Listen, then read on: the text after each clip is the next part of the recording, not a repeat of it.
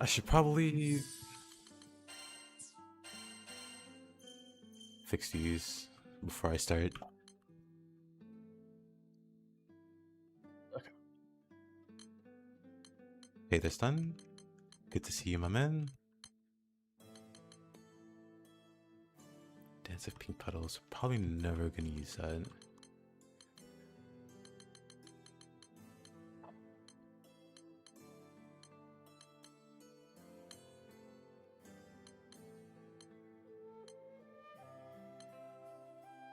Bonafide zone attack.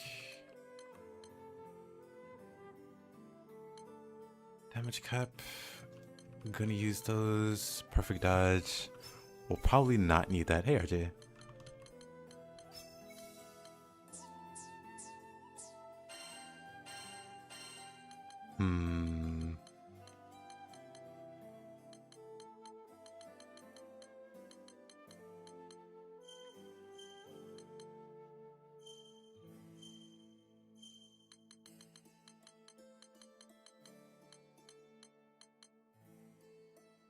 Well, butterfly count is at 6. Her attacks drain HP. Interesting. Let's do that. That sounds funny.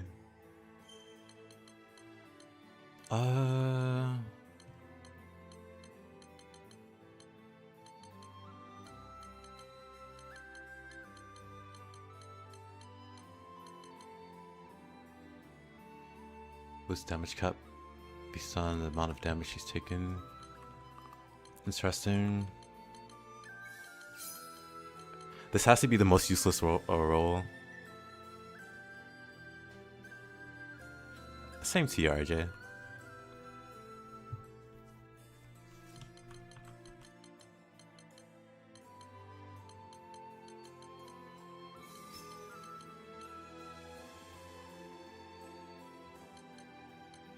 This falls with the weaker element.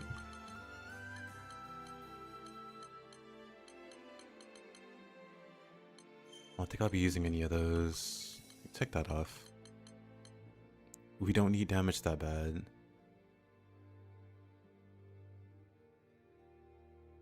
Riot Games Kaleidoscope. Not gonna be using that. Maybe I should use that.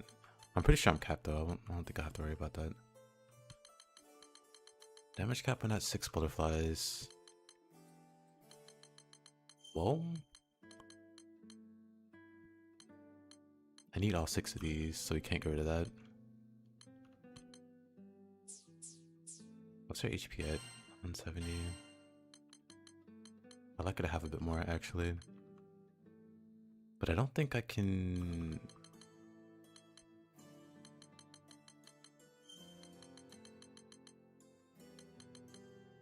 grab anymore.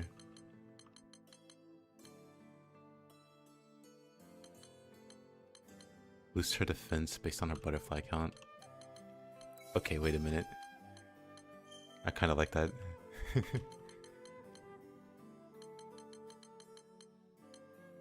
If nothing else, she'll have a lot of high like defense, even if her health isn't that great.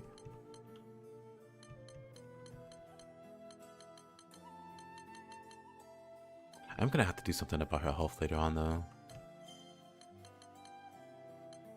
Maybe not actually. Am I crazy? Aren't there like 2? Maybe it's just the 1.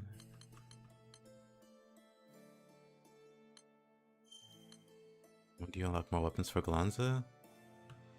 The meme-looking weapon, the plank one? First of all, the plank is not a meme. The plank is a way of life. We will not disrespect the plank. But you unlock more weapons through story progression.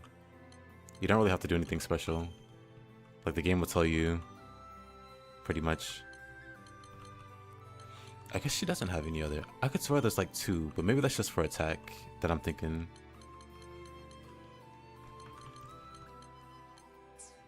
Alright, that's fine. Oh, you know what it... You know what it might be?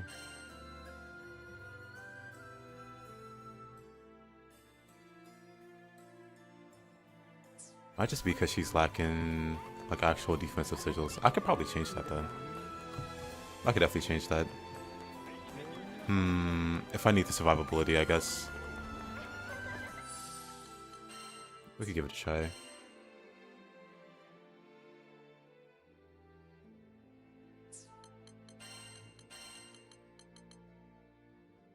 Let's see. Put this on number 2.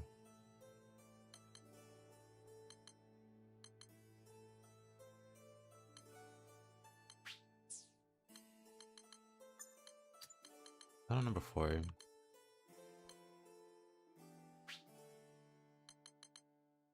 Let's just jump back. Don't really care for it.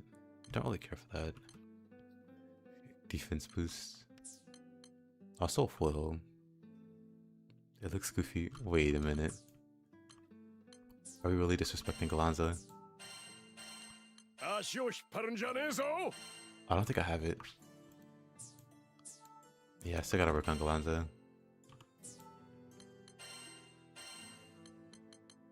The wall. Thought I weren't coming? What do you mean? This is the time I always stay.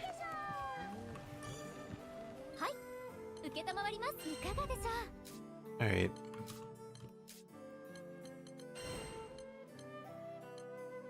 We'll start at the beginning, but they're gonna skip like this guy. I guess these two aren't the worst to start with. We'll skip the flying guy too. We'll do these guys. They're one of the last bosses we'll do. And Chaos plus.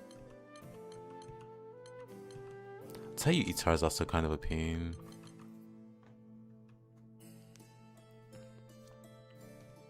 We might fight him just cause. Out of sheer curiosity.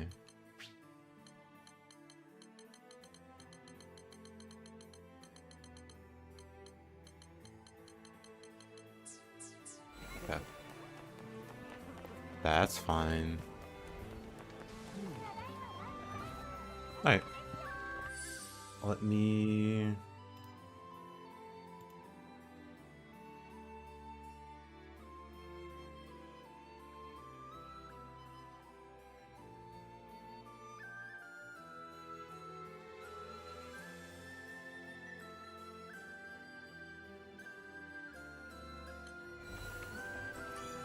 Let's get started.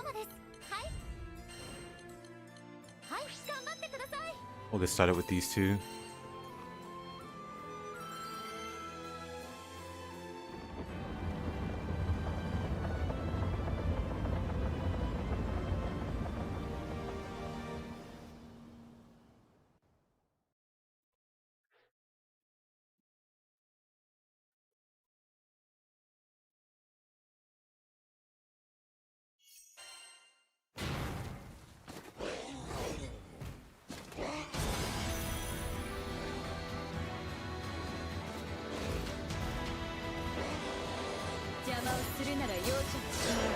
It just pushes me back.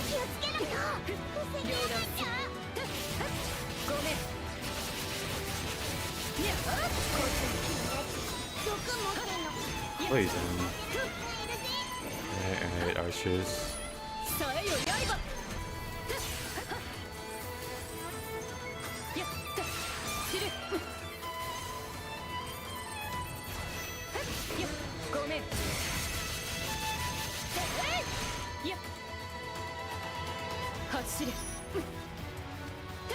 Right. I just like the shield guy, they just...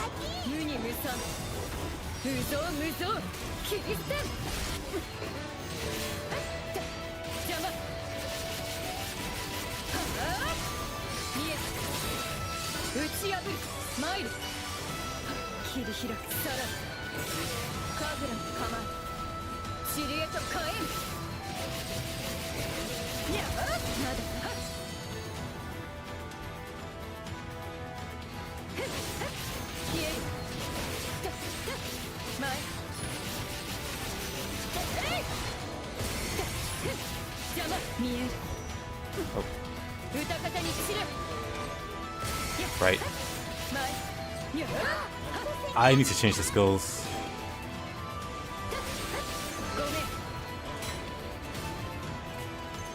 The music alone is incredible. I agree. The music's pretty great. Fighting the shield isn't the best though.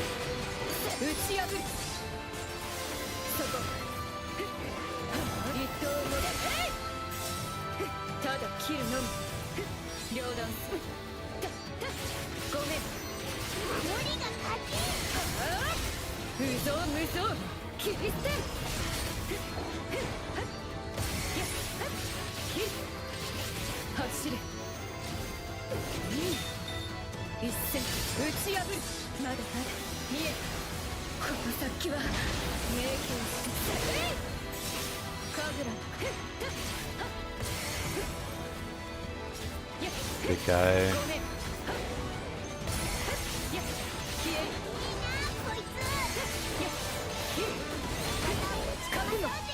Okay, calm down, calm down.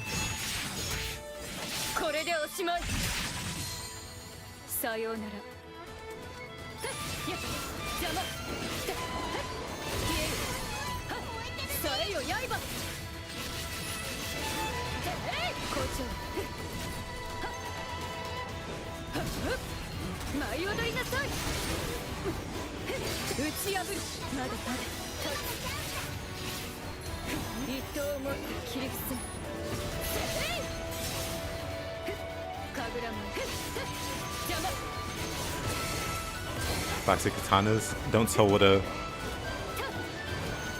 I'm trying to maintain my street cred. My internet street cred.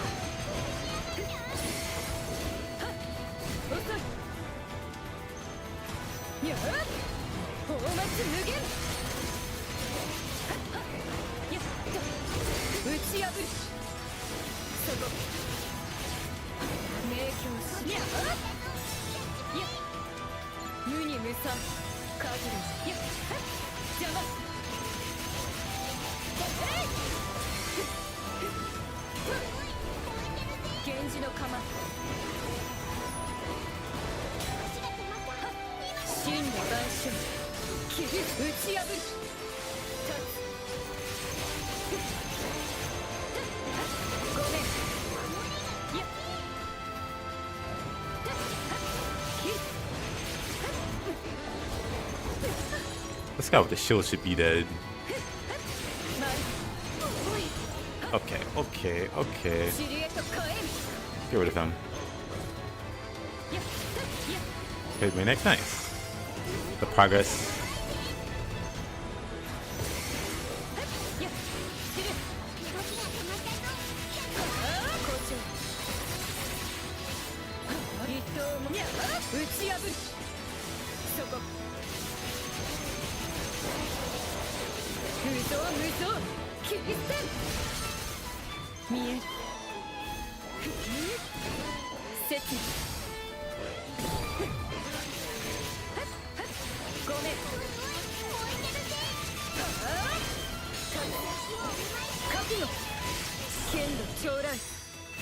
Main neck goes along, the quest keep coming. That's how it is.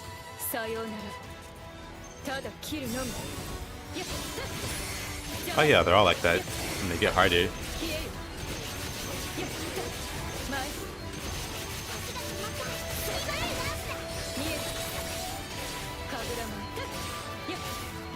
What's that up?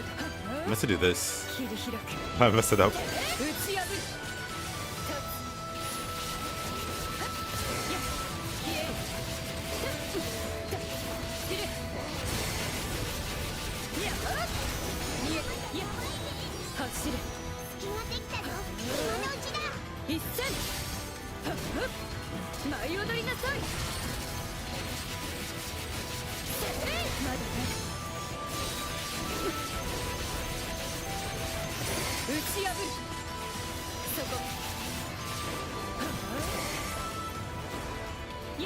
Oh, you can block it while you're charging, but I guess it just...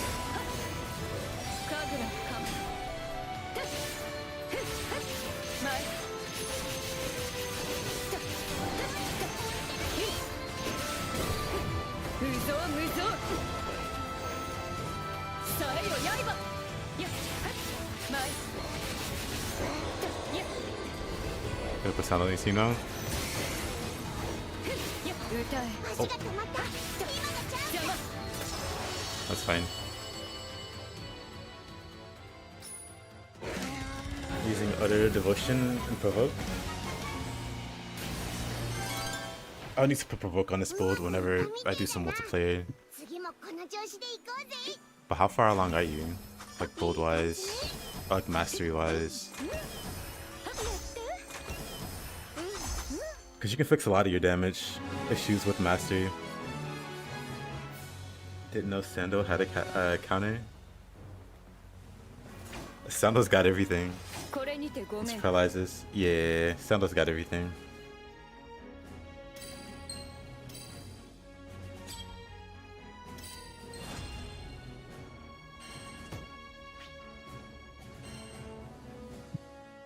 How's the DLC? Pretty awesome, actually.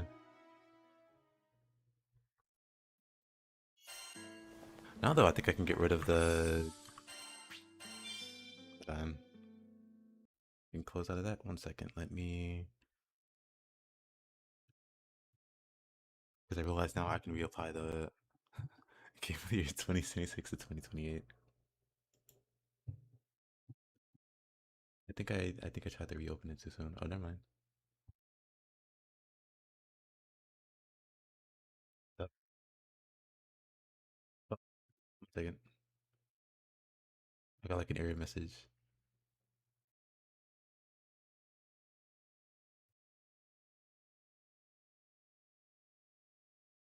Sandals the Fatality Gear Relink. I wouldn't go that far.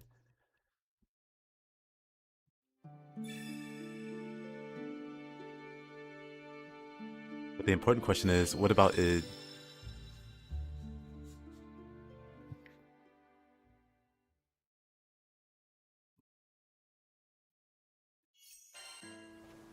Have you seen the God Might?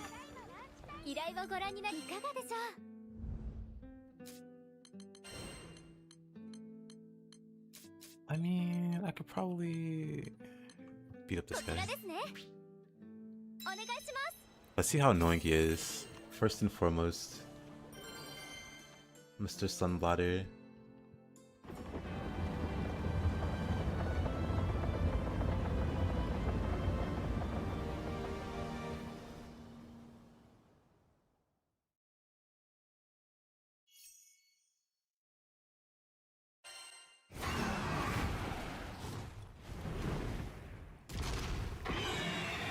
Have you seen the speed? The pure blenderization of enemies that it's capable of. I'm totally using this. Also, it's your favorite track, Kinesis. You're welcome. I was gonna skip this fight, but then I realized, you know, we have Kinesis watching. Oh, hold on.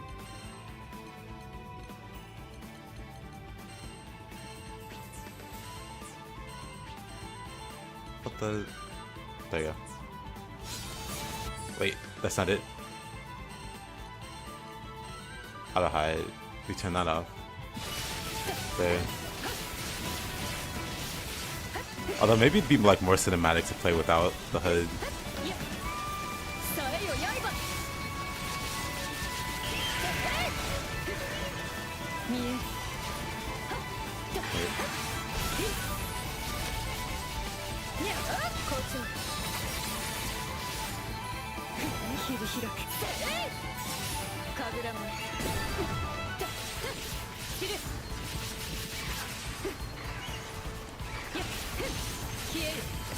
I mean, I'm not kidding. People ask that like every 10 minutes. Do you have a question in particular? It'd be easy to go that way. That way I don't have to stop what I'm doing to explain the build. But if you have questions, I can answer those questions. You invested too much in the music?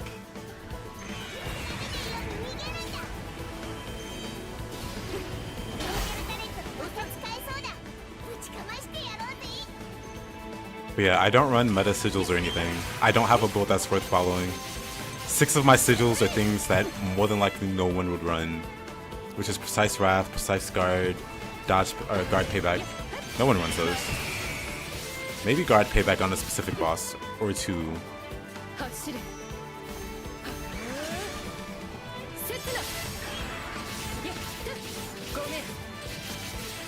Like, generally speaking, I could give you advice.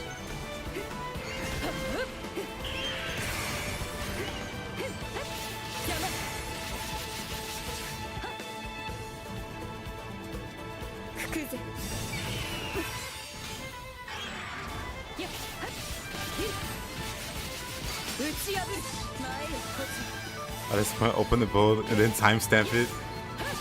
No, because the build will change a few times.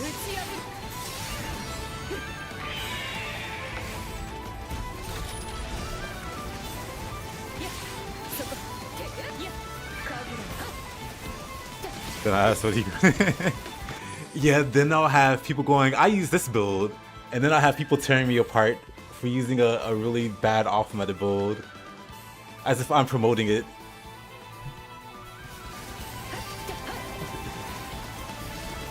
It's like, what is this guy running? What is this guy telling you people to run? He's giving you terrible advice. No, I don't want to do that.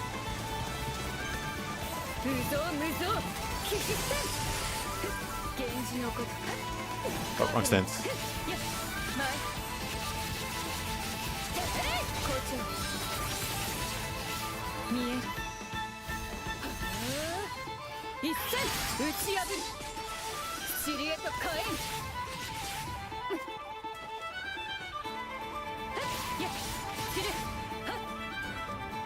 But yeah, in that case, how far are you, Mr. Paladin?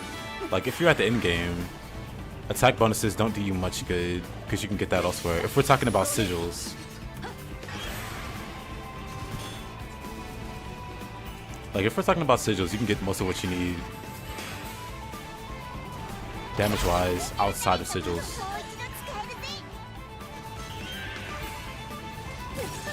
Okay. You know what? I regret fighting this thing. I already regret fighting this thing. It stayed in the air for 20 minutes.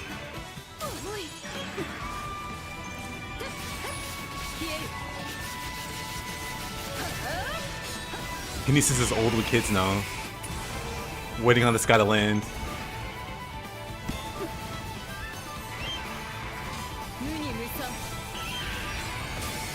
Like, one day he'll get back on the ground, right? He says no.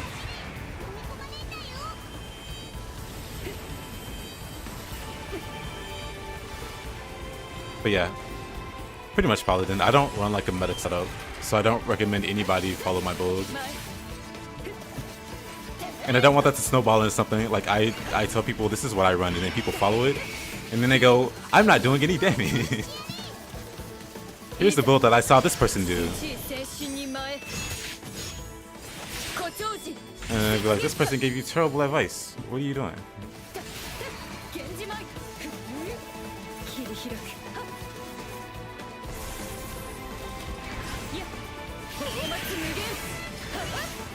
Well, that's why I say if you have general questions, I can help you with that.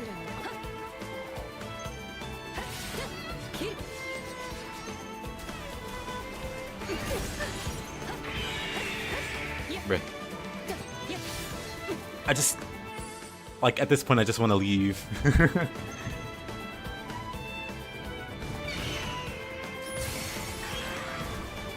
He kills you by, like, draining your patience at this point.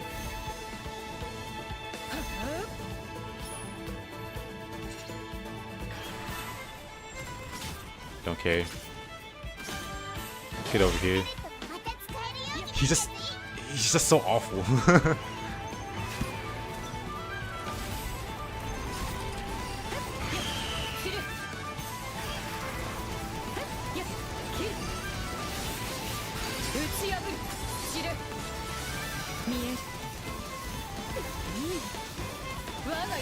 Oh, I missed, really? Come on. He's almost dead, it's fine.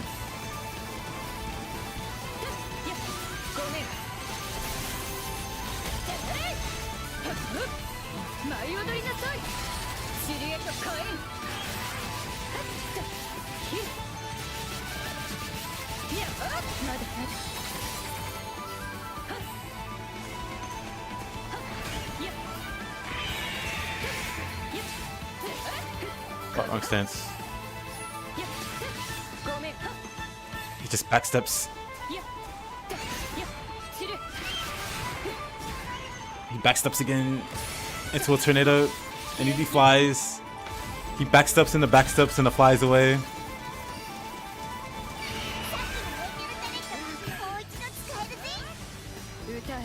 Is he too far away again?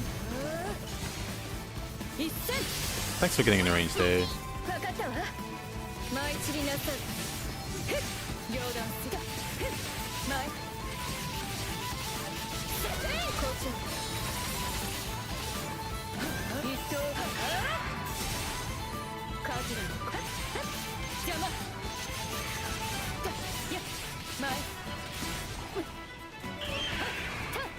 Pick it up.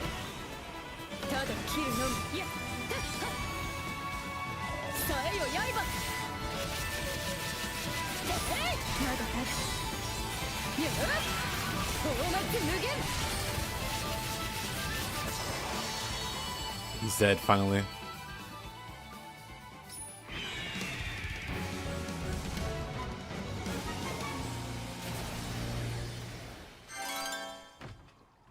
Yeah, I think I'll just skip him in the future. Unless I have like a ranged character. Then I'll maybe fight him. But oh man, that guy's annoying.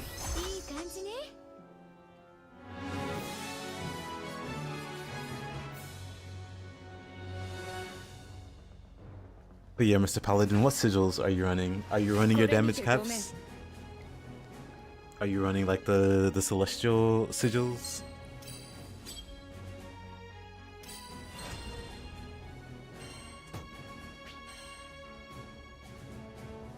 But yeah, it'd be easier for you to tell me what you have, and then I can tell you, well, you might not need that.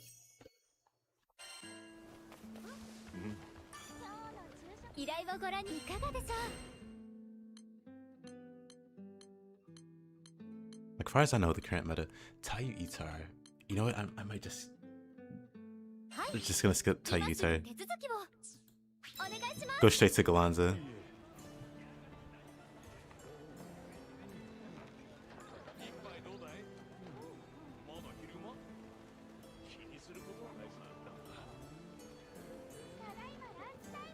Probably why they made video.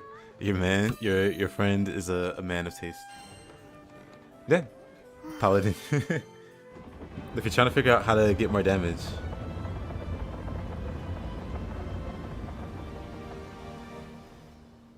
Like, are you running damage caps? Are you running sub damage, War Elemental, Berserker Echo, Spartan Echo?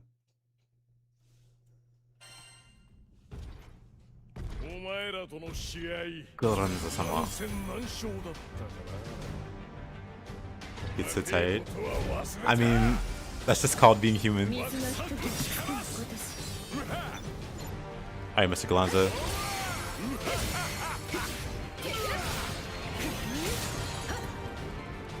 I wonder, is it easier to look?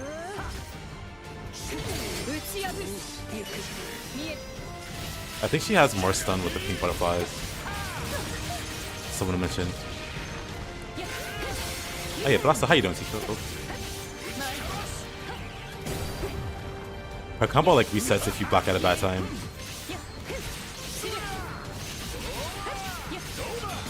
Bruh.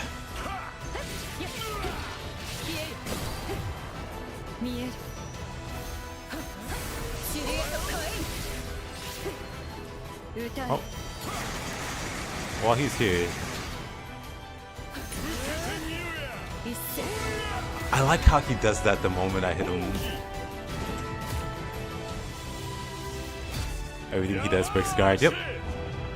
Him and Id do the same thing.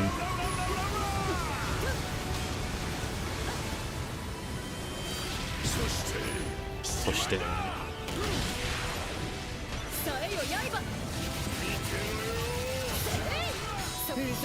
Oh, wrong button.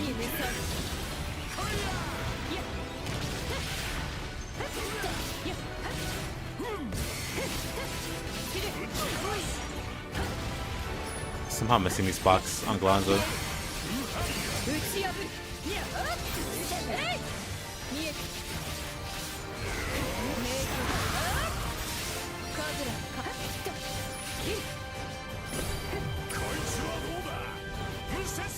Martial spear.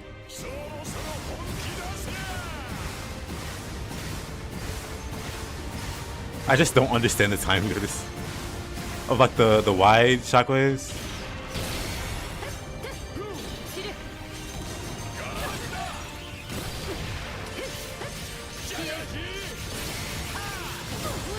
Dang.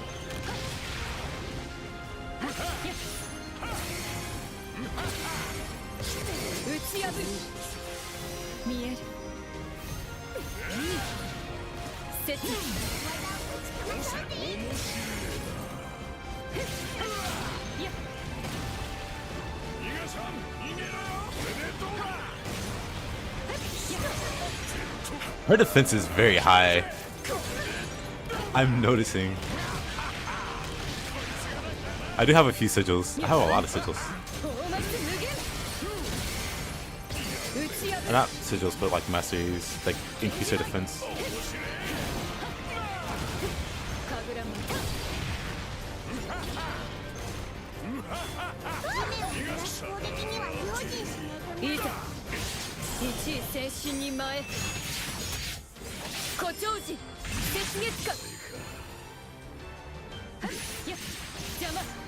Well, I gotta hit on Galanza. Beatrix.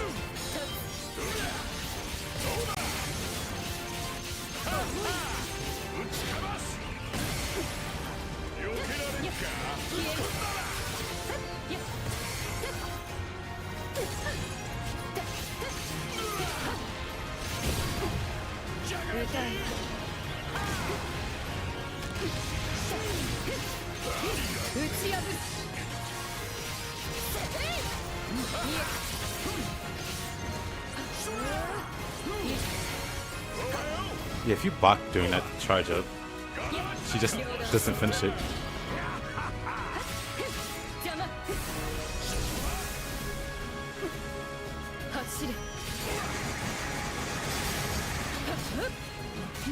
Wait a minute. Why did that skill go? I think I see. I used the wrong skill there. I wanted to buff with this, but I pushed the wrong button.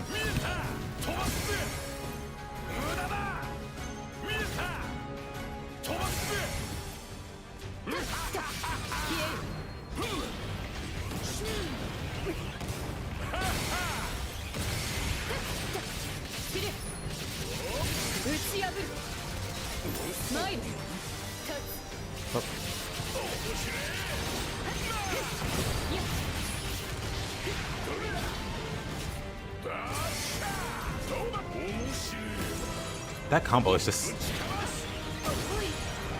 such a pain to figure out.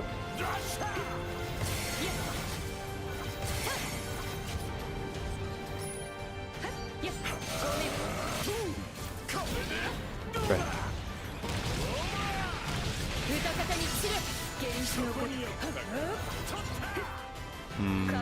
I guess you can't do a quick charge after that.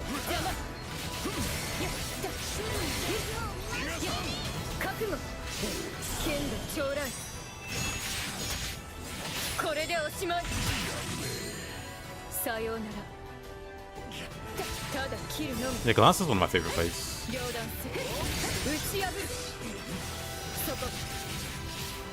Shame I can't say the same thing about Mag.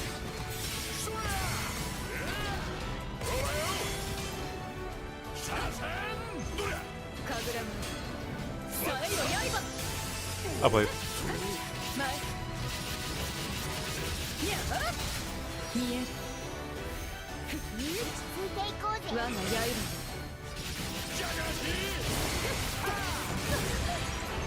Fix my guy there.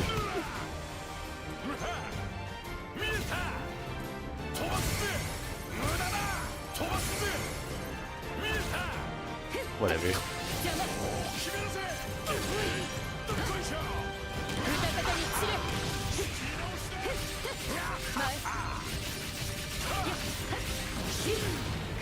Narmaya makes me aware because her combo resets whenever I pull a block.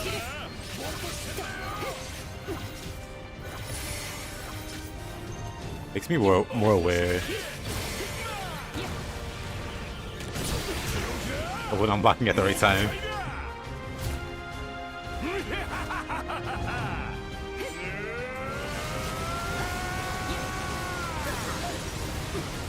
Yeah, Mag's a huge fan to fight. It's weird, because I like Mag. It's just a struggle to make her fight fun. Oh, I could have took a spear there. Dang it.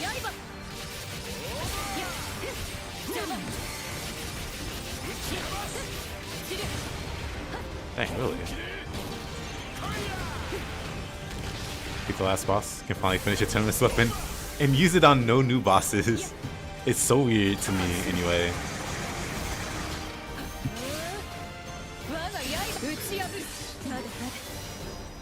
But they give you Terminus.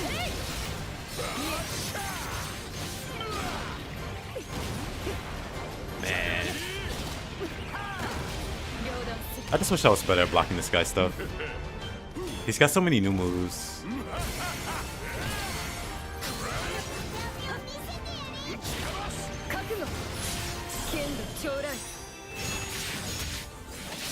But yeah, congrats back then.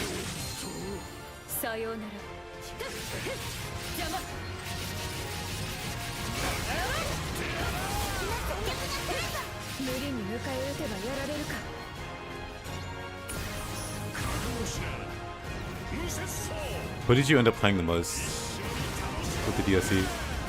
Because I think you said you swapped off Fairy.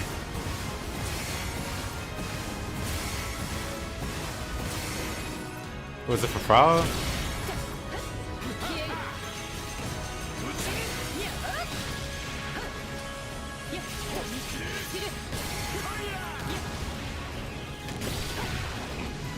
I see. Right. I kind of want to get.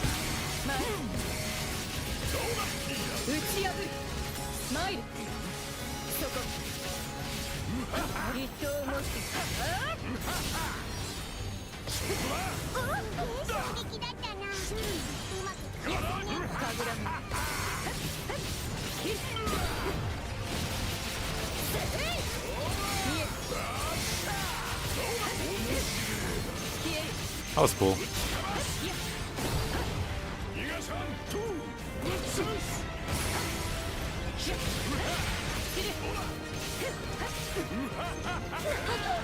Right.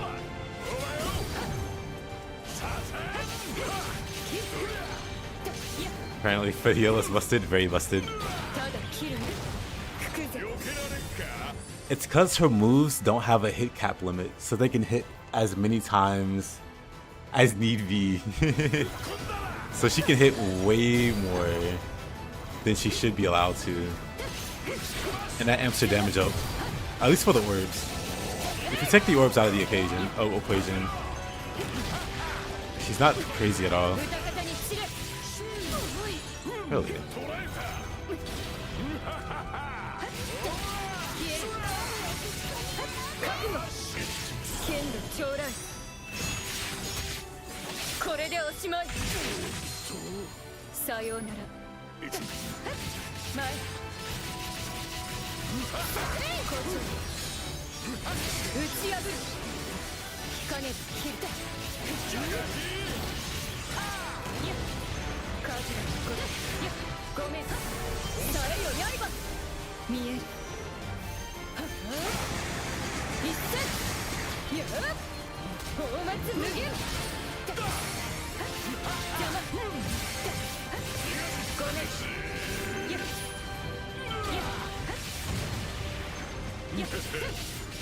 Nice dream.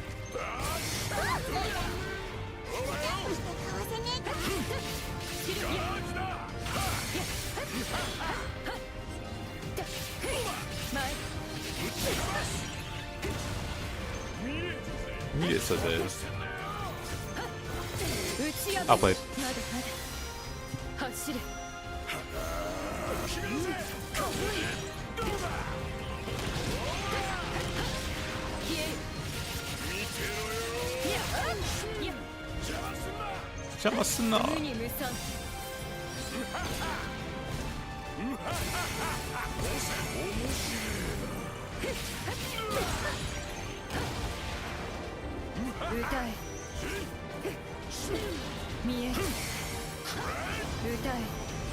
This is fine. You actually live. Never mind.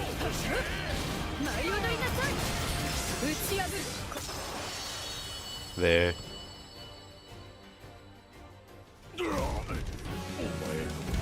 That's the reason. That's the reason. Her orbs hit a billion times. So especially on larger bosses, she completely shreds them. Like if you aim her orbs properly so that they hit as many times as possible, it's really hard to meet that DPS that she does. And then also, that means she has a whole lot of like SBA generation. She's hitting so many times. Most likely an oversight. They most likely just need to cap how many times the orbs hit. They don't really need to like lower her damage or anything. It's literally that. Unless you've seen, or unless anyone's seen, like Fediel not spamming orbs and still like overperforming. I'm pretty sure it's solely that. I could be wrong though. There could be Fediels that don't run orbs and still dominate. To that same extent, I kind of doubt it. She's like pre-nerf fairy, but actually has damage. Do I want to fight Mag is the big question.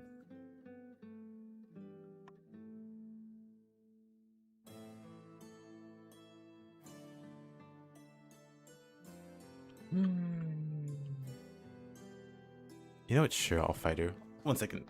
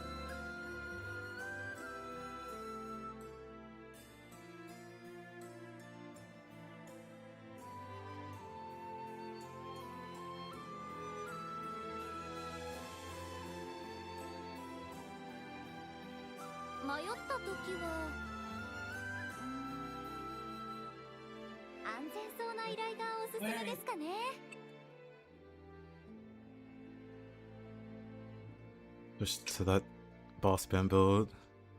I may fast an AI for now.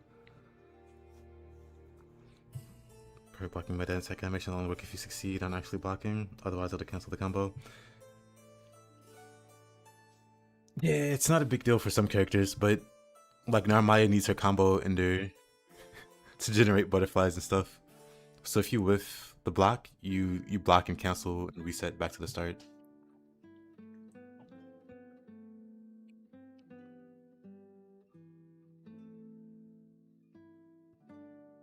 Alright, so now later right now, due to me being tired, try putting coffee in my pasta instead of salt.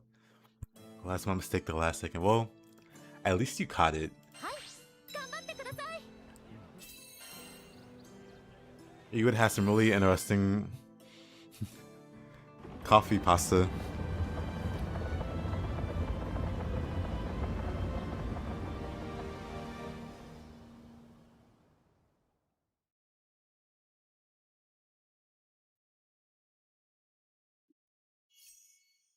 Yeah, some characters don't care about whiffing the black mid combo.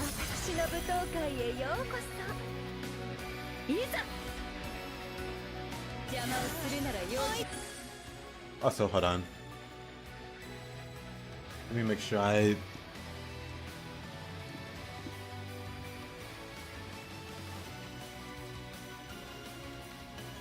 Okay. Actually, wait a minute. I want to change my skills. I want to change the order of my skills so I don't keep accidentally hitting the wrong thing.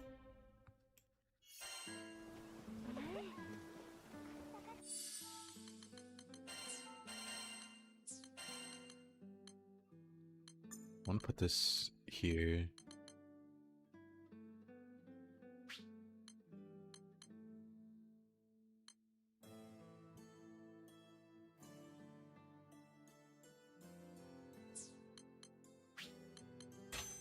I kind of want to use that. Let's see how it feels. Now let's fight Mag.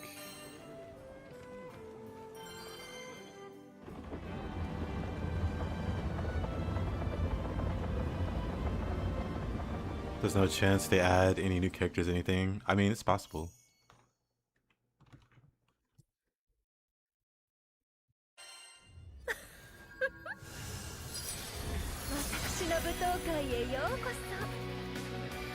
I don't think it'd be like soon if they do.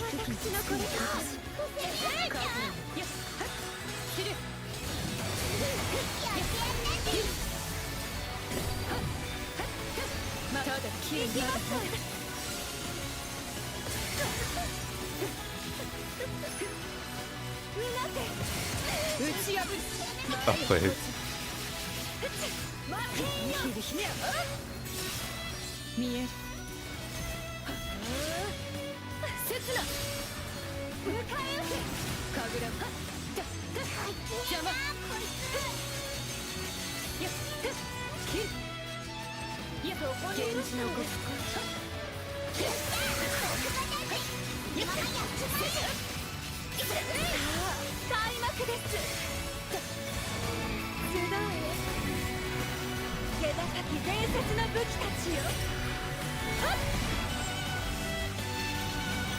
Yeah, I'm surprised Conflicts wasn't multiplayer. And that it stops at 5 or whatever. I expected more. I expected a Defy Infinity level or type of Conflicts.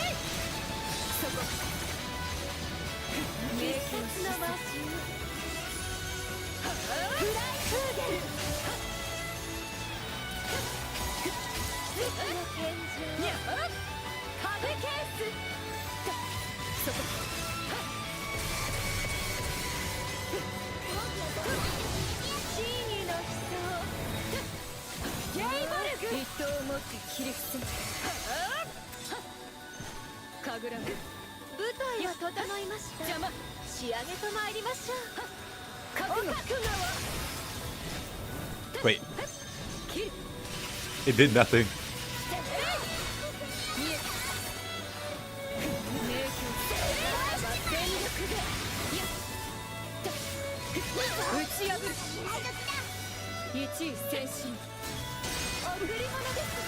Mac, why are you running?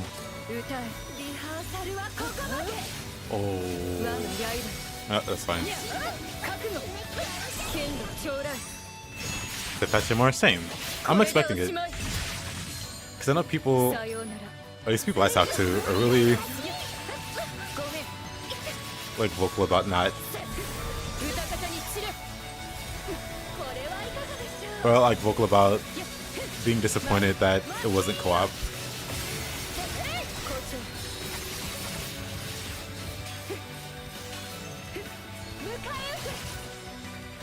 That's fine.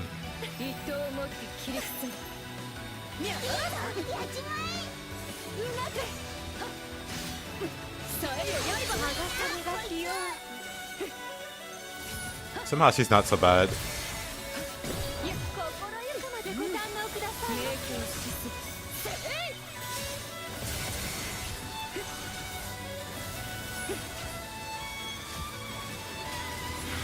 Jeez.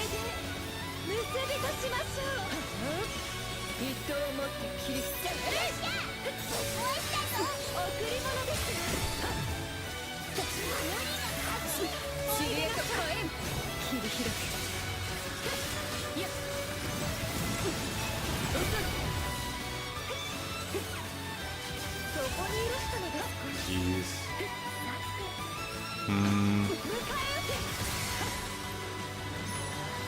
I just wanna stop moving, Mag. Jesus Christ.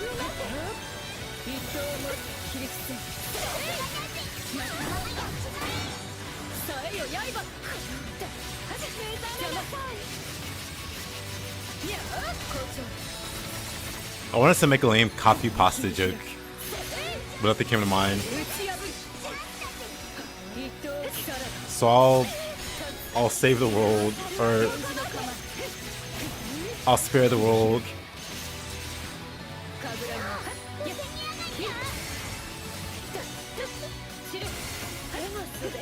How you doing, Gorks?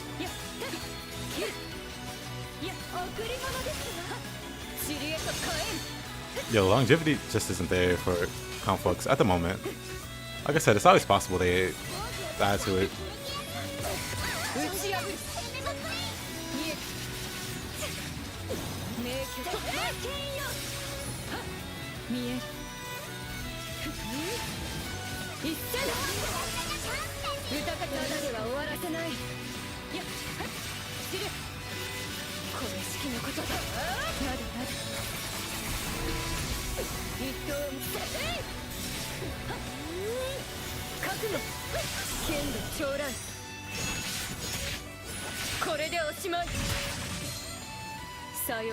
Yep, coffee pasta,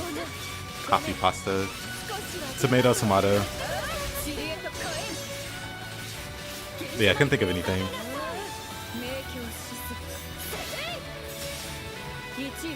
Right, that's the counter now. That's not the move. You know what? I should have saved that move.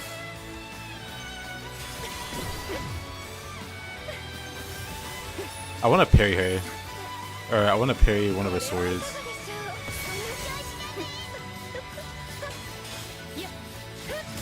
Dang.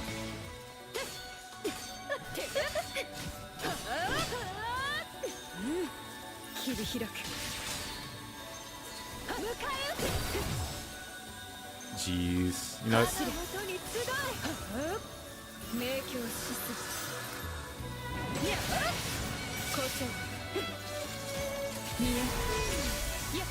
Man, I just don't even know like a good time to even. Oh, you know what? Let me get rid of the staff so it stops healing her. She has two of them even. Let's stop that.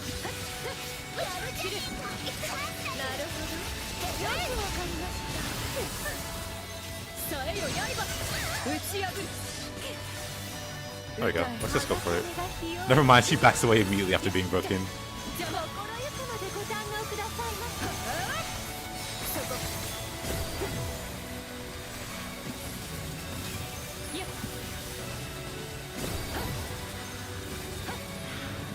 That shield is so lame. Yeah. Not a fan.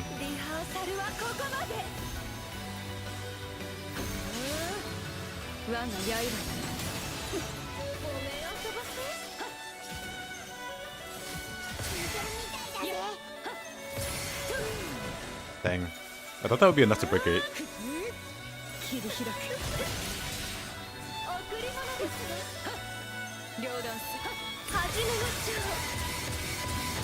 I don't think she's close enough.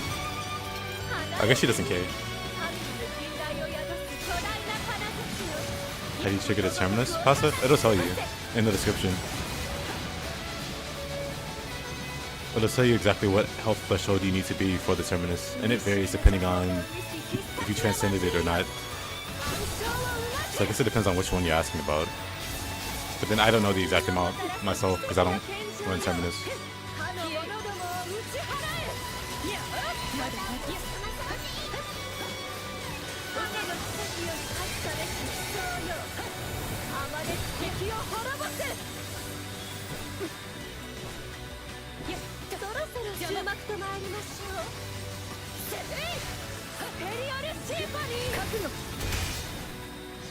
Oh, she's still going. She's not done.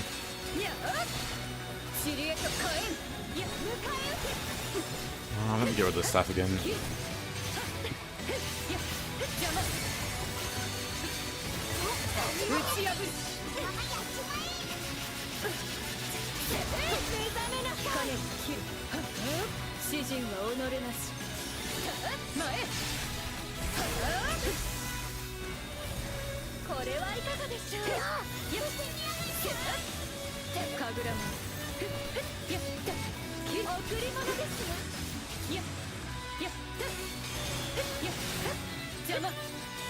Okay, Mac. They made her fly away so much more. It's so unfortunate. So she flies around our attention. Yeah, I don't run Terminus at all. Why don't I run Terminus? Because I don't want to. that's the simplest explanation.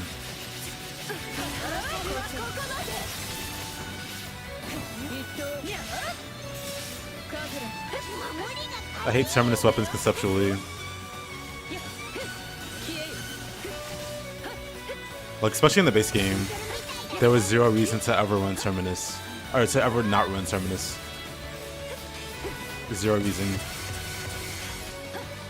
Basically killed all kind of concept of variety in weapons. With the DLC, they made the other weapons more viable. But at the end of the day, Terminus is still the best.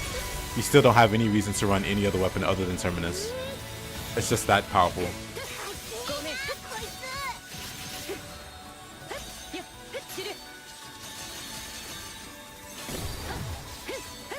So the simple reason is I just don't like it. I just don't want to run it.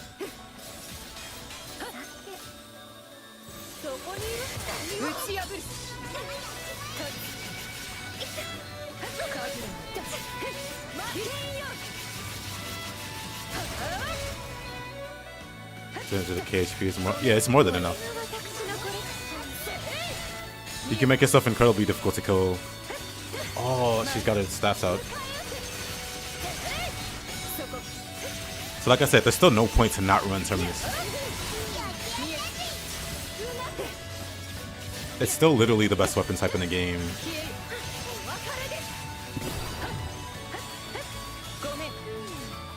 You can't really argue otherwise.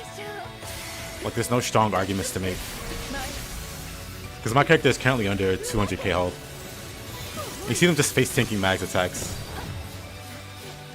And this can continue into like further difficulties. Like, of course it gets a little harder. Especially when solo. But if you want to build for survivability while having Terminus required health, it's fine.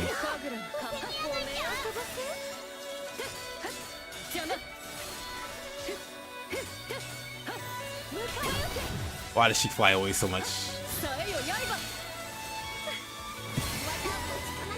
Okay. Do that.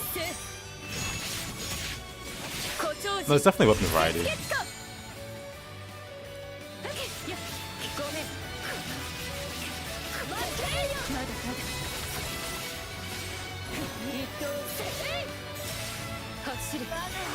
Oh.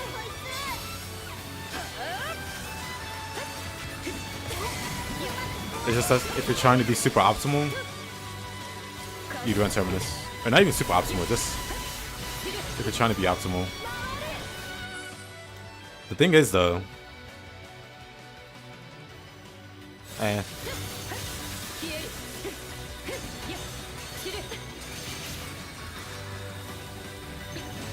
I'll say the gap isn't as big between weapons anymore.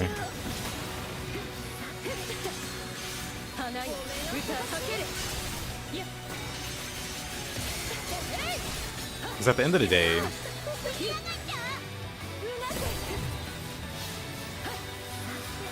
Terminus gives like a 200% damage cap increase compared to the other weapons. But at that point, you already have like 2400 damage cap, or 22 or something like that. So ultimately, it's like a 7% damage difference between it. Jeez, Mag. Why you gotta be like this? Just die. Probably play this game if it wasn't all boss fights.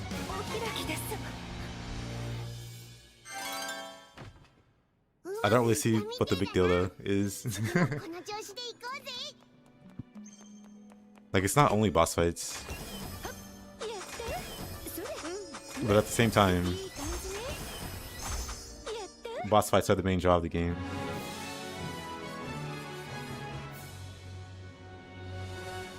Because yeah, it has mook fights, but like at the end of the day, they're just mook fights.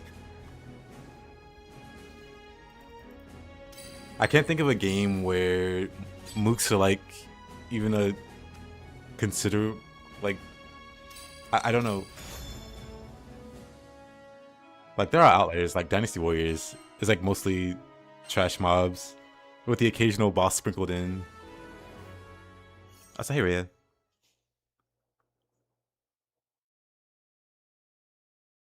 Yeah, I have Star Heart just in general. So I think it's nice to have. Ooh, I could probably do this. I could definitely do this in time. How much time? It's 30 minutes? I could totally do that. I just don't want to fight Mag again. You know what? We'll do it. Boy, do I not like fighting Mag as of the DLC.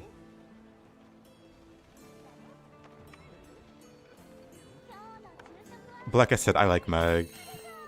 So I'm torn. Let's see people talk about in this game and show us boss fights. But yeah, it's like, what else is there to show? Because like, they're just mooks. They're just trash mobs. There's nothing to really show there.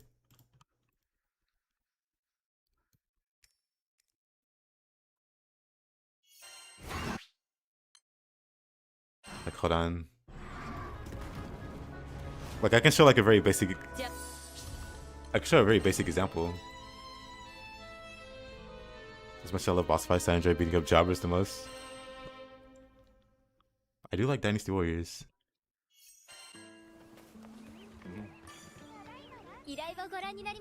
But it's like... Hold on.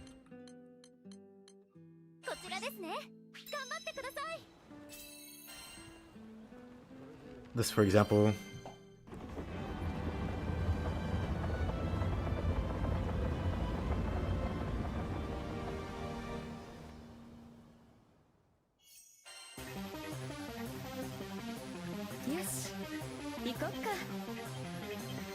Yeah, stun value is important, but they might have changed it. And it's like, here are trash mobs.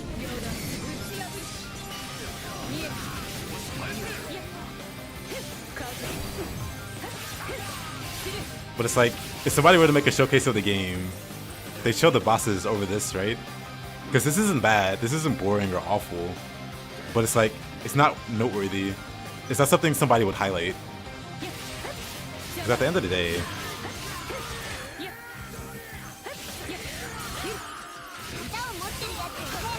it really is just trash mobs.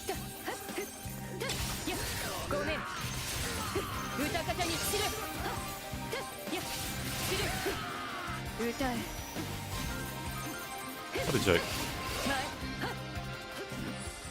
But yeah, at the end of the day, that's probably why you don't see any gameplay of it.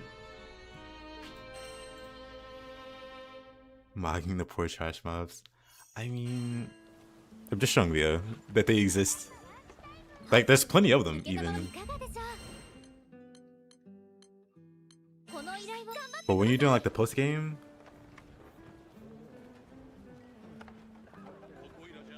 Like, I will say... You know what? I guess we could do that. Hold on.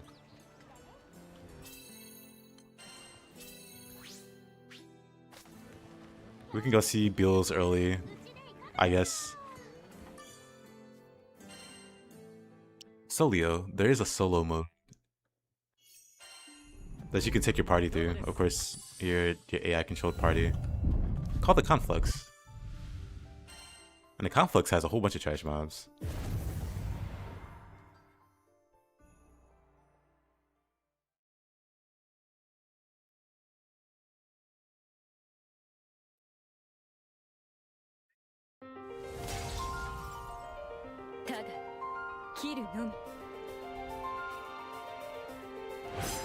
I'm just correcting you, Leo. You said there's no trash mobs. I'm just there correcting you. Oh my god. It's the grabber boys. Like, whether you like the game or not has no bearing on me in particular, because I don't work for the guys. I'm not trying to sell the game or anything.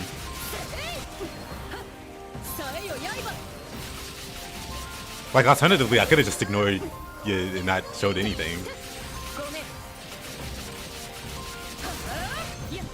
But I figured I'd show you. But that kind of makes me wish like I hadn't bothered. So sorry, Leo. I won't bother next time, I guess.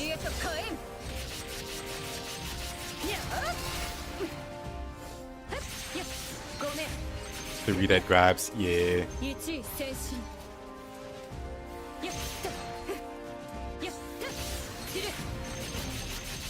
But since I'm here, I might as well throw some hands with Bills. Look, over here being extra, eh. Oh, I'll take that.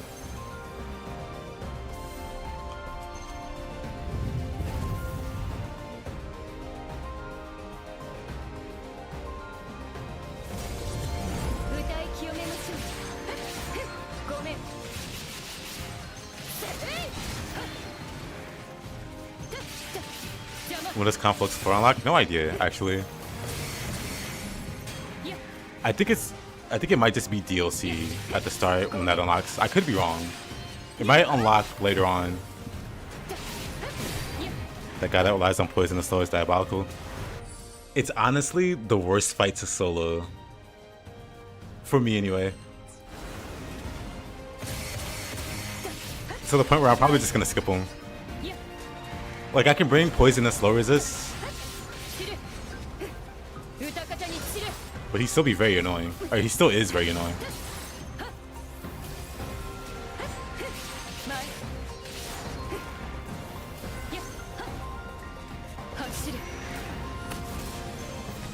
I'm just gonna trash this up. Actually, I shouldn't have did that. You know what? It's fine.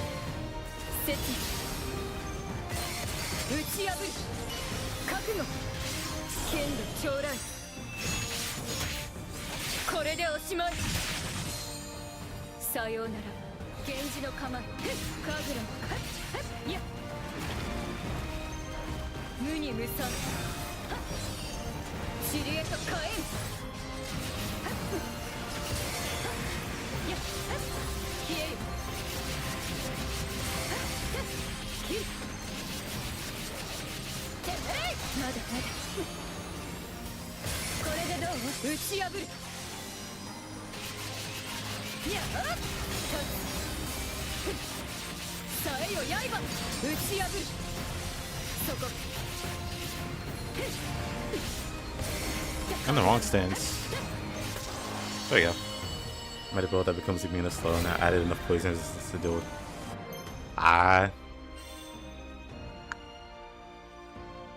Right, there are some passives that make you do more damage cap if you're poisoned. That's pretty smart, actually. Flipping paralysis, ingratiate on a foe, stills our actions for 50% longer.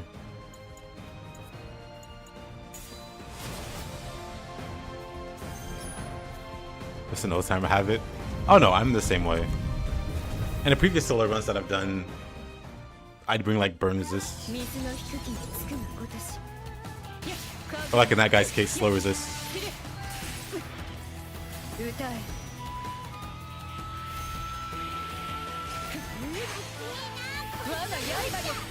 You know what? I thought that would be a bigger AoE. I kind of regret having the counter skill currently.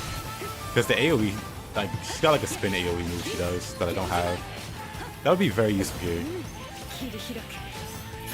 I guess like alternatively, I could spam that.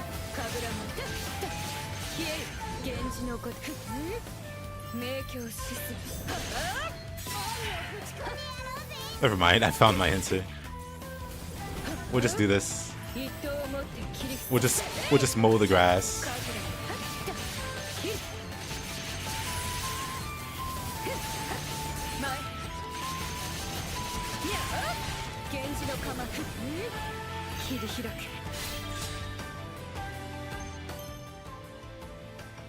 Get mad when the game doesn't let me play Sing. This game can have some nasty CC. Like Freeze. Yeah, but it's a Goku. I mean, that works too.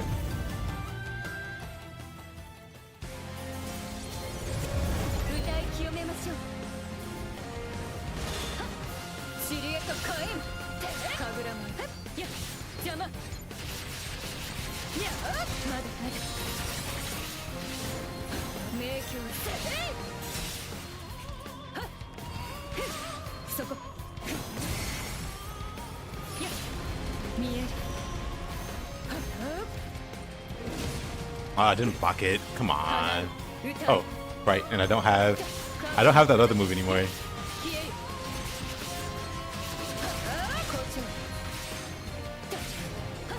Dang. I have to get used to how this character plays.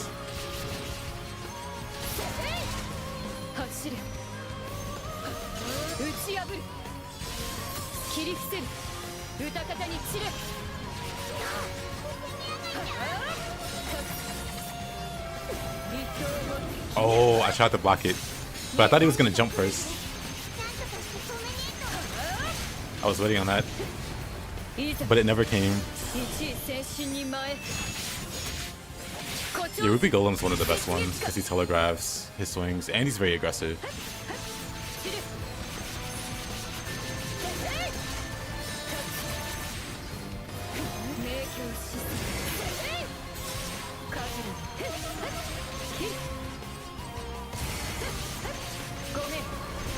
I didn't have to stop my combo there. I could have kept going, huh?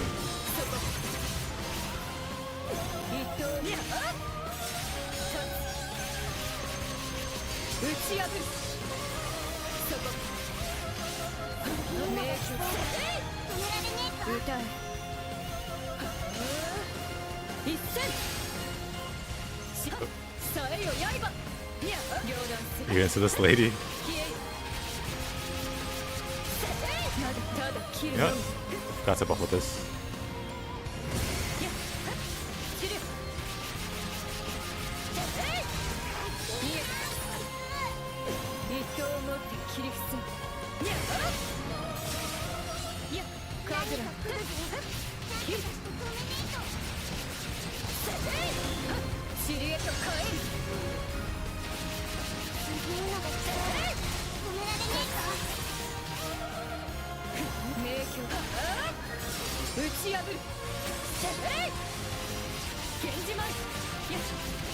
Four frames, so it's like properly input. Oh, yep, just 4 frames.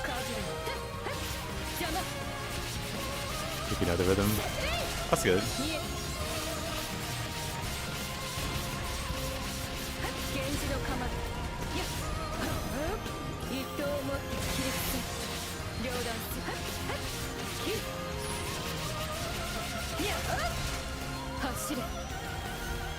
He just jumped so far back. Ah, it cancels her charge, huh? Beatrix just doesn't care. She'll still let it fly. This guy, though. Oh, not this guy, but Narmaya, though.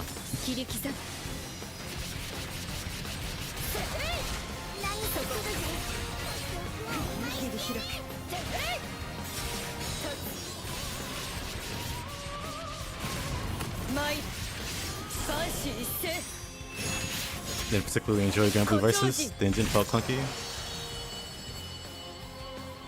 I've heard some mixed things about it, actually. I figured it was mostly loved until recently, I guess.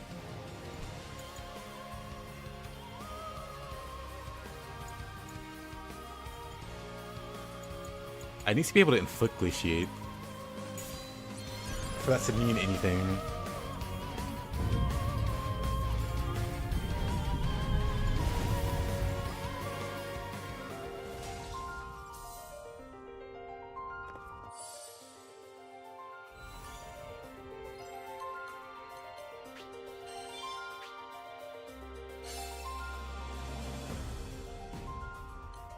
Attacks have a chance to burn.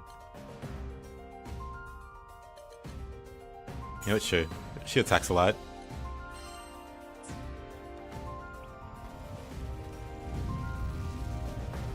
I've been here the entire time with the whole concept of I would enjoy this game. I would enjoy this game if the game was less than what it's trying to represent. Do I use Warpath? I do. Is it okay to drop it? It's a pretty massive damage boost. So I wouldn't really recommend it. Unless you really need the... Unless you really need like the SBA generation, like you keep falling behind in groups, then maybe. But especially the further you get into the game, that Warpath is going to be more and more valuable. Or it is more and more valuable.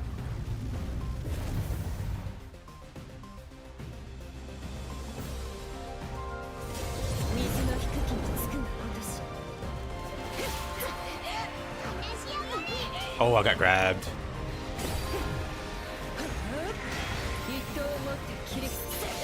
Is this one shot? No, it doesn't. Probably just need more butterflies.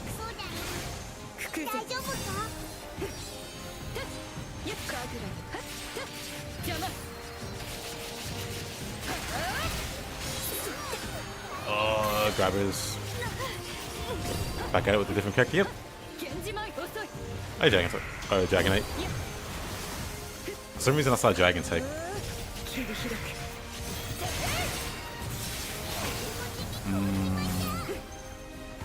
Kinda rough.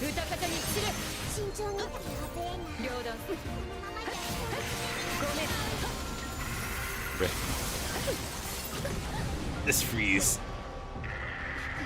is very annoying.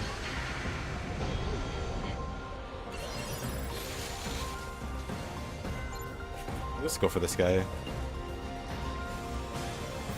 Can I just go for the... Nope, of course not. Speaking of annoying...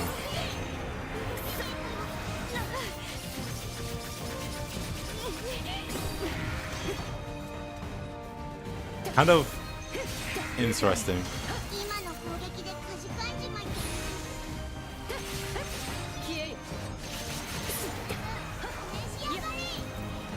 God. It's just like a collection of the most annoying things you can encounter.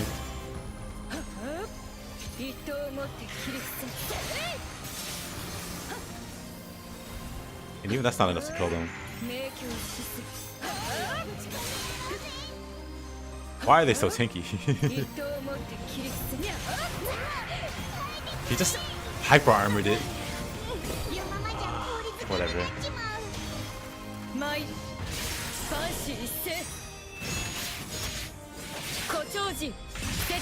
50% is the cap for most summons, but then like the super in-game summons have like a cap of 100, like normal attack and skill damage.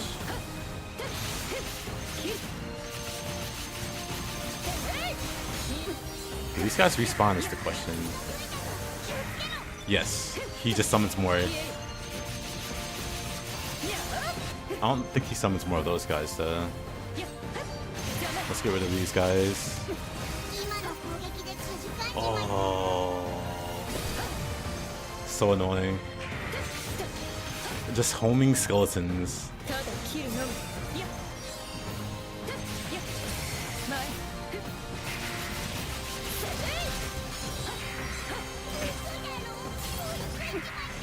Somehow froze me. I really just want to charge up my skill. I tried to block that, shouldn't have.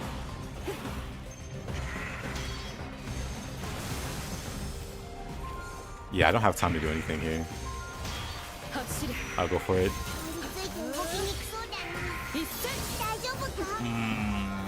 All I got was pain.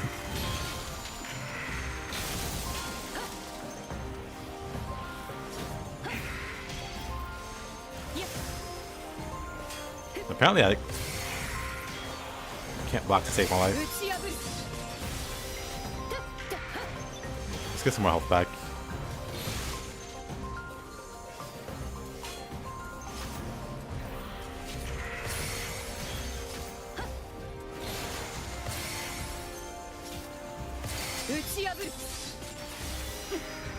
You know, this is enough health.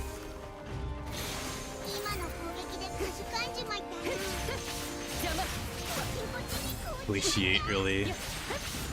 They really just made this guy way more annoying.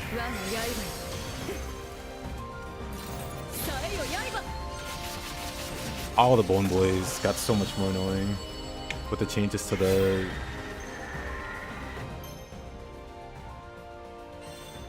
way the skeletons work.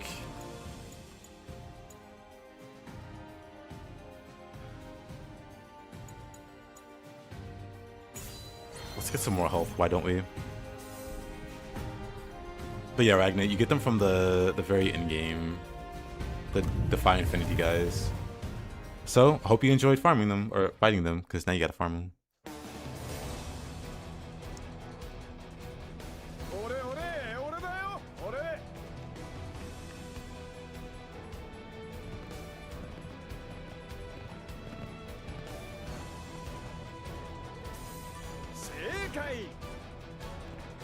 The Infinity Grind, indeed. I was thinking if I play Kalina, go for a build like that too. I don't know. I would recommend Stout Heart on most builds, honestly. Unless you just stay way out of, like, if you play like Twain maybe, or someone that's like at a safe distance all the time.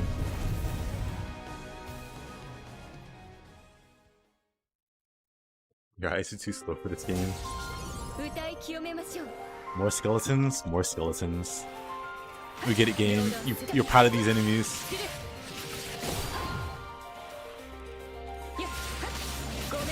Was that a parry or something?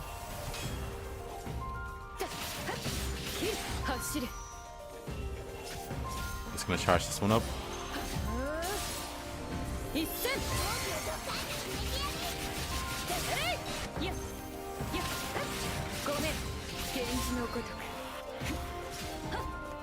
One day I'll main Io. I might play Io tomorrow. She's my other maxed out character. I'm working on Galanza and Mag. Don't think they'll be ready tomorrow. However, Io is ready. She's one of the... I had her as like an AI follower for the Beyond Infinity bosses. Defy Infinity. Beyond Infinity is Nioh. Whenever I think Infinity, I guess I'm just thinking about that game.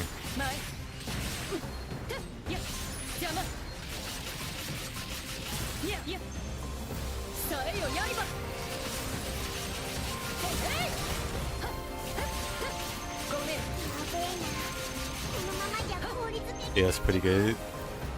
Because of the whole shielding thing now.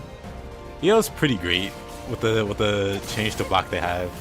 Because now you can charge.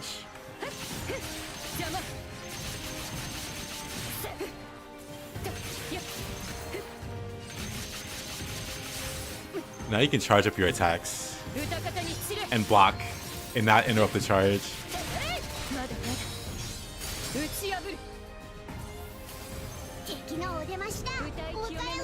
Yeah, she technically doesn't need Stout Heart. I'd still run it.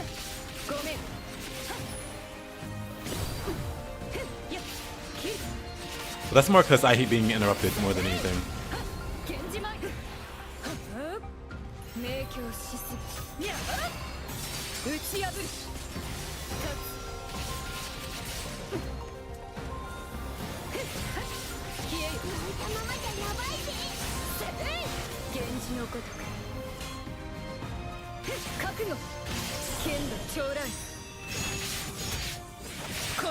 I'll see these videos. She's currently the most broken character. The reason you improve dodge. Isn't there like a dash like? How many enemies are they gonna be here? What's going on? I know it's supposed to be waves, but okay.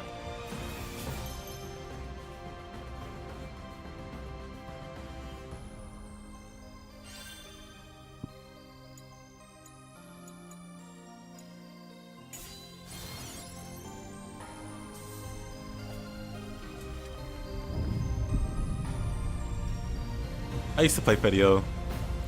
I mean, I still like it.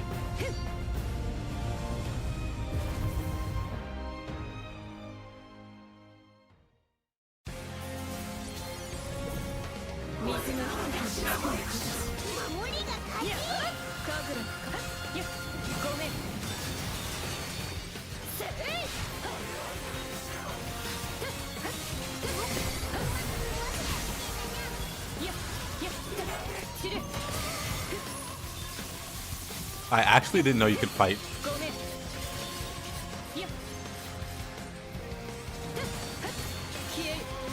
Max here.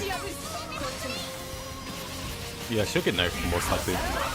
Then I'll probably stop playing her again.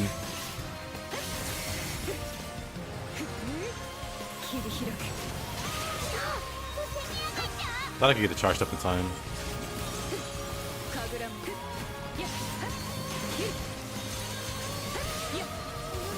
Okay, I'm actually just taking a whole bunch of damage.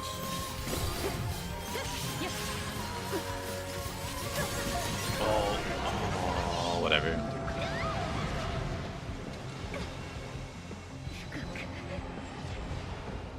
But yeah, the only thing that should be nerfed about it are the orbs. I was saying it earlier, but unless somebody's found like another way to play her that's like really broken, it's just the orbs.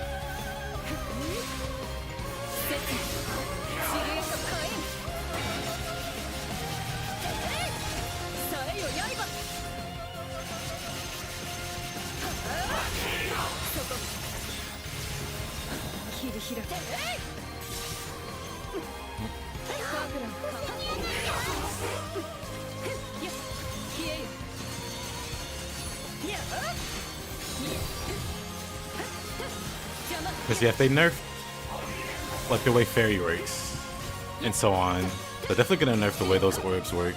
It can just hit infinite number of times, which is the reason she does so much damage.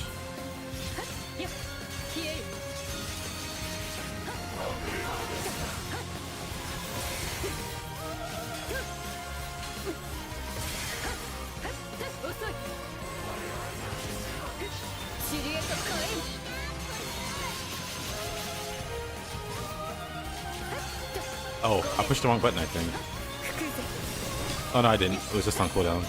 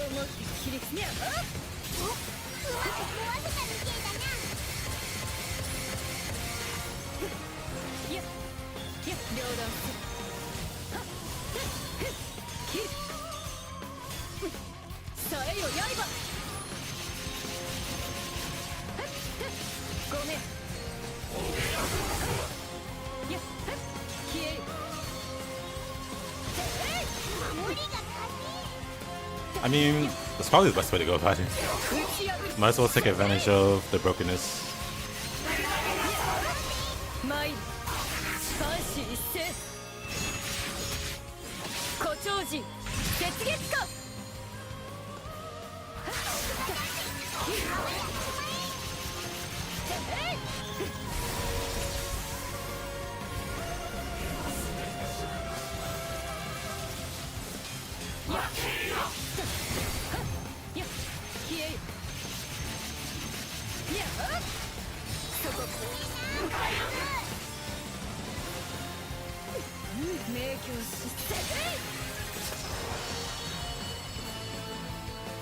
Yeah, hopefully they tweak some masteries in general.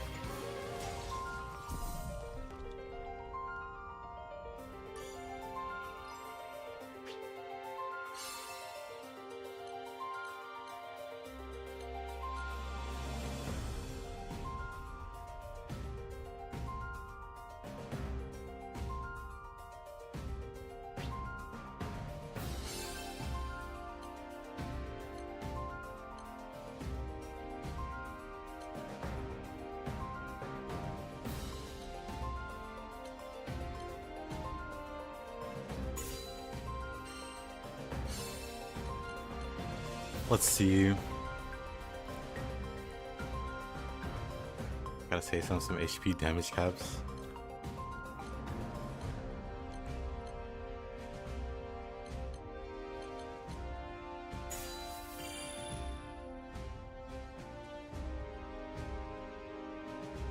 I would assume they're just Rosetta mains. Like, I don't think that's a character you can just play one day and do a whole bunch of DPS.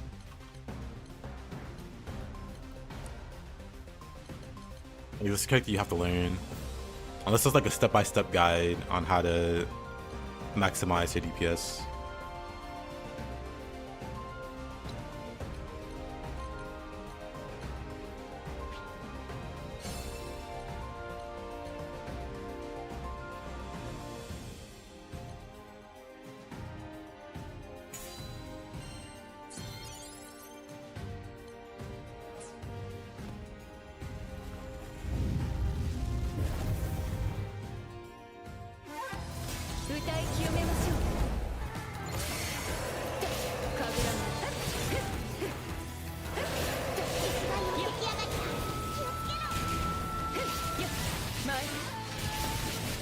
The Rose DPS build.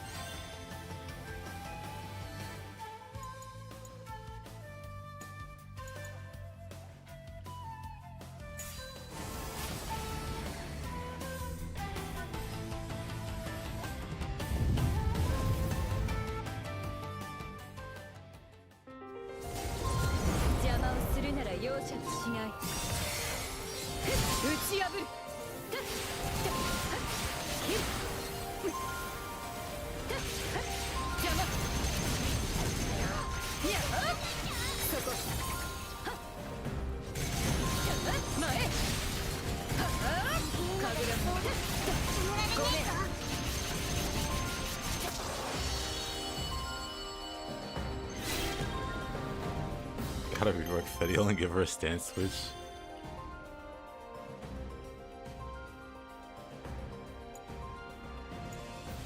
Do I even have 2 other areas to travel through?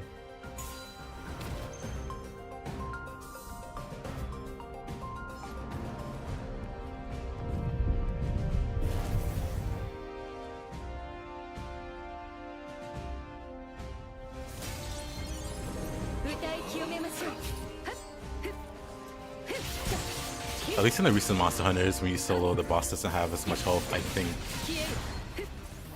I think the boss is skilled. Or the bosses have skill in.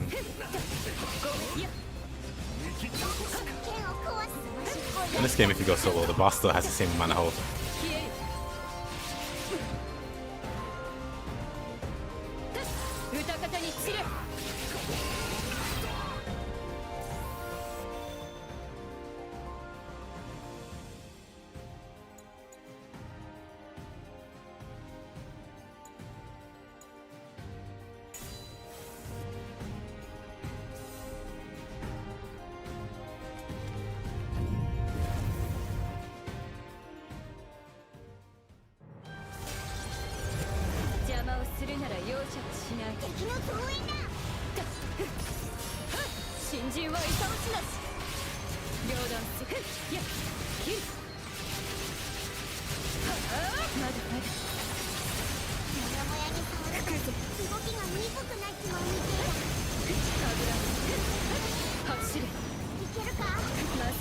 Oh, he dodged it. What a jerk.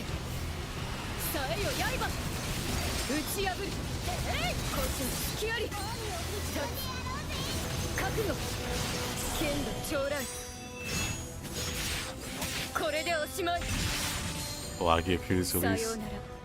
Wagi Appears was a cool monster until the water part.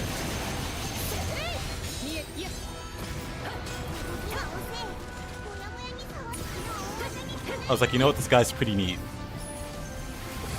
And then they made you go underwater.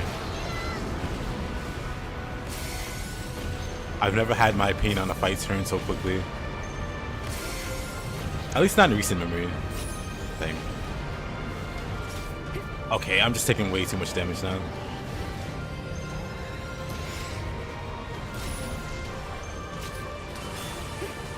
Oh, flame.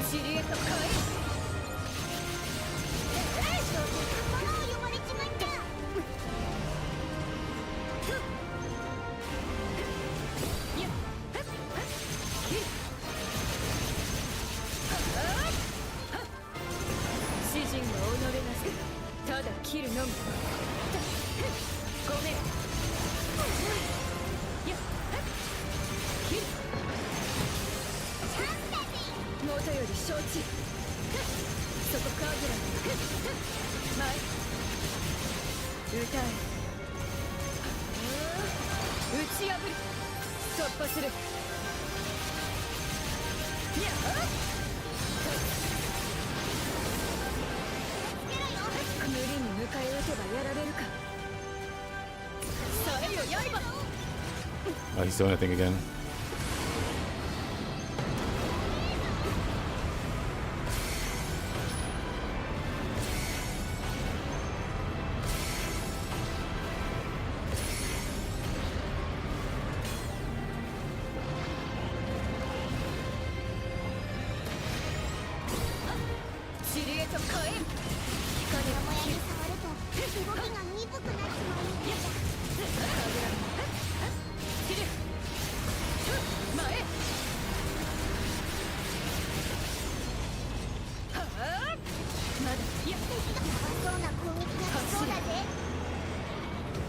Oh, what is this slow charge? I guess because I'm slowed.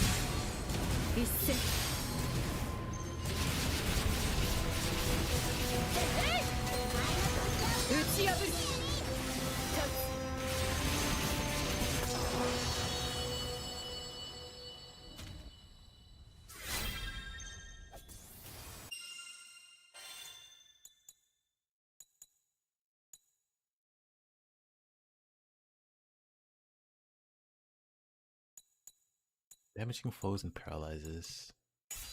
Just use that. Oh yeah.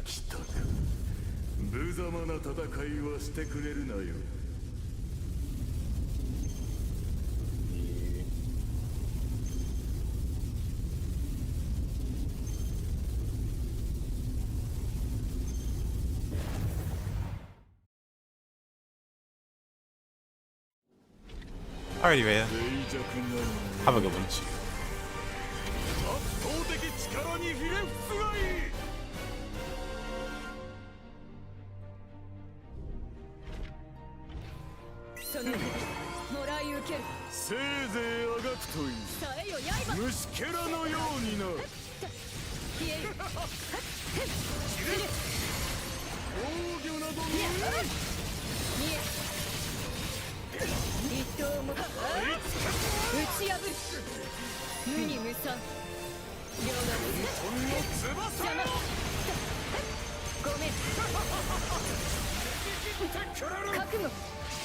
Oh, he dodges there.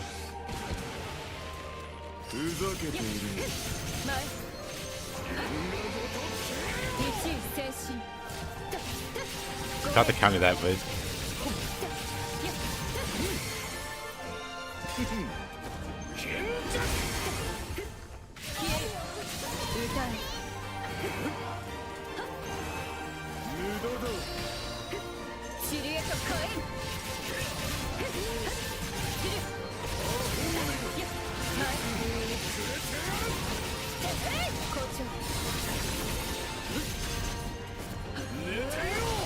Oh, I thought I could charge any time. But I guess that block.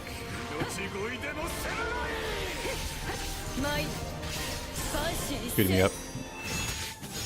Does the heart reduce wind pressure? Nope. You need the firm stance to do that.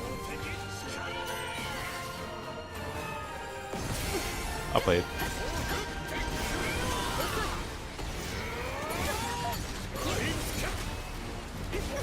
Oh! Behind me.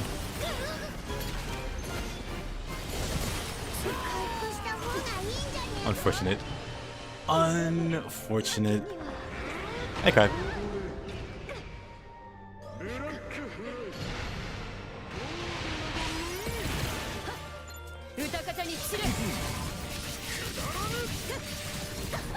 Oh, I stopped to block. I should have. I don't know.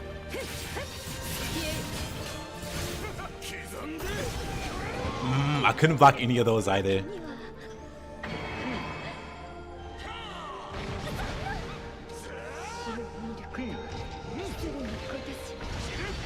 Absolutely unfortunate. Let's just hold block this time.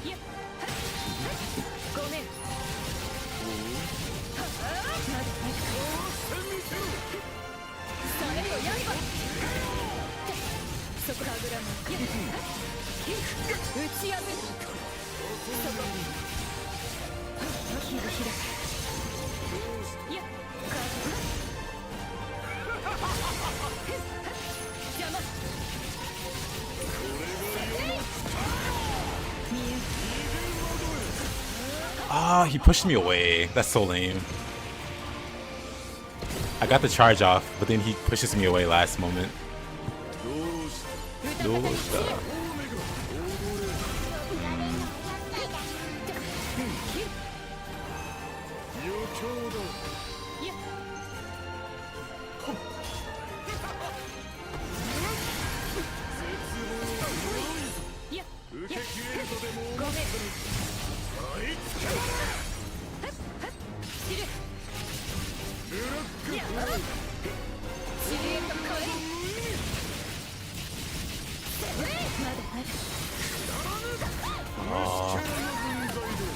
That does so much damage. I should have definitely respected it.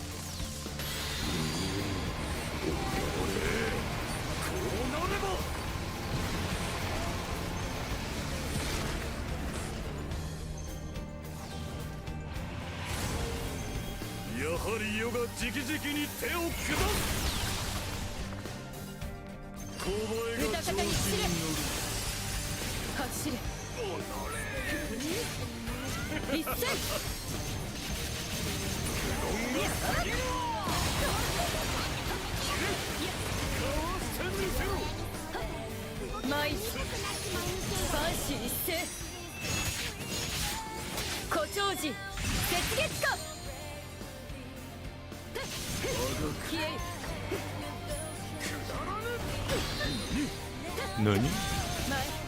That's pretty cool. It is. I really wish I'd spec better.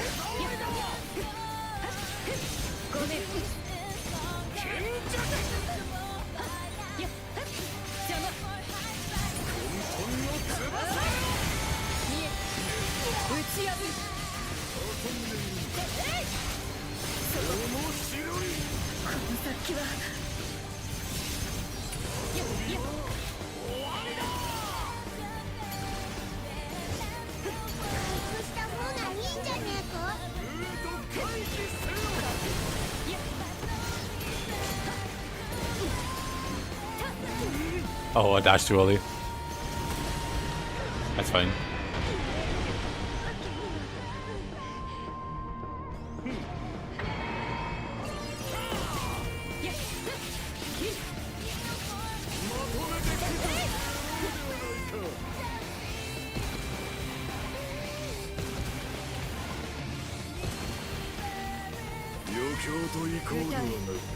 Yeah, I could have been charging that up. Oh.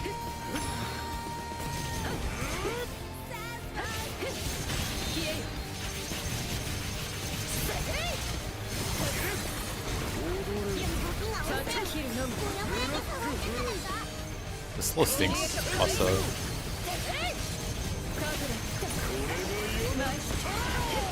Didn't block it.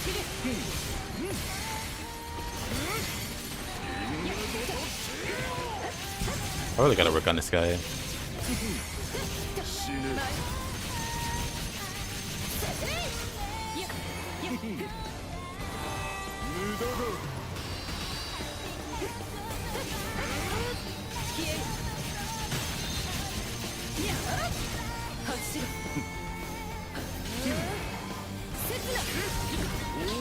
Didn't mean to dash that, actually. I saw the attack coming and was trying to move out the way. Well, that's the thing you should block. Gotta ask how many times. It's not very intuitive to know what you need to block or dodge without being told or looking it up. Because when I was fighting him, I was like, huh. When I was fighting him the first time, it was like, wait, am I not dodging this? Can you not dodge this? It's like, oh, I can block it. Oh, now I can't block it. What's going on?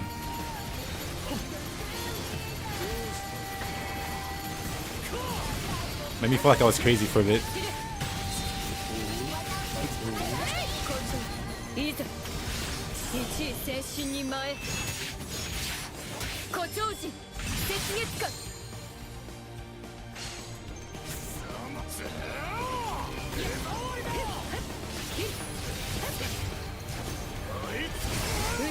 I'll play. Actually, let me do this.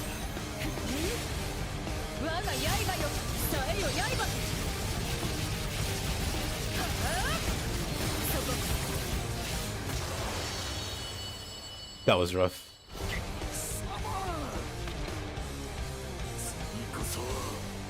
I knew something was off when I got hit while completely invincible. Yeah, that's the other thing. That's the other thing that tipped me off. I forget who it was. Maybe it was Zeta. Maybe it was Fedio.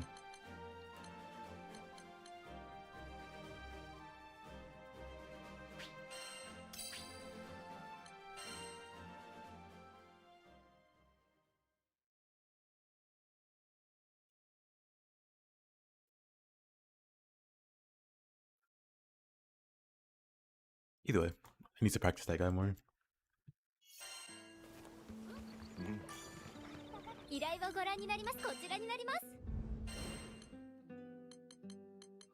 Anyway, what was I? Oh yeah, I was on the last one here.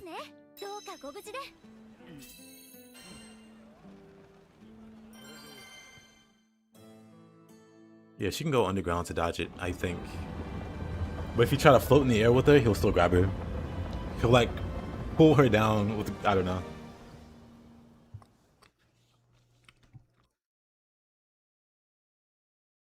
Well, going under might work. I don't think I've tried that. Well, going over sure doesn't.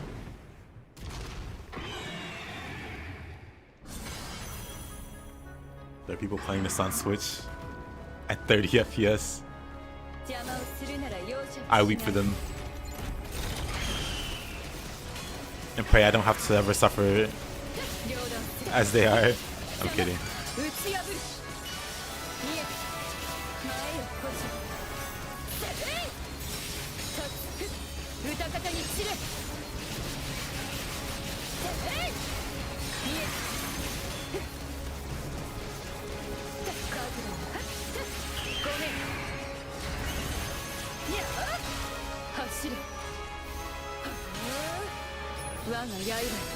Ooh, that's fire damage.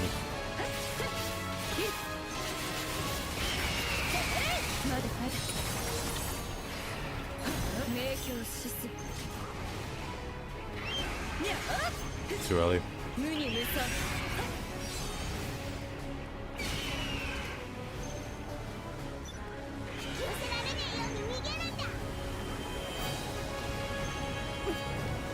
I'm pretty sure it's even worse on 30 FPS. Because it's half the frames. It's like half the...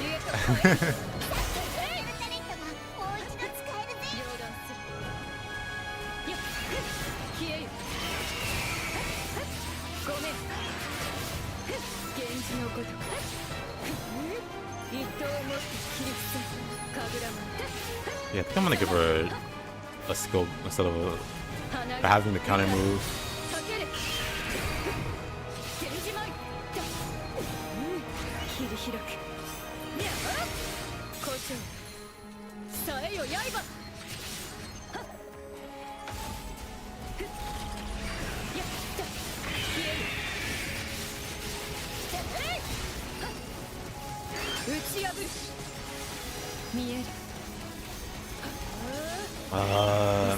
The range is just far enough to be annoying.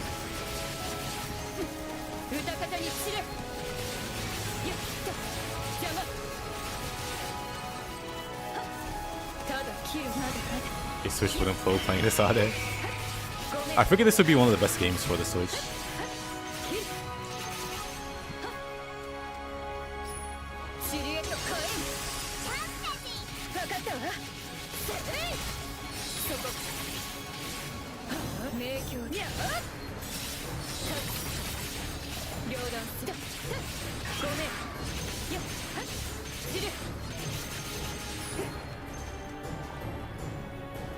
Can't use that yet.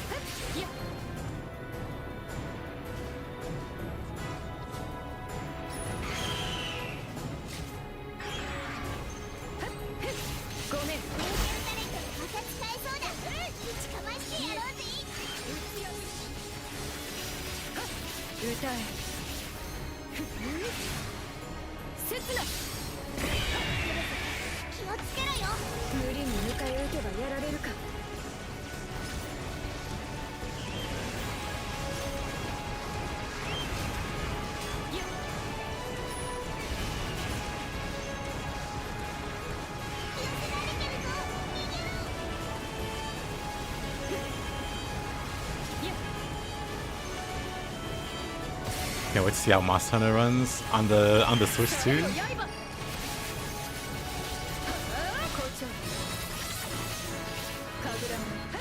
Oh, messed it up.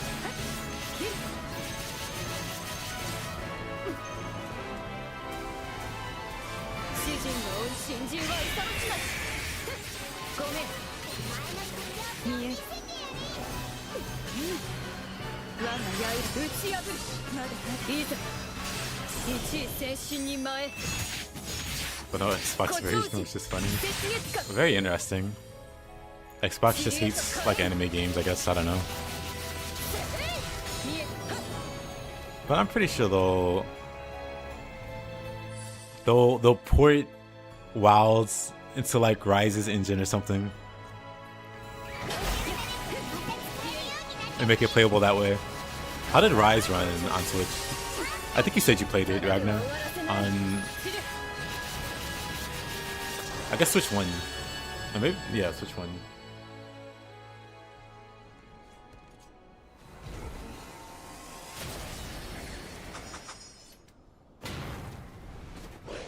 I'll not get past the intro. Rise on Switch was 30 FPS. I'm sure they'll find a nice compromise at 10 FPS.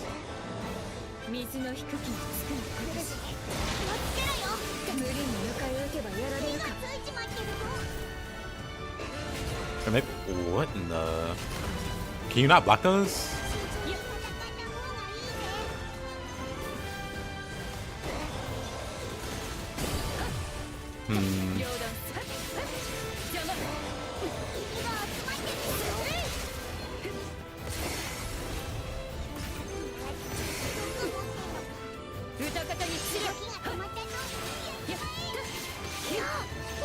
Let me go to the archers first.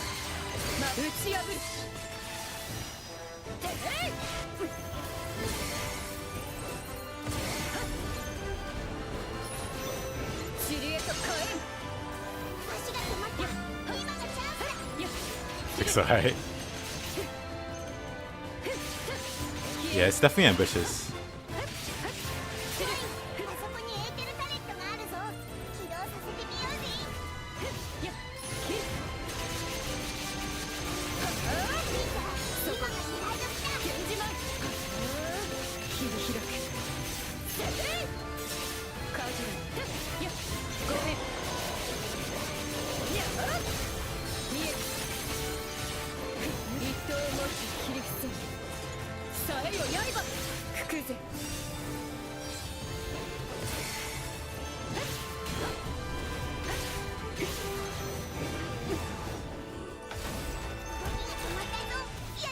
歌え打ち破る切切り伏せる歌方に散れ両断する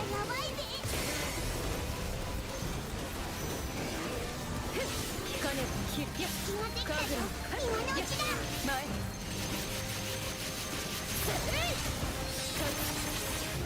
両断する消えるやや切る切るやや邪魔や消える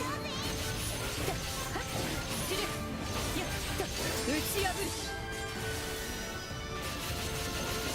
や前やされよ刃いざ Is there any bit of a perfect block? 精神に前 Stun build up. 誇張時雪月間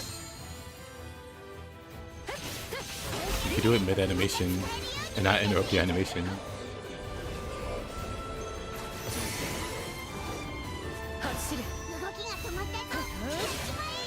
刃塵へと変え打ち破るまだまだいえ Dang. I thought I could charge it up in time and parry it.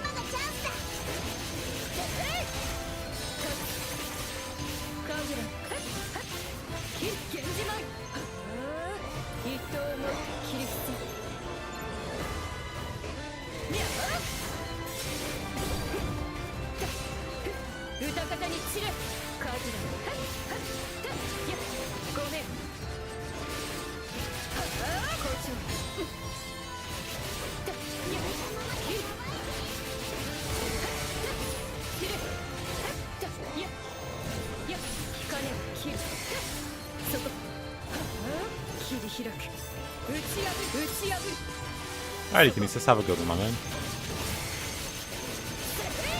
ただ切るのみさえよ刃源氏の鎌明鏡止水にゃ歌え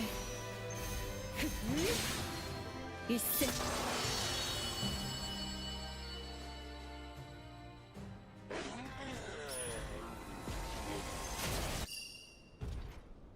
さてThat's 待 it. ちに待った試合の時間だ楽しませてくれよ爆殺歌方に散れ邪魔をするならよ打ちかます両断する消える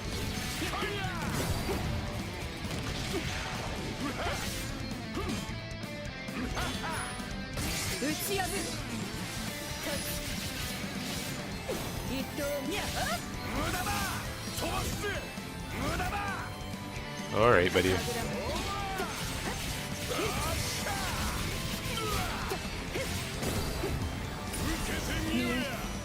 Not worth it. Oh, 山嵐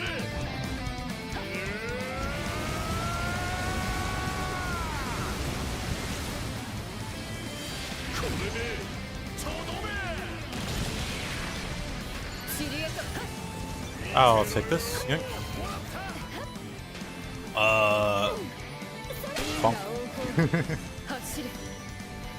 Actually, let me wait.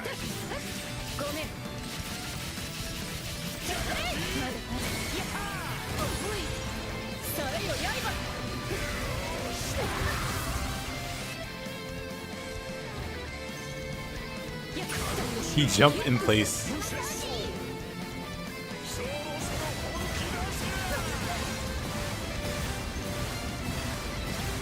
Somebody needs to explain to me how these shockwaves work.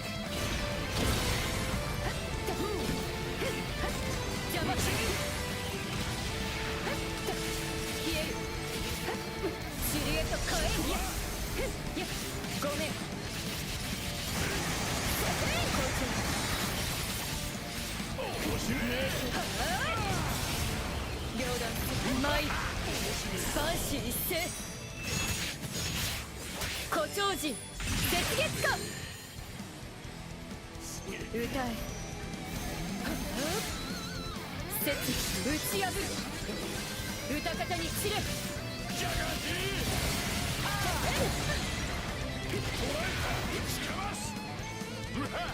やは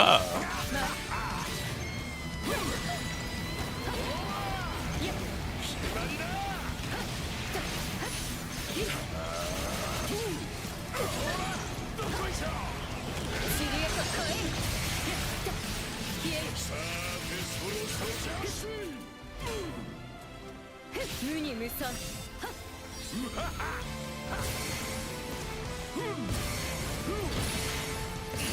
ち破る見え我が刃よ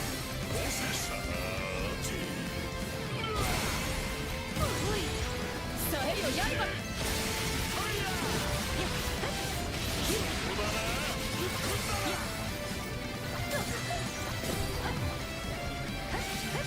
邪魔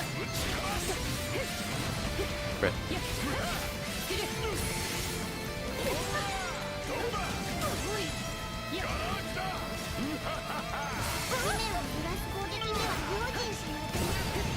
ただ切るまでまで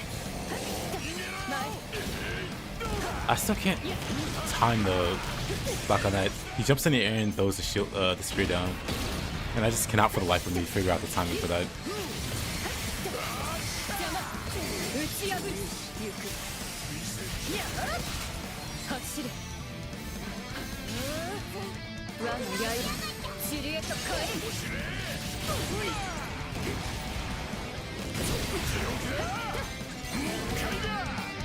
Fighter.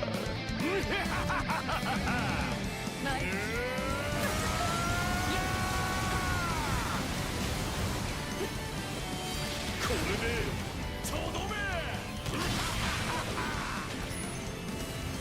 見てろよ Wow. I just realized I could have grabbed the spear again. 消えまい三死一斉古超人絶月か 야르네. さえよ刃打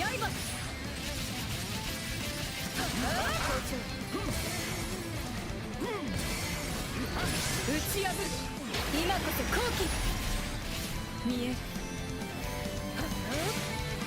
我が刃よ神楽も塵へと変える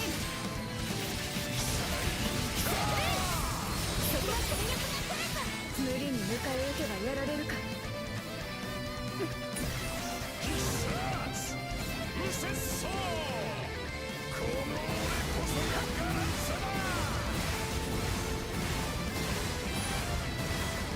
Someone needs to explain how this one works. Like sometimes the fire just goes right through me.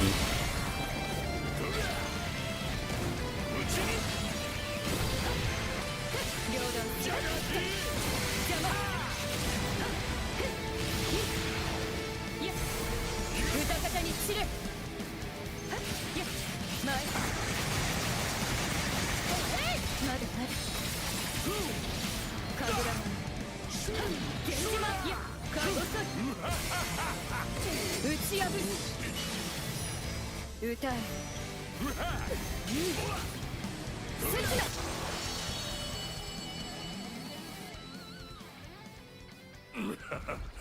やるじゃねえか 야르지니까.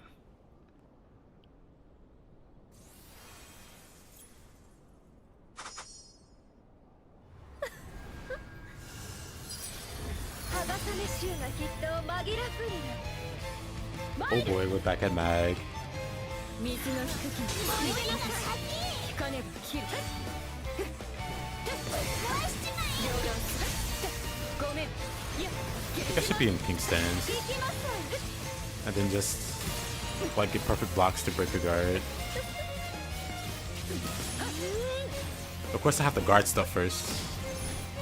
おやすみなさいませ贈り物ですね It's probably just fast at this point to attack her.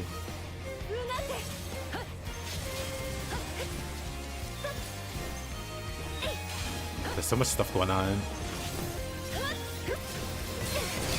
Oh my gosh. 見える Oh, she flies 歌方に散れ 30 miles away.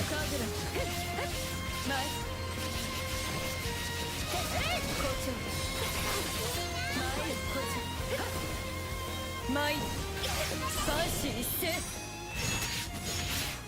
胡蝶人雪月花少々驚きましたが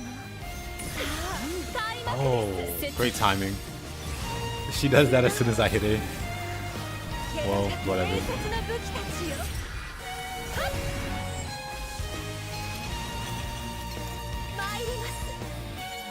It's fine, I guess.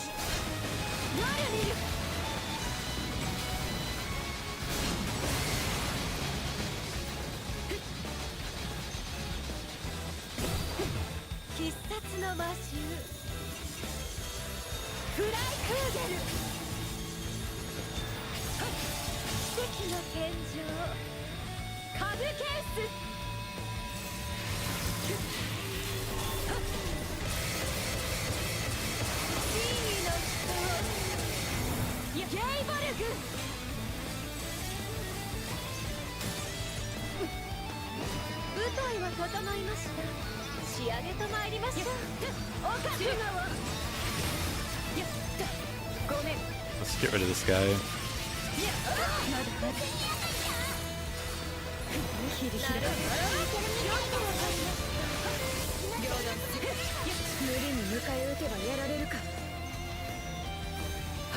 Of course she flies away. Why wouldn't she? Of course she flies away again. She just doesn't stay long enough for you to do anything. Surely she doesn't do it again. Of course she does. Then I charge out and lose all my butterflies.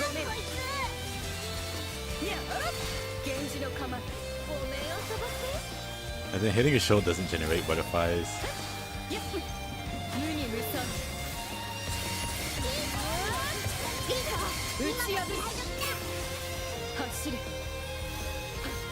know what? Oh, and then I go for the summon. And of course, the first thing she does is... or whatever.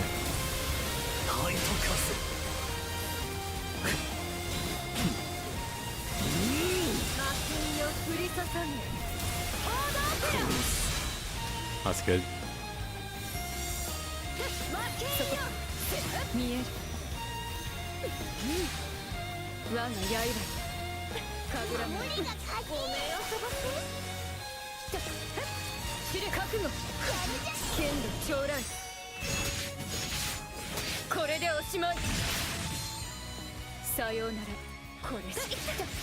Mag just exists to inflict unnecessary suffering.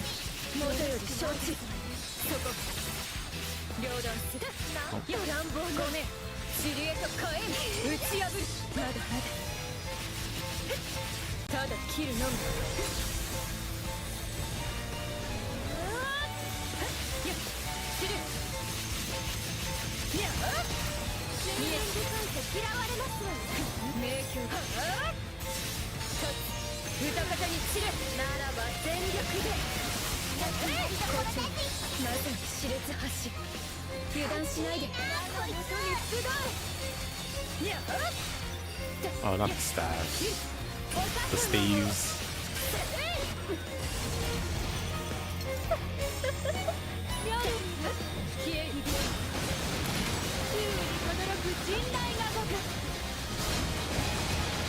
Hey, Martin.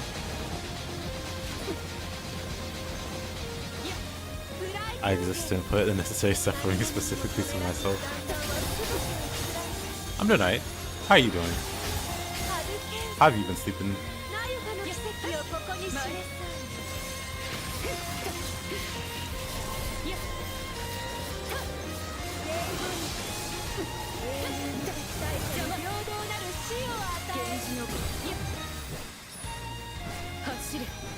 Actually, no point.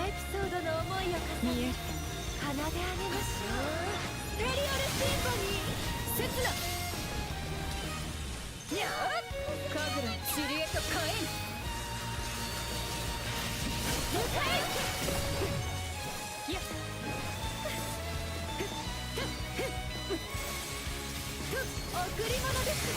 いや、その調子だぜ。遅い。打ち破る。まだまだ。いや、さえよ刃。校長。熱いなこいつ。吹くぞ。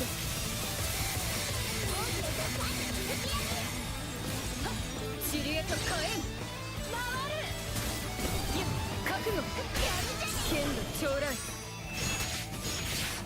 これでおしまい。さようなら。両断。よし。 Need to switch out of night shift mode. Just finished my last shift earlier this morning.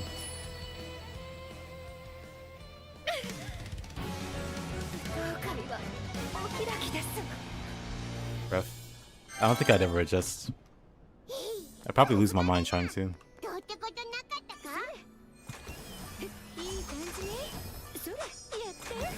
Yep, I've already played through everything. So I've started doing character solos.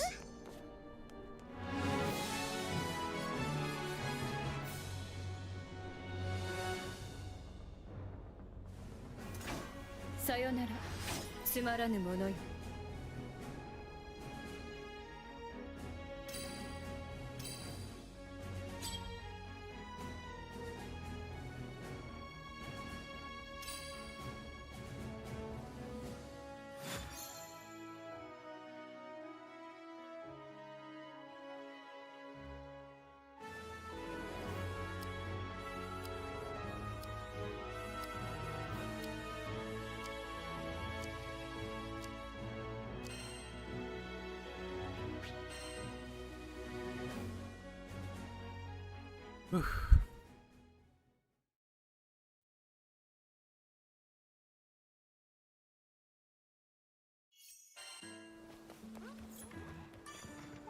はい、こちらになります。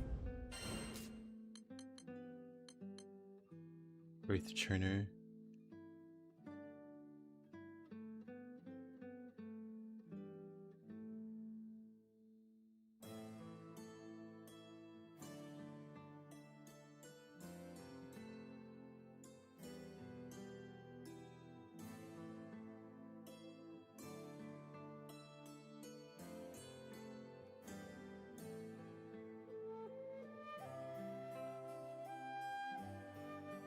Do you think power gets high enough for Chaos Plus Plus? It's literally impossible to do any of those. The roll does his final DPS check, he summons the skills, and the very last set of skills that he summons, one of them is death. And if you don't clear it in 13 seconds, you die. It is impossible to do that solo. Lucy starts with the end. It's impossible to build the amount of stun for that solo. Unless there's some crazy gimmick that can generate enough stun to break him out of the end at the start of the fight. So Lucy, you just can't straight up fight, period.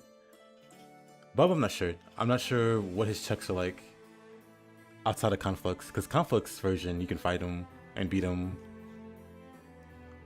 But I think he might have like the barrier gimmick or something. If you don't break the barrier in time, he drops the meteor on you. But that's also probably going to be like a Lucilla situation where you just don't have the damage to break the shield in time before you get one shot. But at least you can fight him more than like actual Lucillus.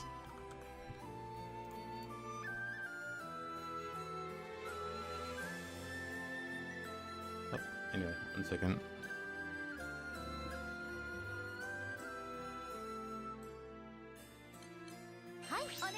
Yeah, unfortunately none of those are possible to beat solo. Again, unless Bills doesn't have like that kind of a crazy gimmick outside of Defy Infinity. So he's a question mark.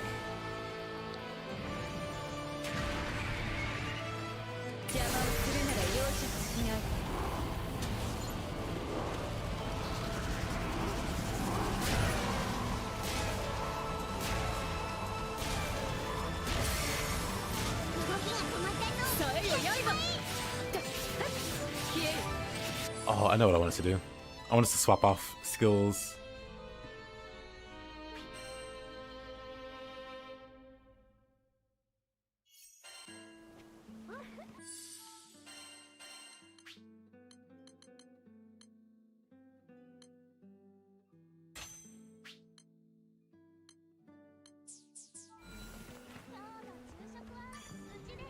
今日まではい When's Frost solo?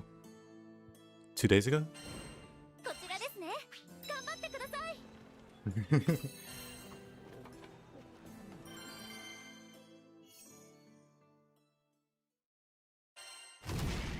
Roughly 2 days ago.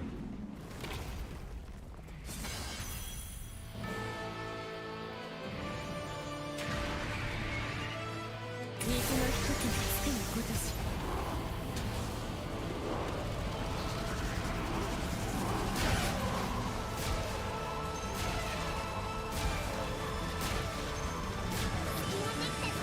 シルエット火炎神楽も邪魔まだまだ一刀を持って切り伏せ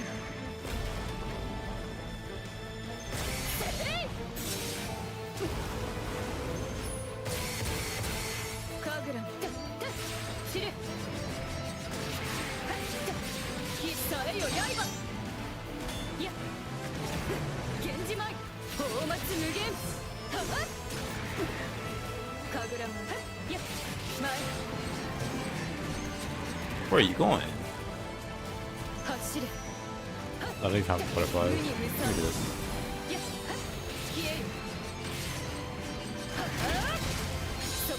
I don't know what this guy's attacking half the time. 歌方に散れ打ち破る歌え Maybe? 一戦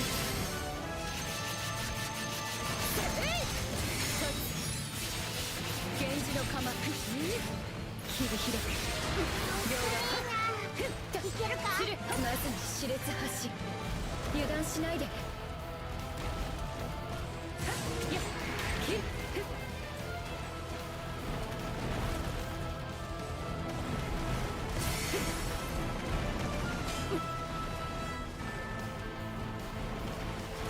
や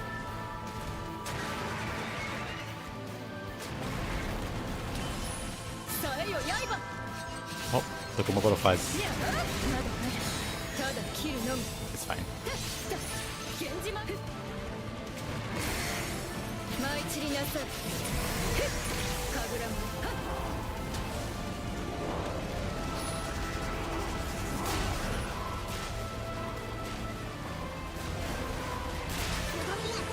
やっ散れ校長一刀も見えごめん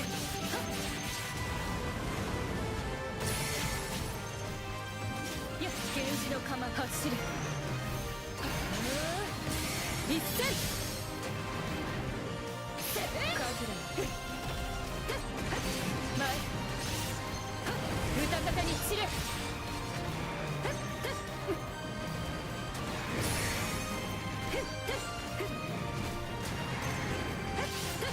ごめん打ち破る無造無造切り捨て無に無産いや切断したわや Interesting. 邪魔や前見え我が刃覚悟剣の将来これでおしまいさようなら Sayonara.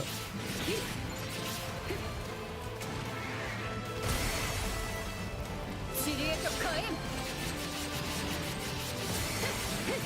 切れ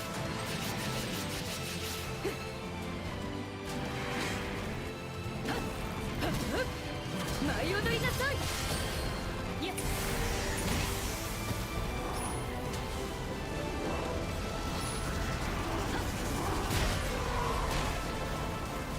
Totally forgot that he pulls me towards him. I was gonna see if I could block it. さえよ刃やまだまだ両断する源氏のごとく Like it. 切り開く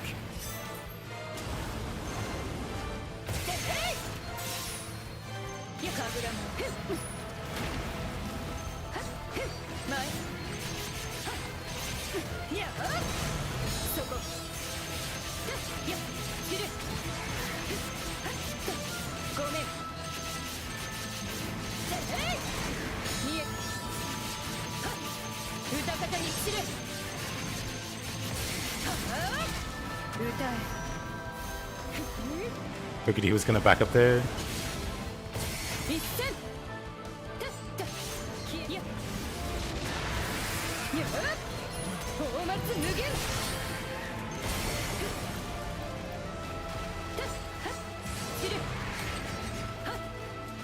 This guy sure likes to roll around.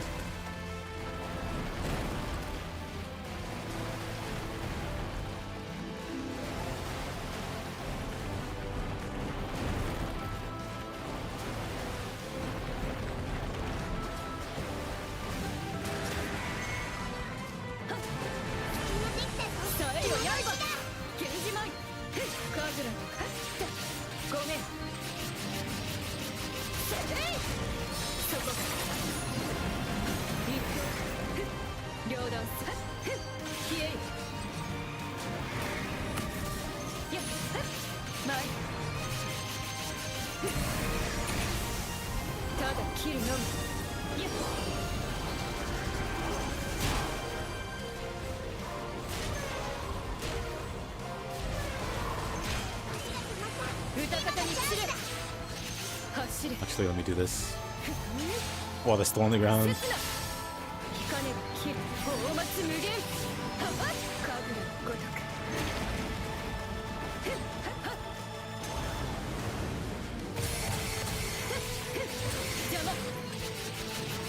Alrighty, am I here?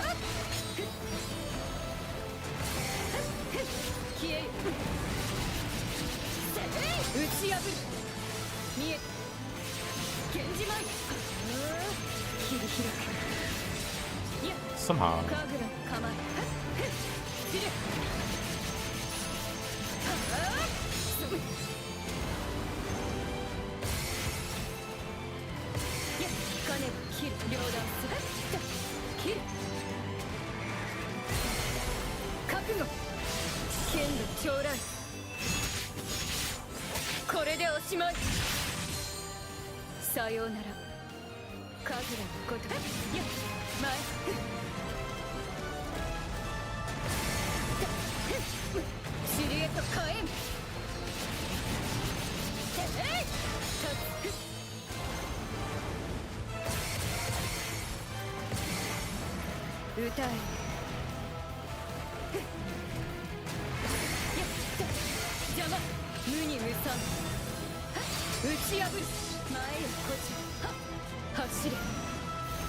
Of course. Where is he going? Bro is fighting demons again.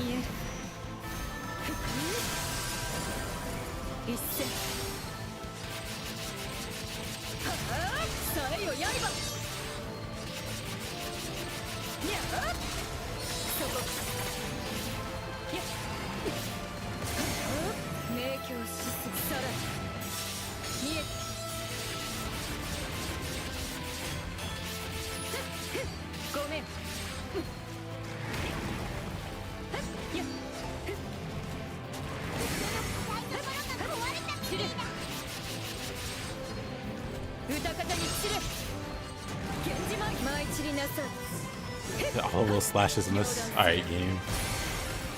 I see how it is.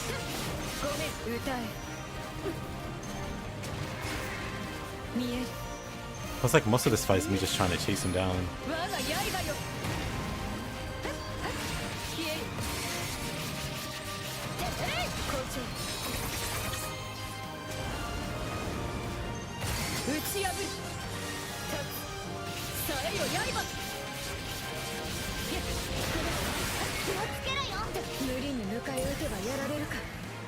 It's weird. I never realized how much this guy backpedals.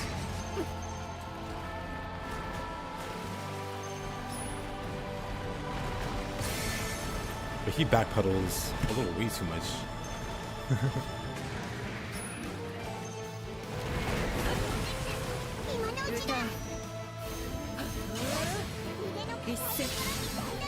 Still alive. Crazy.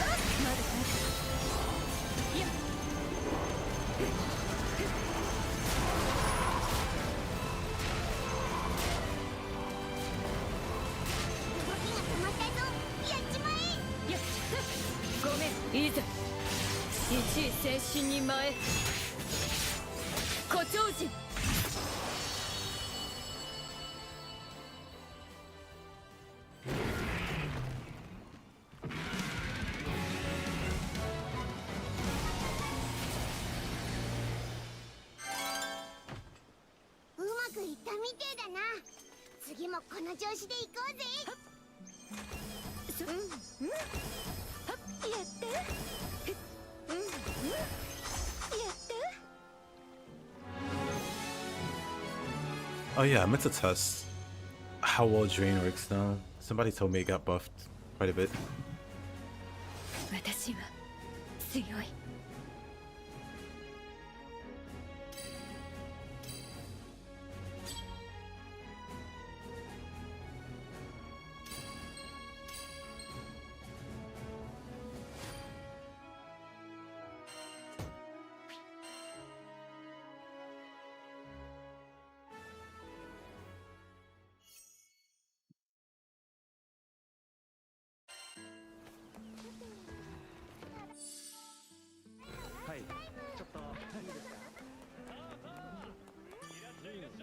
Get tested in the next fight.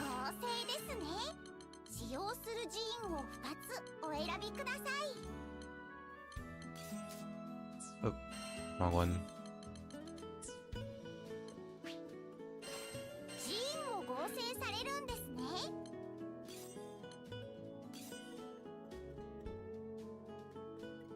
We do have Soul Nation Drain.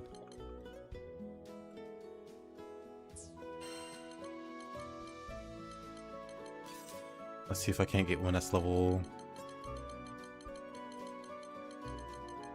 15.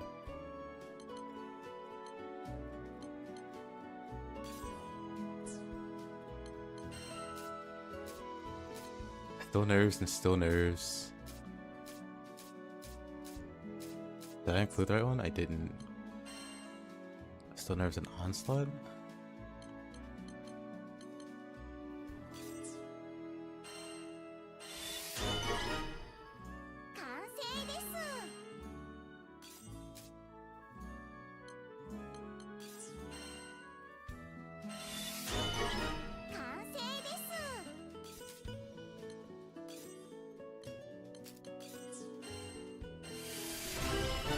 There you go.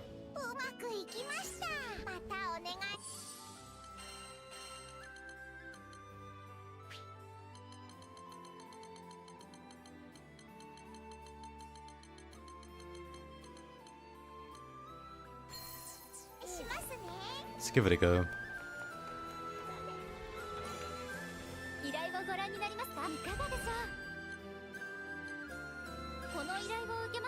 Of course, the ice one's next.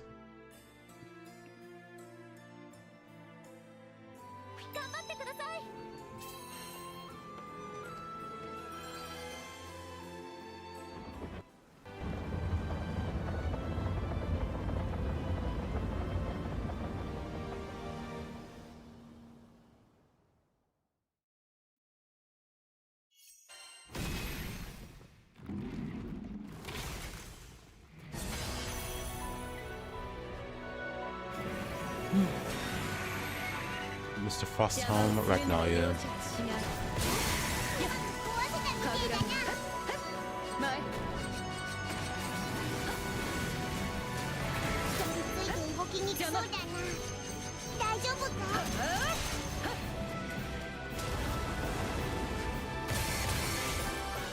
I have the mod that chooses for you, or not chooses for you.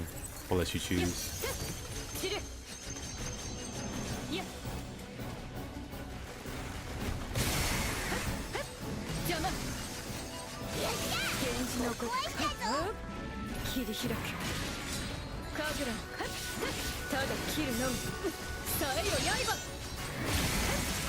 ち破る無造無造キリステン源氏舞や明鏡止水せいカズラごめんやっ一刀も切り刻むカグラ Oh boy. シリエと火炎 Falling enough from train is pretty great. 無理に迎え撃てばやられるかやっやっ邪魔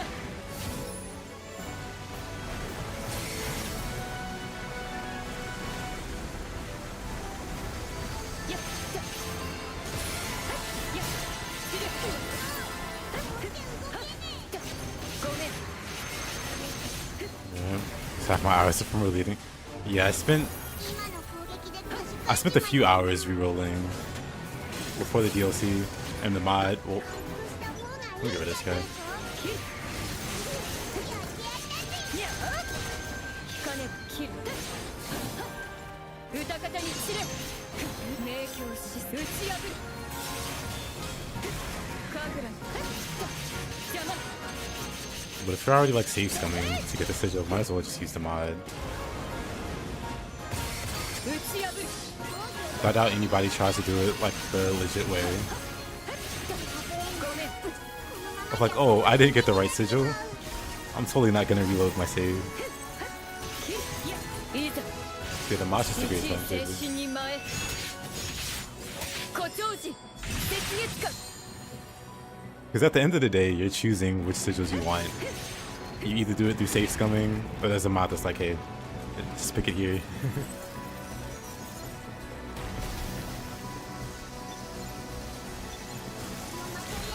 さえよ刃せいそこ校長源氏の構えやっはっ一刀を持つ切り両断する散れ引かねば切る神楽のごとくや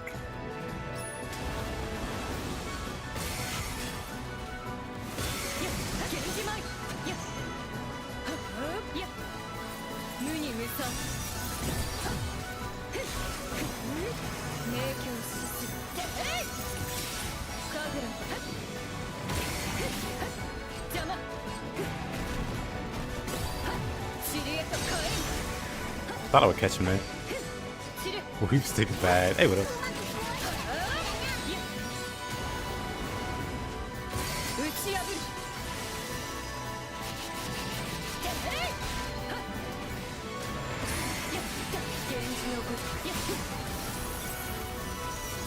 What do you have against superior Nihon still? Folded over 1,000 times. 切り伏す打ち破るや神楽や前や Yeah, I wonder how I just haven't noticed. These guys like, hop away a lot more than I realized. Get rid of this guy.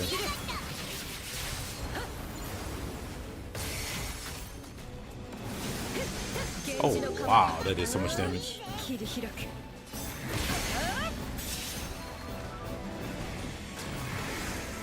両断する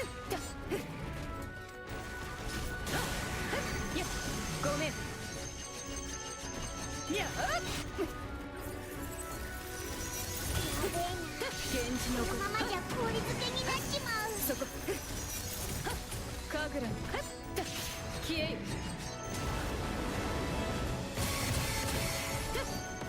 や引かねば切る一刀を持って切り伏せ見えた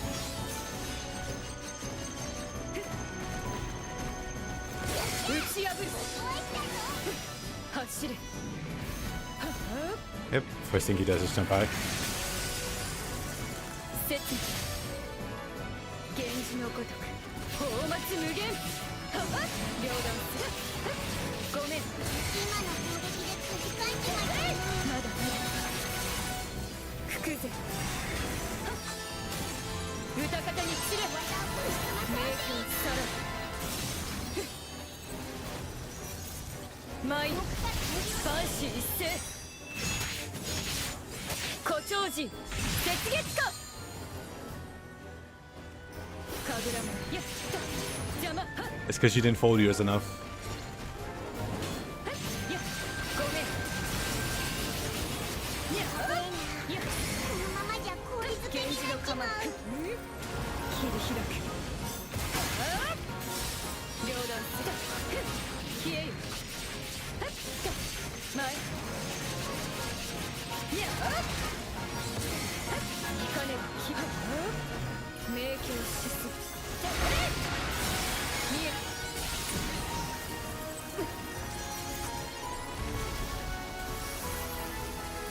やまたやがった知り合ったか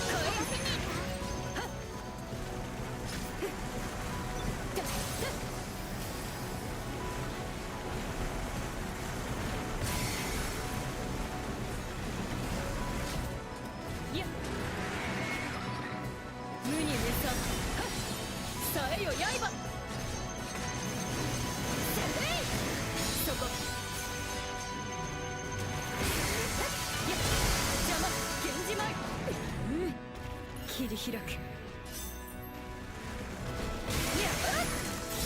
見えそこ Frozen. Of course. 一刀を持って切りや打ち破る歌え He's gonna jump away? Of course he is. 見え So funny. 一戦 But I can understand the AI a bit. 歌方に散れカードラン切る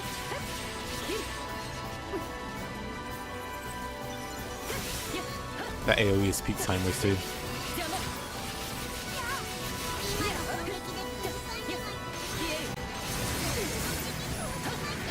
シリエと火炎 At least I don't know who's getting hit by that.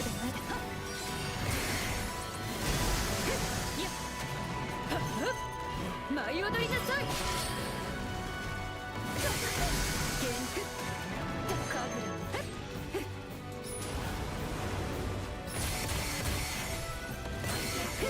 覚悟剣で長来これでおしまいさようならさえよ刃明鏡止水打ち破る校長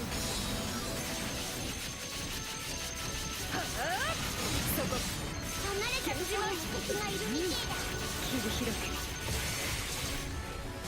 はっ歌え取りついて動きにくそうだな打ち破るせい見えせい歌方に散れや吹くぜカージュランやった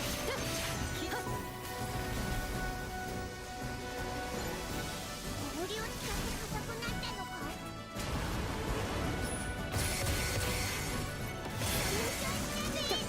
やっ切るやった前や邪魔 Jumps backwards. や前 Jumps backwards. 打ち破る Jumps backwards. や歌え He was gonna jump backwards there. シリエと火炎はあまだまだ一刀を持って立つこのままじゃ氷漬けになっちまう打ち破る切り刻む源氏舞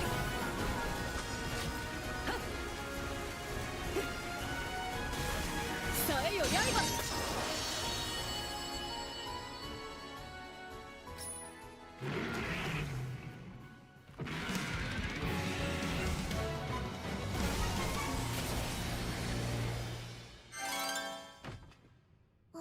みてえだな。いい戦いっぷりだったぜ。いい感じね。 Well, how is the game? Pretty great. やってうんうん、いい感じね。 Would recommend.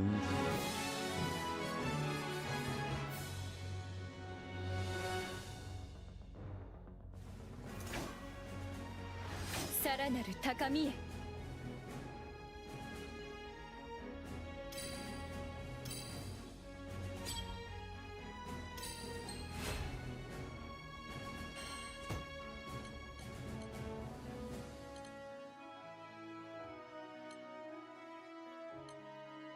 True believers.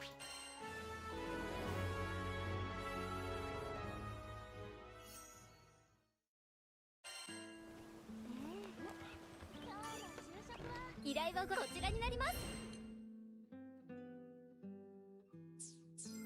それではまた。 Oh, really? I can't even pronounce that. Is it fun?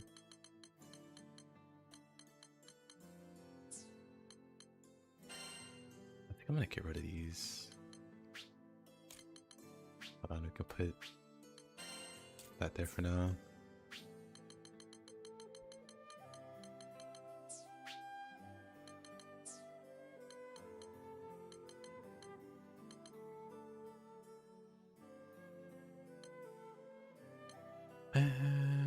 You know, it's fine.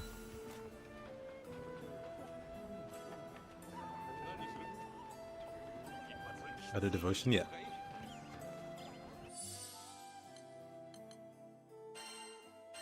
The other ones didn't seem super interesting.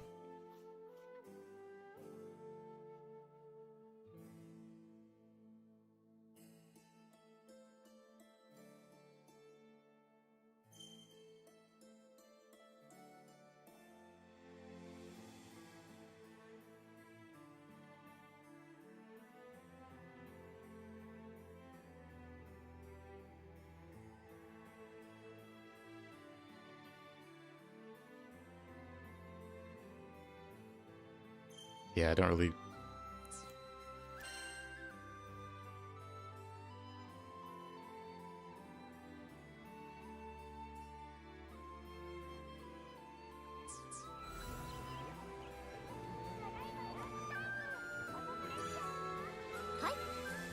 I think that the tank build is actually the highest damage dealing one. It's silly because Vayne, like the designated tank of the game, is just starving for death.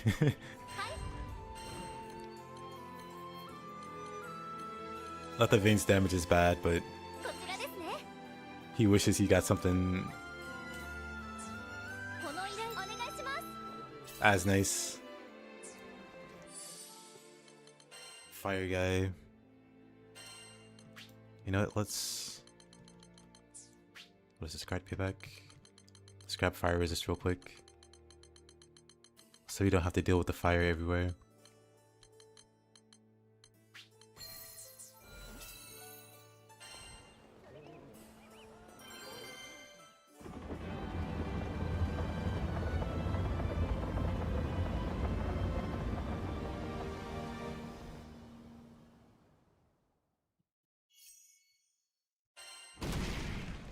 That sounds fun, Dominion.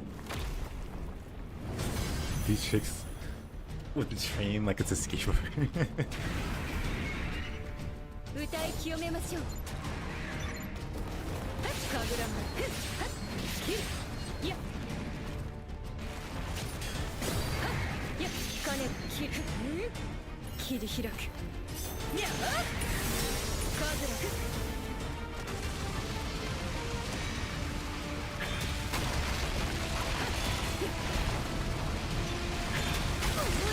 Oh, didn't block it.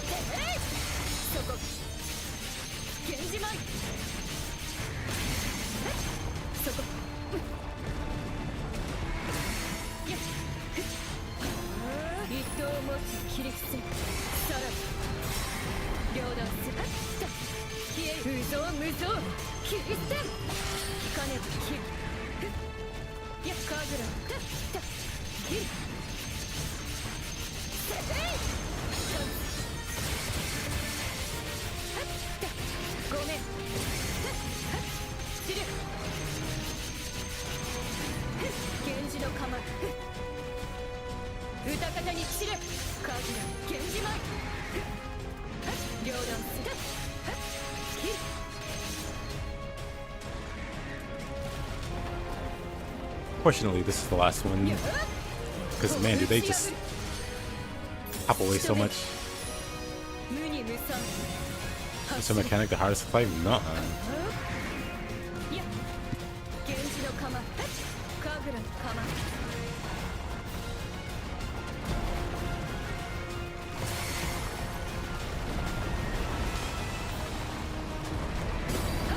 尻へと火炎いやいや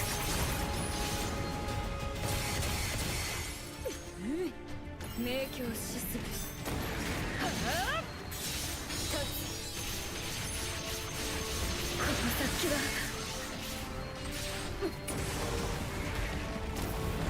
Yeah, I'm surprised I'm just not noticing how much they just run away. I guess Beatrix is really good at chasing. And Faust got like some good range at her attacks. 尻へと火炎まだまだいざ一位先進に前 You fight them with a more 誇張時雪月か or like a less mobile. 歌方に散れ Another character. It's like, oh, these guys are just all across the map.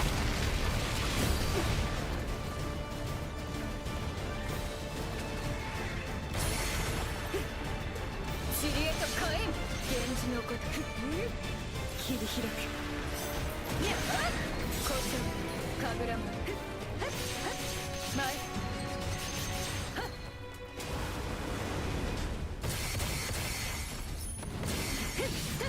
ごめん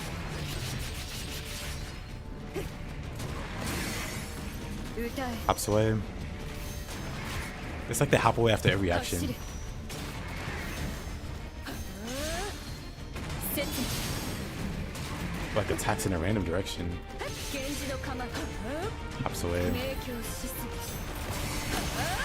まだまだ前 Hops away. Hops away. Pulls you in. ごめん And then hops away. Hops away. Yep. There's this little combo. Hops away. Hops away again. It's so odd. I'm just now noticing how much they just run from you. Hops away. 打ち破る What a goofy enemy.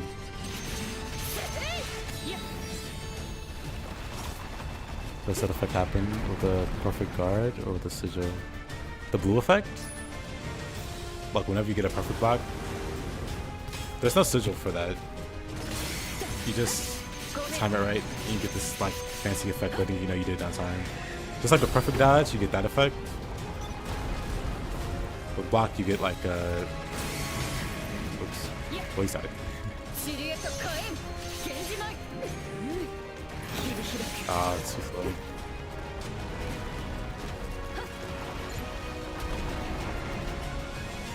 The reptiles are actually bunnies. Feels like it. I never realized how annoying they were to fight till just now.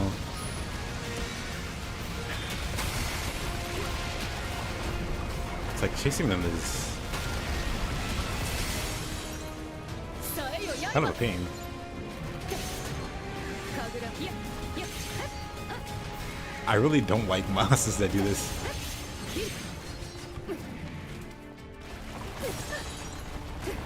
Am I using nimble defense for blocks? No, nimble defense only affects dodges. For blocks, you need precise defense.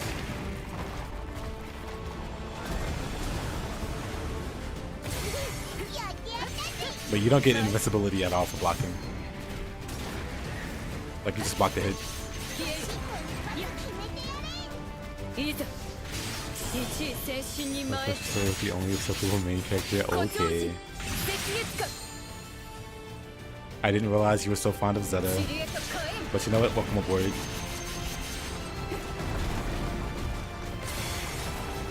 吹くぜ見える It's away again. Kind of crazy, honestly. It's hard to fight these guys. Well, not hard to fight them, but like very tedious to fight them. Like I want to like actively do stuff versus them, but then hops away, hops away, hops away.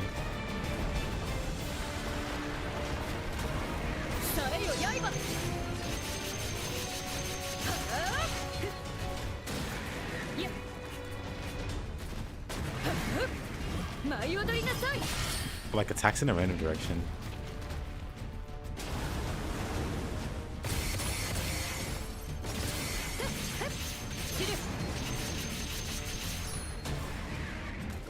Uh-huh.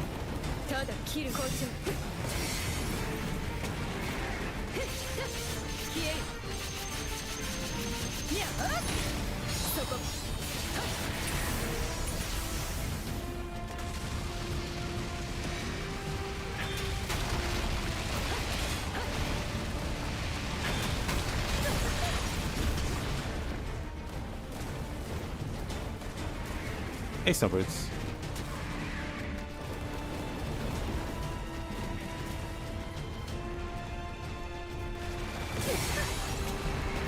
Oh, that's true, but I don't care for that.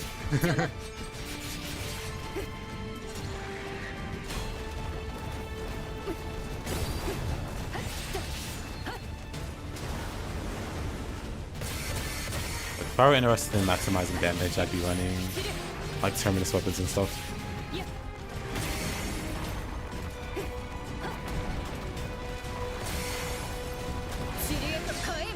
But I don't care to that extent.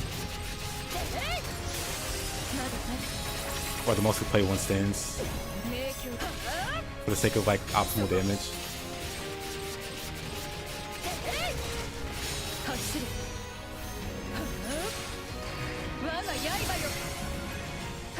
I will mostly stay in blue stance though, mostly because the swings are bad.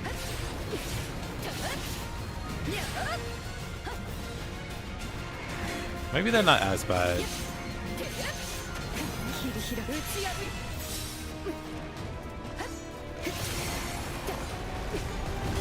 Maybe I should be using these because I realized they give you some forward momentum. Maybe I should be chasing this guy with these.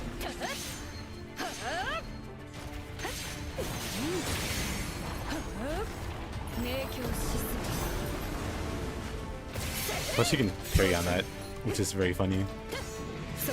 Yeah, maybe I should just be chasing him with that.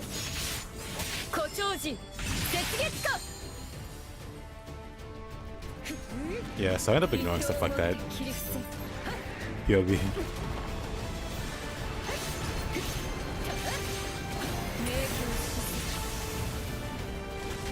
I was hating on it because it. I mistimed it. Yeah, I was hating on it because it was slower. But I realize now I can use it to get around better.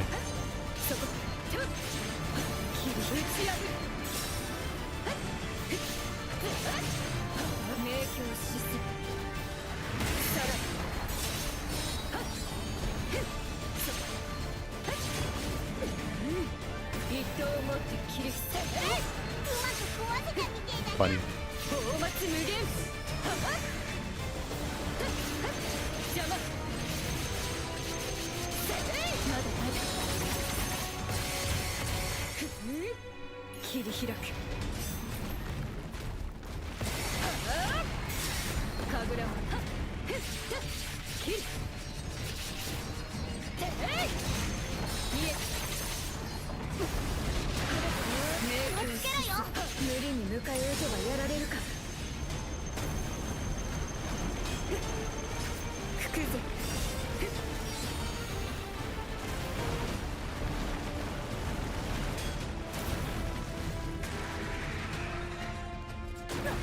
Yeah, I've seen fairy skills, snowbirds.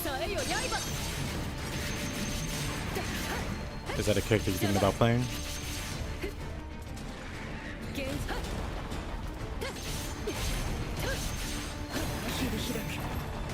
Didn't expect to hit that fast.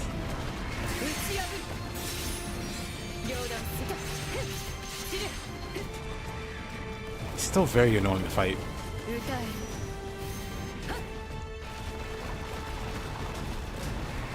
Like uncomfortably annoying to fight. 我が刃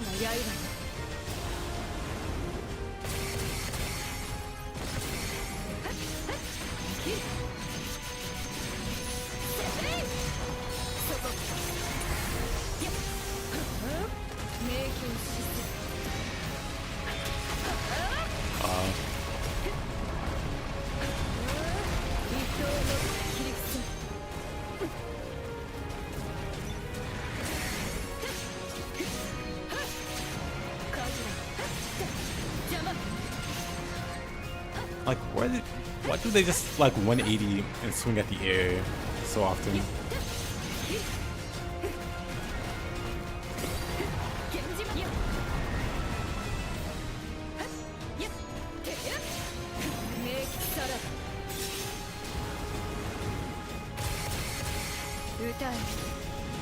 Alright. Shouldn't wait for that.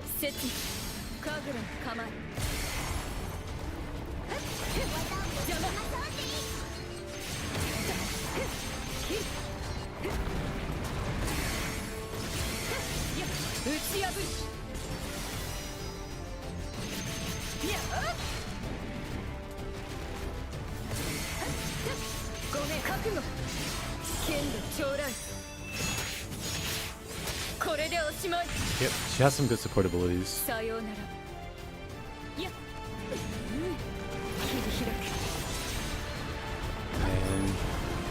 this hardly feels like a fight, really. It's like I'm just chasing this guy. He's like not actively engaging. He just dodges out the way and attacks in a random direction.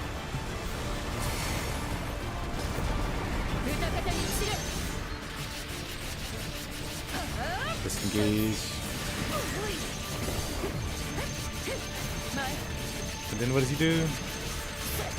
He jumps away again. Does his combo, and then what does he do? Rolls around.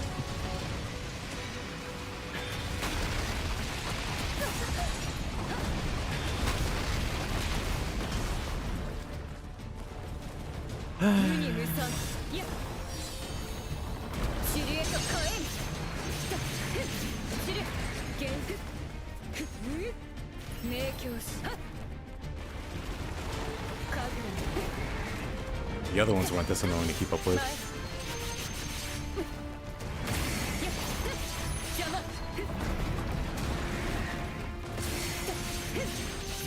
I don't know why he's taking so much longer to kill also.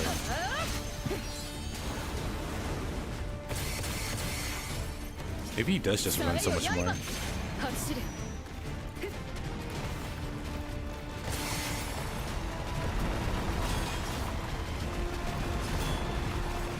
Blocks there. I don't have any butterflies either. Really unfortunate fight.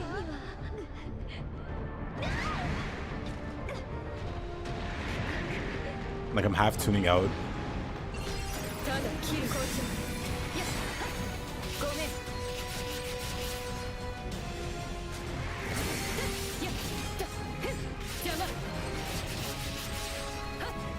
But tuning out and auto attacking at this point.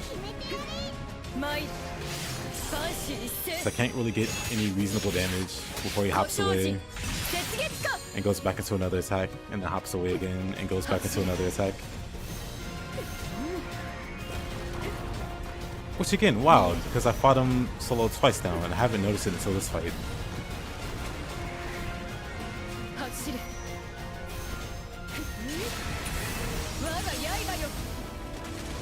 And then the moment I hit the big move, he's got the damage reduction. Need blue currency to ignore mechanics. Blue currency. I guess you mean like the mastery points.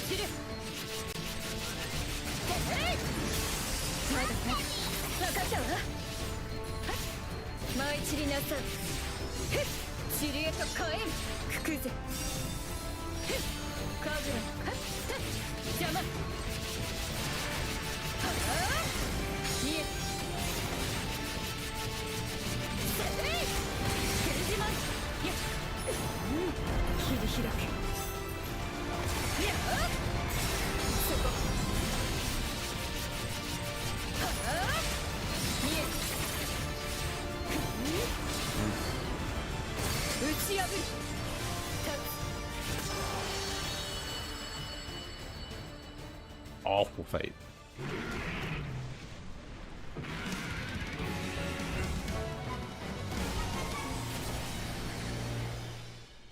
No idea why that took so much longer. さすがだな。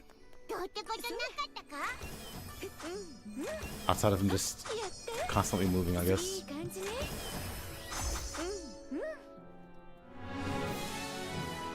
It's like pianos and surfs behind and the scythe man now skills his team too hard. セーバー I definitely recommend like leveling and gearing other characters unless you only plan on playing that character ever and never switching.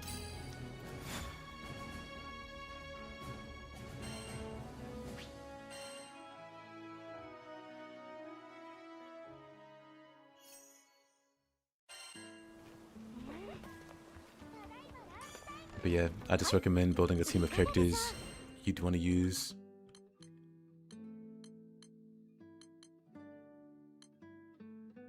Fury King. 今すぐってどうかご無事で。 Let's see. Let's get our guard payback back. Maybe that was a big reason we didn't have guard payback.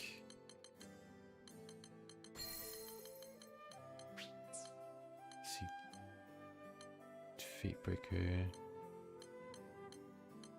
I mostly just want to chuck these and grab a. What is it? Sub damage.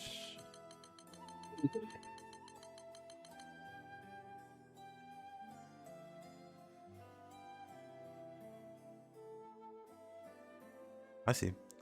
Definitely go for that. And then just be sure to level them as well. Because if you do plan on using them, then you'd have to play catch up otherwise. Because you'd been, you know, neglecting them the whole time.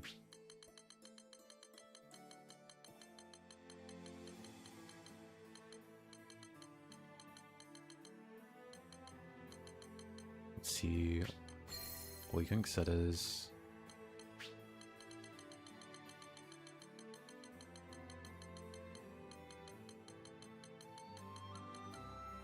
Well, let me think about it.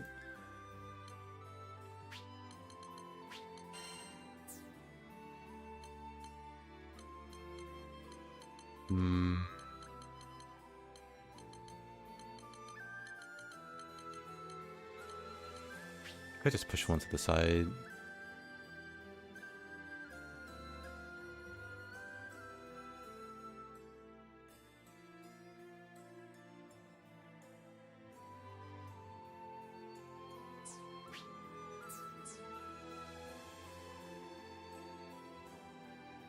A quick charge glyph.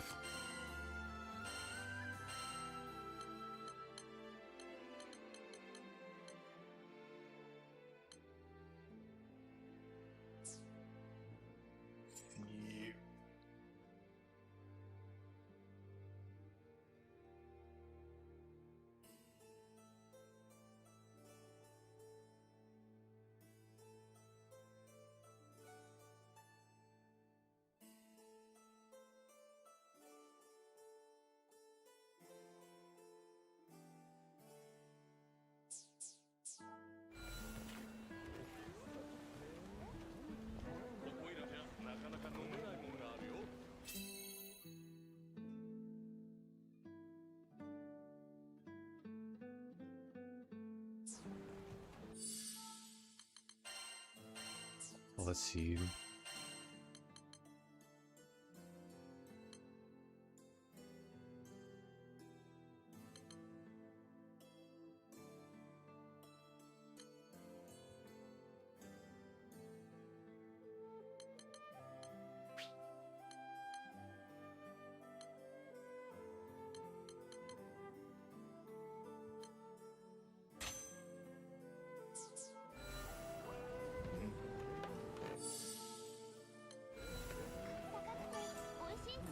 もご覧になりますか？はい。 Could be funny. Where are we? Fury こ King. の依頼を受けますか？ Oh. はい。頑張ってください。 Let's see.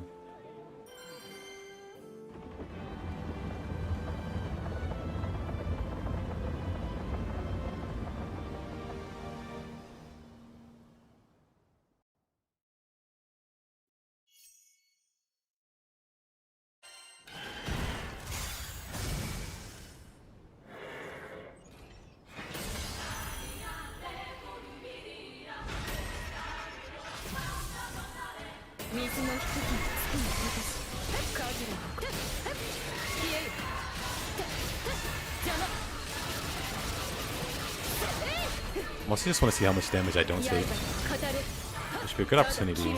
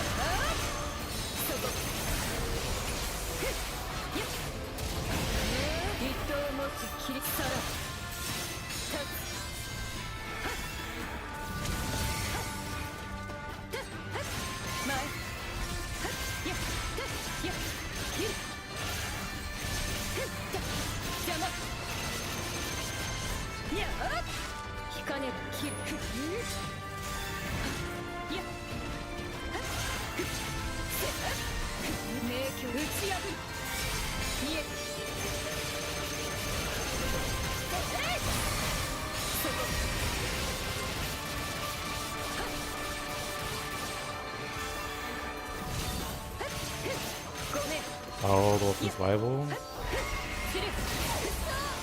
All the weapons are viable.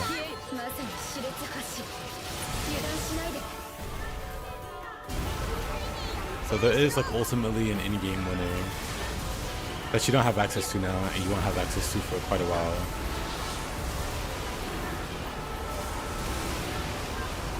Like early or like mid-game, that one's gonna be the best for a while.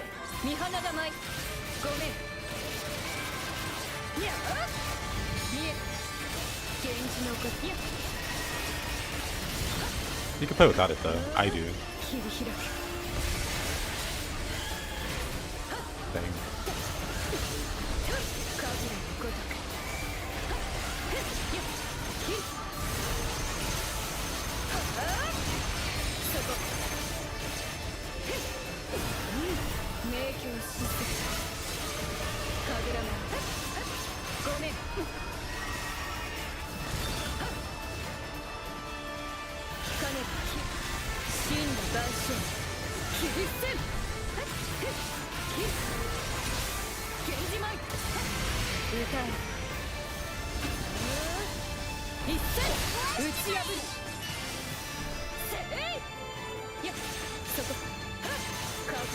Oh, set up again.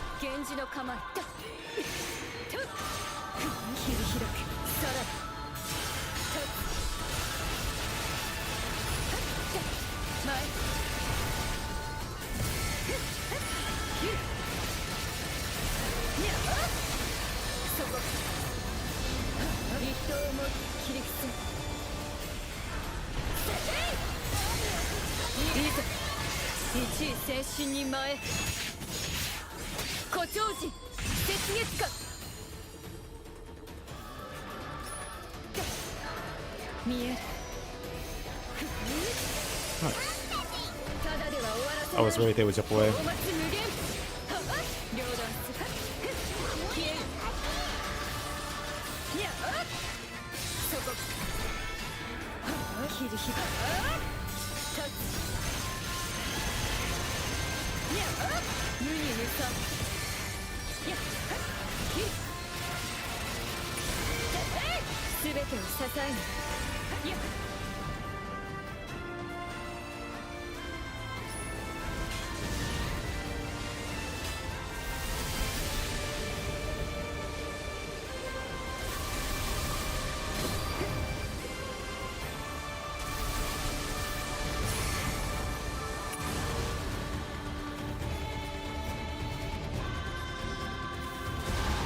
Also agree, the music's pretty great.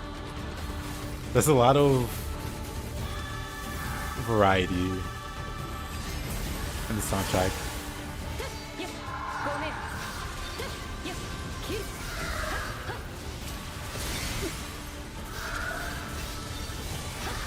Alright, buddy.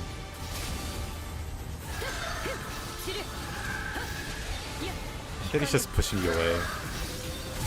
You can't really get in close and do anything. Ah, too slow.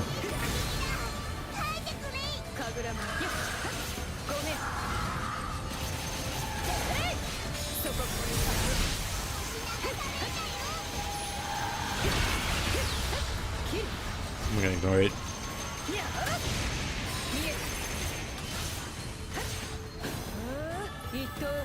Wasn't 3 hits.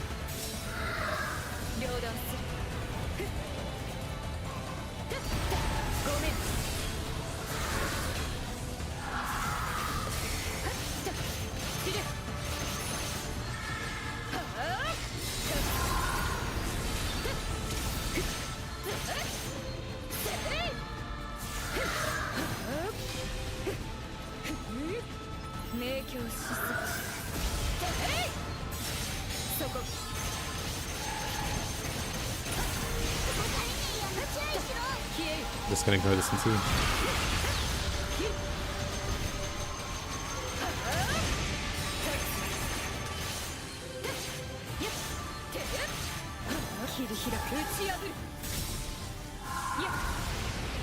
Just 'cause I can heal it back, not care.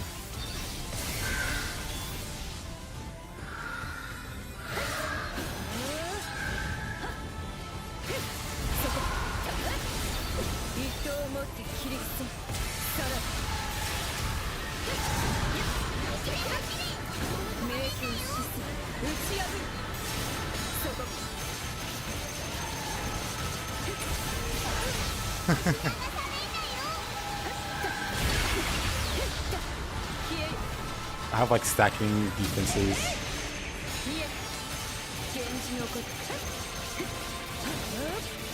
I don't really know how the defense formula works, but it seems to work very well. With precise rat, you get like a 30% damage bonus or a defense bonus. I don't know if that's like damage reduction or what the calculation is there. But then she has a self buff, which is 40%. And then I have other sources of plus defense. So I'm curious how that all comes together.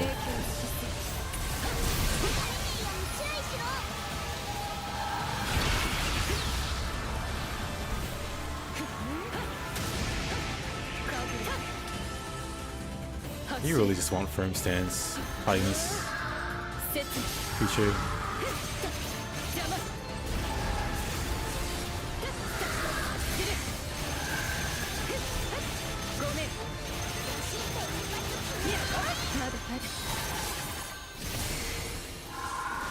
Yeah, I want to say it's like flat damage reduction, but we already have damage cut for that.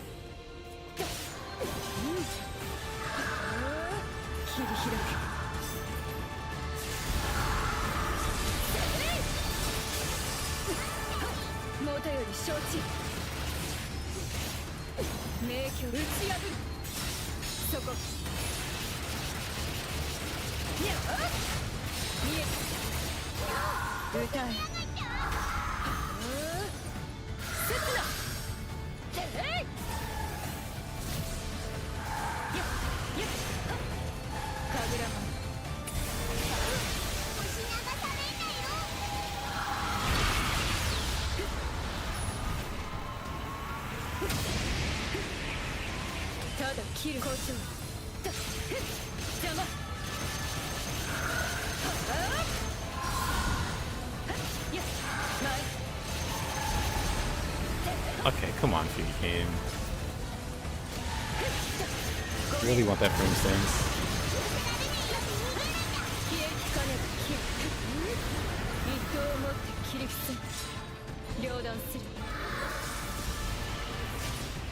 Didn't block that somehow.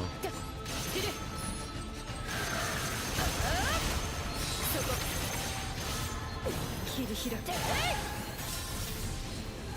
ーブラいや邪魔いやカリミアに注意しろ。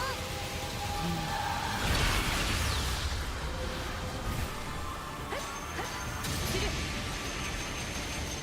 にゃ見えた一刀花風見放て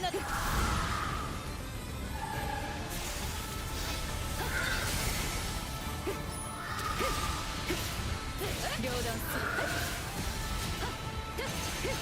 前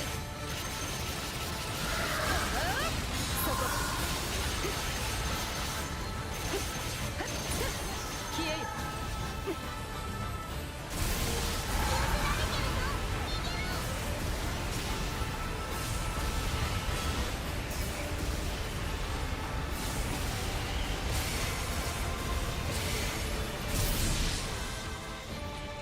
走れ一戦や放末無限 Just immediately runs away. 源氏の構え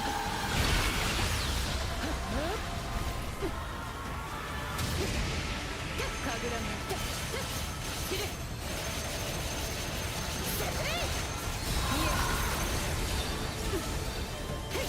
カズラ切るやごめん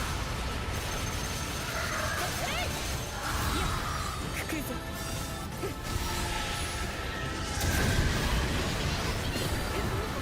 や前や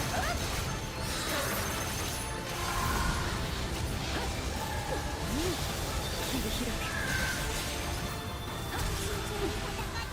全てを支える一刀を持って切り Come on. カズラ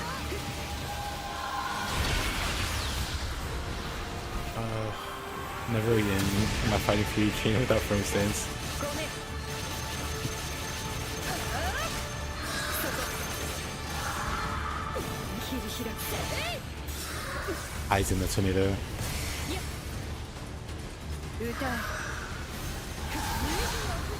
一戦いざ一位戦士に前誇張時雪月花やそこ一刀を持って切り伏せさらば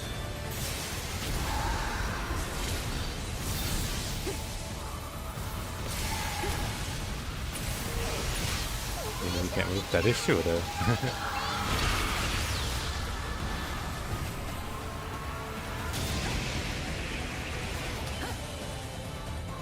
無に無産や打ち破る Somehow that didn't count as a カズラ parry. や無造無造切り捨てや消えいや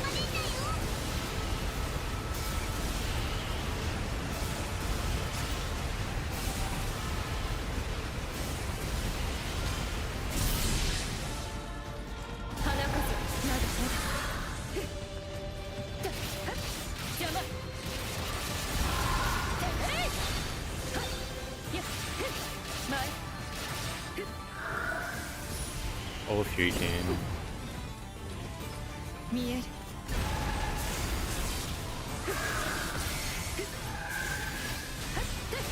切るや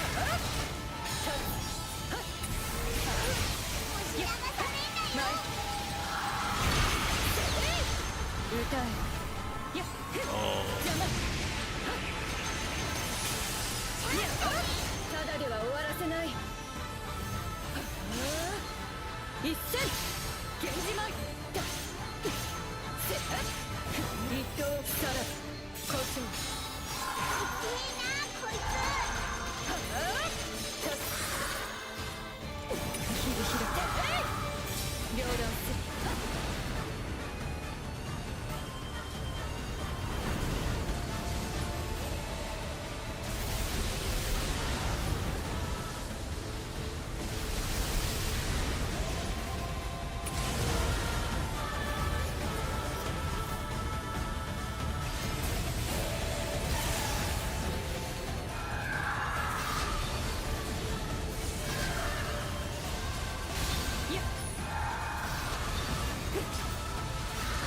so hard to block her attacks when you get pushed around.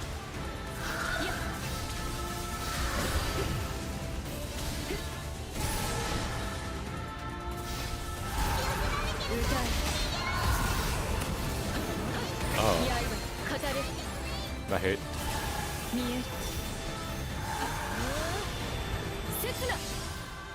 No damage, huh? Poor cooldown. Yeah,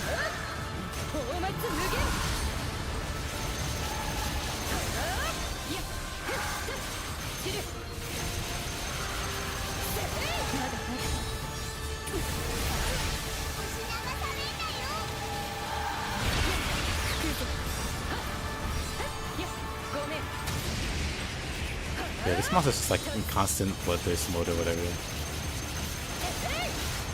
So it's just one spectacle after the next.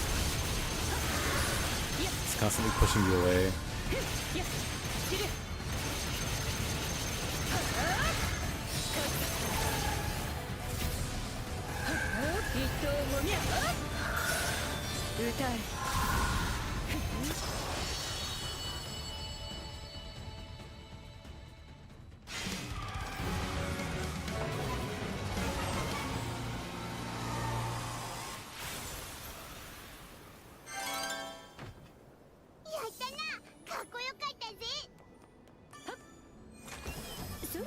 Never again am I fighting that without frame stance.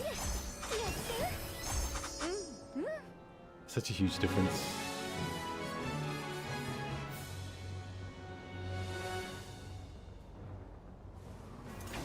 さよなら、つまらぬものよ。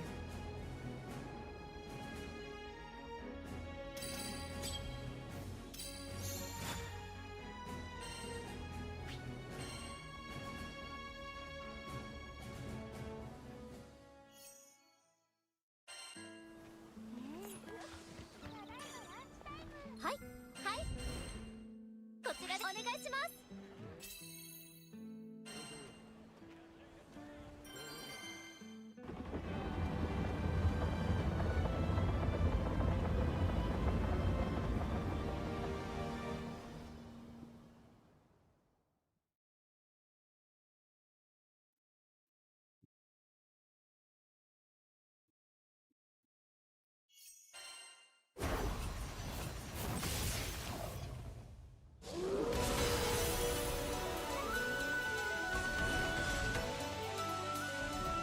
歌い清めましょう。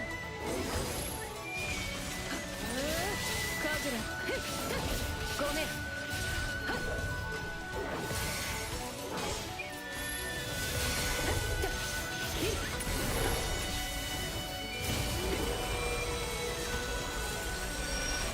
無に無惨。花風、前よこち。やっ、前。見えた。やっ、邪魔。やっ、走れ。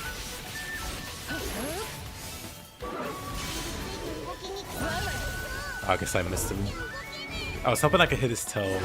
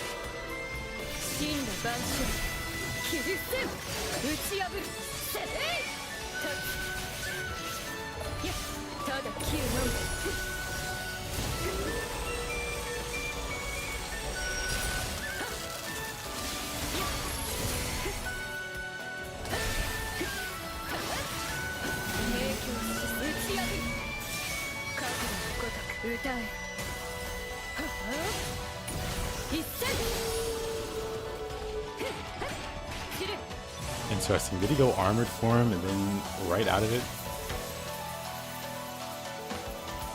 And I have problems on this picture. It's pretty great.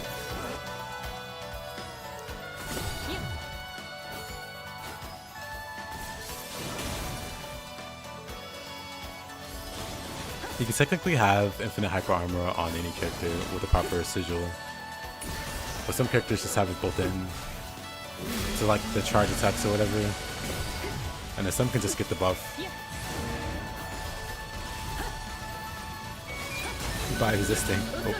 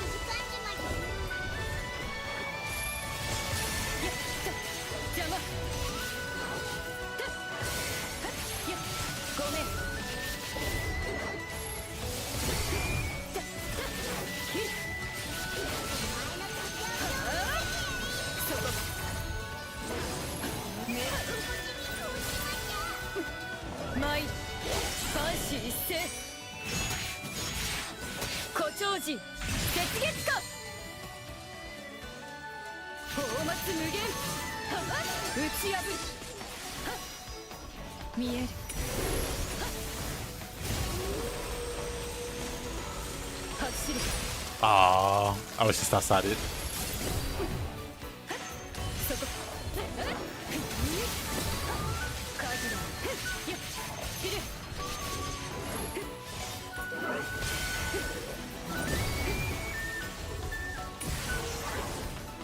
Now where are you going?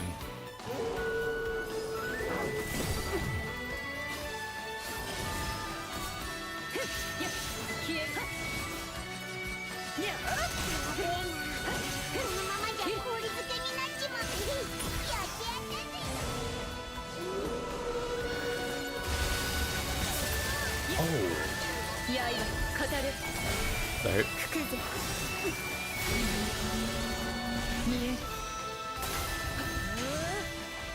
Hey, Mr. Sasuke.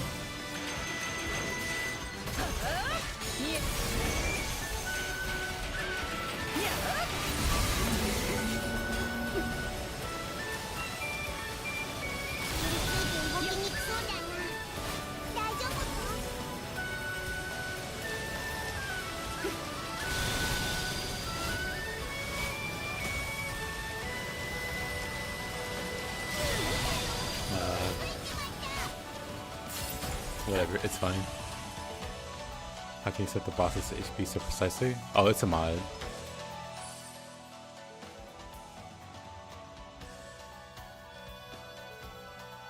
It's a mod that shows SBA percentage and health percentages on the Nexus.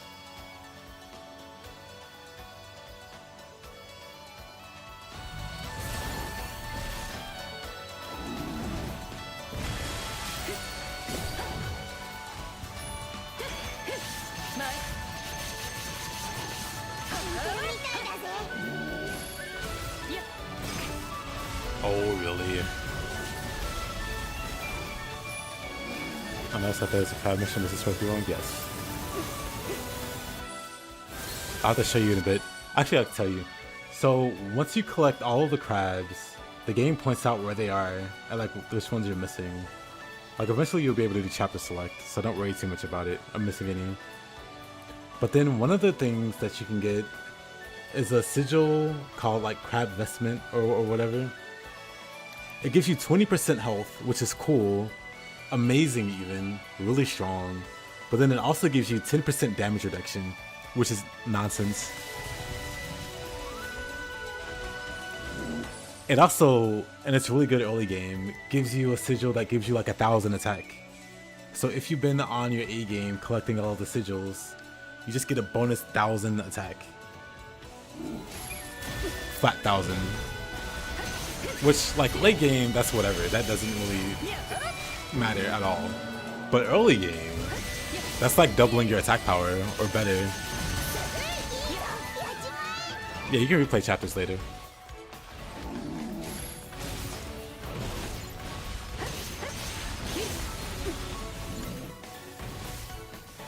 切るのみ切る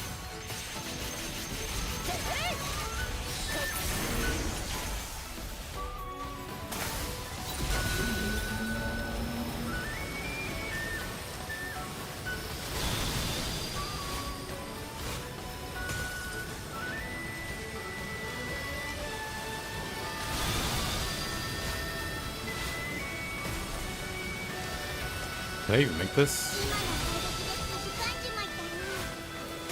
全てを支え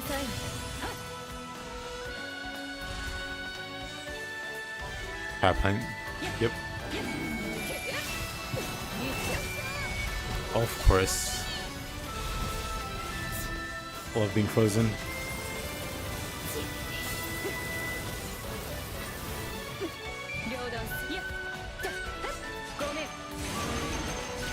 Oh, speaking of.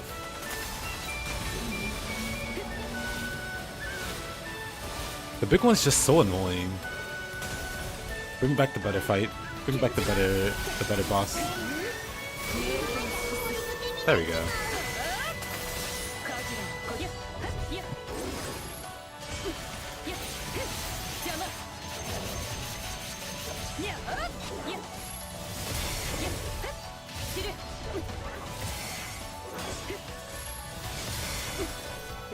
I doubt I land this.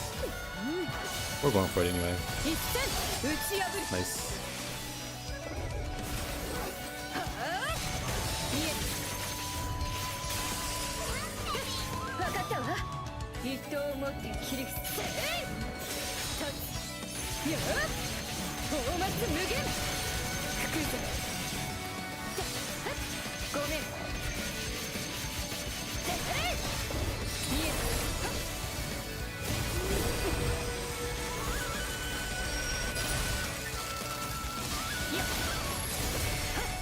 Nice try.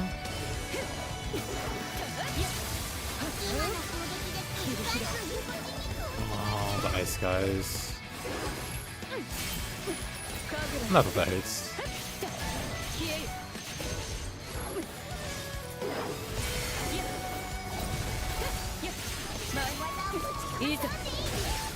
Oh, I still hit him somehow.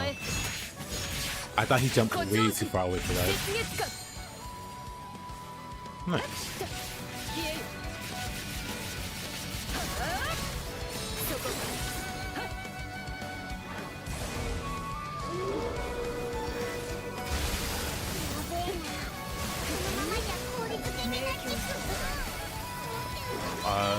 Alright.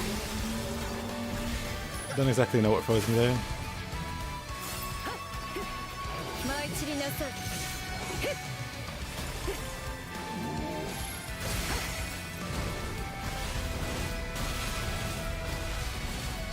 Back to the worst form. Yep.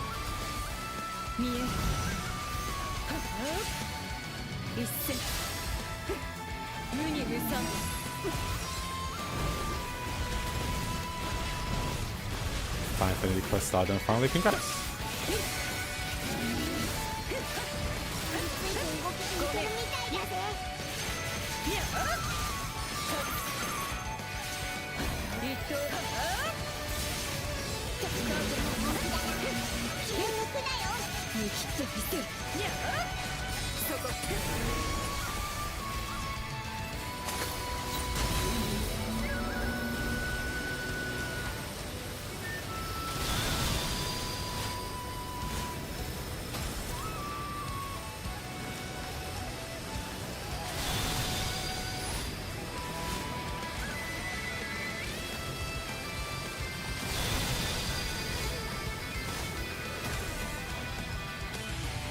Fortunately, the last one is easier. It's the easier one. Maybe not Bahamut easy.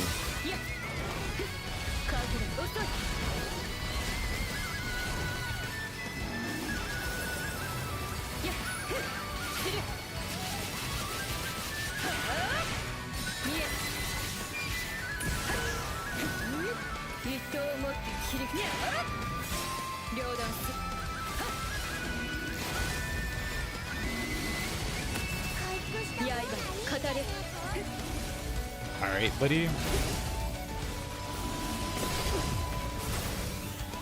He just starts rampaging around.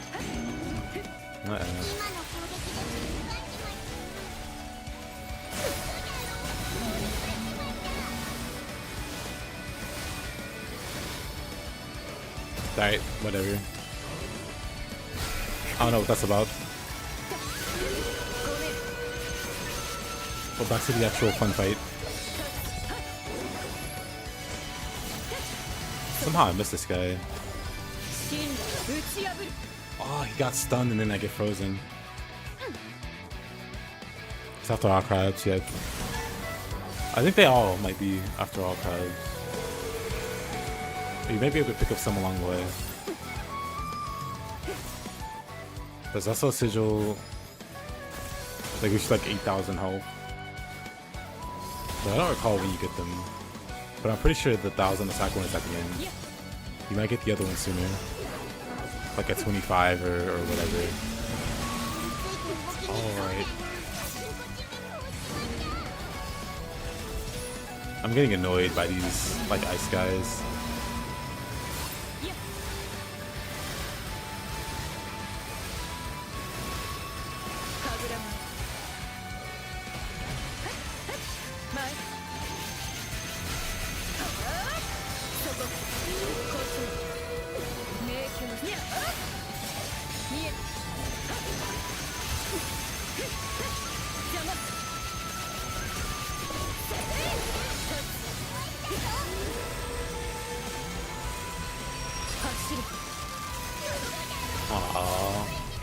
Pushes me away.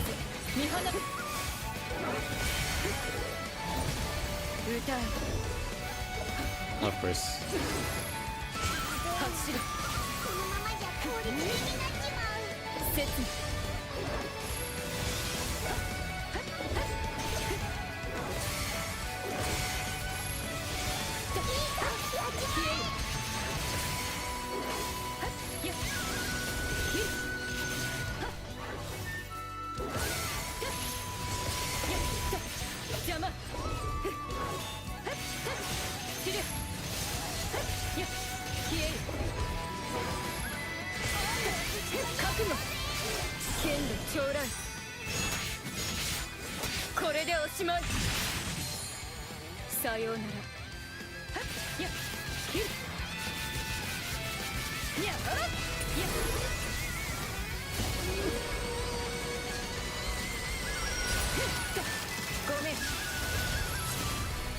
Oh, I didn't block it that time.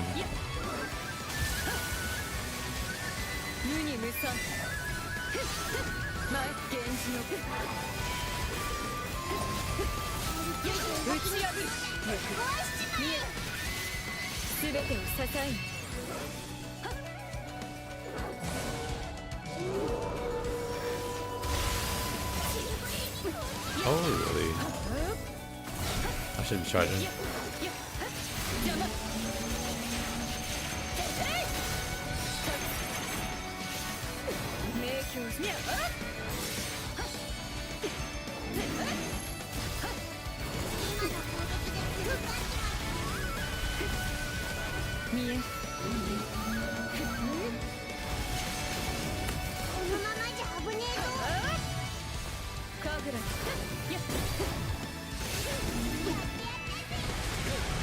Oh. Of course.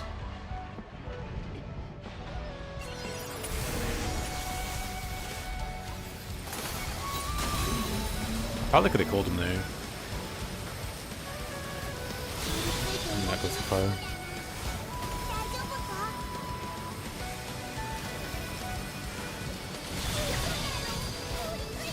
Oh. Okay, bad angle.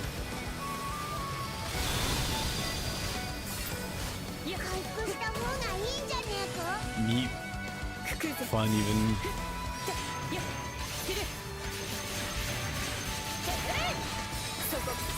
But this point I should know better than to just fight these guys without the status resist. It's just asking for a bad time.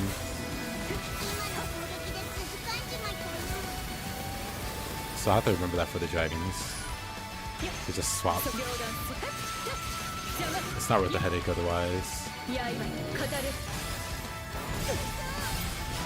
I feel like I was out of that range. 走れ見え一戦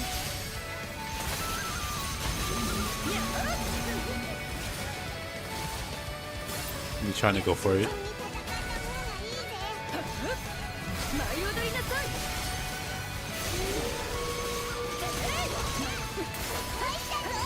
消える前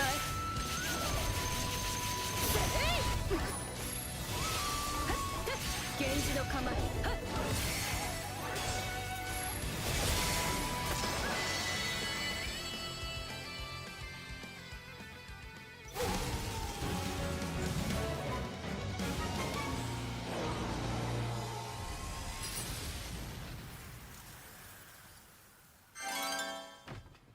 かっこよかったぜ。やってうんそれやったいい感じね。 Yeah, I should definitely just equip their status resist.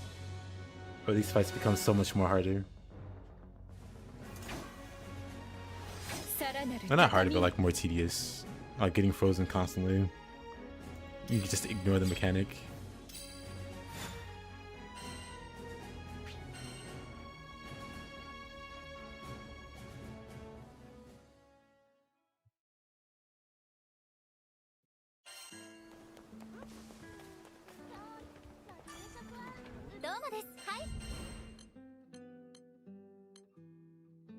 And then Vulcan Bola. こちらですね。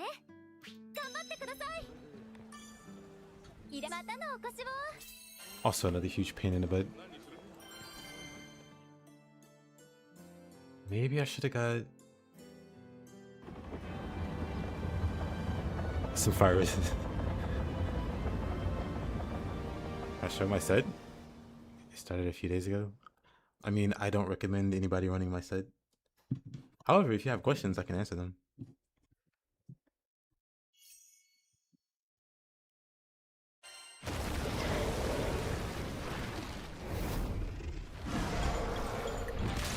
I by no means run a good set on purpose, but I don't recommend like new players or aspiring players to copy anything I do because it's not good.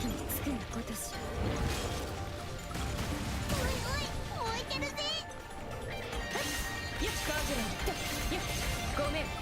But yeah, what's the question? Like, what kind of build are you trying to run? How far are you? What are you trying to do? Narmaya she has a taunt. She could be a tank. Do you want to run a defensive? Do you want to run an offensive? There isn't like one way to play the character. So first I need to know what you're doing, and then I could maybe give some kind of assistance.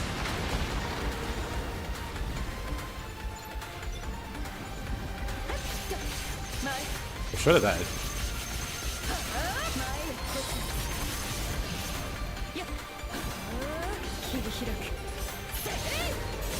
I don't have like general advice.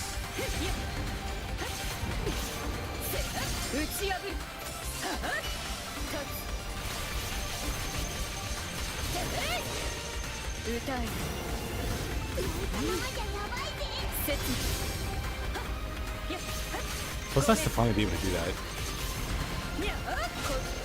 The other two bosses, Fury Cane and Mana Garden, just move so much.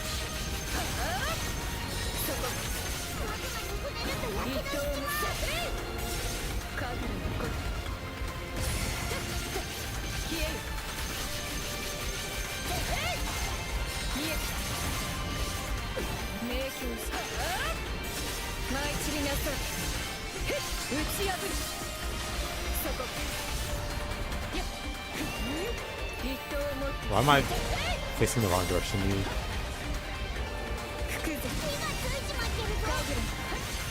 Oh, now I'm on fire.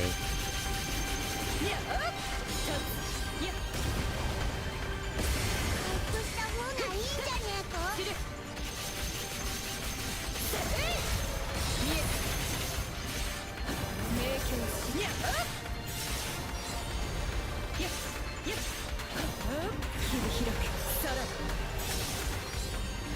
両断する邪魔そこやっこのままじゃやばいぜ Didn't block either one of those, huh? 打ち破る Hey Rodrigo, welcome back. 慎重に戦った方がいいぜ明鏡打ち破る神楽 I'm literally leveling Glanza. 見え消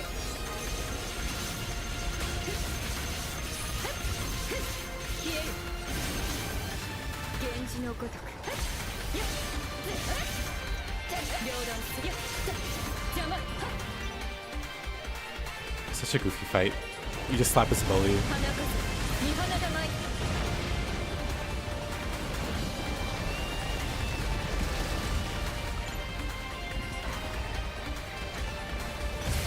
無に無産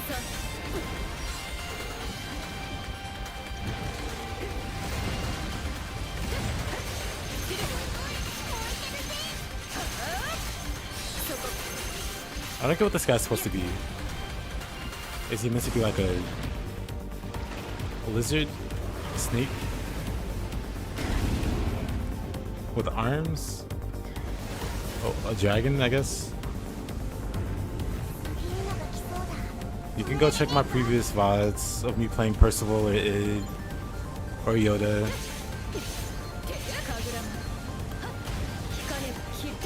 足場が狭くなって This is not the stance I want to be in. 見え神楽邪魔 That's fine. Not the best damage.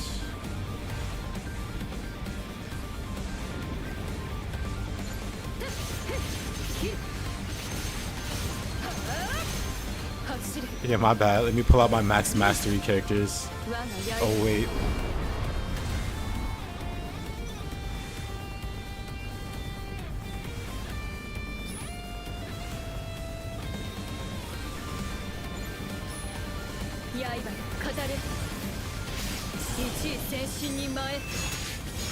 Thank you, Miss Ray. I appreciate it.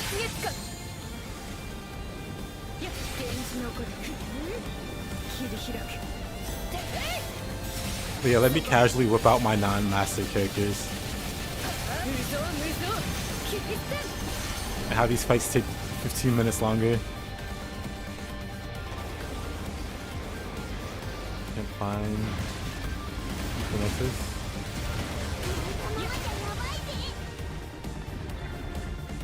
Wait, can't find GBFR from Nexus? I'm not sure what you mean. If it's the mod, because you asked about the mod. There isn't like an Endless Ragnarok Nexus. It's also just like the base Nexus, Granblue Fantasy Relink.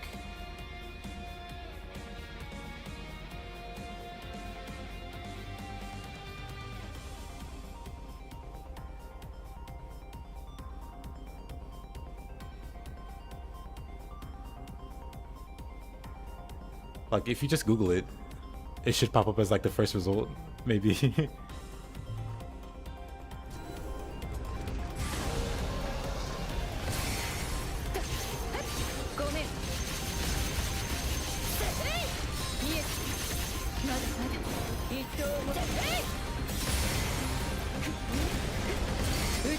Oh, cowards.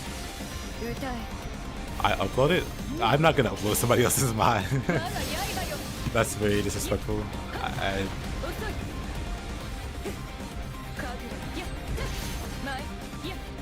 But yeah, just go to the Relink Nexus.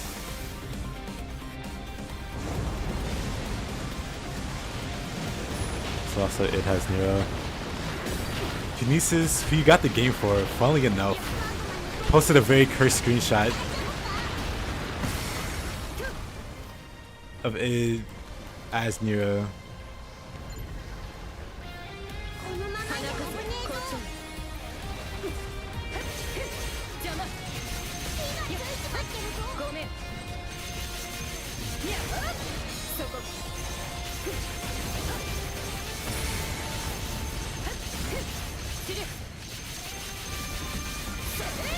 It's probably the most cursed thing. 切り開き元より承知切カグラや打ち破る舞い踊りなさいまだまだ一等そこいや邪魔をするなら容赦しない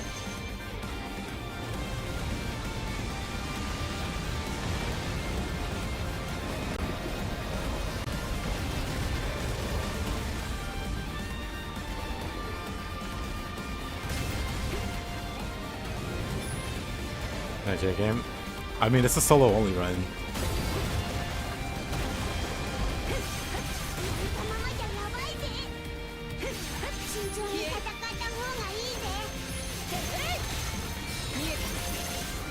全てを支える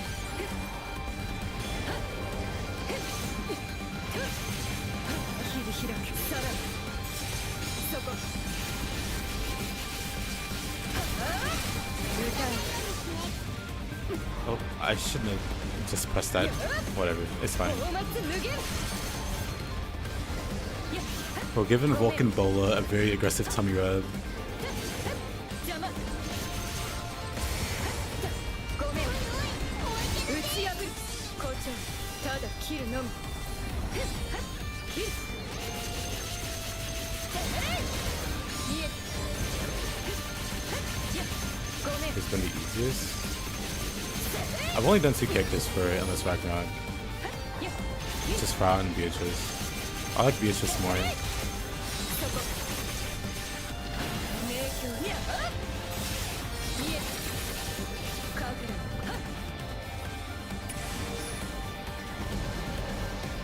Odium. Oh, this is smooth.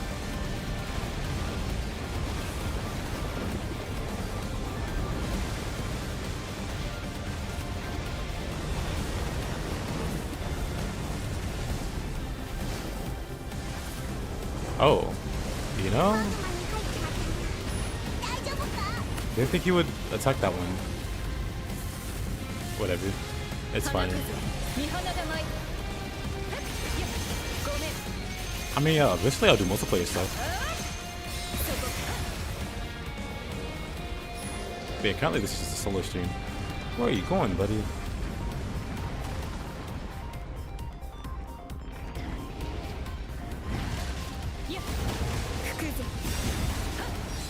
Like he slowly waddles away from you. 一刀を持って切り伏せ打ち破る両断するやっ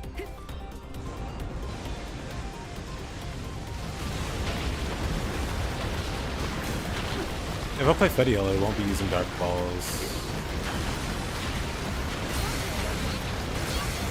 I'd be using one of our other spikes.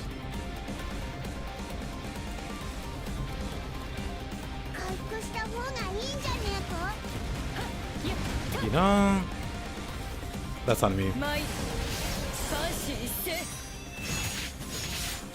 誇張人 Got hit in the face there. 邪魔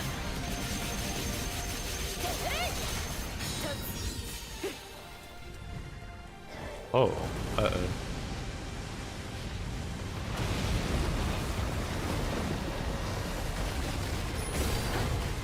刃よ語る Let's heal.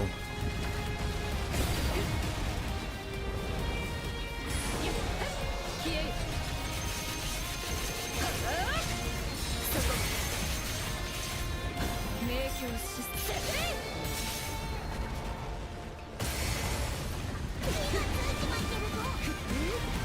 切り開く打ち破るごめん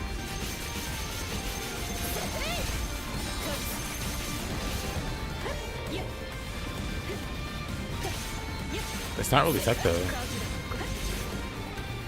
The reason the dog balls are overpowered because they don't have a hit cap. They can just hit an infinite number of times. So there's no tech there. There's just spam.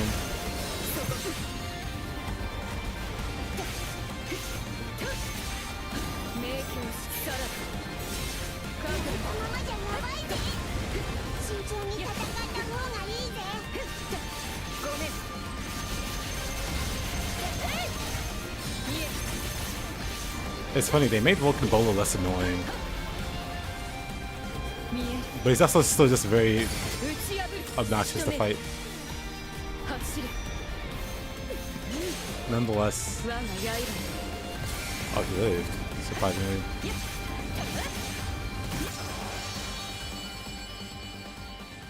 He's still very annoying to fight. Just a different kind of annoying.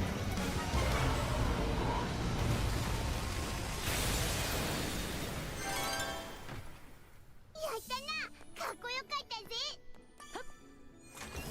うんうん。いい感じね。やった。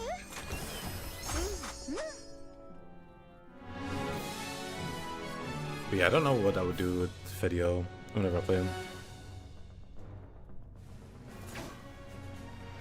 私は強い Made mana annoying. He's fine outside of the armor. The armor phase being annoying, as always.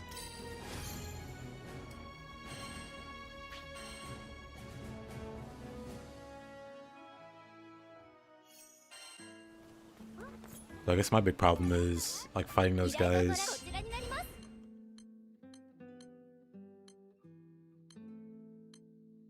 Revenge of the Ooze, I'll let it go this time. 今すぐ手続きを。こ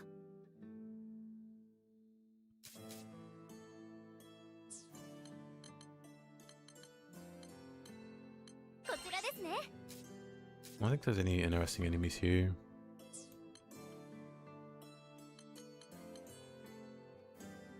この依頼を受けますか。お願いします。 Let's see.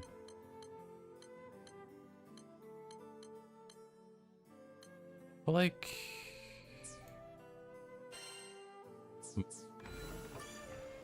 どうもです。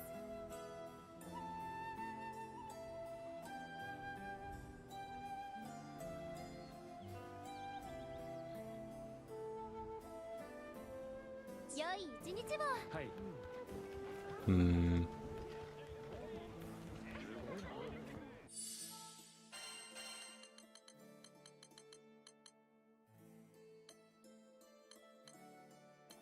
I don't need those. I can drop these two.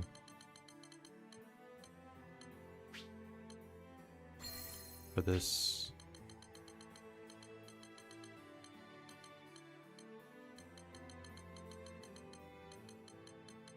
I was gonna S plus. I did. On Chaos plus plus. Not really worth it. I don't think. Going lower.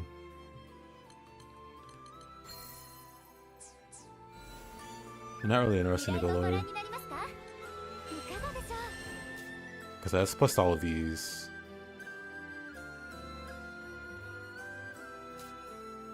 Then what, should I go back and S rank those? Like, why go beat up Earth Trainer?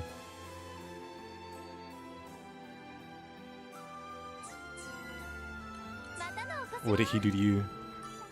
Why do you want him to be done like that? The synthesizer mod? Yeah, I got it.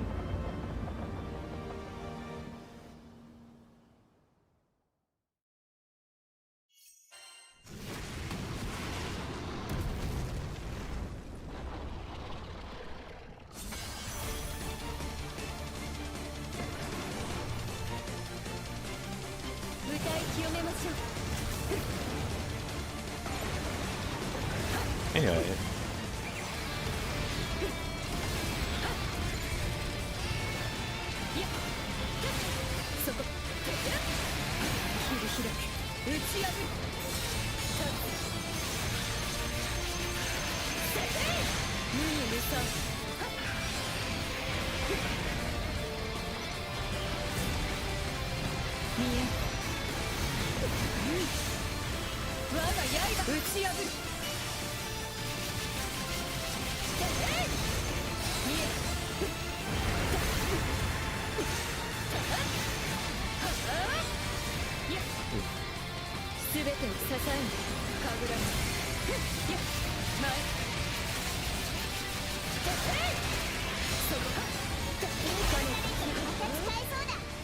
飛ばしてやろうぜ。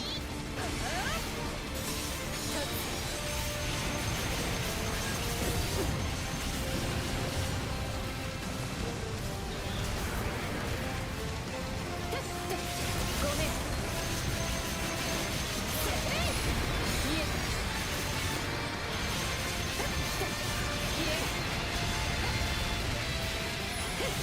Good old burn resist. Just ignore the fire.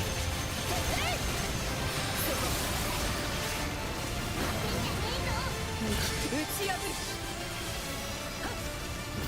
走る。一戦。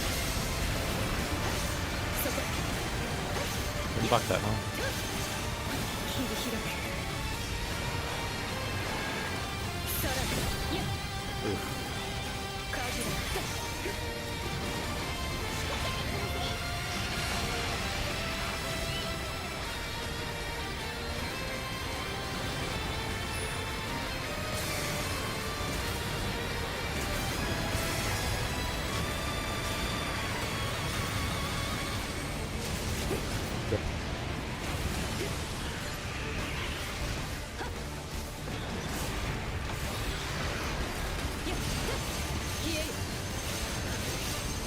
But yeah, Riley, good. Do you play on console or PC? I think you're on console, right? 刃語れ Didn't mean to do that. 見え Well, if you're gonna stay in place here, 切な just casually chunk your health down. 源氏大松無限ただでは終わらせない両断すだごめん校長福島源氏の子 Oh, that's not word. There's an option to preview the possible combinations, like in the game, and so the mod uses that to determine which one you get. So you just hover over one of the previews of the possible combinations, and it'll make that combination. 切り開く覚悟のごとく切るそこ一刀を持って打ち破る見え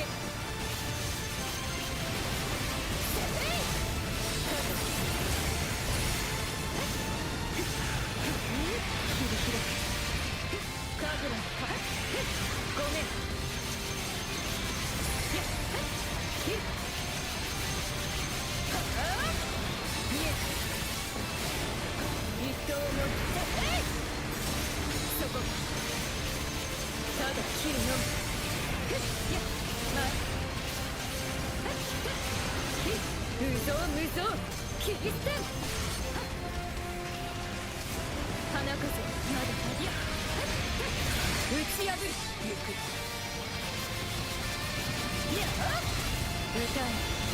So, whatever. 無理に迎え撃てばやられるか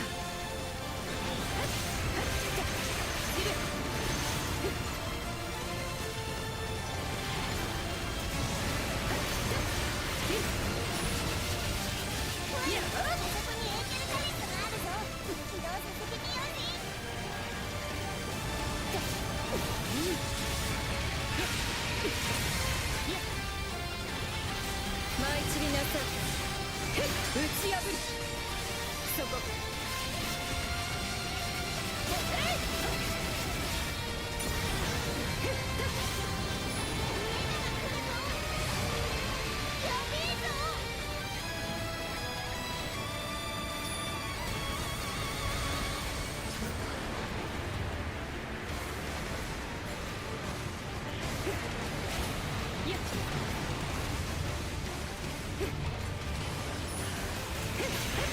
邪魔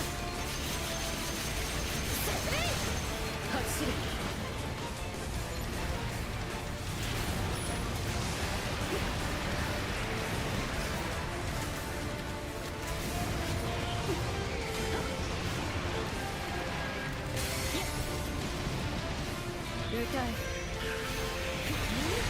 Oh, 刃よ whatever. 舞い踊りなさい。ごめん。邪魔。いや。舞。レーテルタレントを使って蹴散らしちまえ。邪魔。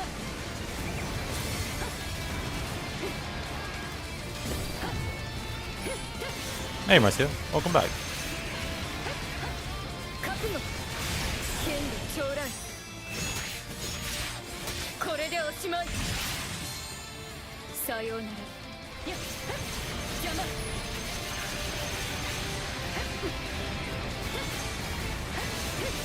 全てを支えにくくぞ。消える。見える。走る。 Oh, what a dash this guy did. 切打ち破る。校長。喉より承知。大松無限。はっカズラ。邪魔。いや。ヒリヒリ。そこ。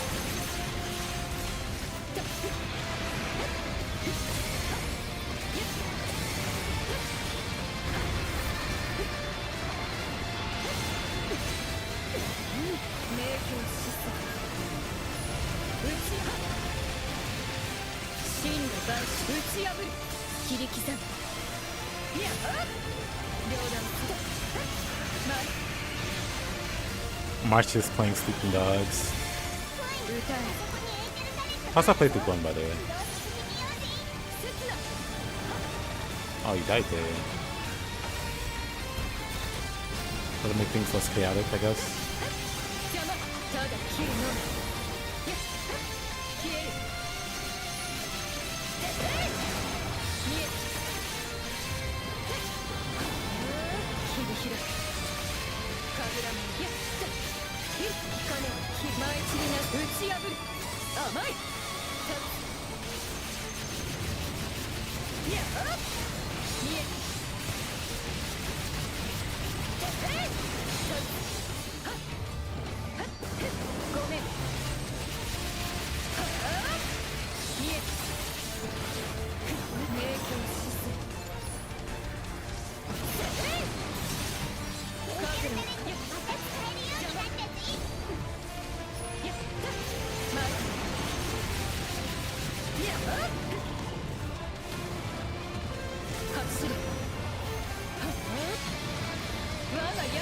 Just dodged it very casually.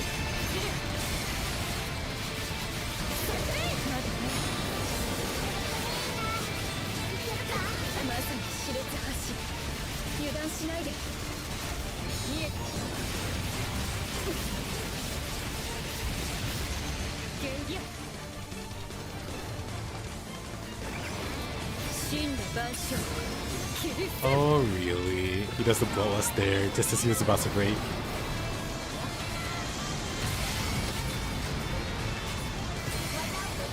Let's practice our blocks then. We can also get our cooldown back. It's not the worst thing in the world.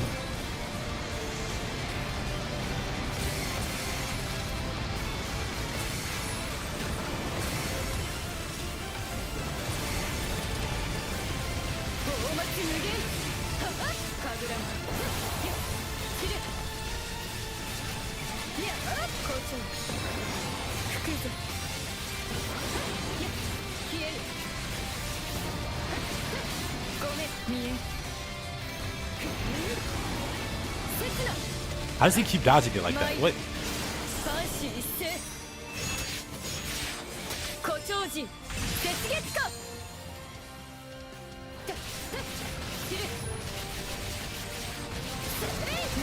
That's fine.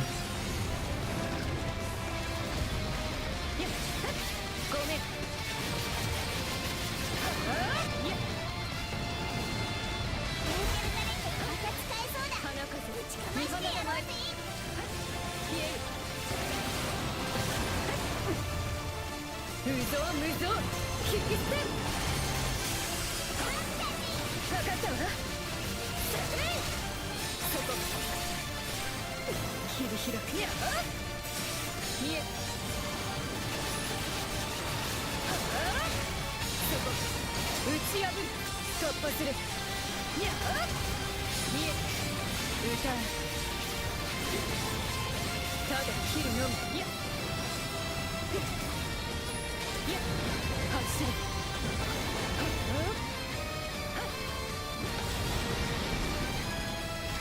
歌え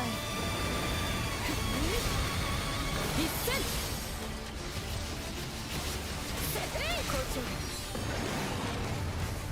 打ち破る。 Oh, didn't get the link attack.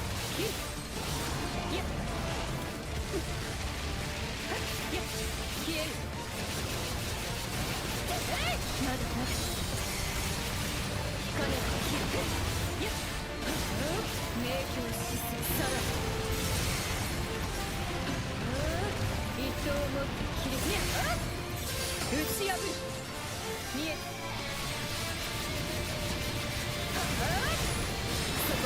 っきのレーテルタレントはもう一度使えるぜ。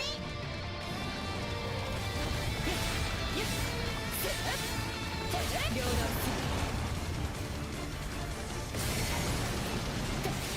Rodrigo is the carry guy. He doesn't need anybody to carry him. 見え見え Oops. 前 I'm good. 無に無惨。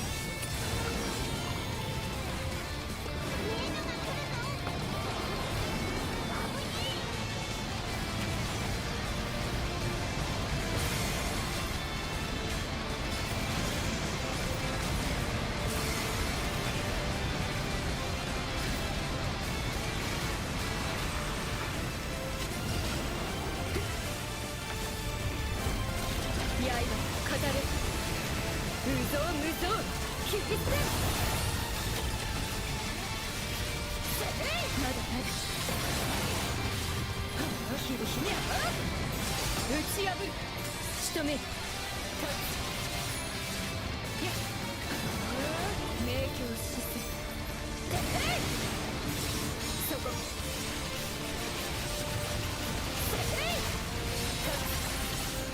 カフラ邪魔。ごめん。にゃま元より承知。走れ。 Hey Leo, welcome back. Why aren't you sleeping? そうだ、ぶちかましてやろうぜ。打ち破る。 Could I do 精神に the 前 attack there? 誇張時雪月間。舞い踊りなさい。やごめん。まだまだ源氏舞。や一刀を持って切り伏せ打ち破る。見え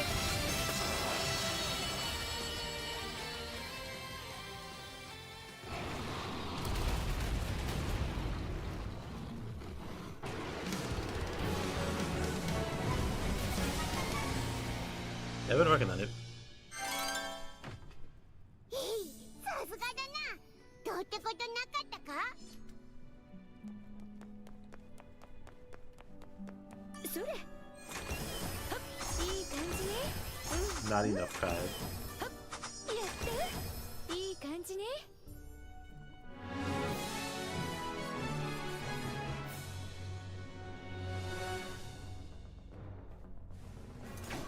さよならつまらぬものよ。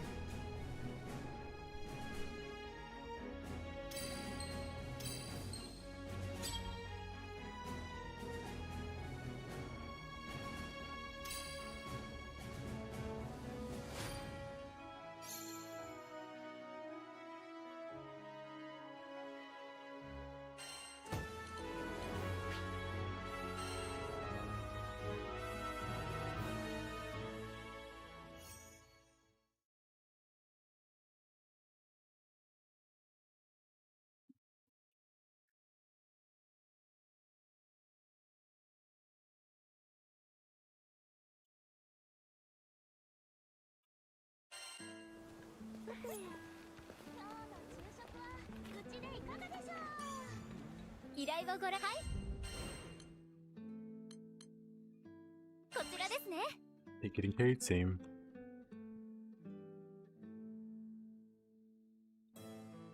どうかご無事で。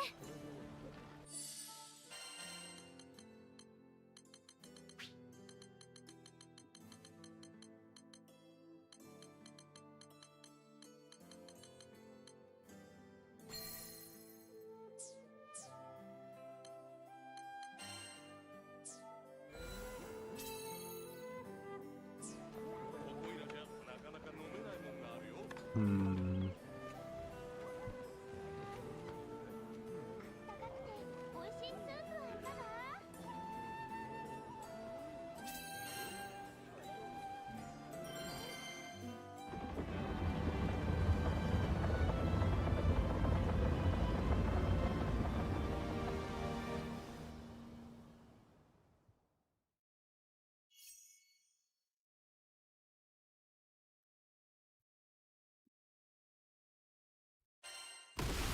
I mean, it's the same talk you hear when any character gets like brought back down from a high point.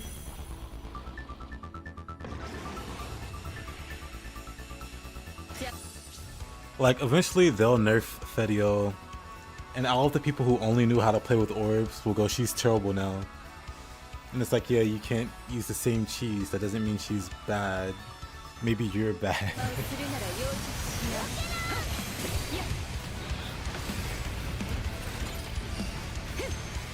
Maybe you need to look deep inside of your soul.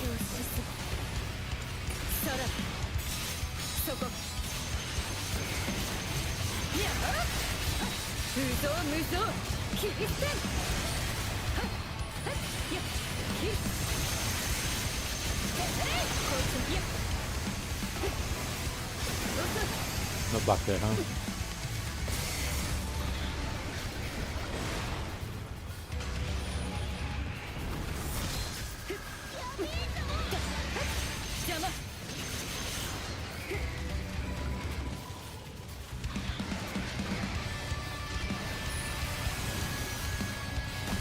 What? I can't exploit the fact that the orbs can hit a million times with no hit limit?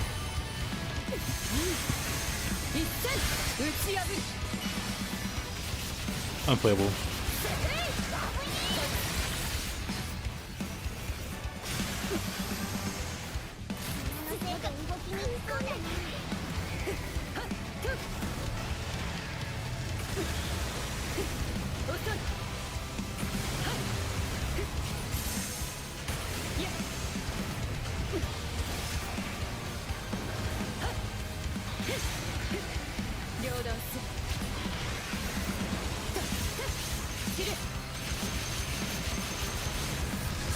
You know I played all three of her sets, right? Right, we go. I didn't just play one.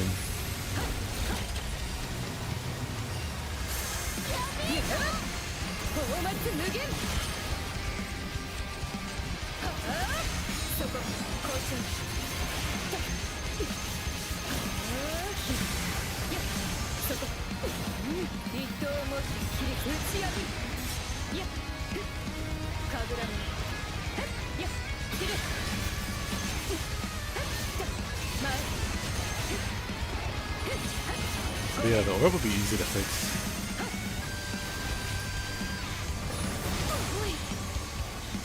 They just need to be able to, or they just need to, okay. Let me focus on this guy.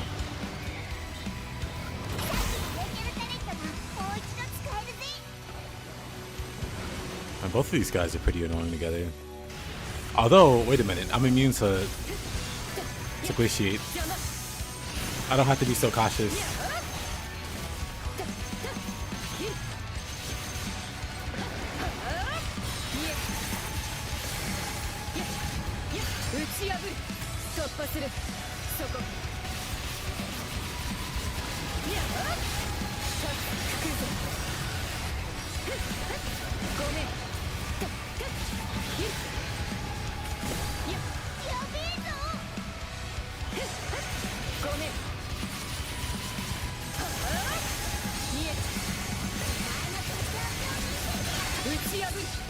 Great. Beautiful. Wonderful. He's gonna fly away, isn't he? As soon as I go for the charge up.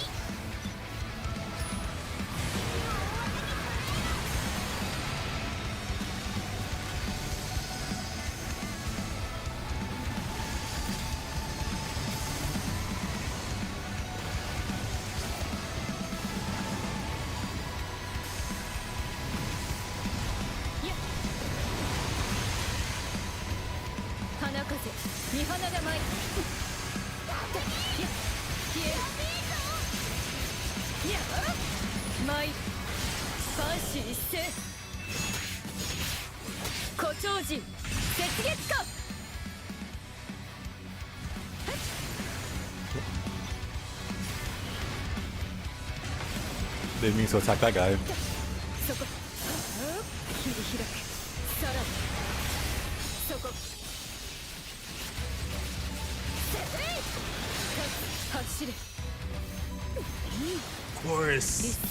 Of course he flies away.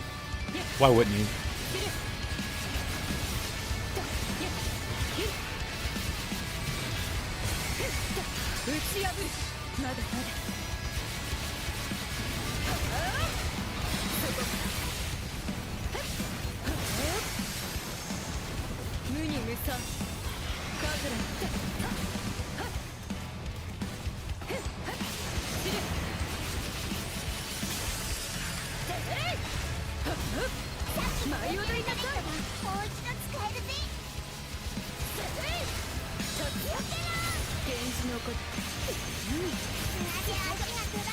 Dance, man. Cool.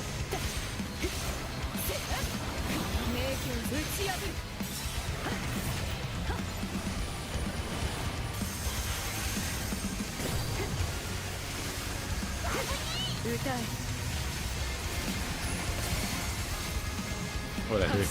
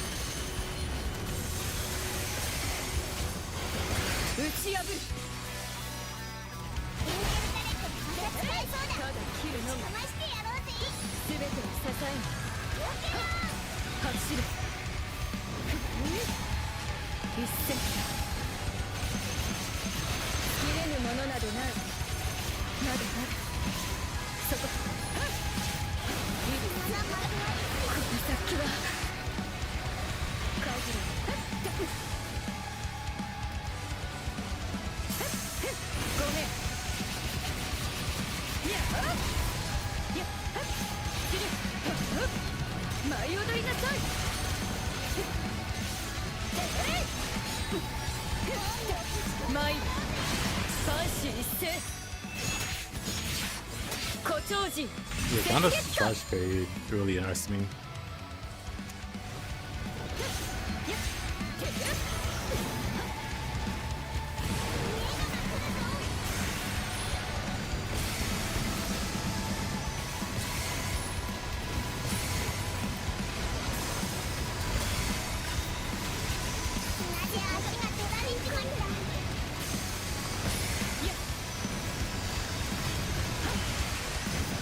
Oh, assassin.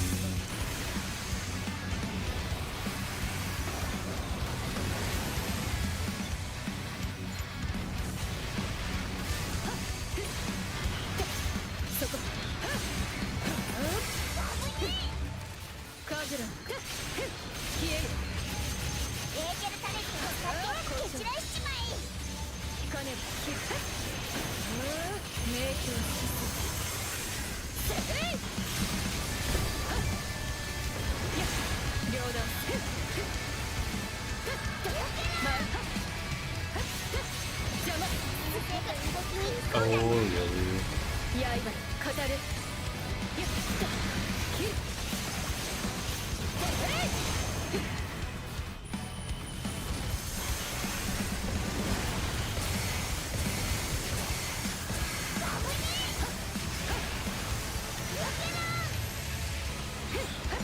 消えるごめん切る邪魔やっ前そこ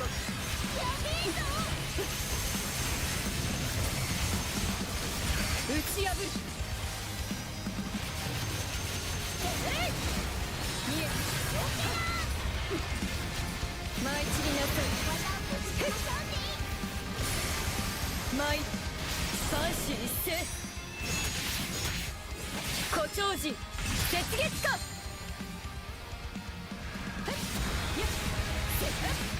一刀をもって切り去ら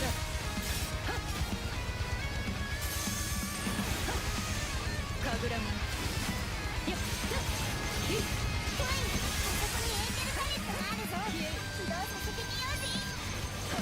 まだまだひるひるやっ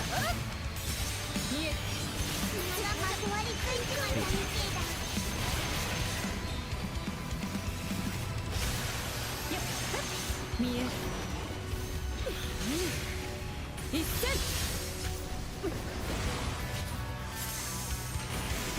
やっ源氏のことそこ Oh, of course.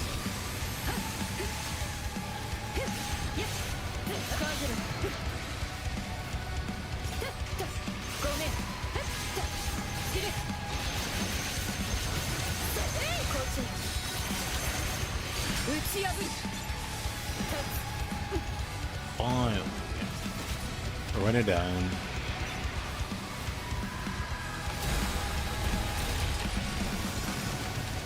神楽門ごめんやっ見え名曲打ち破る切り伏せる見え刹那 I did miss it. Crazy. 一刀打ち破るまだまだ神楽門前全てを支えにくくぜ邪魔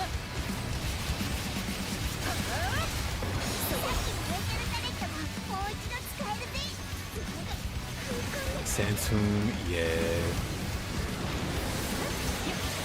The ice is more annoying, so I went for the glacier resist. But if I had space, I definitely slot that in.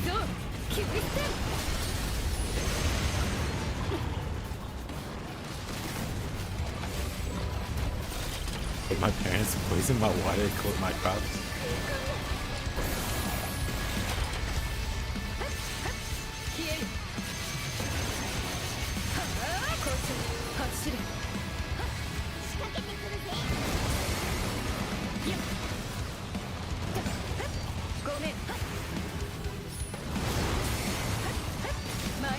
Right, he turns around and throws rocks at your face. Dang.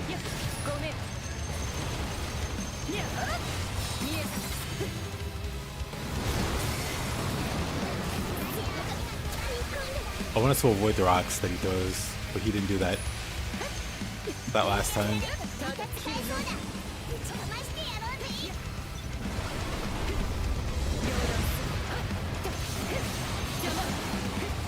My mirror image.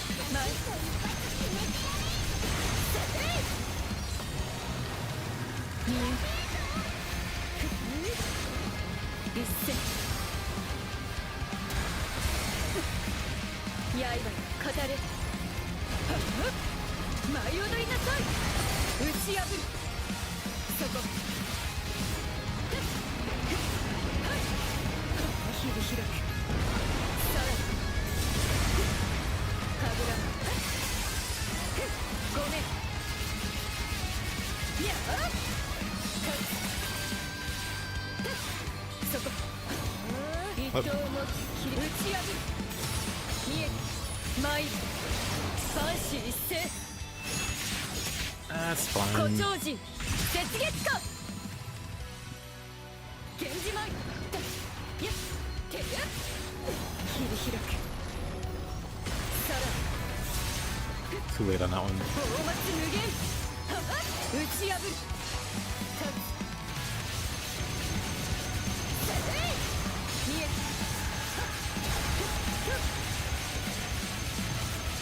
走れ一戦や校長名標やエーテルタレットを使って蹴散らしちまえ。食い込んで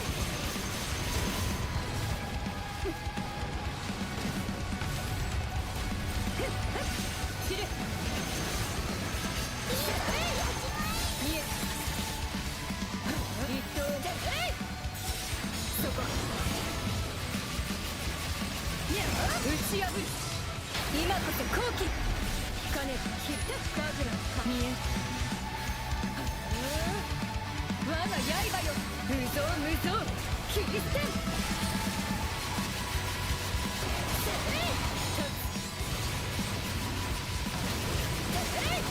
の先はOh. の大技にエ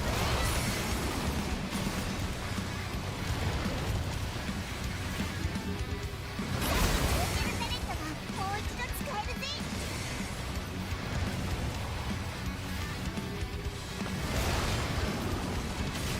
Oh, whatever. 消える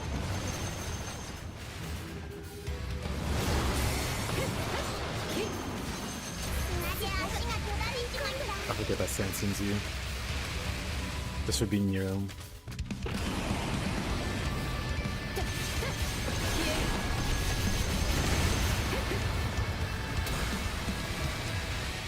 やった前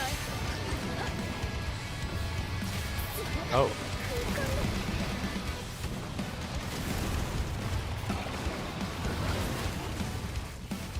消えるや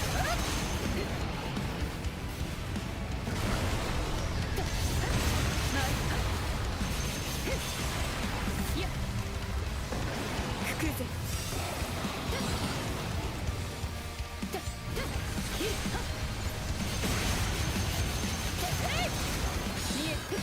歌え一戦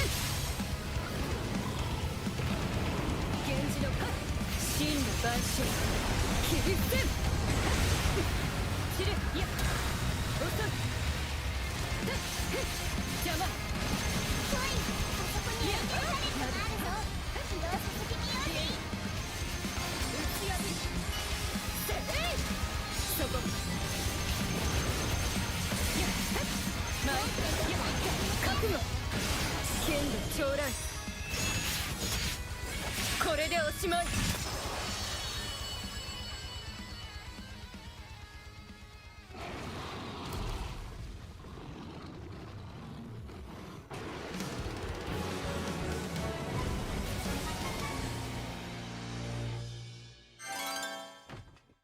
さすがだな。どうってことなかったか。それやったはっいい感じねやったうんうん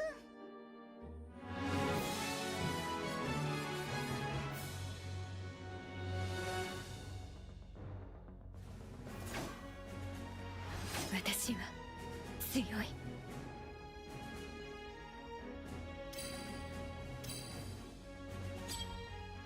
Thank you, Snowboards.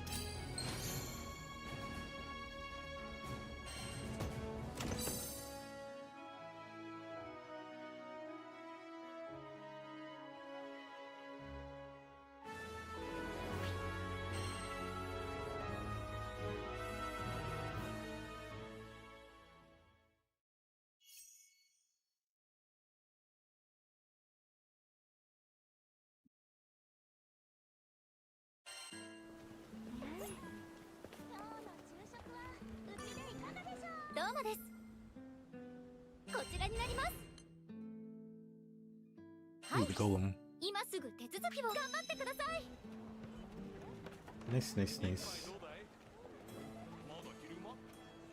気にすることはないさ。ただいまランチタイム。お得ですよ。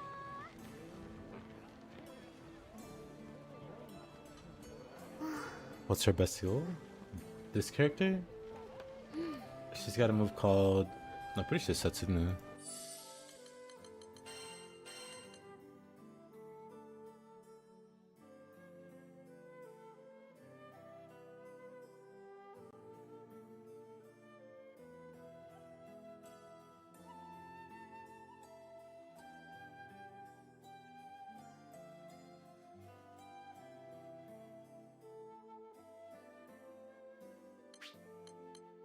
She fit in a different school.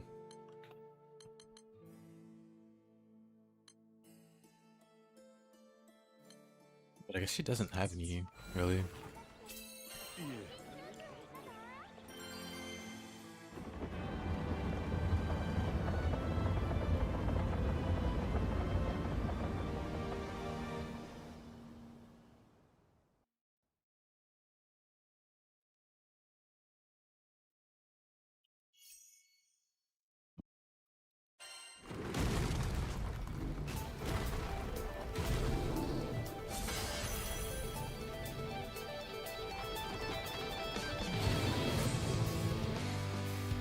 Almost son wasn't interested in 水 this の damage. 低きにつくのごとし。いけるか？まさに熾烈発進。油断しないで。やっ、たっ、切り開く、打ち破る。たっ、はっと、切る。やっ、そこ、打ち破る。はっ、はっ、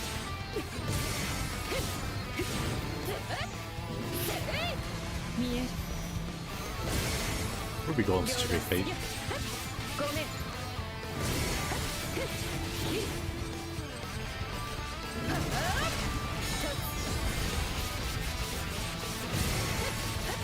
邪魔。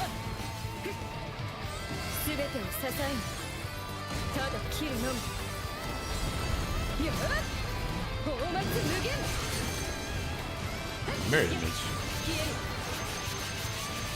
やっ、校長。打ち破る。はっ、走れ。やっ、歌え。やばそうな雰囲気が来そうだぜ。そこ。神楽間。やっ、はっ、ごめん。邪魔。消える。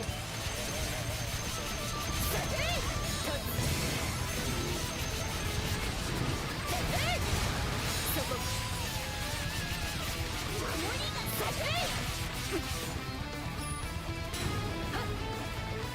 無に無産。邪魔。打ち破る。 I think this will do the whole thing. 走れ。切に。やっ、消えよ。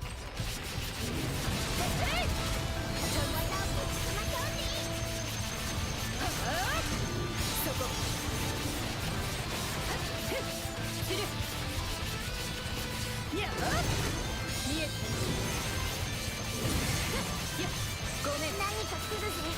なんとかしてくれね覚悟。剣の将来。これでおしまい。さようなら。はっと打ち破る。仕留める。そこ。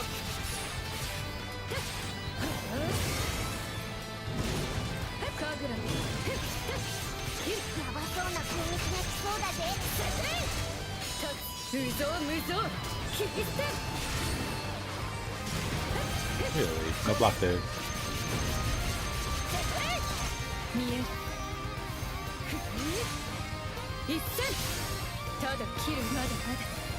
やっ、邪魔。ち破る刃語る消えるや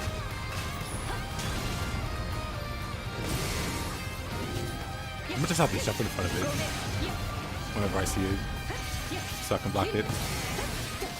前見え明鏡止水 Oh, I didn't do it in time, really. 邪魔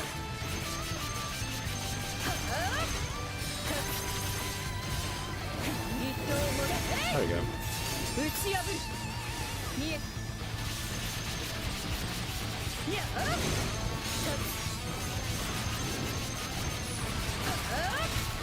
そこ切り開く見え I'm not worried. やあそこ引かねば切る打ち破る立つ吹くぜ走れ見えるやばそうな攻撃が来そうだぜ。見えやあ So that you can cast it like that.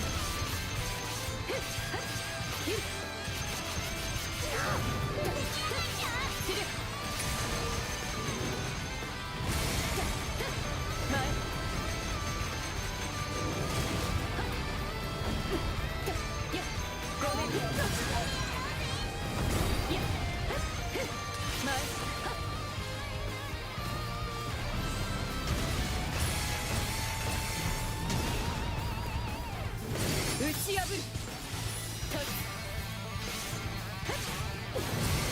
カーブランや切るや見え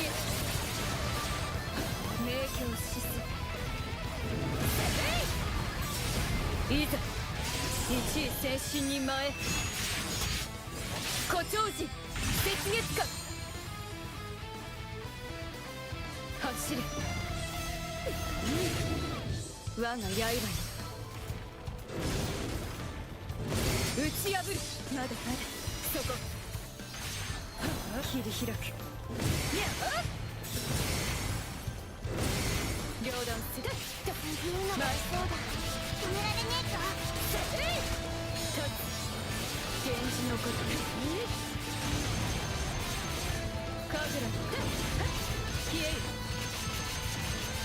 やあ見え無造無造切り捨てん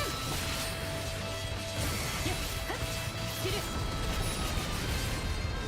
打ち破るせいはあそこ歌え節やっ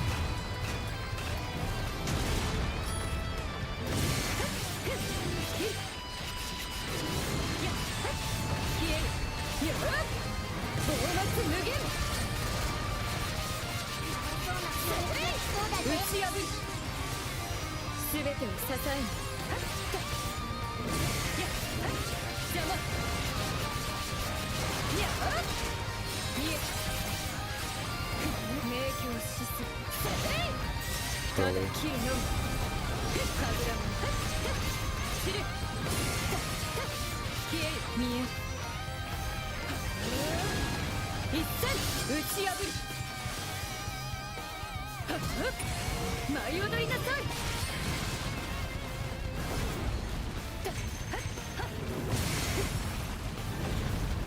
いやや舞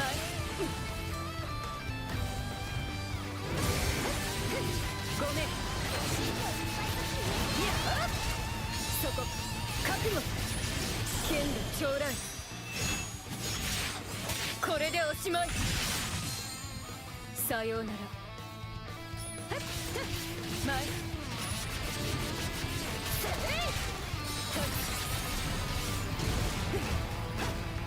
打ち破る見え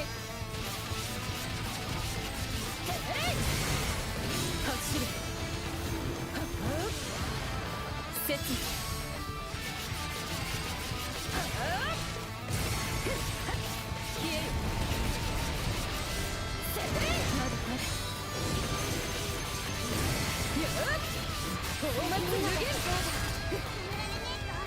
3ごめん邪魔にゃあ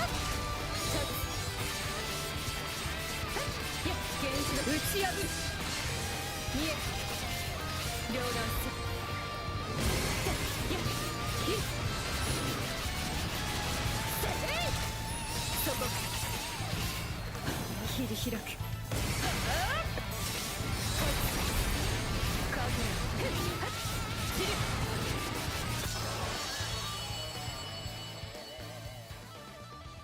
Oof.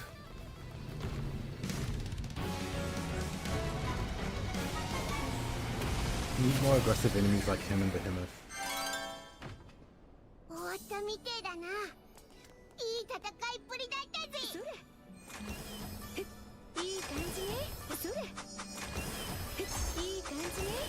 やっ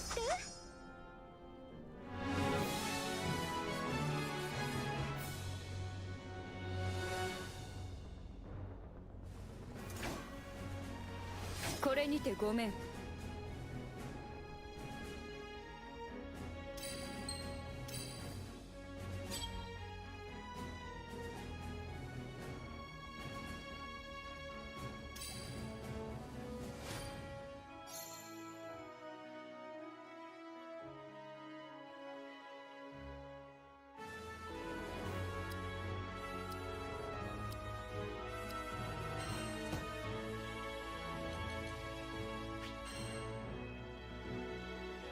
Indeed. I think he still works.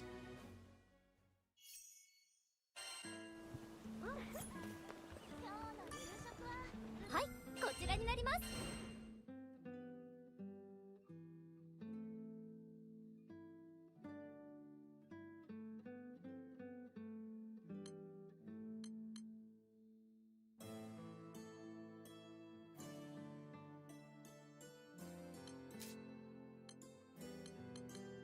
White worm.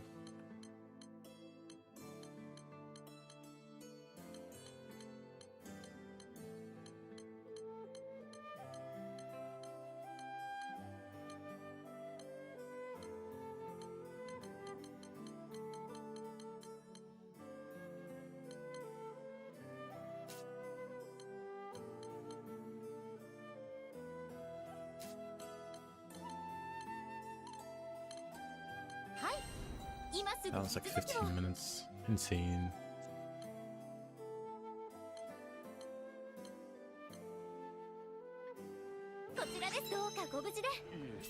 Alright, let's beat these guys up.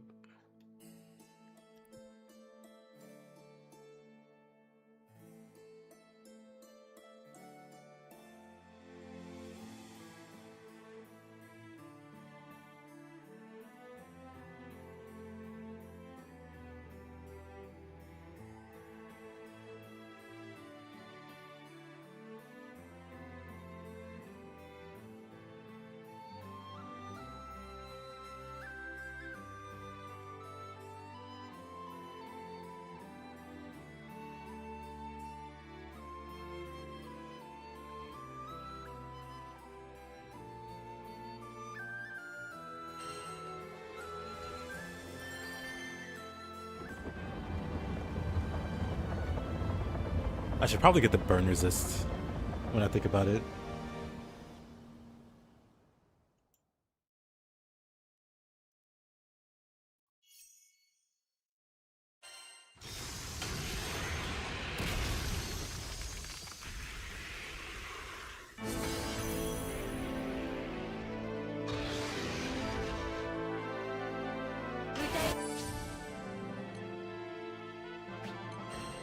Like, sure, ice is annoying.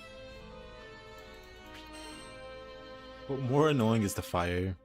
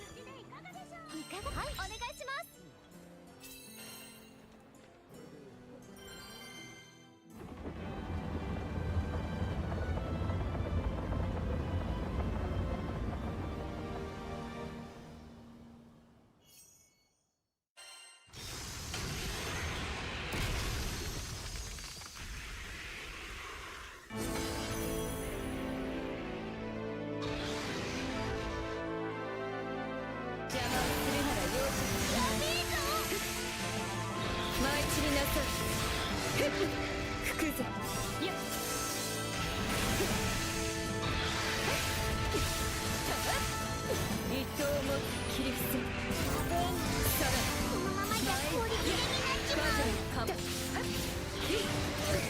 Oh.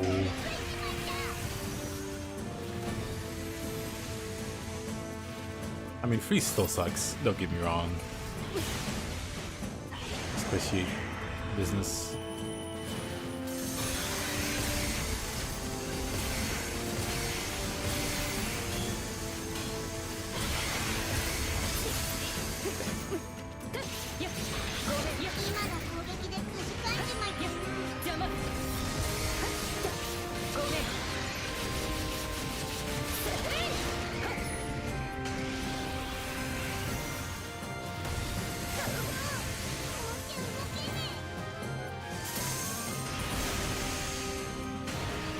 Okay, I might still just grab the ice resist.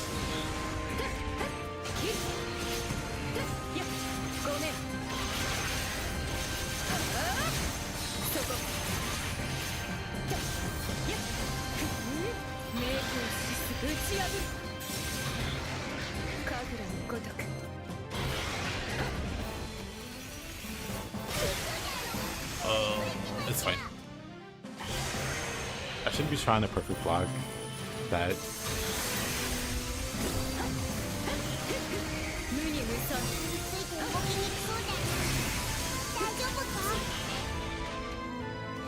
Freeze into a freeze.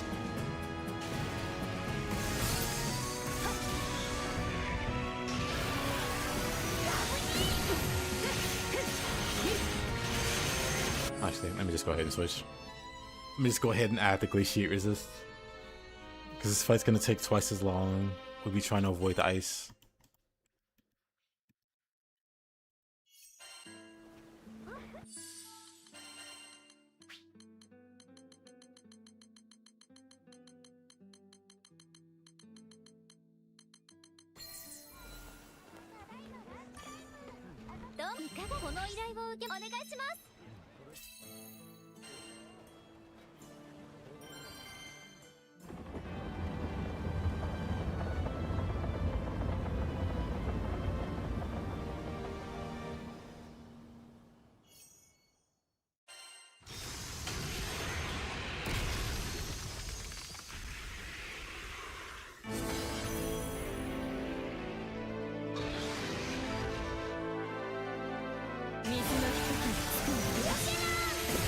This should make it less miserable.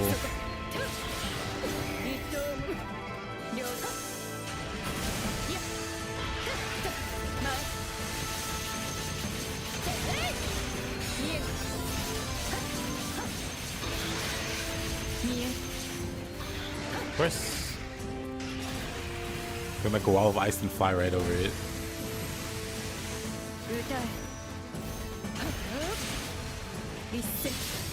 Nice. We've already caught up to where we were.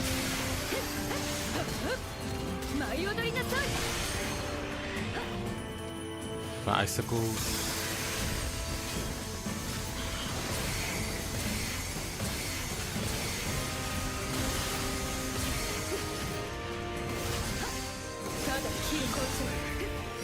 Wakana. That's a nice dragon.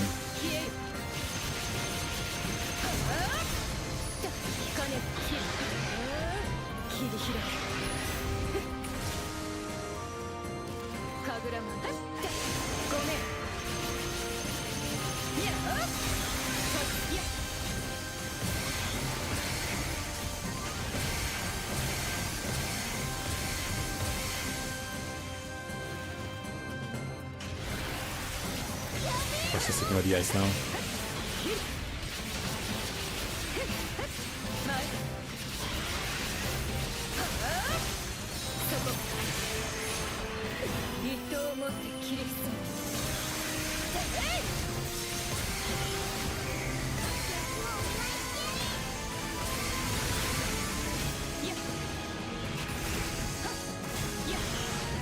Okay, buddy.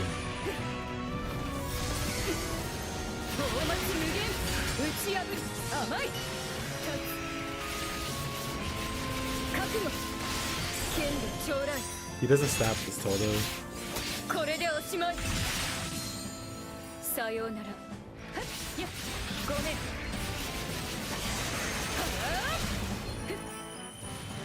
Unlike Volcano.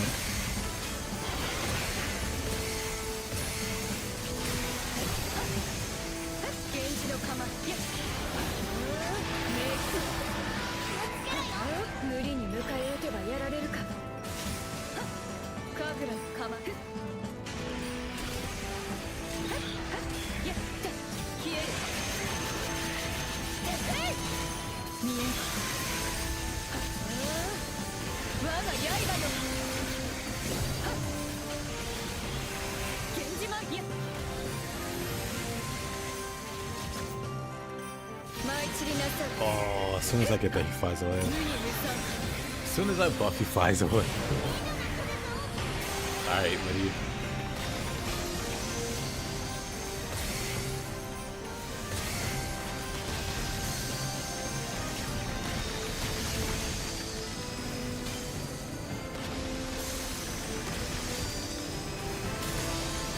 Somehow, I'm just not blocking anything.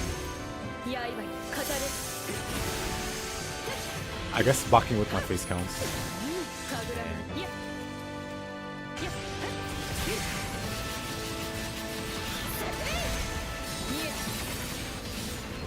迷宮そこ打ち破るそこ一刀に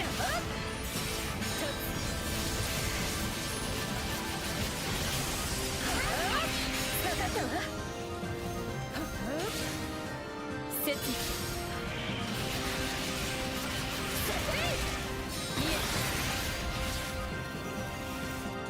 ただ切るのみ Didn't back up.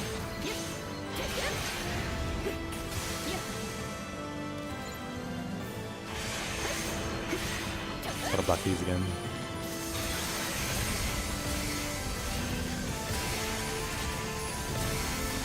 打ち破る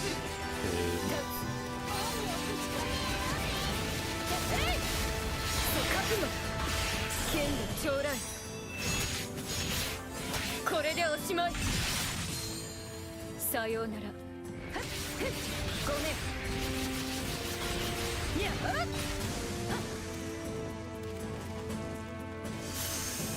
歌え Hit that cancels the charge. 走れ一戦いや真の万象切り戦カズルや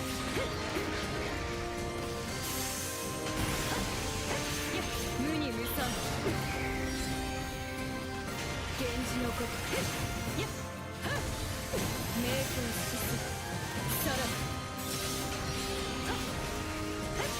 そこ打ち破る打ち破るマイル見え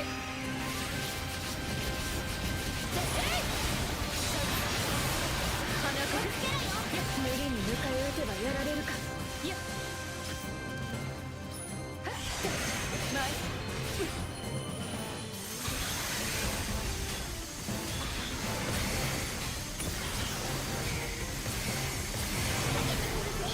Oh, whatever.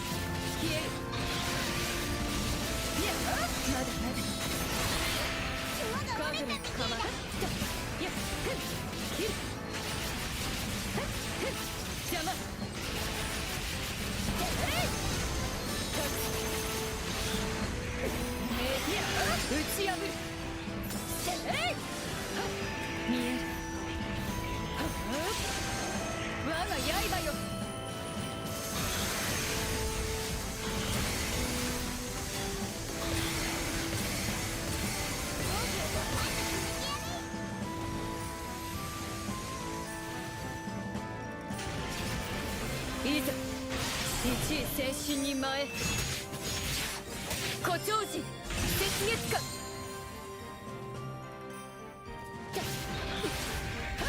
両断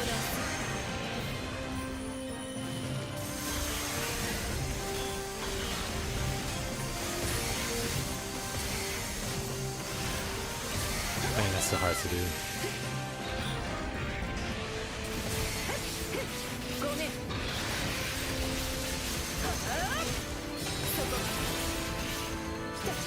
やっ一刀を持ってさら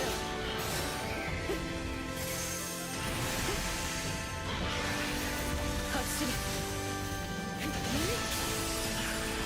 一戦大松無限はっカジュラルやっ消えるやっこうちゃん打ち破る切り伏せるただ切るのみ My red glasses not on. 明鏡止する打ち破る立つ You red glasses?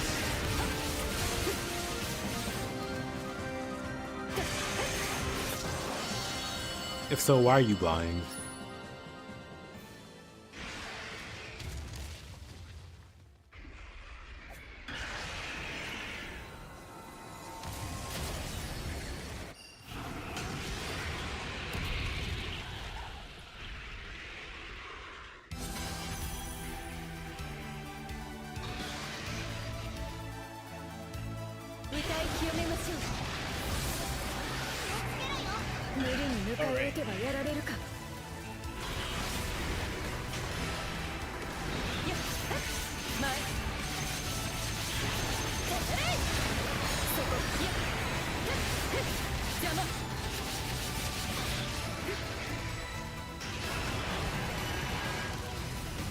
Am I shit dodging the question?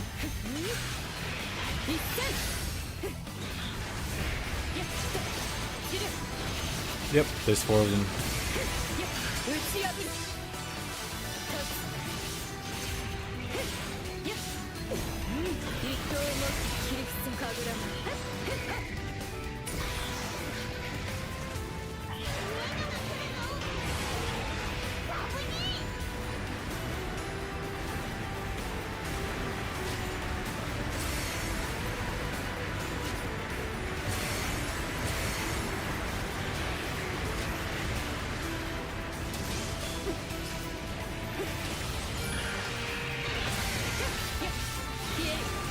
Yes, if you were them. And if so, why are you blind? I'm looking at my looks like, well, thank you.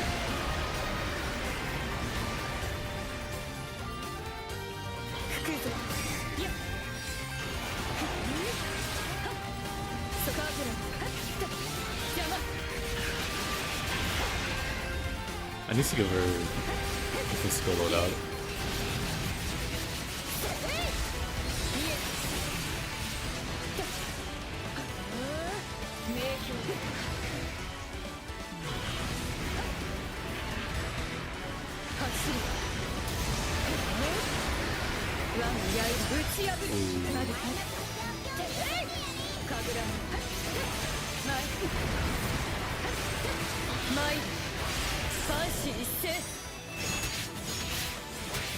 Game.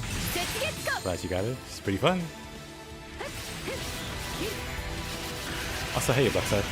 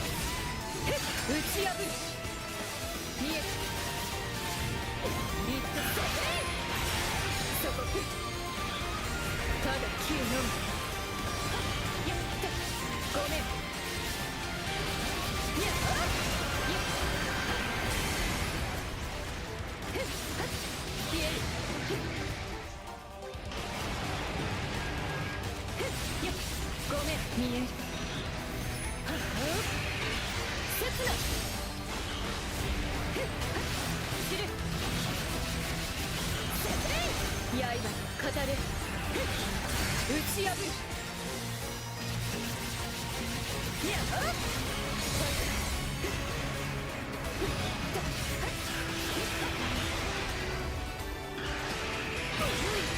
Behemoth has the point.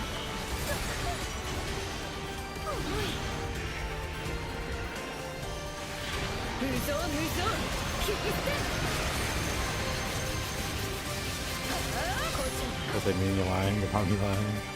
Yes, it's a Spider-Man meme.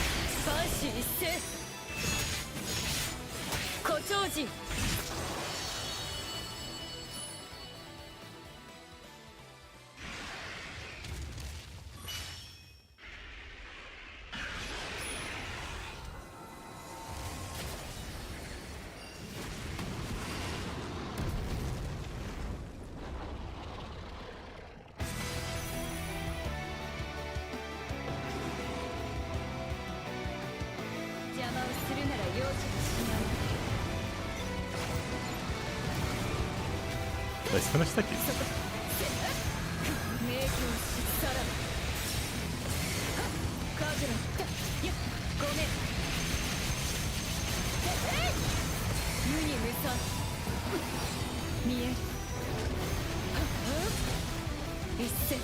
Missed.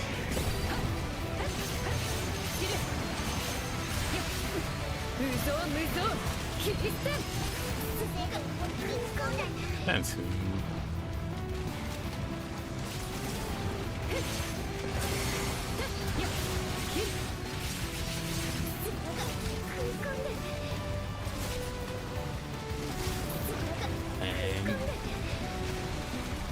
Somehow just in the corner.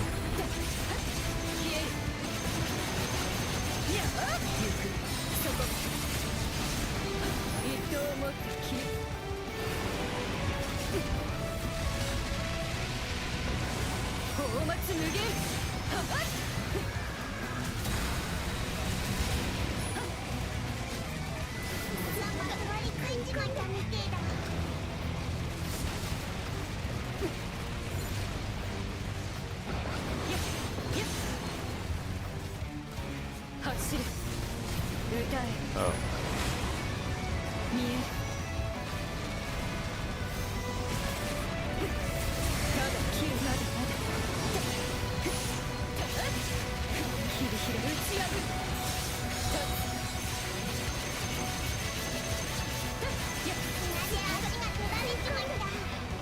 Santoon.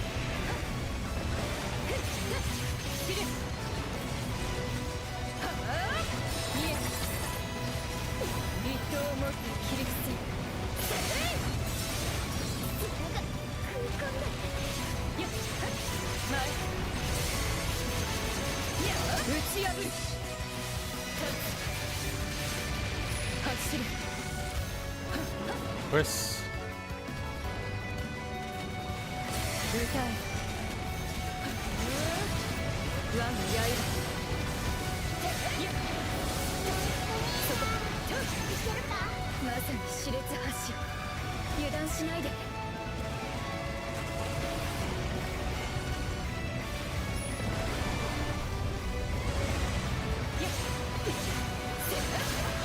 切り開くさらばこっち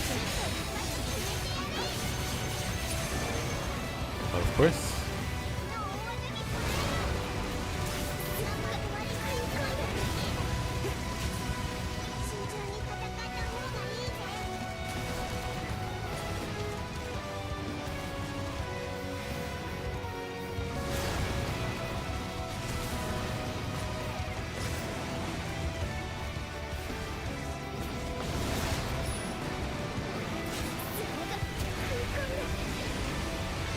I just somehow can't avoid the same 全て tunes. を支えにいや So I'm almost dead.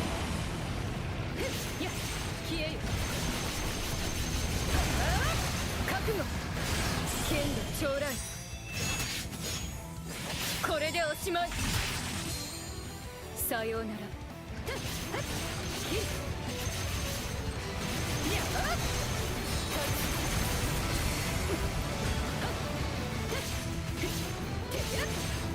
打ち破る仕留める見え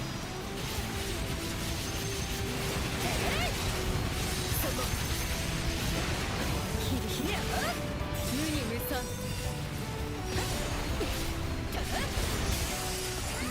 名機モードより承知走れ説真羅万象切り捨て打ち破るまだまだ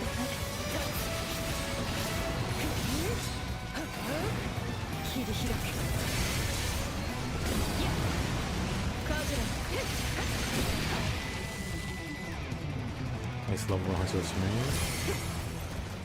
We can kind of hope you hate that. Get above it. Good to know things are going well. 花風見花だまい Have you made any party adjustments, or is it still the same group? ごめんいや見え一刀を持って切り捨て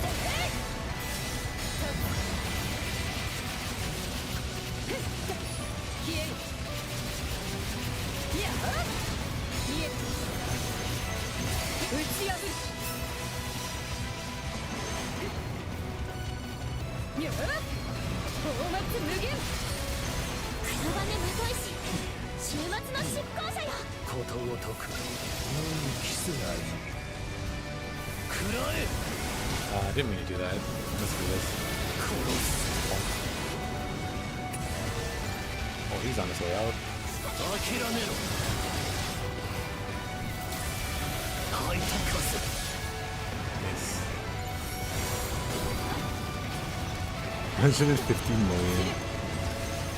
My boy Lucy. そのせいで動きにくそうな Yeah, 588. Not bad. 消える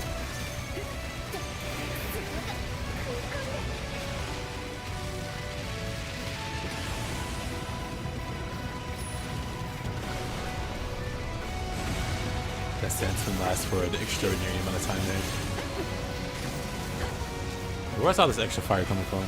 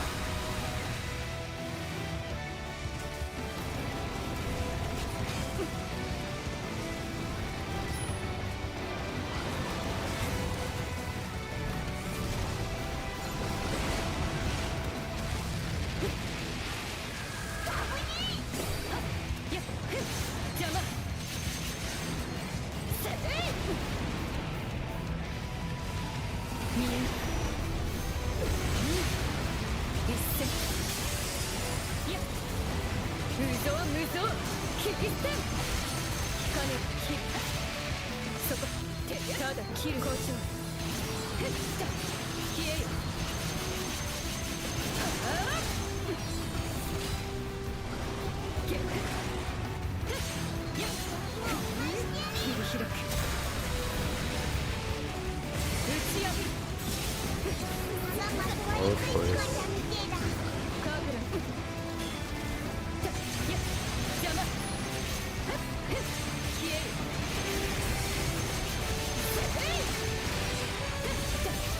源氏の舞い散り打ち破る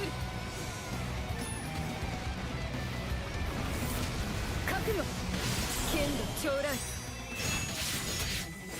これでおしまいさようなら両断する歌えセティや前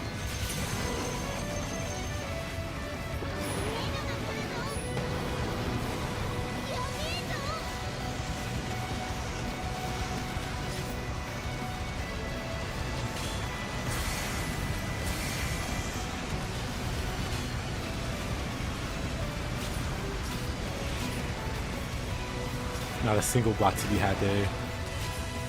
Whatever.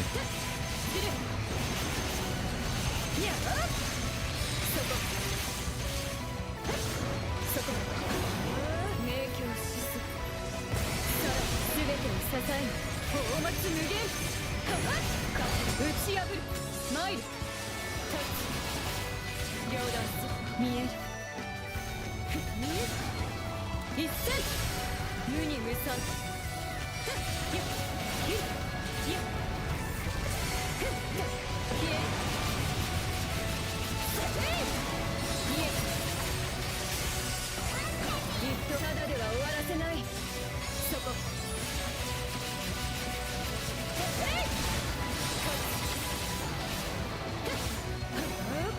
明鏡止水やっ見え打ち破るセフェイそこやっ見えセフェイ切り開くセフェイ見え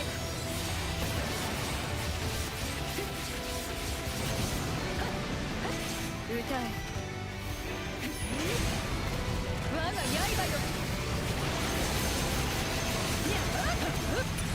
舞い踊りなさい仕掛けてくるぜ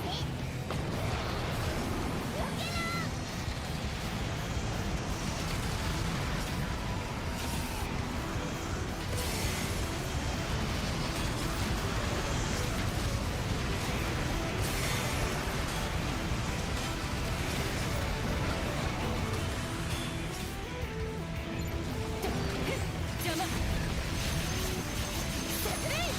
刃と飾れ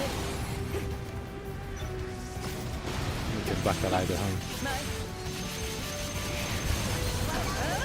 原始の構え覚悟剣の将来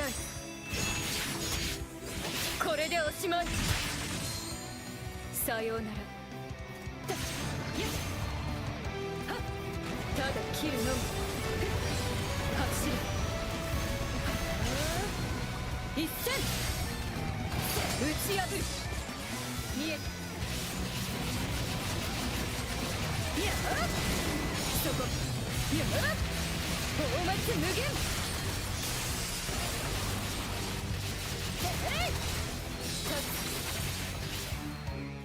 一刀もにゃ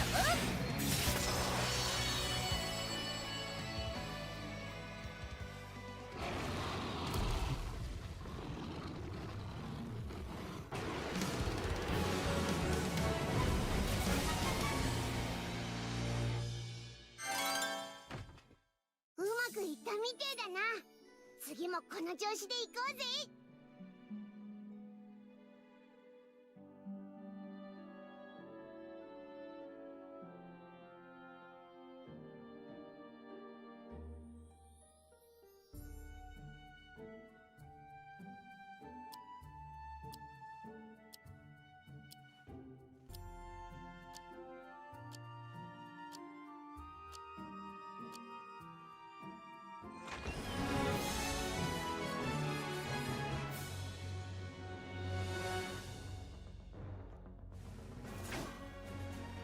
成敗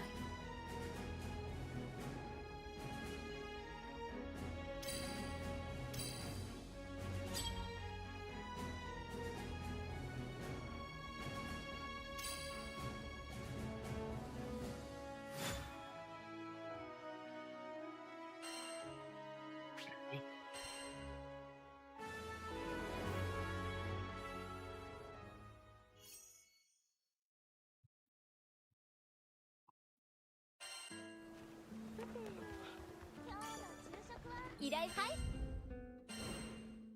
Good. Son of Dragons. Or there's one more there.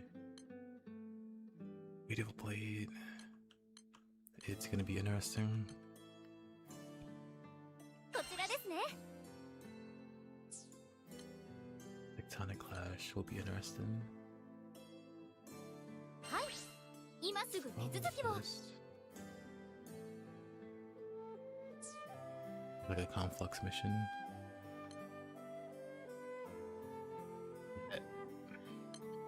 That guy.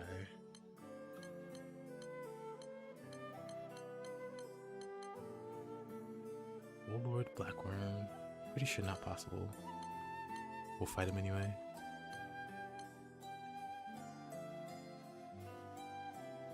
See what the DPS looks like. Most likely miserable. I was thinking like farm a summon, then maybe. Maybe. Wait, 1 second.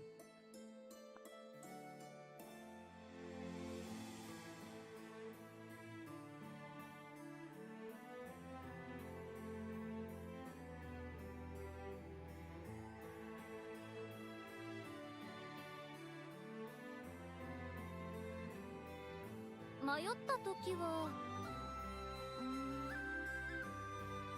安全そうな依頼がおすすめですかね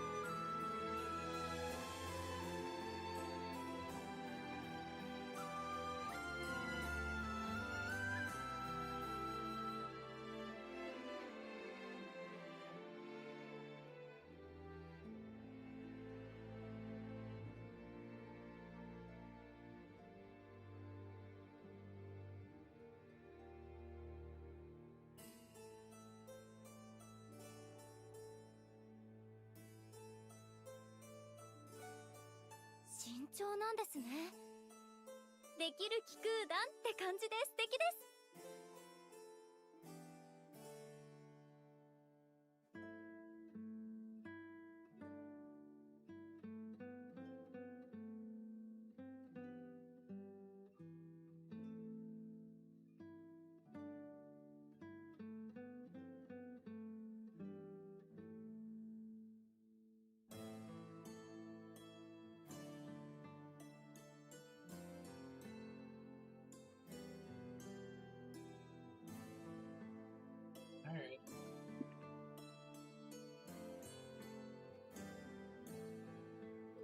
この依頼を頑張ってください Let's fight this goofy dragon. I could totally get guard payback. Back equipped.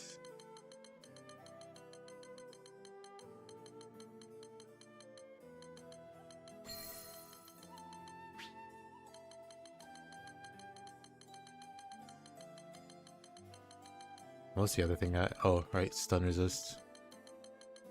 Paralysis resist?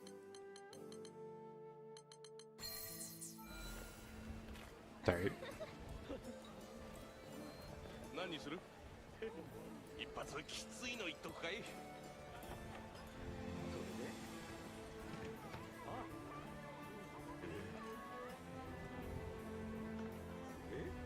どうも Right.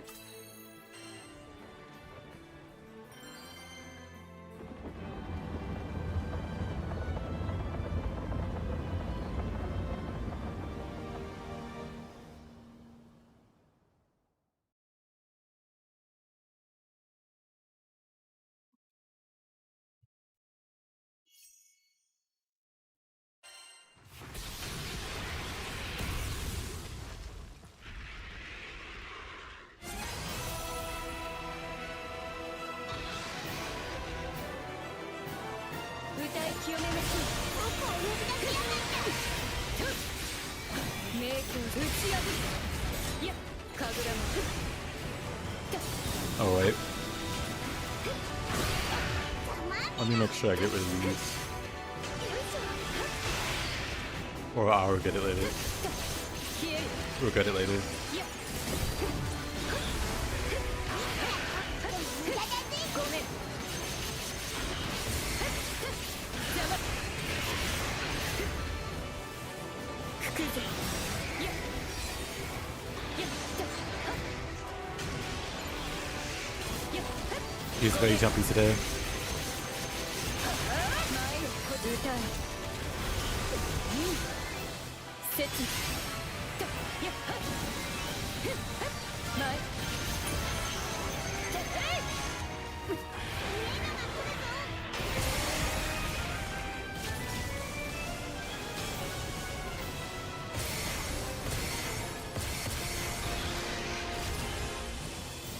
やっ消える効果が消されちまったやっ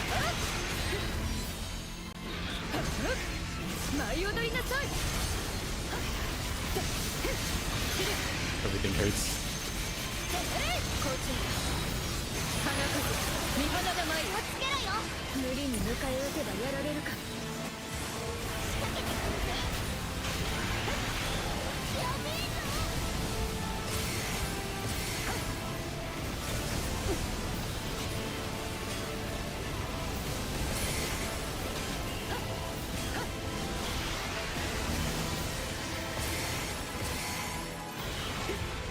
無に無賛ごめんや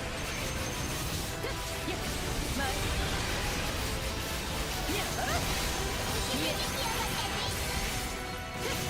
や両断強化効果を消せたみたいだな散る I almost forgot about the orbs. That fast. 無駄よ覚悟 Let's do this. 剣で将来 Almost forgot that fast. これでおしまいさようならやっふっと切り去れ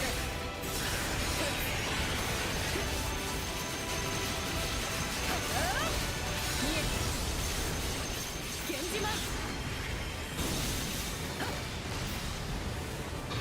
舞い散りなさい打ち破るそこ走れ刹那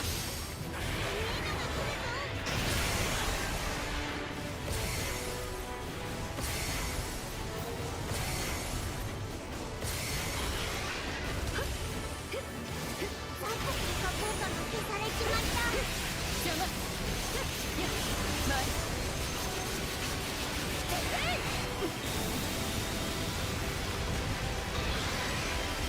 や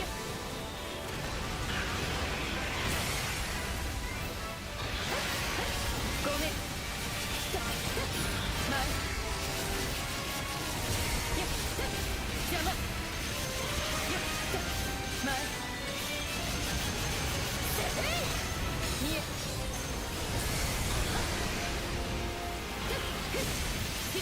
見え打ち破る一戦せい立つそこ一刀を持つ切り捨ていや真の万象切り捨て数いや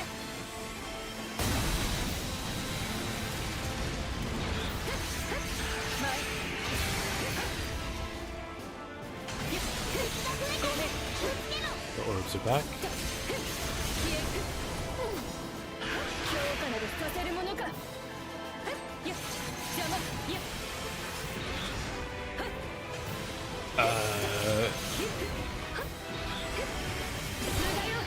Okay. 邪魔 Alright, let's just stop. Narmaya is not Kobe. Wait a minute. Okay, I hit him like 5 times. And only like 3 of those did what they were supposed to. ただ切る校長やっ大松無限 Sticks from right there.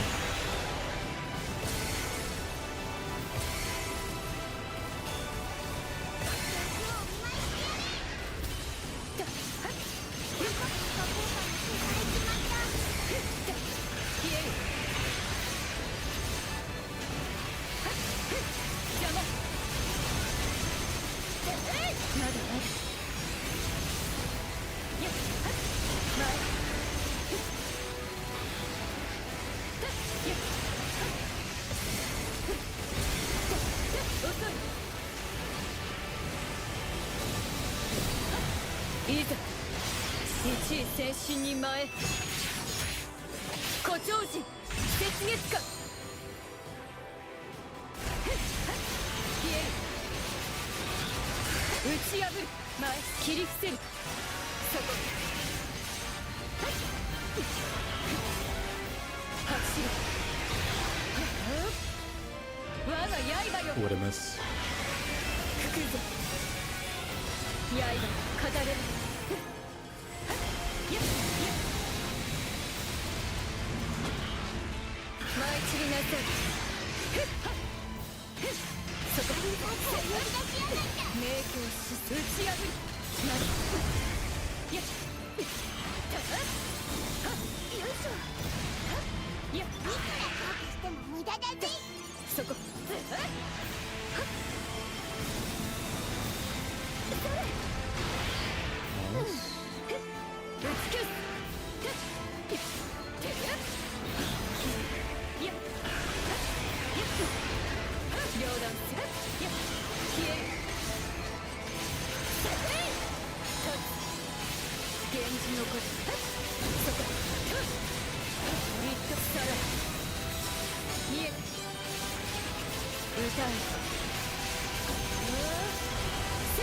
打ち破るそこヒリヒラにゃ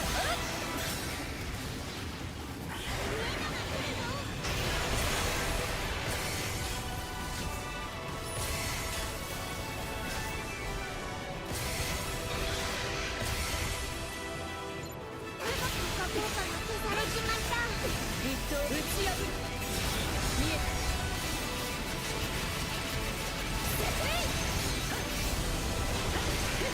ごめん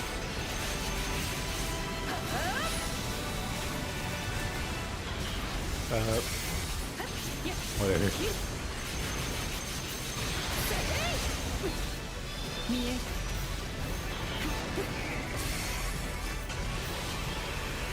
Okay, I'm just not blocking any of those orbs. 舞い踊りなさい激島切り開く神楽も消えるやごめんや立つ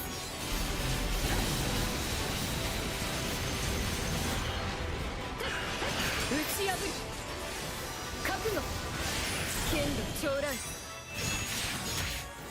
これでおしまいさようならそこ一刀のさらよいしょ無駄よ両断すや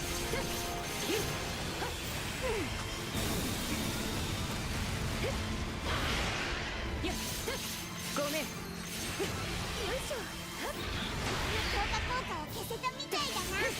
消える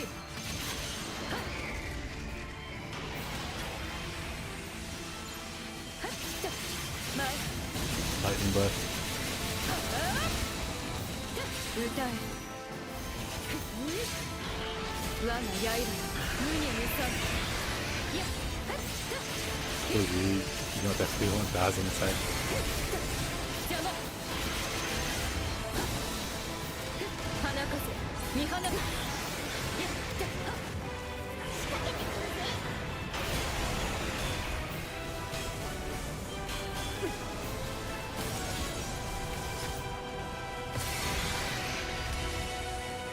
やっ前効果が消されちまった。やっ Oh.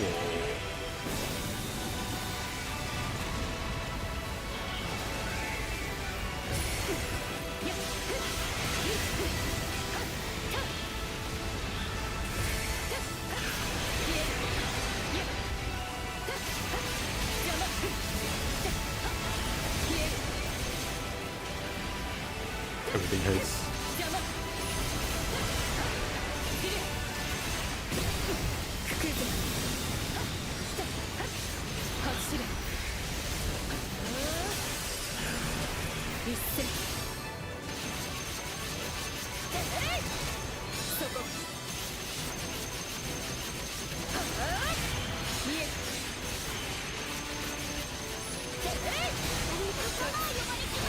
金切る迷宮いや神楽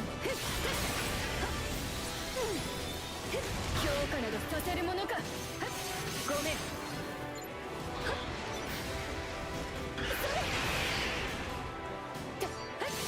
散れよ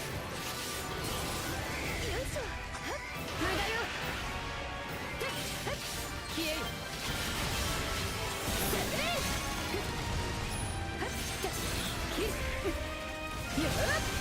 大松無限見える我の刃打ち破る見え無に無惨邪魔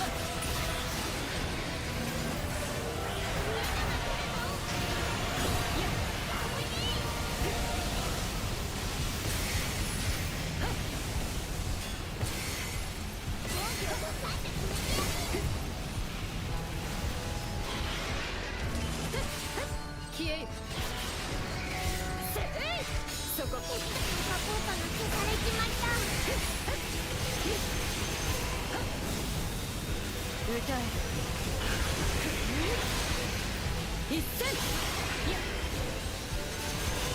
まだまだ源氏の子覚悟剣道長来これでおしまいさようなら一刀も打ち破る打ち破る立つくくぞ散れ消えよ邪魔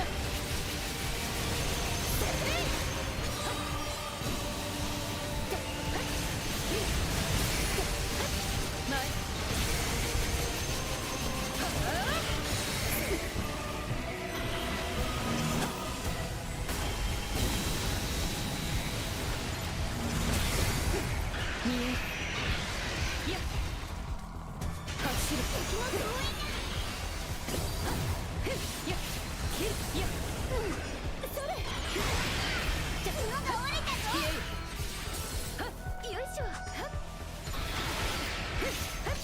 ごめん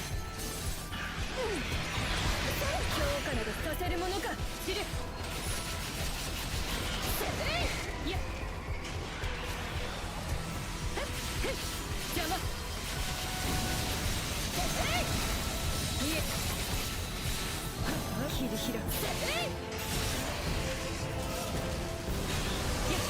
そこ敵だ迷宮さら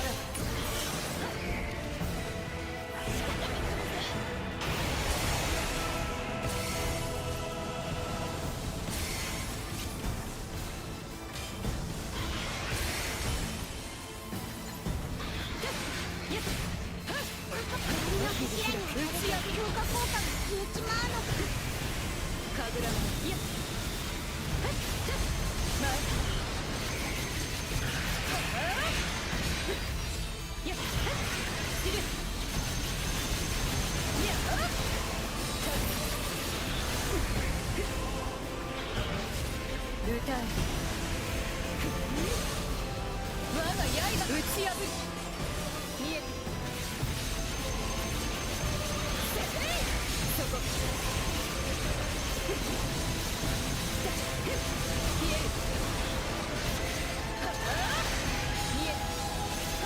見え刃で飾れこのままじゃ危ねえぞ舞い踊りなさいいざ一位先進に前誇張人雪月花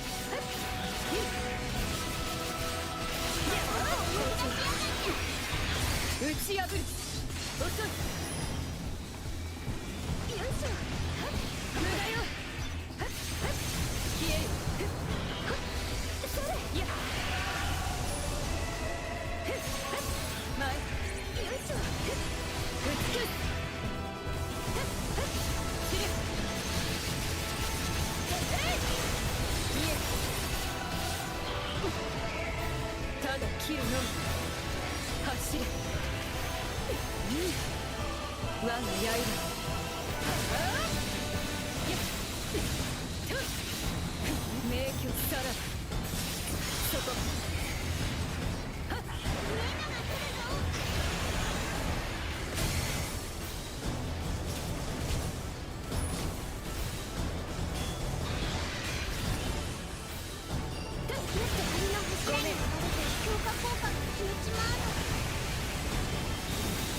single block time.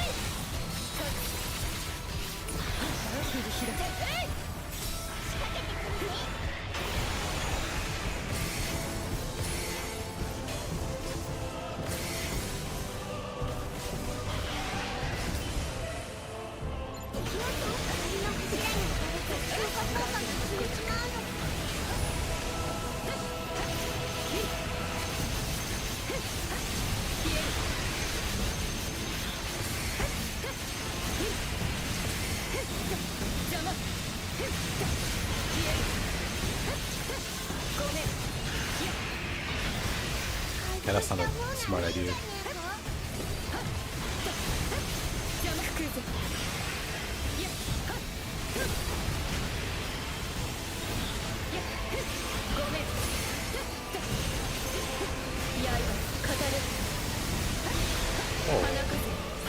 Oh yeah, almost died there.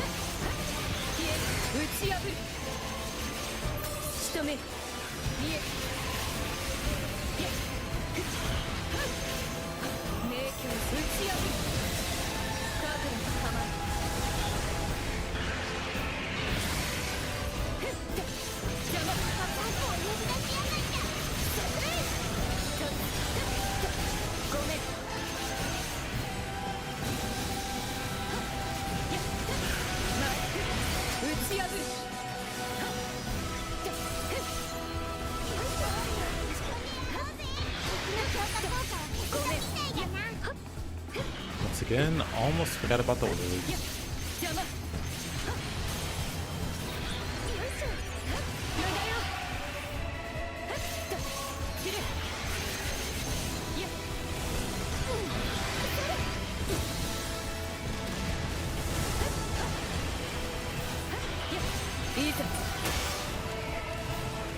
Of course he bloodlust as soon as I SBA.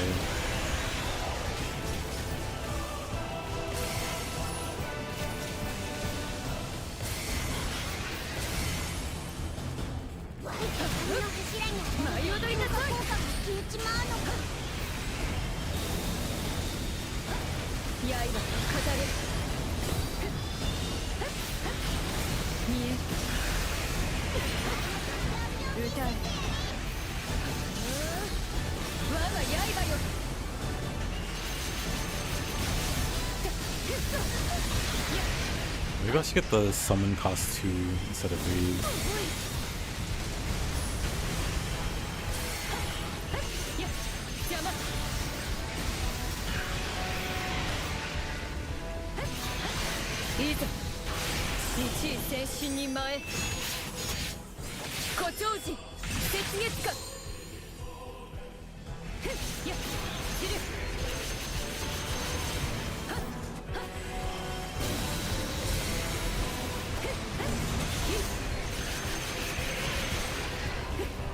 やっ放末無限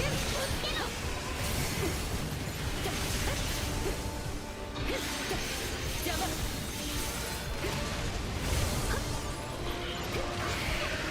無駄だぜ。いやよいしょ。それ。切る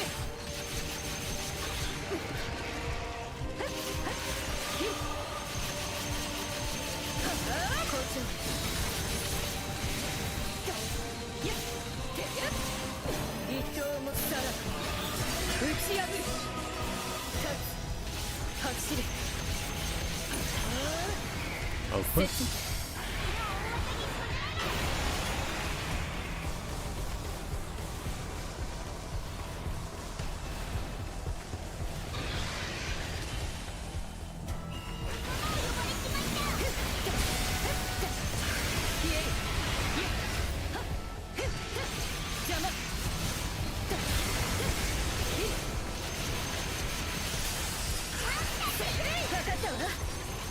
まだまだ明鏡しそこ両断する切る無に無損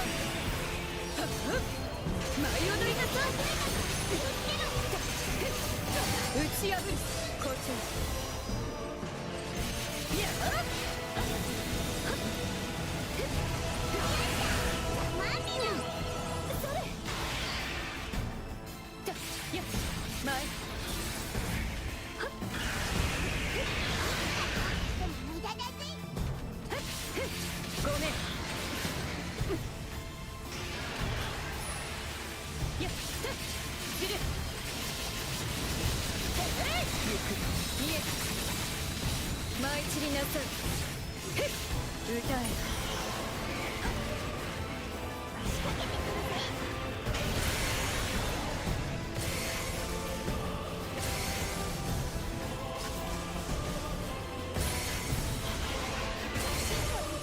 舞三子一斉胡蝶人雪月花真羅万象切り捨て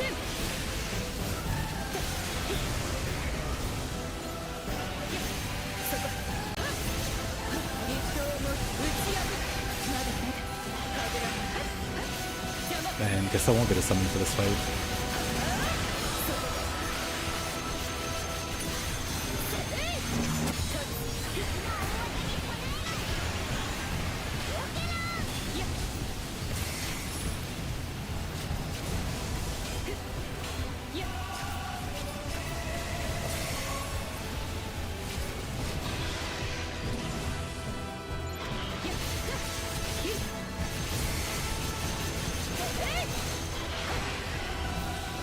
無造無造切り捨て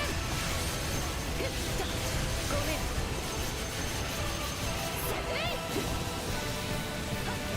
走る一戦打ち破る Oh, finally. 打ち破 It る only took a billion hours, but we got it. やっ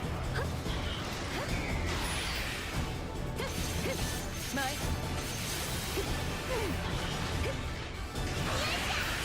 Oh, like dragon, let's summon. 舞い踊りなさい救済語らえている。悪逆の先導者よ。星に抗うとは実に滑稽なことです逃げられるとでも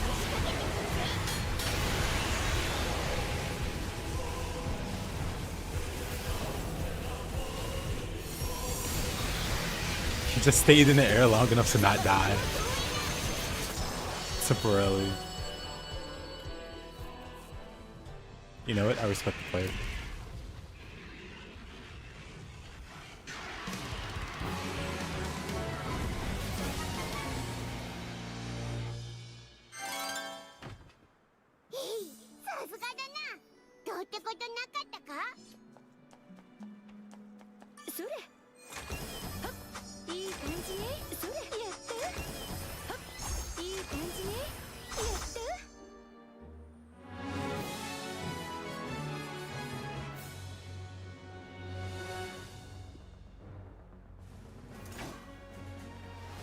れにてごめん。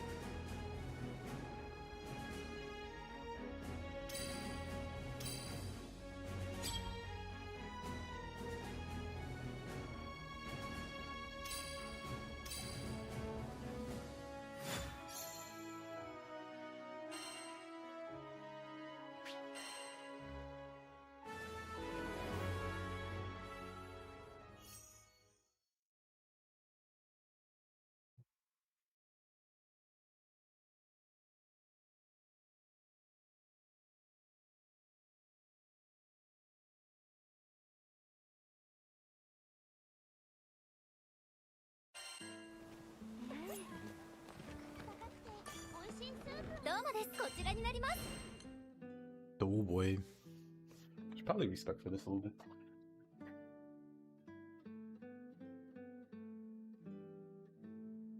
Wait, 1 second.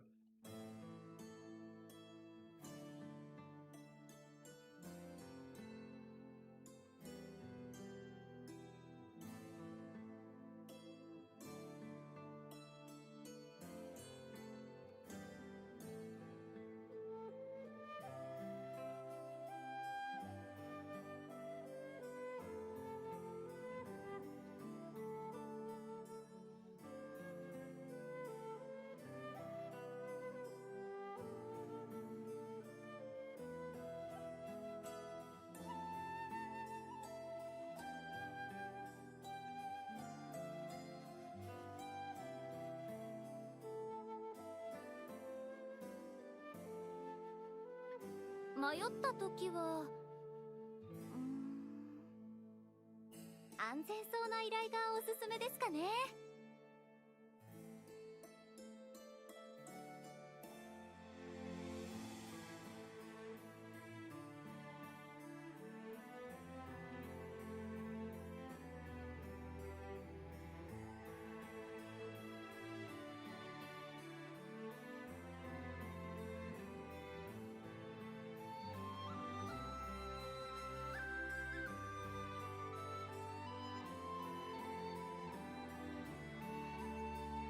Alright.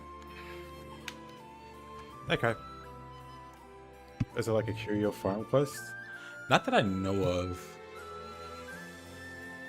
I know when people used to quote unquote farm curios, it was just to fight Behemoth and see if you can get a war elemental curio. I think they just drop with any quest.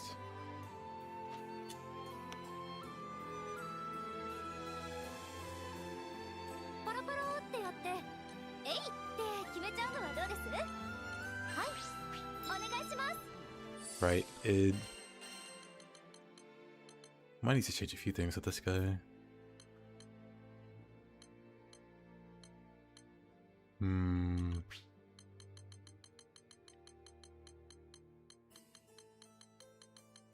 Well, for now, let's try as is. Unless...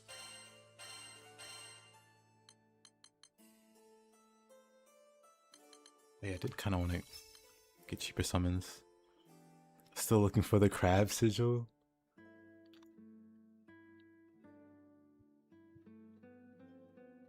You get the crab sigil for collecting the wee pincers.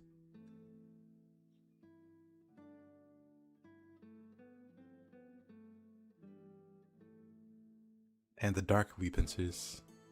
Unless there's a different crab sigil you're talking about.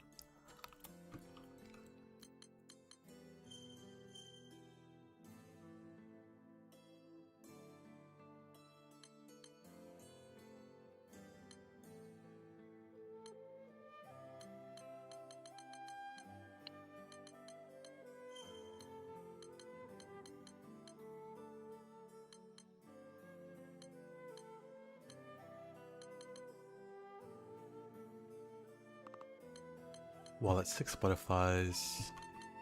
I need to grab that.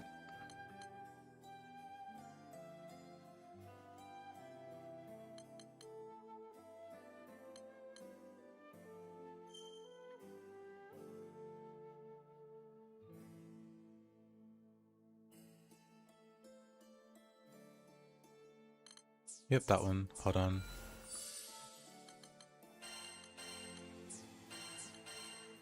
Whatever, this guy's fine. So I've only done the... Maybe I can go grab these with Narmaya after, but there's the crabs, and they give wee pincers. And before the DLC, there were 3 that you can get. These 3. Oh.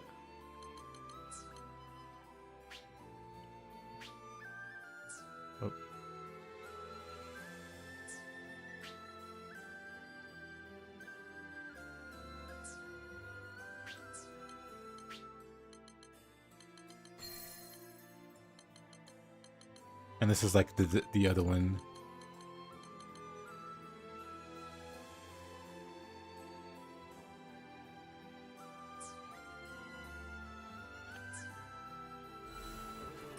But then, hold up, someone mentioned dark crab pincers, dark pincers. You don't have any of those actually?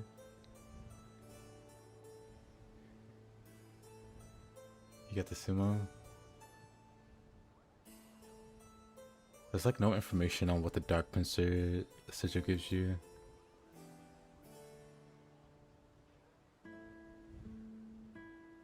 But yeah, you do this guy's quest that's back in Folka, and you give him wee pincers.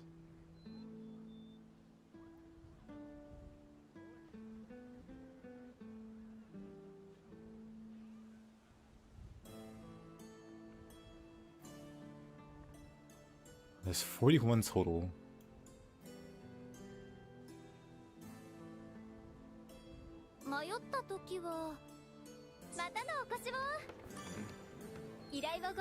And they're quite good.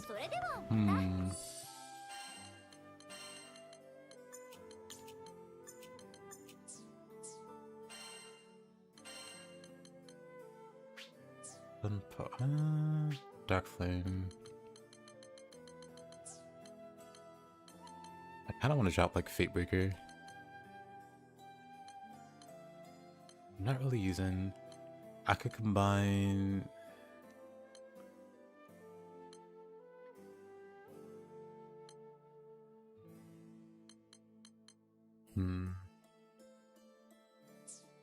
Wee Pincer's the name of the quest?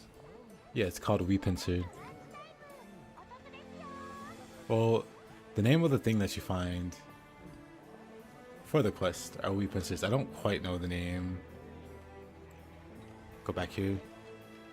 Save the crustaceans is what it's called. And you give the kid wee pincers.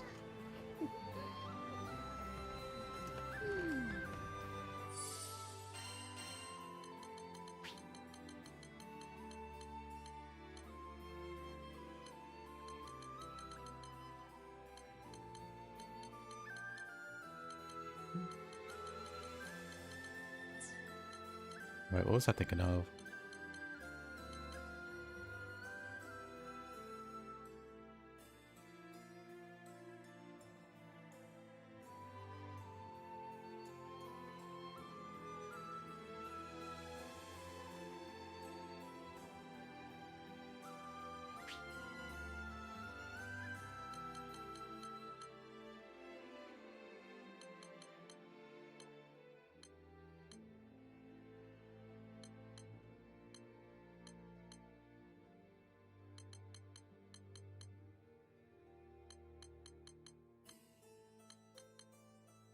Good old Widow.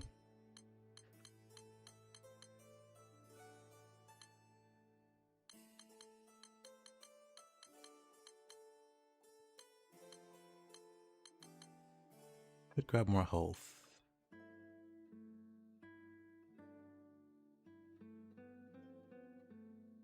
Maybe that's what I could do. Grab.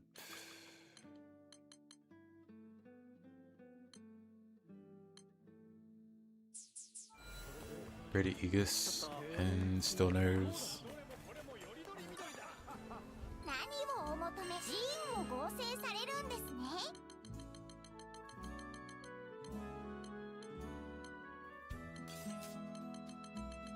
Uranus need and all.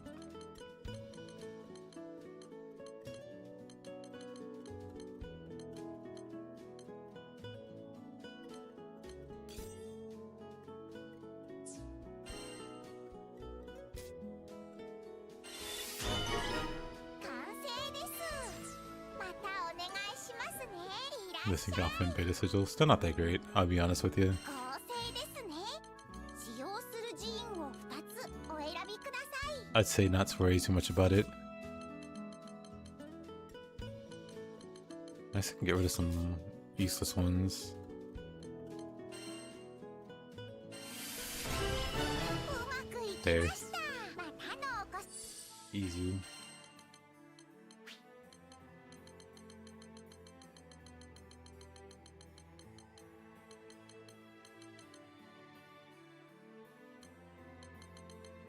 Wait, did I fuse the wrong one? I guess I did. Huh. You know, not a huge difference. It's fine. 一応お待ちしてます。 But yeah, they're a little overrated. Mostly because...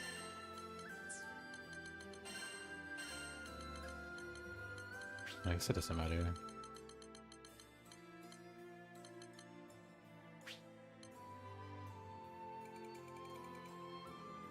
Like, this gives 30% extra to all allies, right? Realistically, that's... You give them, you know, normally you give them 10%. With this, you give them 13% instead of 10%. So... And then the damage cap is whatever. Like, at this point, at the end game, you have like 2,000. And then the other stuff is like... Beta, you get... What's cooldown? Cooldown upon activating your SPA. Who needs cooldown that badly?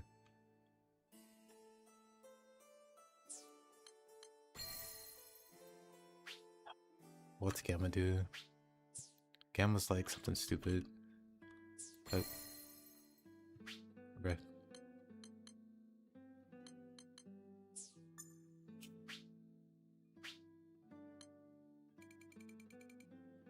Gain shield, 50,000 shield.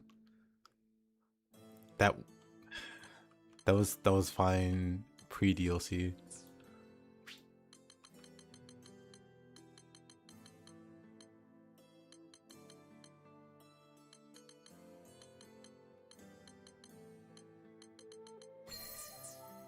Nowadays, if you want shield, you just run CAG.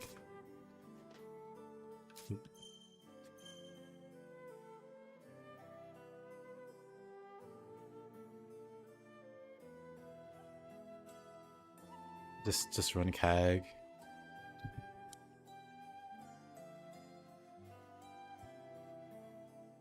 Give everybody 99,999 shield.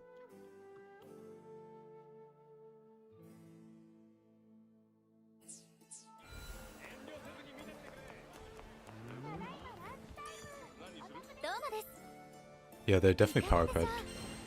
Because even back when they were, you know, the in-game farm, or part of the in-game farm, they weren't that great.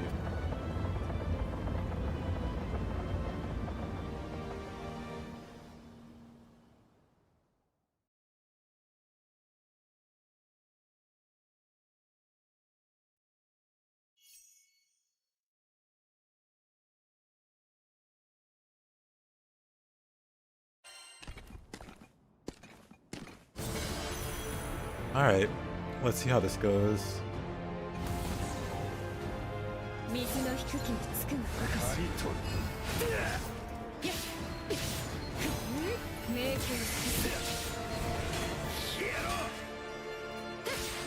両断すごめん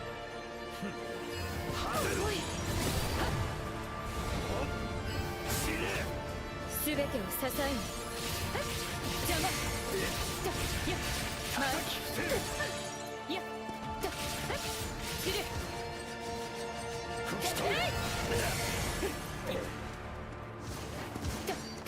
ごめんや前見えるこっちだどこを見ている吹き飛べ Hey, why are you like this? ごめん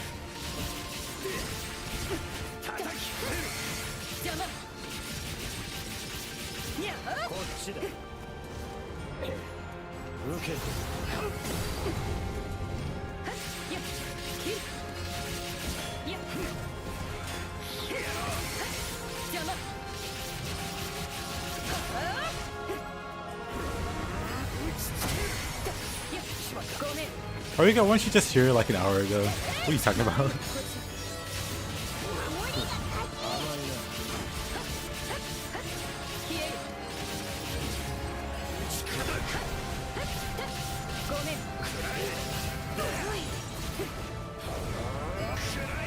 打ち破る切る Oof. Forgot to do my chain link here. 歌え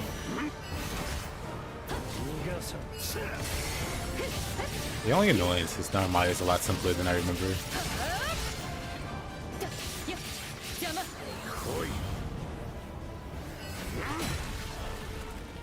やっ大松無限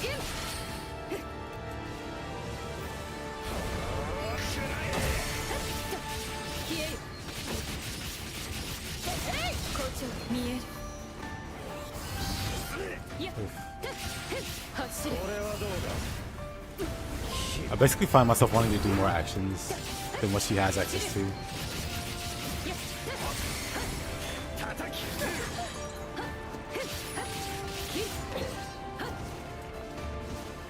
邪魔 Why are you like this? そこ源氏の構えいざ一位先進に前誇張時雪月間ただ切るのみ数にやっ切るやっ前やっ打ち破る突破する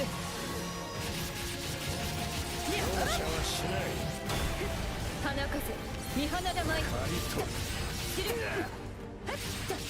消える Beatrix was pretty great. Probably wasn't bad either. Now Maya's a bunch of auto attacking though, ごめん which is fine.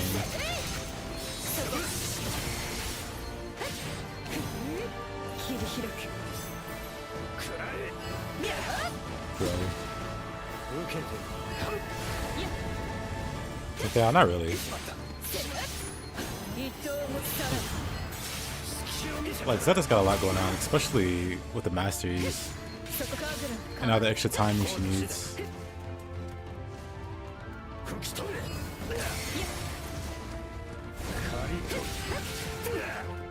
It's pretty interesting.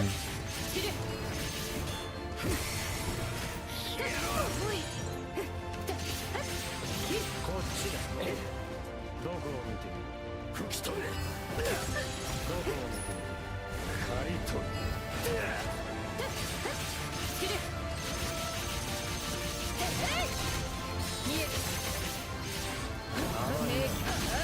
Glory again. 一刀を持って打ち破る打ち破る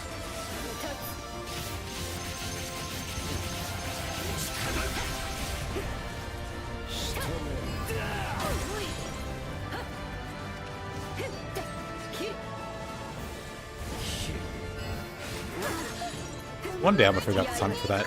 That hurt a lot.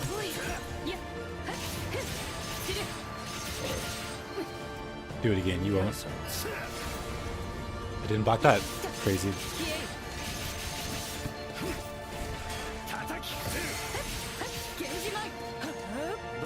切り開く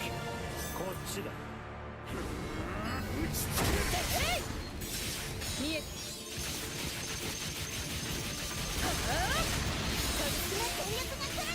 無理に迎え撃てばやられるか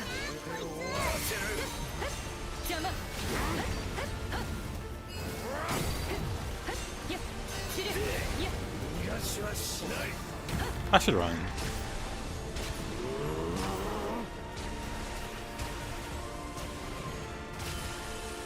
It's fine. I perfect block, but he still broke my guard. 参る三死一斉誇張時雪月間やっ邪魔 But yeah, there are some complex characters. But a lot of them could be automated to the same loop over and over. Like Fedio, she's very popular. But her gameplay's been reduced to just spam orbs.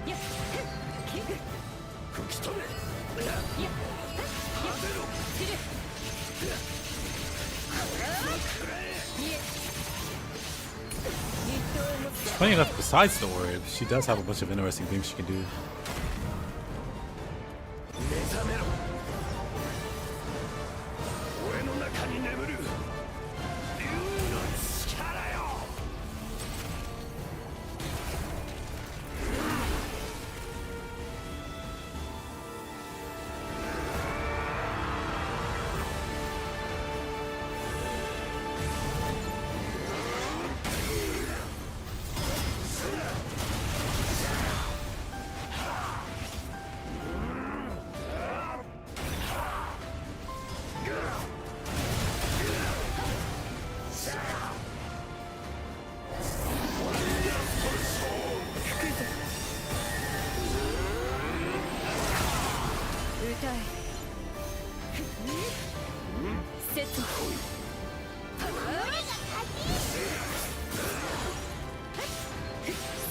Actually, that hurt.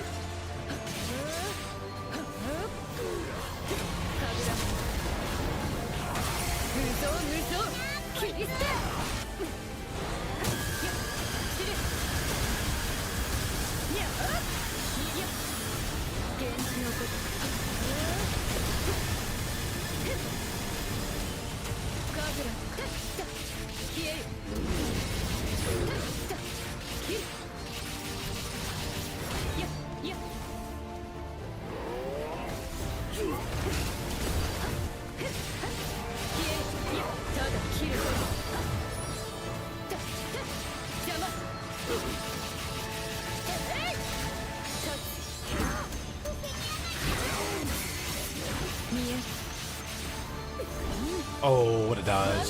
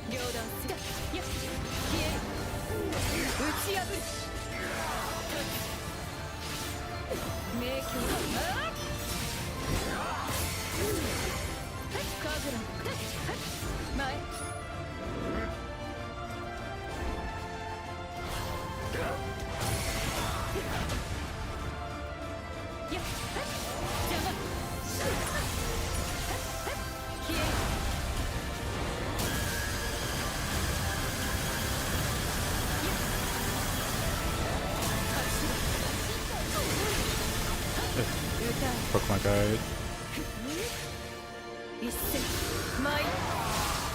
Yeah, yeah.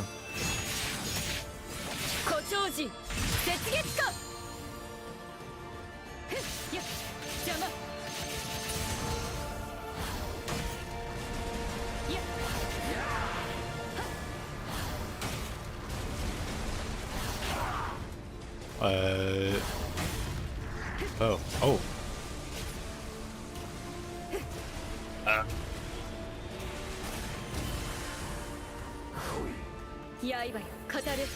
Wait.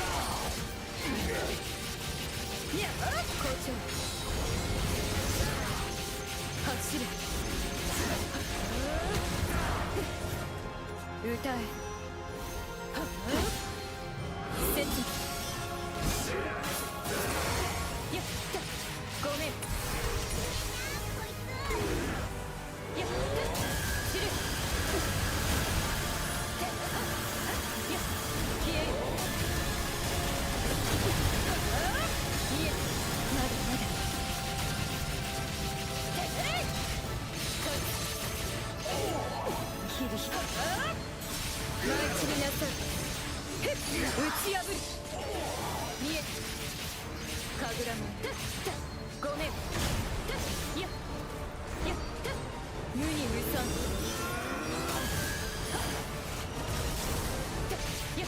邪魔 It's like he aims that move at your toes.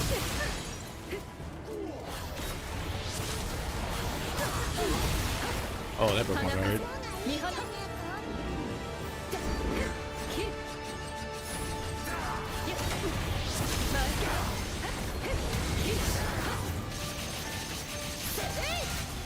そこメイク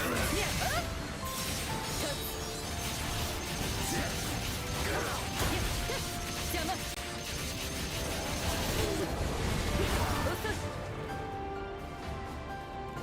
走れ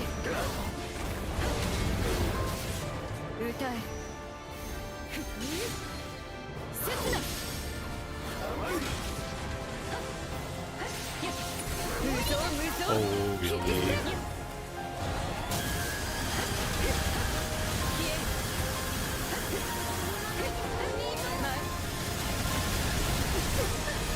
Ugh.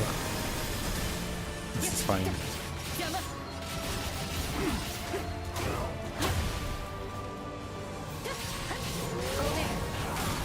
Or I could fall that block.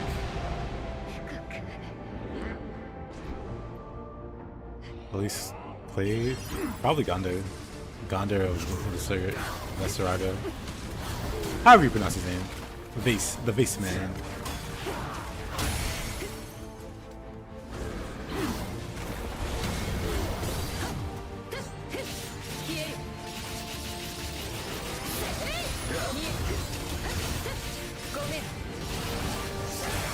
Basically any of the mill drafts, I'd say.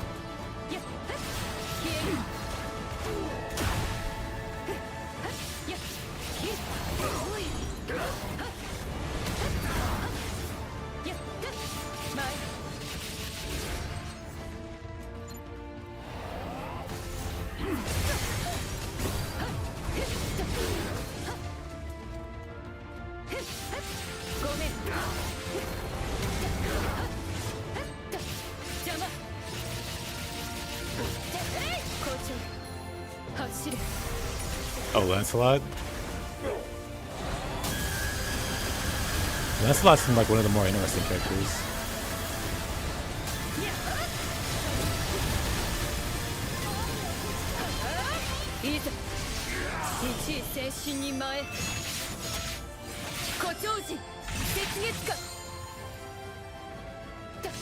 I mean, it's an online game. People want every advantage they can get to look good or to not look bad, so they'll resort to cheese. That's why they all care about what the best build is or the best guide.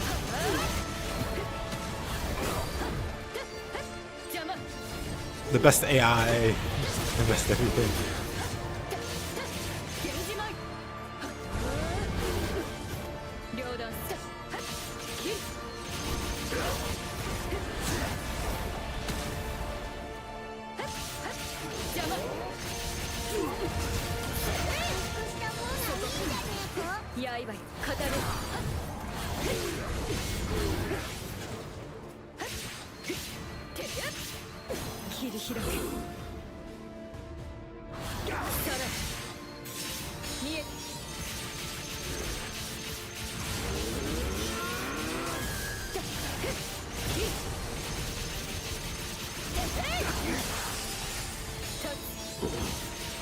I know, in these cases, Widow, it's literally cheese. Cheese that got removed by the devs. That's why nobody plays Lancelot, for instance. Because he had a really broken interaction. It wasn't like... It wasn't intended, basically.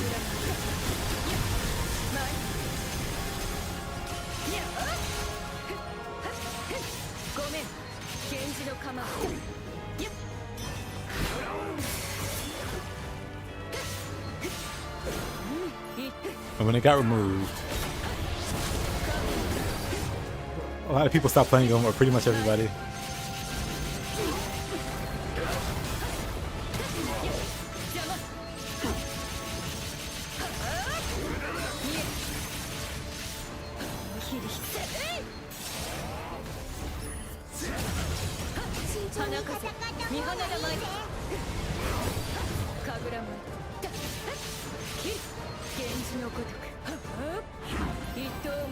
切り伏せ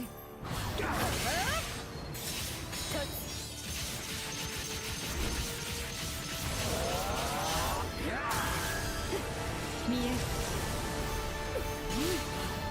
我が刃よ打ち破る引きありそこ行く切りひりただ切るのみやっカジラやっ消える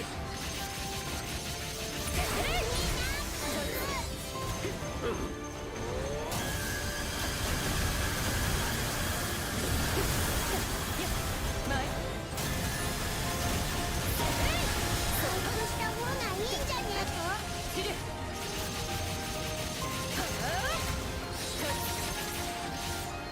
一刀まさに熾烈発進油断しないで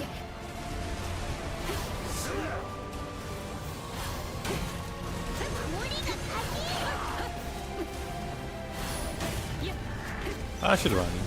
I'm gonna die though, I think. Dang. I was like, I should probably heal then. I mean, if it's not... I mean, I don't know what's your definition for cheesing then. Because unorthodox would imply, you know, the same special...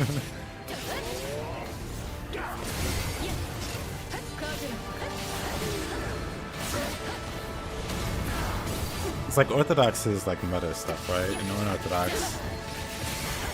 it's things that aren't meta. But it's not meta because it's not like aware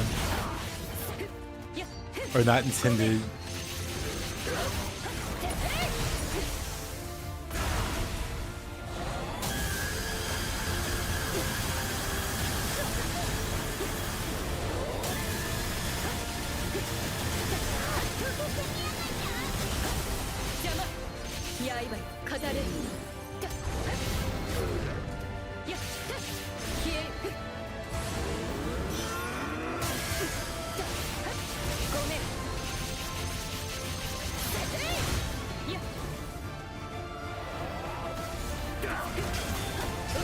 I hate that attack.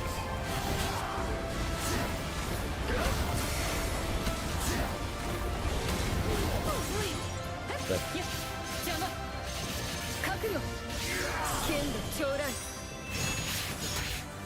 これでおしまいさようなら Minosaur, when you dodge, those characters can't go. It's an action over and over again.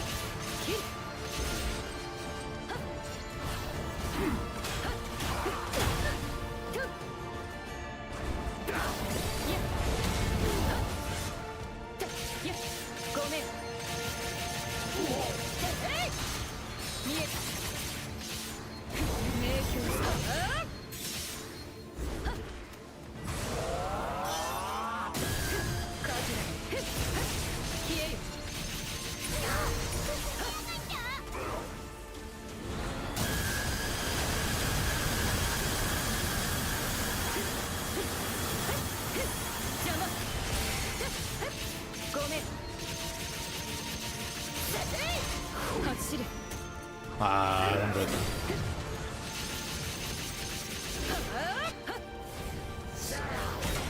For some reason, it's just gotten harder to do damage to aid.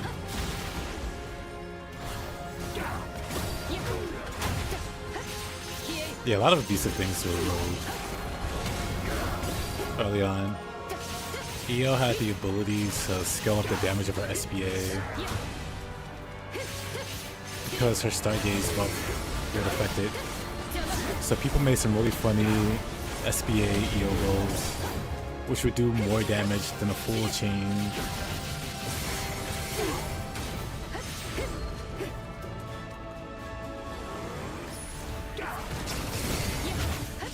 It was definitely funny while it lasted.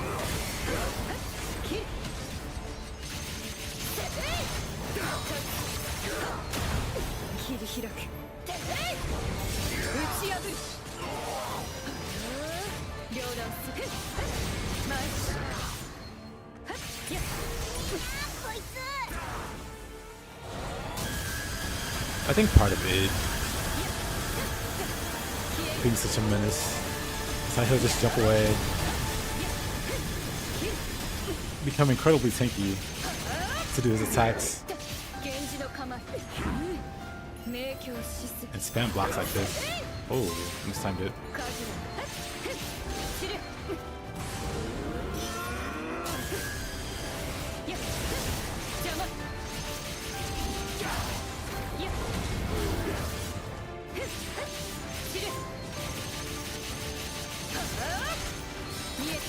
No, here's the thing. I would say that it was intended. Because if you look at, like, Vayne, for instance, Vayne has built-in block with his attacks. Like any other character, like Percival. Percival's, like, Schlatt charges, they count as, they're technically a perfect block, but they don't trigger the sigils for, like, Precise Wrath or Precise whatever. Like, even though those are blocks, those are perfect blocks, they don't interact with those sigils. Lancelot's stuff did interact. Why was he special?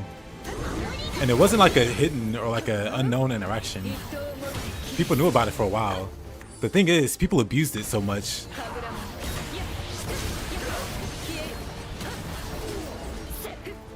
It became like the meta for Mr. Lancelot. Because of this mechanic.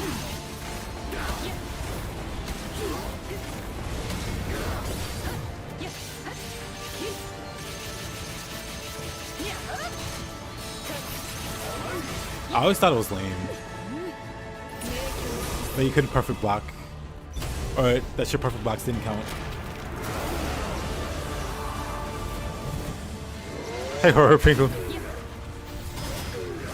It's a real pain in the butt. Like, he actually just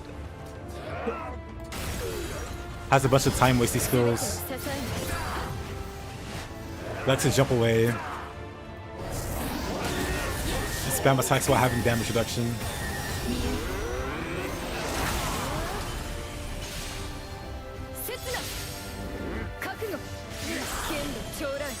So he's just a huge pain to fight in like a timely way.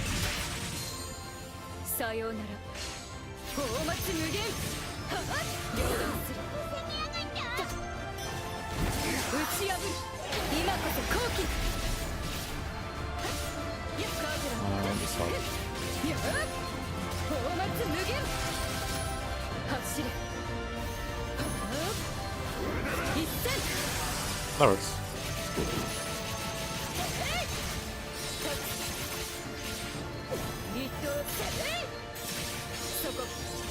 Crazy. An actual damage window.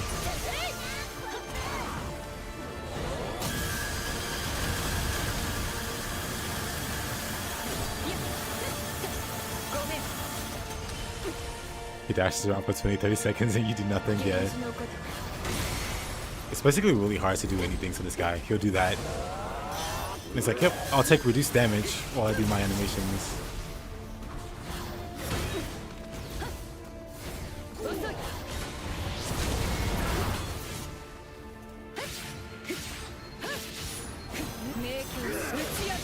Really?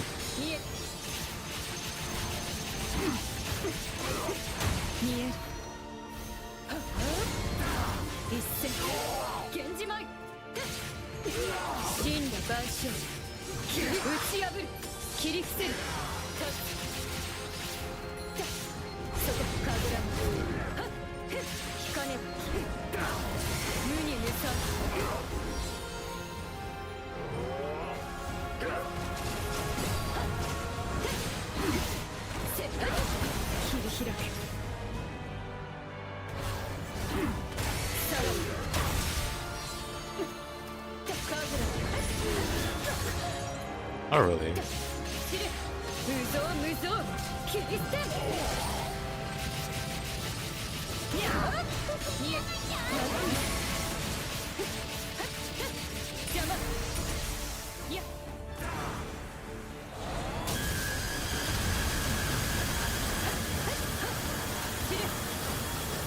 Wait, he takes reduced damage here.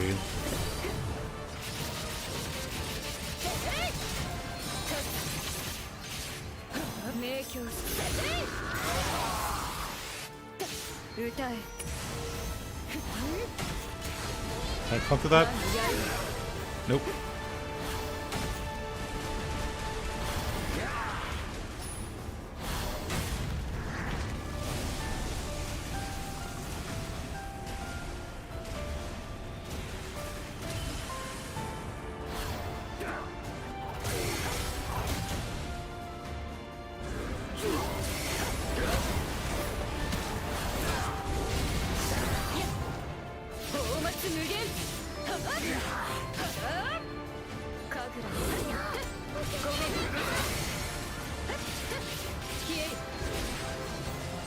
Why is he taking so much less damage?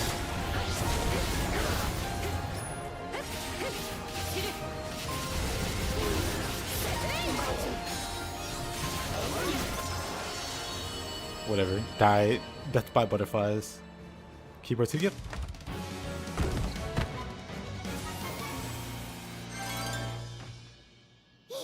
さすがだな。どうってことなかったか。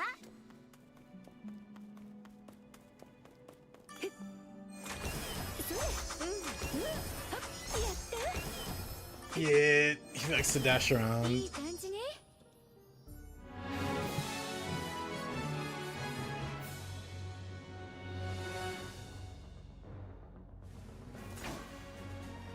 せいだ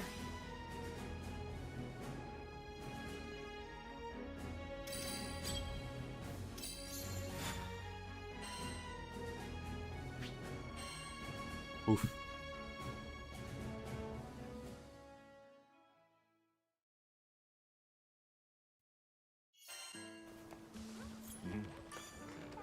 依頼をご覧になりこちらになります。この依頼を受けますか。お願いします。 Golems. I love the red golem. Thank you, Snowbirds. Also, thanks for the follow.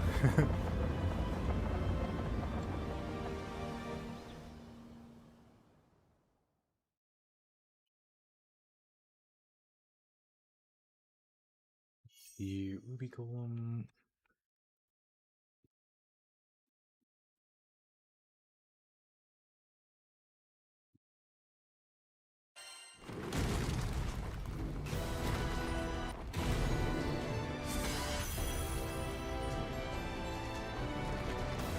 And then Fool's Golem. Fool's Golem is goofy.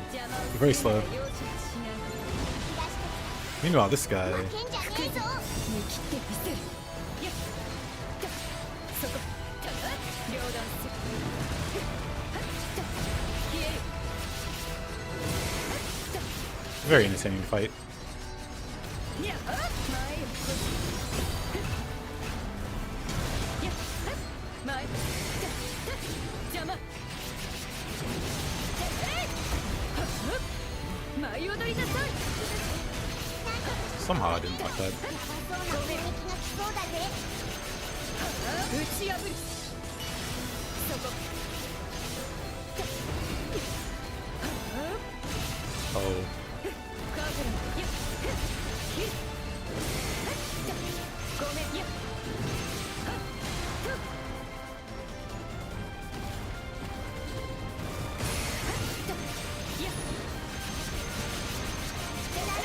無に無産 なんとかして止めねえと。 That's how they could have. 舞い散りなさいカーブラのごとく見える消える Are they both attack at the same time? 源氏の構え一刀打ち破る神楽もまいや邪魔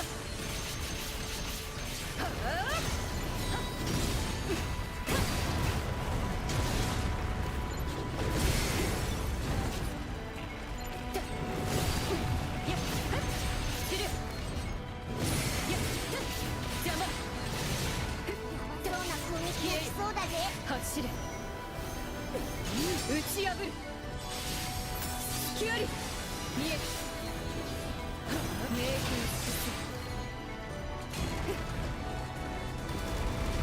放末無限 Does Narmaya have a charge phase? She does. In her pink stance, when she does this, if I can get enough space, I'll show you. The tracking on that's kind of crazy. 一刀をもって切り裂 That she'll get invincibility if you perfect block it or if you time it right. I don't have time. I might have had time actually.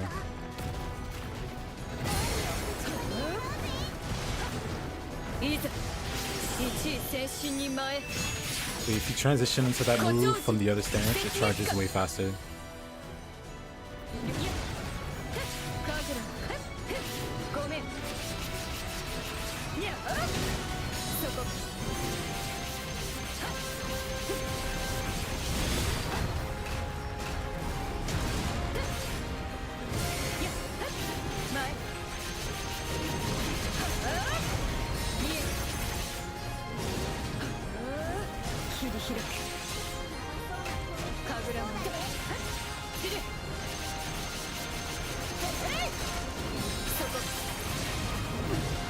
When the camera spins like that, I just lose track of the AoE.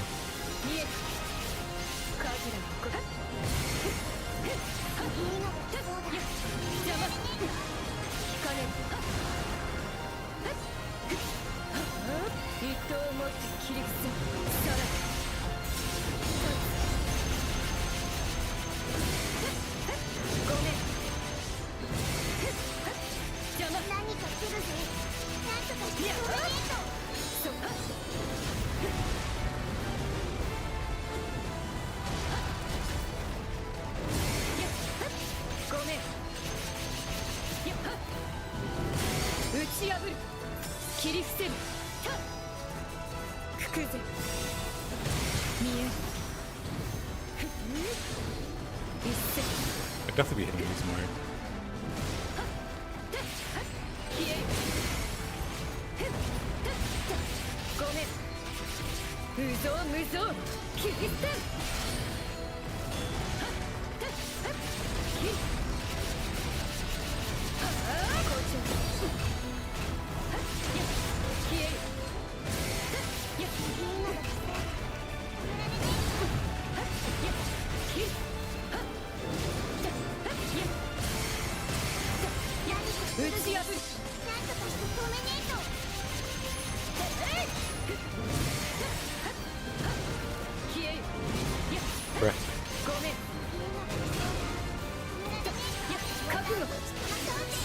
Do that. Wish you could zoom out more. Yeah. That'd be nice too. さようなら迷宮シス打ち破る神楽マン消えるごめん消えるにゃ放末無限打ち破る切り開くにゃ何か来るぜなんとかごめんねそこ迷宮シス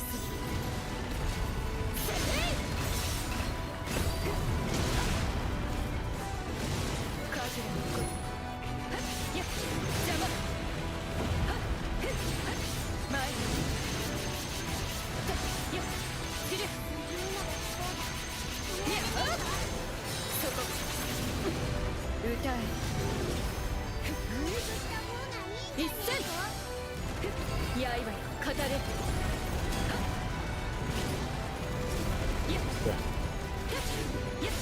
I got hit with every single swingman. 一刀を持って切り伏せさら見えや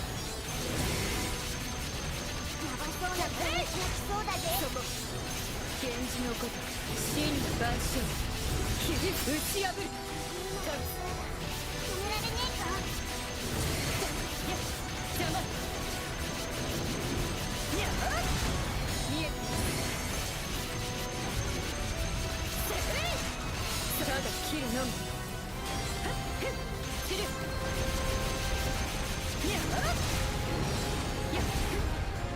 走れ Ah, of 我が course. 刃よ無造無造切り捨て Let's check out all my butterflies too.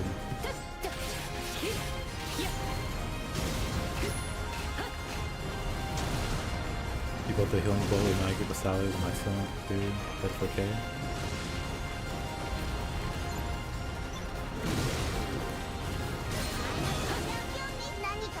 Meanwhile, 剣の将来 Tag just gives everybody これで insane 落ちま shields. すさようなら神楽なんて散れ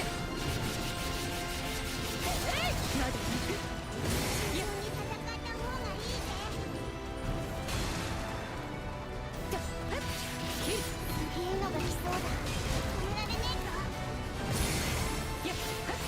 ごめん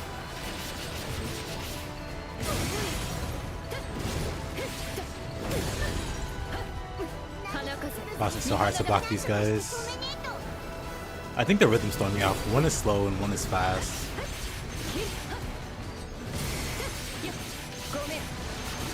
So it's really hard to match my rhythm to their attacks.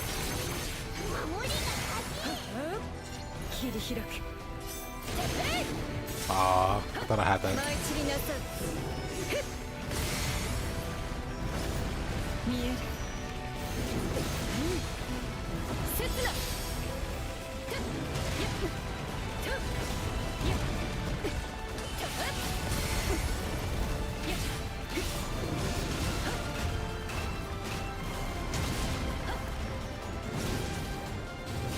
Right.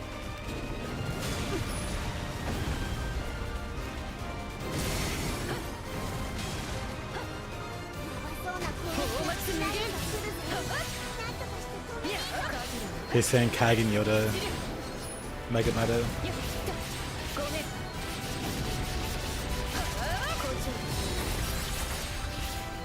一刀打ち破る見え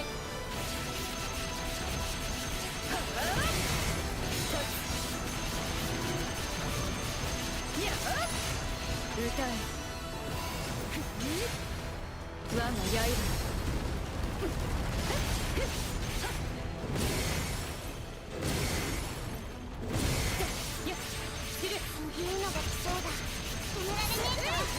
刃参る万死一斉胡蝶人雪月花消えよ This golem is just in overdrive the entire fight. 打ち破る見え Its bride does not diminish. 無に無惨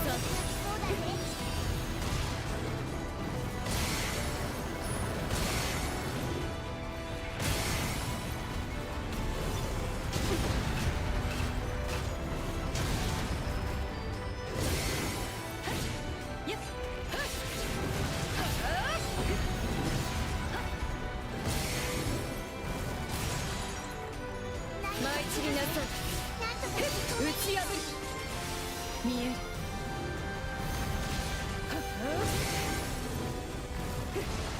刃よ語れ You are barely billable? Bill Nye the Science Guy?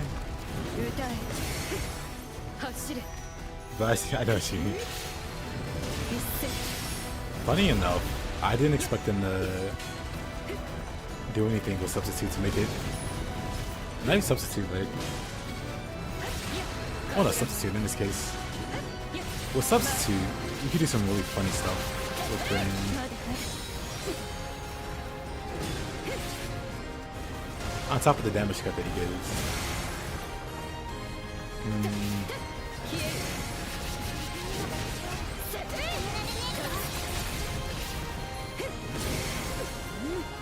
切り開く Not ただ bad. 切るのみ両断する前打ち破る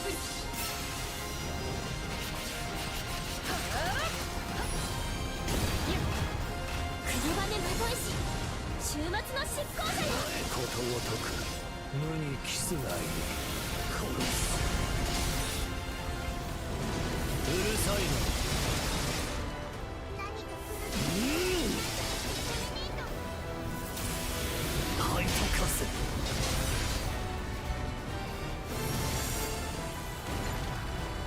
225 million.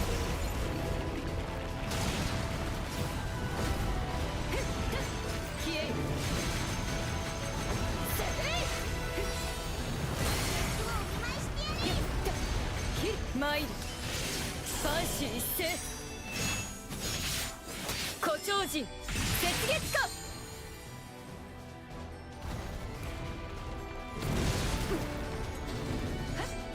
ごめんや邪魔見えるや見える切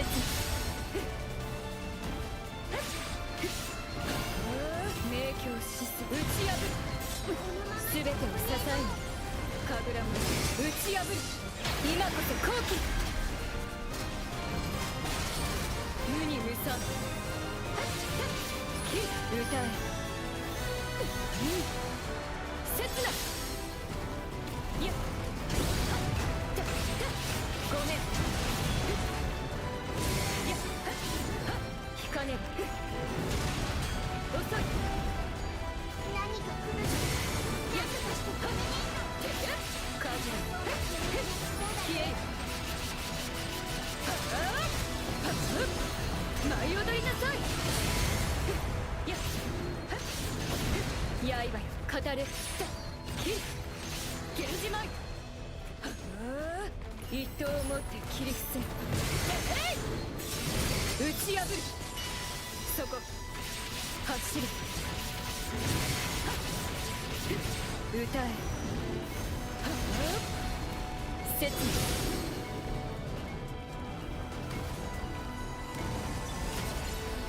Finally! Now we get to deal with this guy. It's significantly easier. まだまだ両断す消えるまる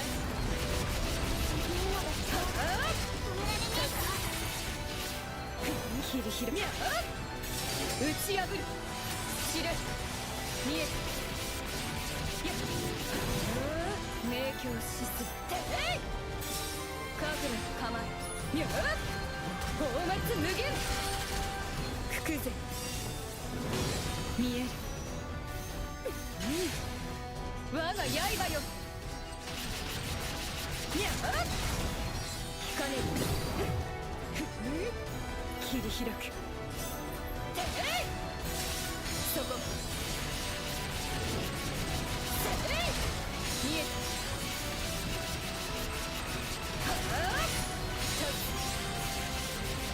打ち破る見える無造無造切り捨てる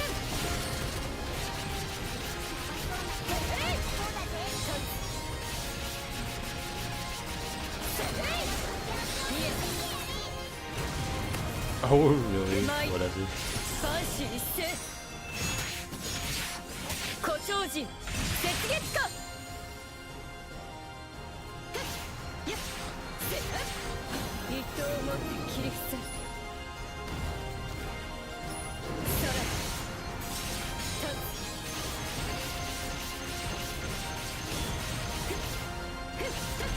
切れそこ明鏡しただ切るのみ走れ一戦打ち破る見えやそこ消える何か来るぞ。なんとかして止めねえと。や校長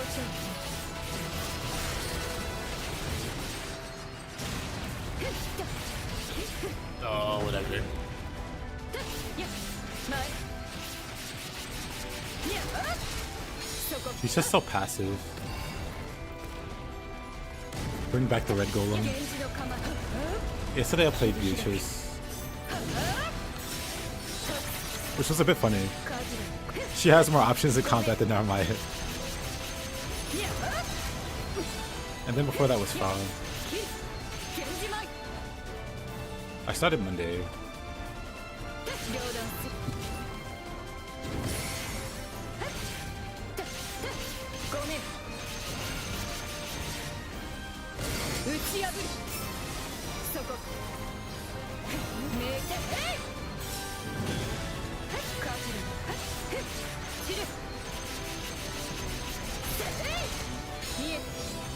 Yeah, this guy's just so... such a punching bag. Like, just auto attacking to him.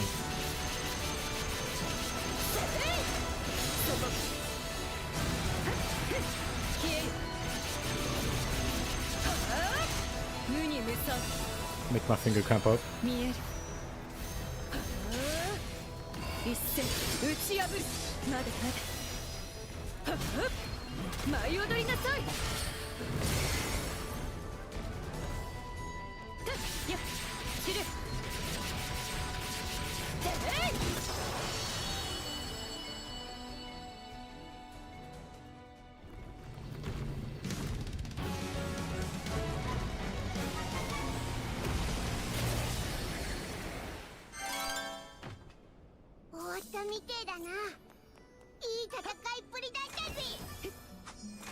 How good is Lulu? Very good. Very strong.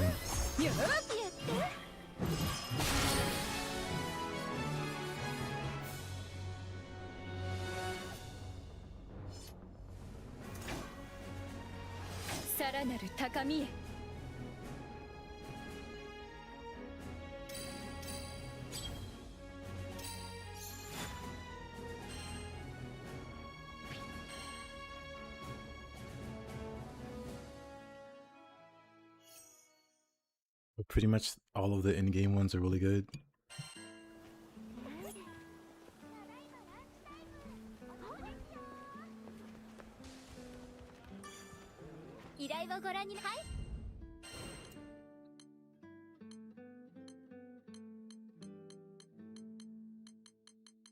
Because no one liked that fight.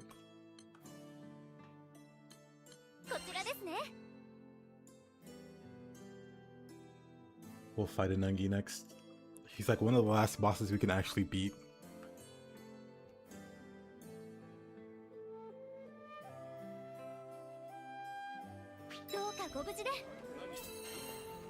And then we'll start fighting bosses we can't beat, but can use the practice on, like the World.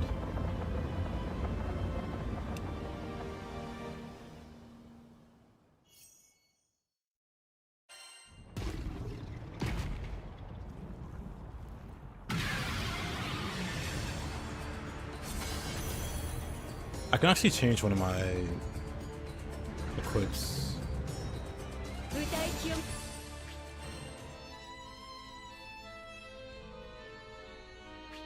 I'm pretty sure I still have Dark Flame resist on.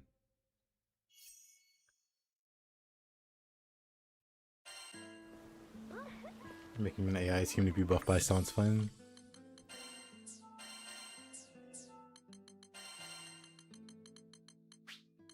Yep, let's see. I mean...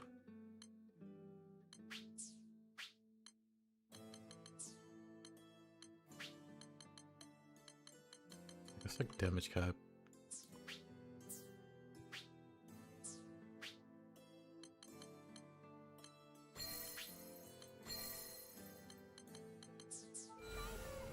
There, let's just increase our overall damage.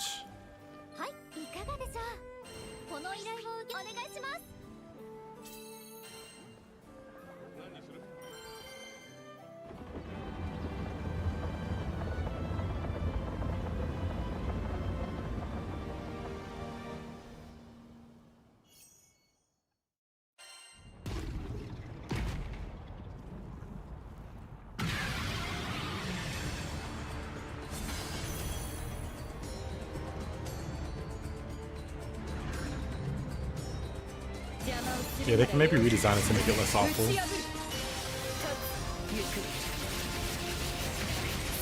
I don't know how.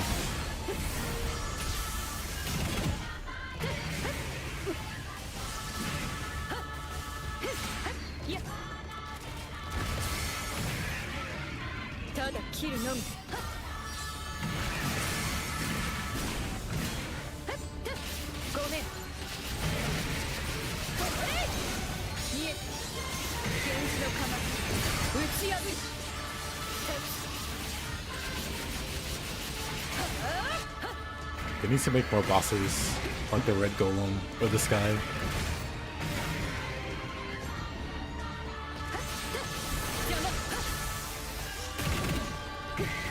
全てを支えに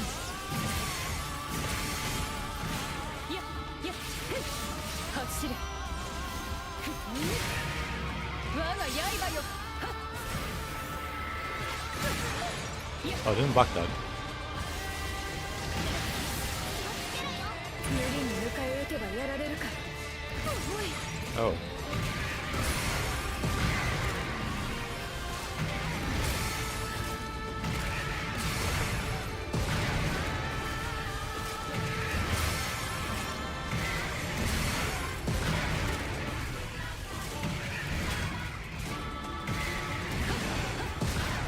Oh, whatever.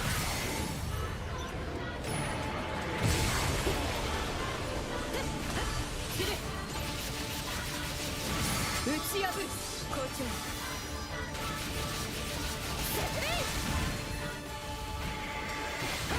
吹くぜやっ前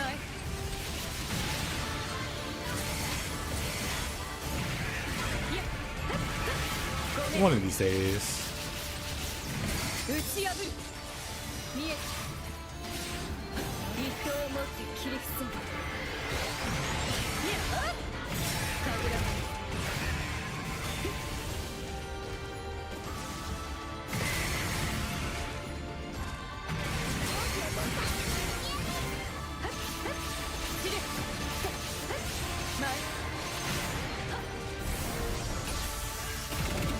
Oh, alright. 花風見放 No だまい manners.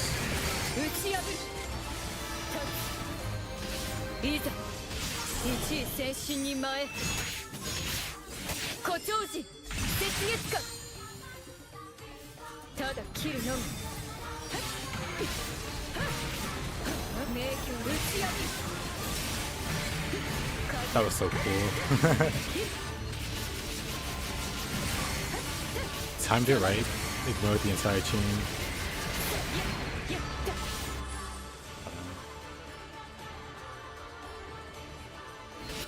前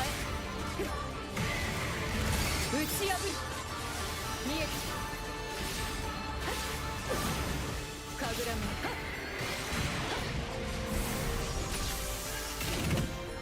I'm gonna figure out the timings of that eventually.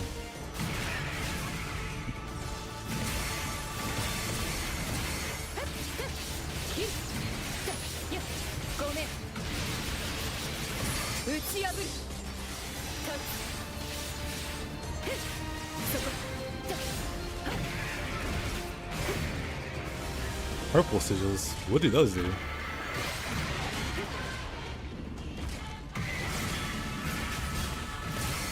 Right.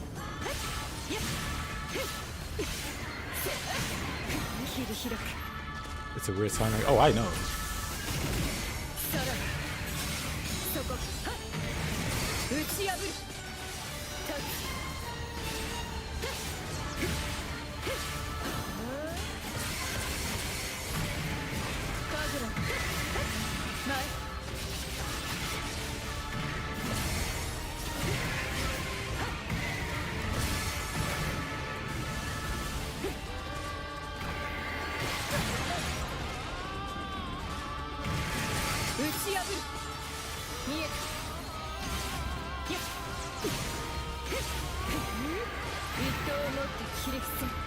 I'm in the wrong stance. Oh, alright.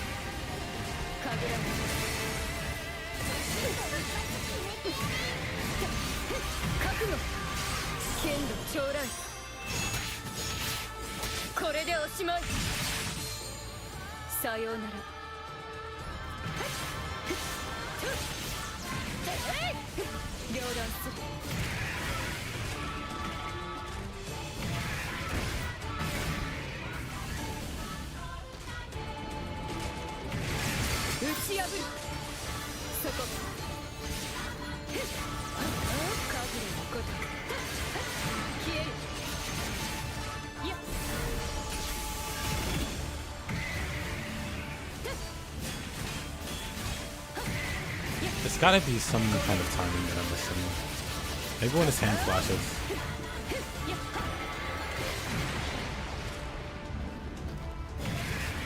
I'll get them later. I know they're good.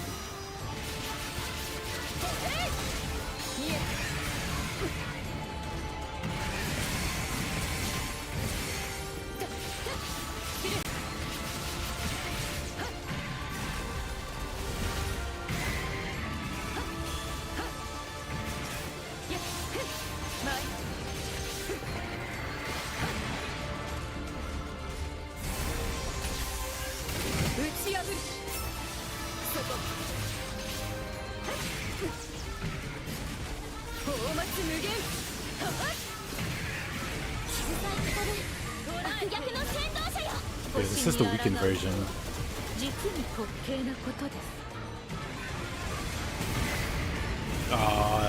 Oh wait, you still got him.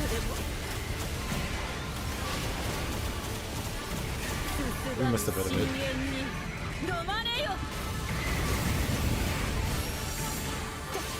Almost 100,000 damage, or 100 million damage.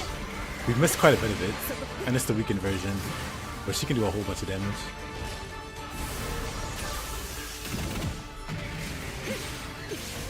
Maybe I'm doing it too late for the punch. Okay, why does that hurt so much?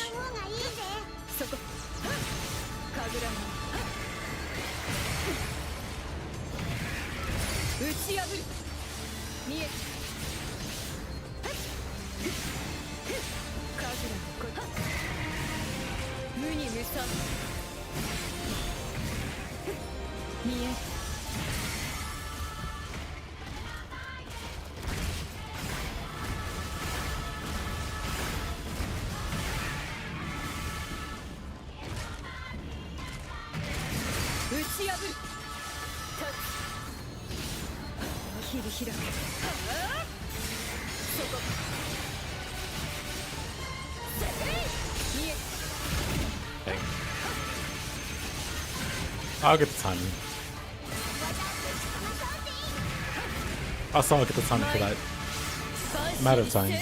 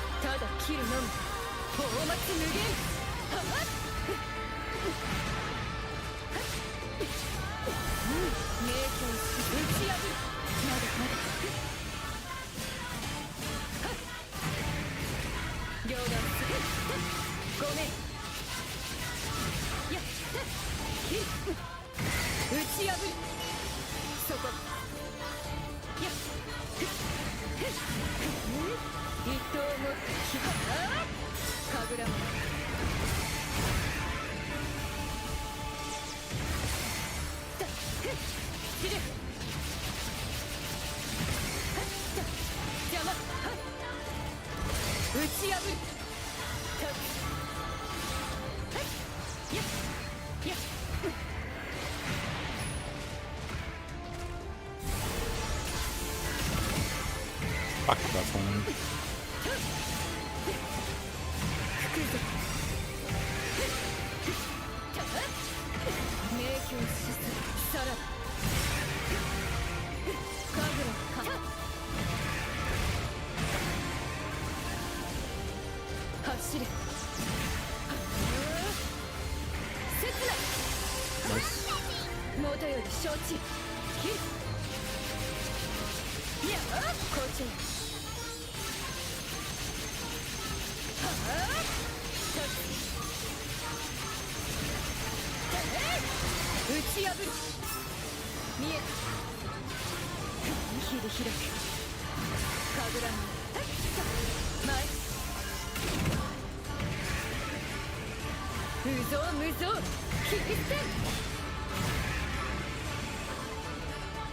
Oh, some lag.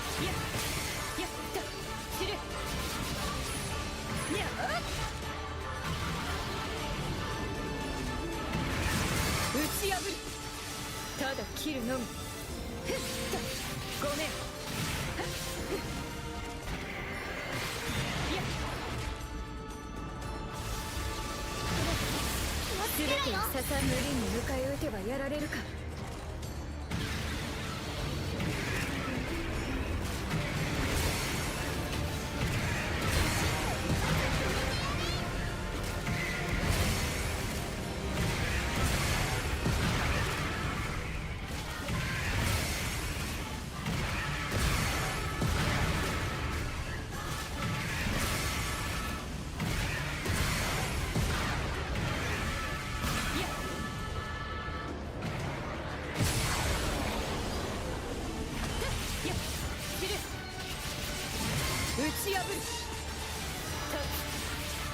いざ一位戦心に前誇張時雪月か。いやそこてやカーブラはっ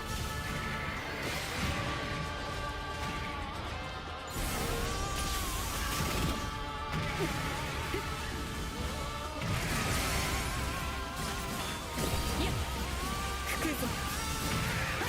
はっ舞い踊りなさい。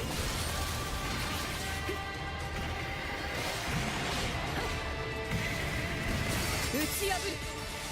そこ迷宮して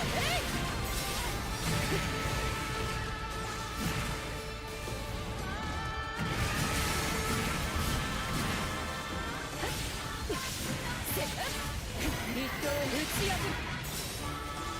いや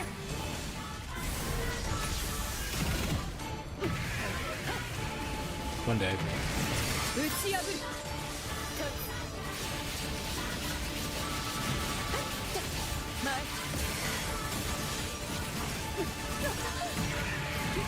いや大松無限。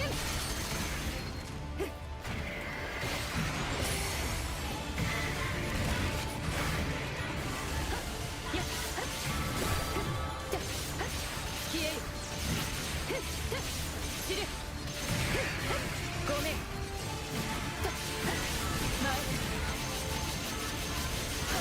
打ち破る。花風見放だまい。無に無参。無造無造危機戦。見える。切そこ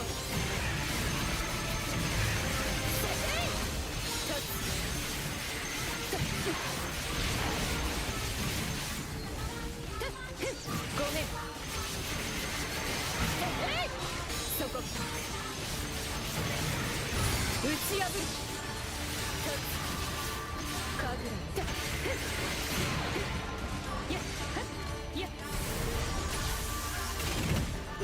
One day. いや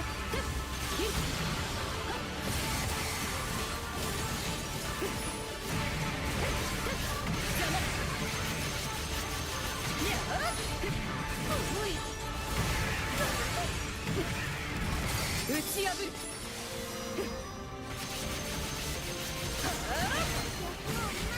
舞万死一斉誇張時雪月か。闘争の螺旋もたらす大いの王よ。余興と行こうではない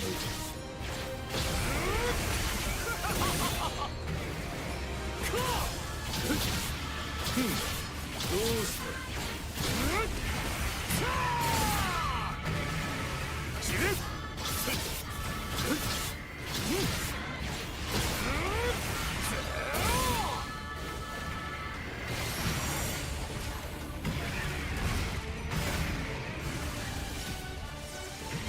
打ち破る。見えそこ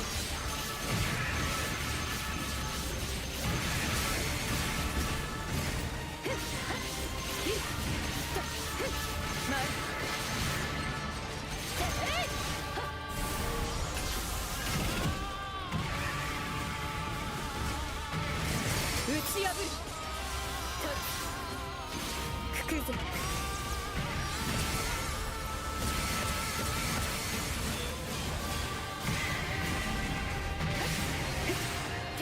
両断する。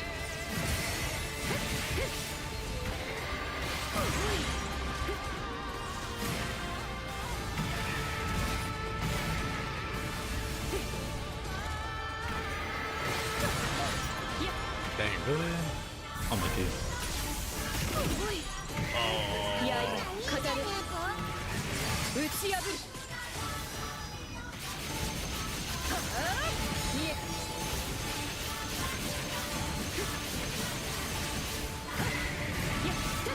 消える。そこ。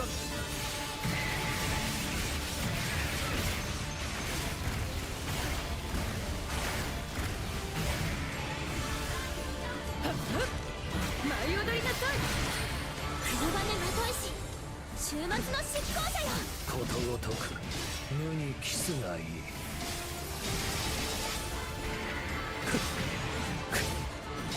破壊する。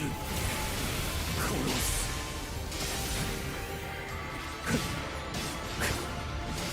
落ちろ。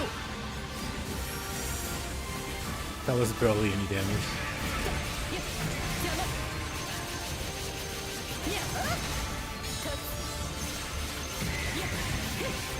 消える。打ち破る。見える。そこ。明鏡止水。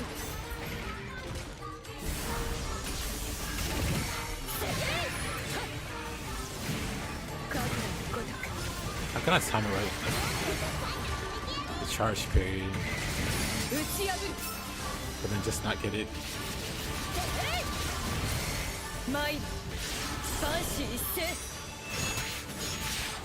古超人雪月花。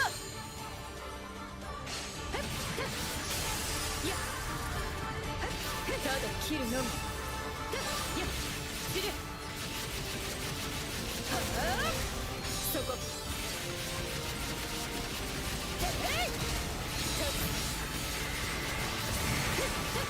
邪魔。前。散る。やっ切る。やっ放末無限。気をつけろよ。無理に迎え撃てばやられるか。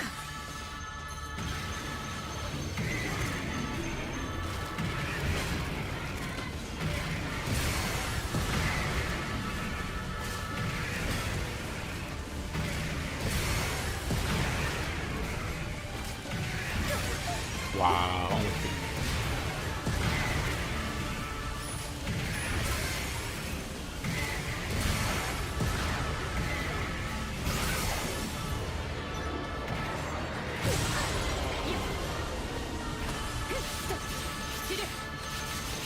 打ち破る。今こそ好機。カーブラン。邪魔。 What am I doing? 一戦。無造キリステン。聖なる剣能目覚めし星の戸よ。お任せあれ。それおりゃ。それおりゃ。 Hit him rolling. Aw.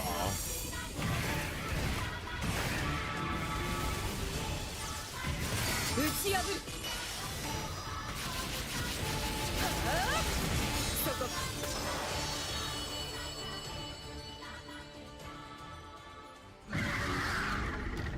Does that skill make the summons cost progressively less?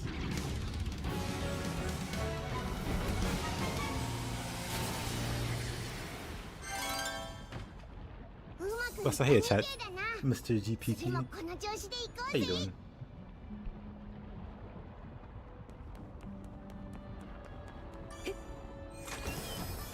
いい感じ。やった。うん。やった。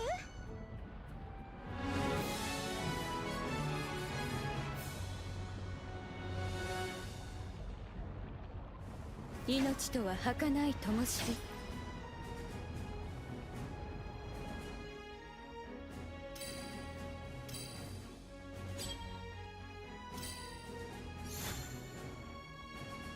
They're within 12 minutes. I'm only 7 minutes off.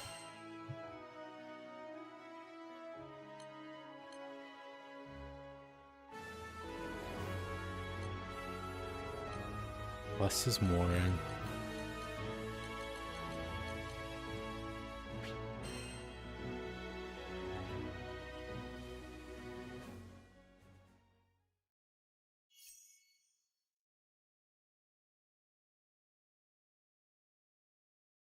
No one will go into the bubble. どうもです。こちらになります。 Yes, these guys got DPS checks. Well, except these two.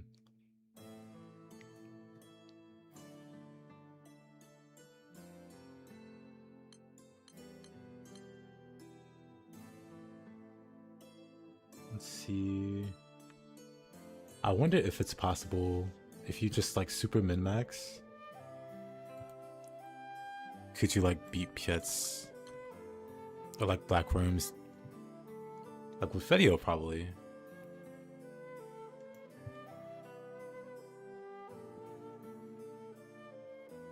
But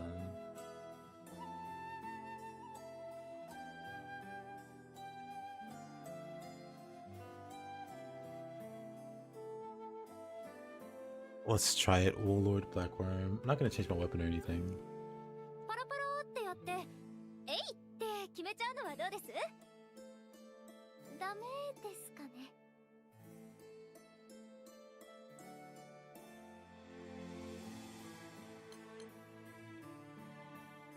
The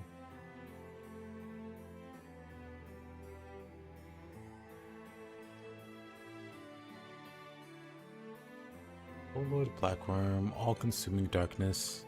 はい、今すぐ手続きを。どうかご無事で。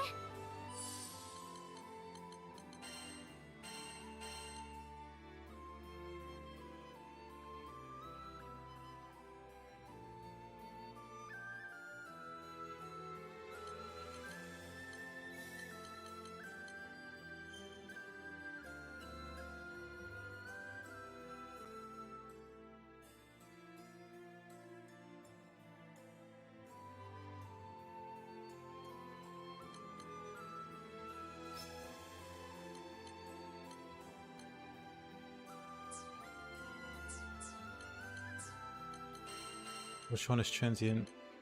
Oh, this one. I mean, why not? Why not increase the cap for that move?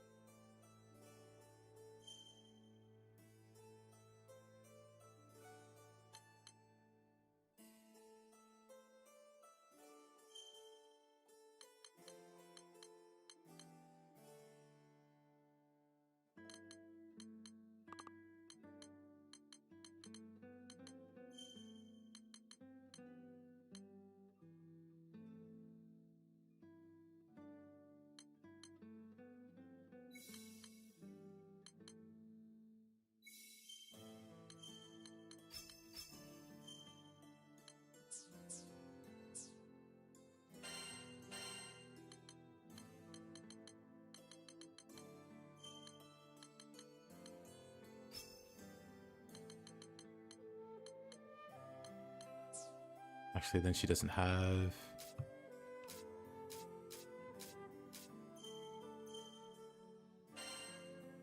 Accidentally remove that one. It's like, ah yes, that's why we have those two.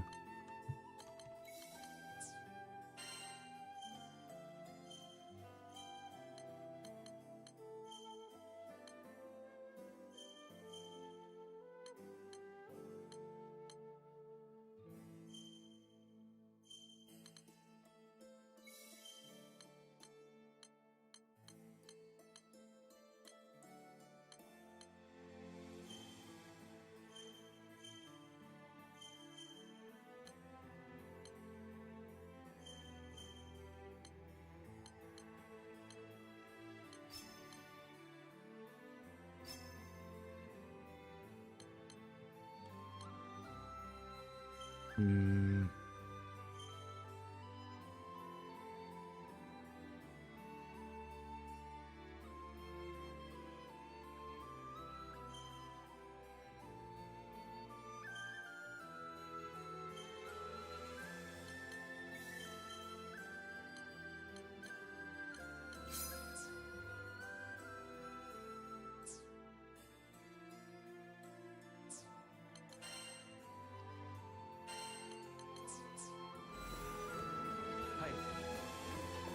Well, let's see how it goes. Actually,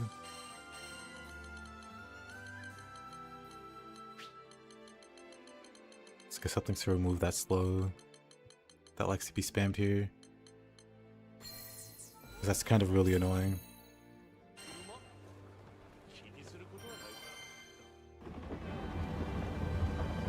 But yeah, I doubt this is doable.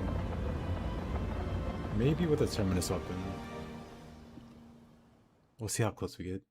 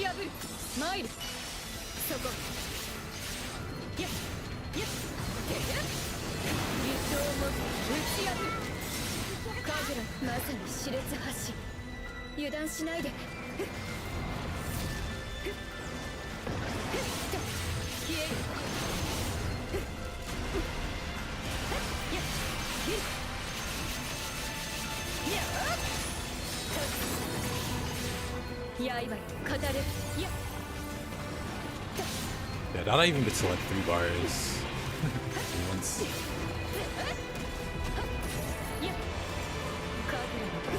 So with my SPA, anything like that. I'm nothing without my SPAs.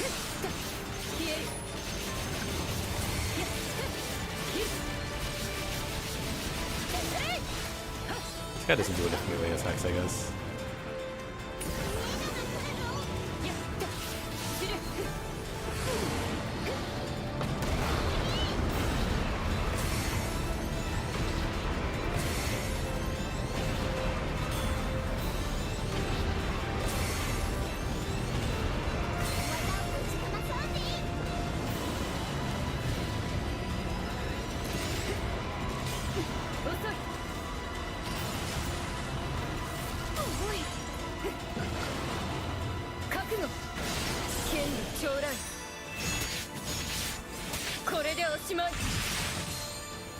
Yeah, probably get like any bar.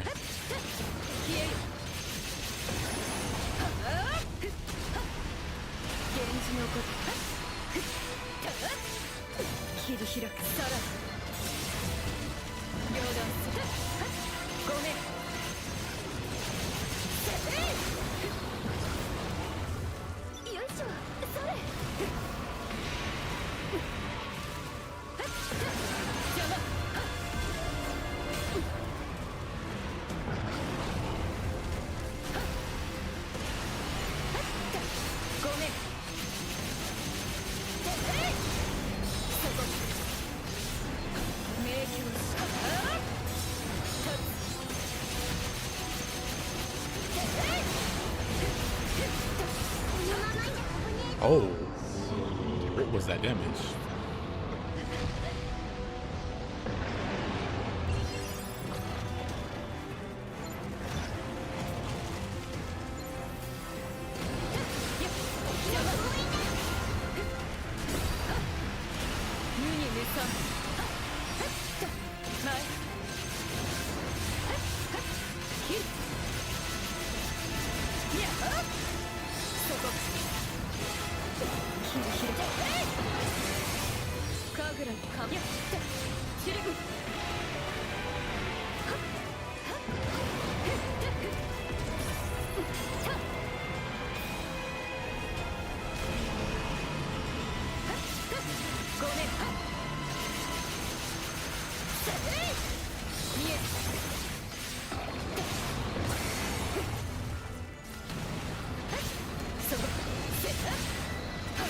Honestly, my damage isn't the worst here. I need to get the other stance.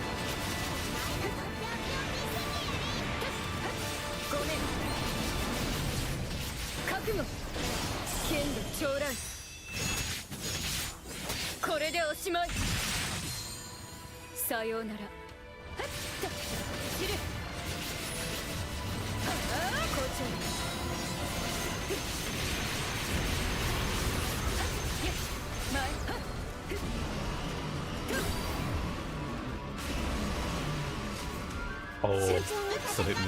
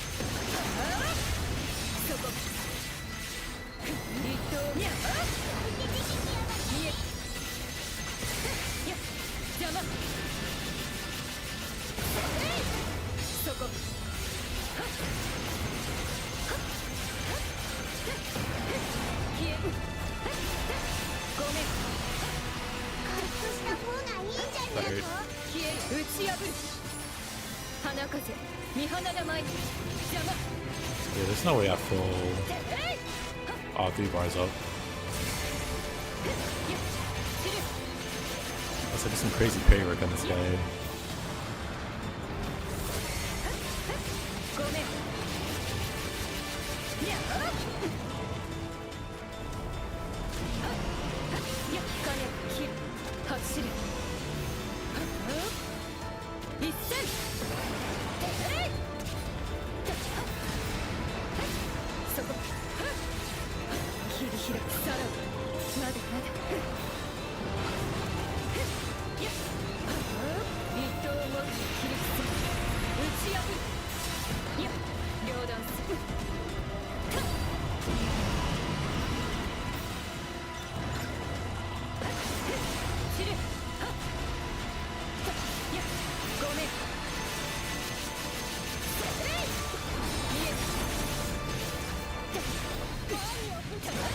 いざ一位先進に前誇張時雪月花カグラキル刃よ語れ無に無産知るそこにゃあ見え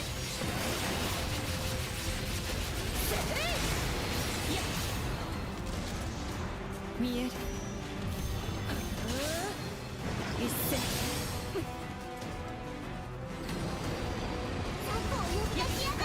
キル前校長そこ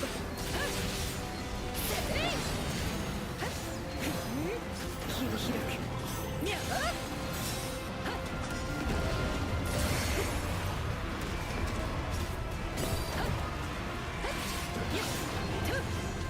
迷宮しさらいえ舞い踊りなさい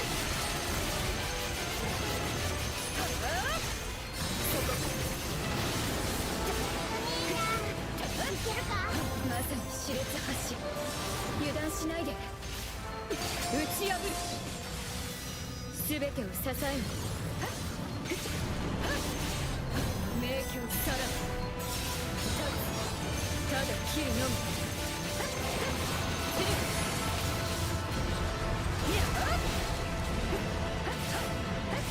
みそこ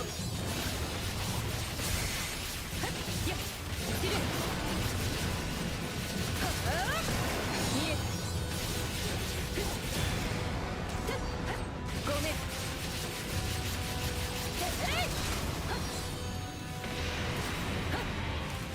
走れ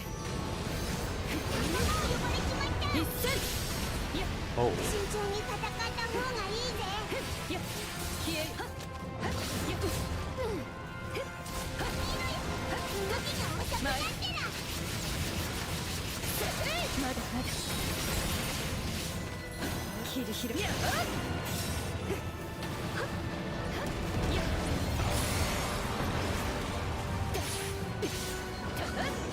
一刀も打ち破る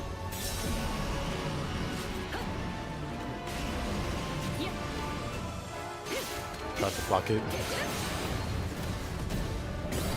刃よ語れ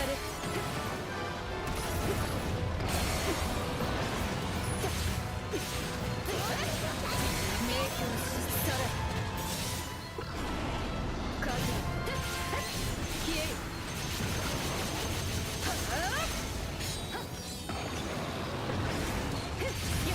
ごめん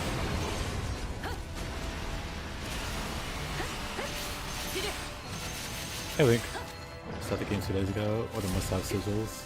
If you just started 2 days ago, it'll be quite a while before you before you get any must-have sigils.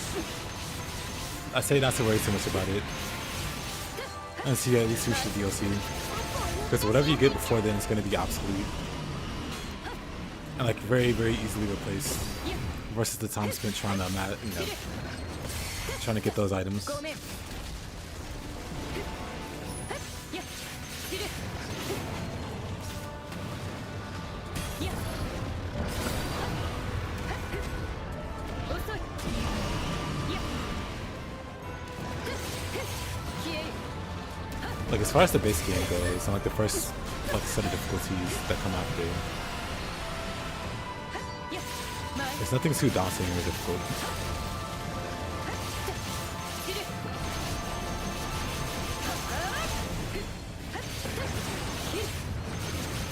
There's Butterfly Within Plus. I can't quite remember what Transformer unlocks. Oh, I am. Also know what to look out for. Damage cap sigils. Those don't appear to New Game Plus, or not New Game Plus, but to DLC though. Like their standard.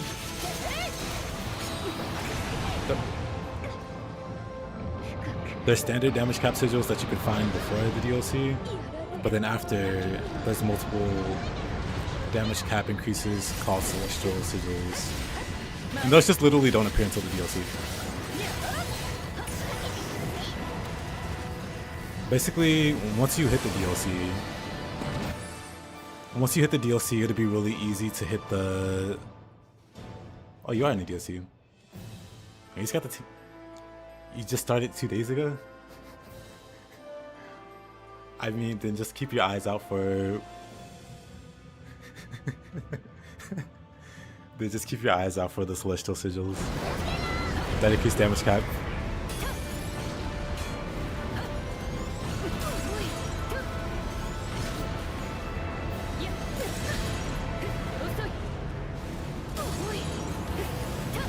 Not in a great spot here.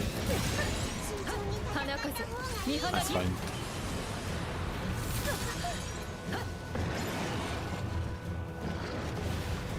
Your sister. I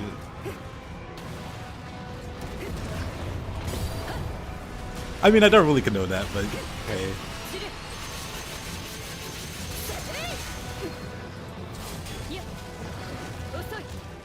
Like, claim this, like, in 2 days. I mean, who am I to judge?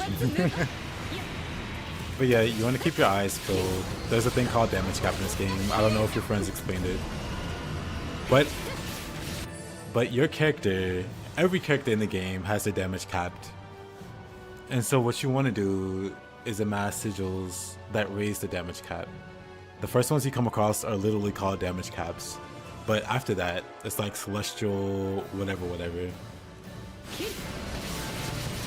There's various celestial sigils that also raise your damage cap. And when you get to this difficulty, it's all about maximizing your damage.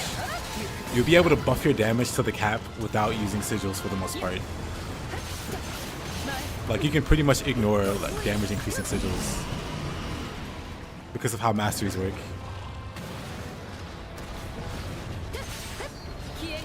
It's another 41 crabs. We're 1/4 of the way there.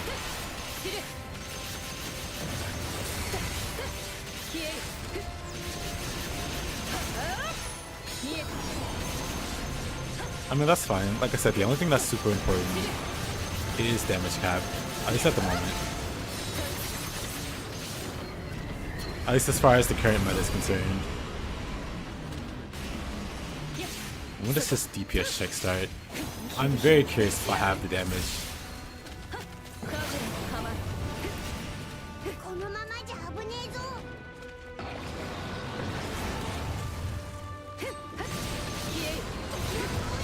Crapperson. Oh man, Crapperson speedrun.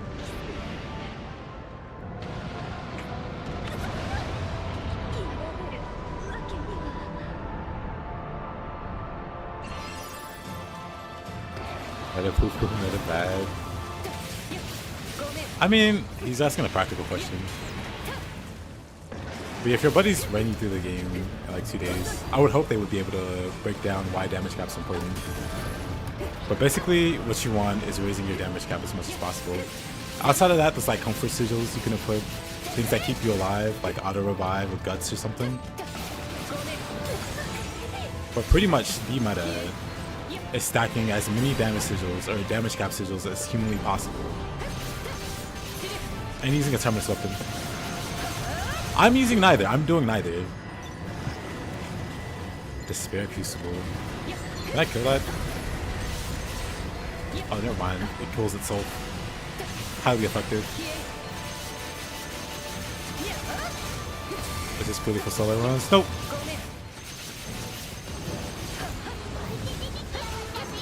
I run this build outside of solo runs. There's some slight tweaks to it. Because I don't run the damage that I'm doing currently. But soloing is very slow if you don't run some damage. So I'm running some damage on this build. But if I'm playing with the party or playing with AI, I run less damage and more fun stuff. But no fun allowed. Well, no fun allowed when you want to like speed things up a little bit. But I don't care for damage for the most part.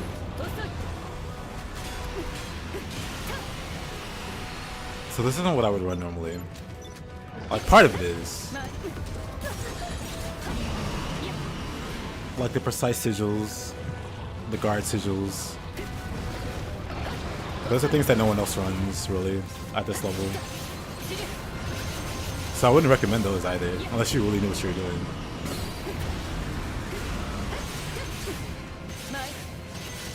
Are damage caps mandatory? Damage caps are 1,000,000% mandatory. Your damage is literally capped. You will not do over a certain threshold of damage if you don't have damage caps. And for a character like yours, you want to do as much damage as possible. Damage caps are 1,000,000% mandatory. Like, damage sigils aren't mandatory.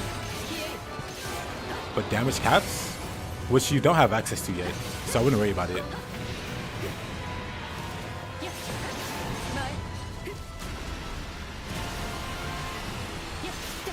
Like, as much as I don't care about damage, I would never not run damage sigils, or damage cap sigils. Let's see. Is he there yet? I'm ready to see if I can, like, burst him down, but I kind of doubt it. I kind of doubt I have the DPS.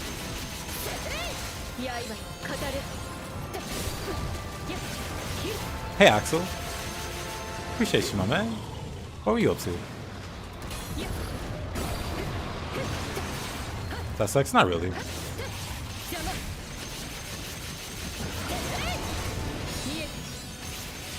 It's like going, oh, you have to have divine or ethereal gear in Nioh? Like, yeah. You kinda have to. Like, you technically could play through Nioh with white and purple or blue gear. You would be severely handicapping yourself, but you can do it.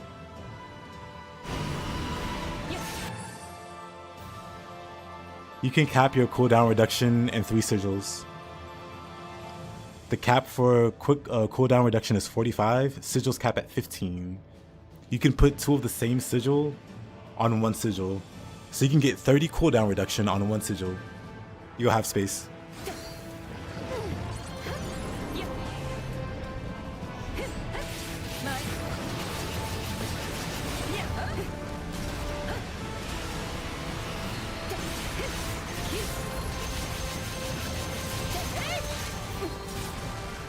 Okay, now I think we're at the scary point.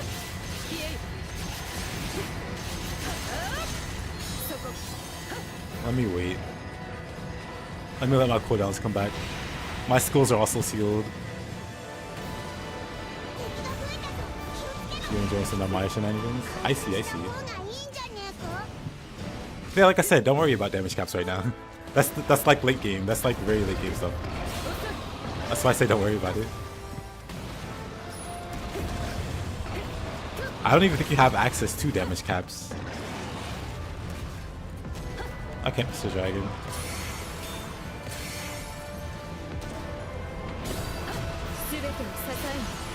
Okay. Let's see if we can do it. Without a summon even. Bruh.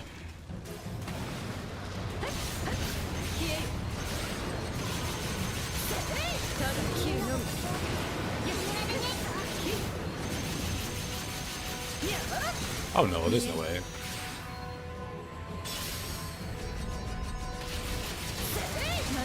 With how fast that fills,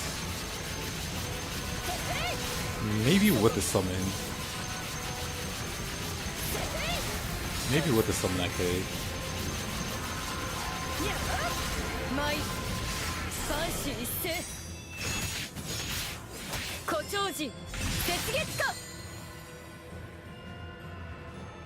Oh well. I could totally kill him though. With a Terminus weapon, I could totally kill him.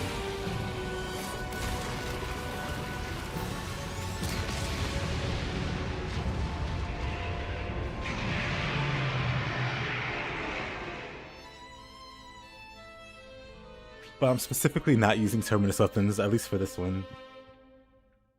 But man, knowing that, I could totally do it.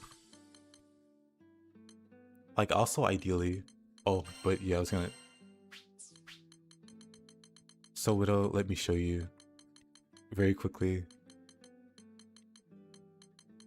In the end game, you get double sigils, and you can like enhance them to be level 15. And with that, where here you can have cooldown. You can have quick cooldown. You can have 2 of them. I have 2 of them on 1 sigil. This character has 1 sigil. Quick cooldown. So you can get that in 1.5 sigils. Just have quick cooldown equipped. And then your second one have quick cooldown and cascade, I guess. If you want to go full on cooldown. So you can have quick cooldown, quick cooldown, quick cooldown. Where's my cascade? Yeah, and then have cascade and quick cooldown. You'll hit the cap, and you do this in 2 sigils, and you have maximum cooldown. But that's like later game stuff.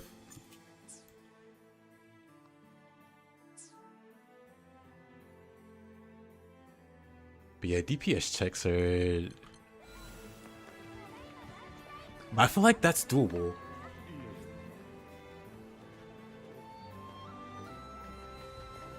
With the Terminus weapon, I think that'd be doable.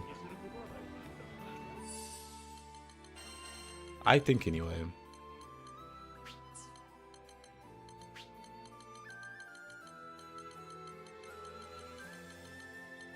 But yeah, towards the late game, you have like a wealth of resources.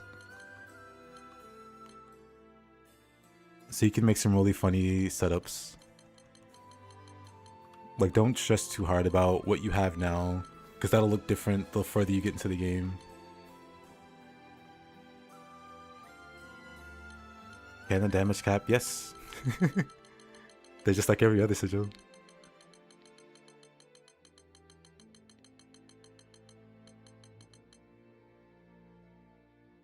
Just like every other sigil, you can have...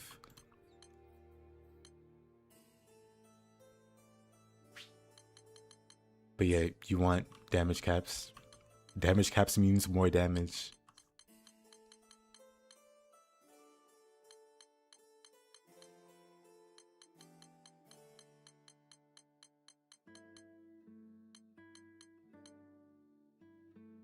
Oh, but Link, to explain,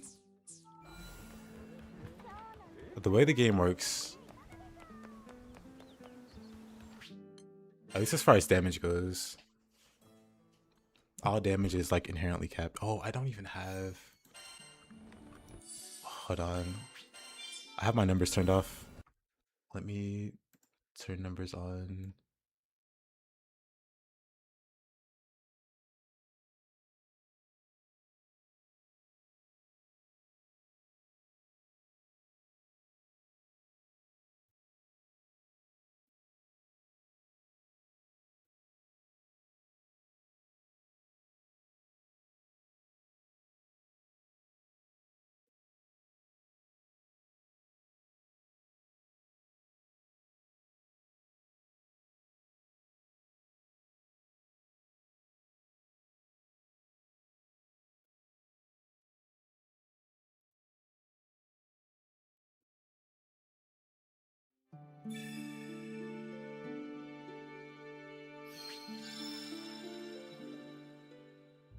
Oh, it's stun power and a damage cap sigil, then I'm future proof.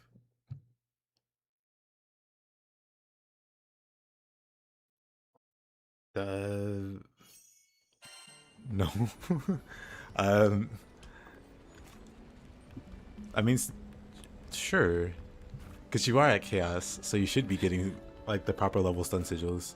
So ideally, you would combine the stun sigil and the damage cap sigil, so that you have the stun effect first and the damage cap first. Anyway, damage caps. Ooh, I'm glad I turned this on actually. I was close to the cap. But hey, I can do a fair bit more damage actually. Well,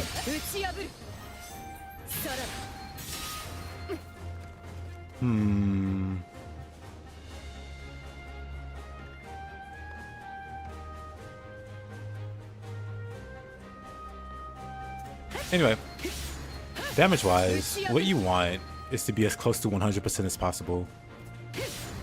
If you're below 100%, that means you're missing damage. Like my basic swings are missing damage. These are closer to 100. But you want to be as close to 100 as possible. If you're over 100, that means you're doing over damage. You're doing over the necessary damage. I just did that so I combined the crappy stun sigil and the damage cap. But the question is, because it still goes deeper than that, is the stun effect the first effect on a sigil?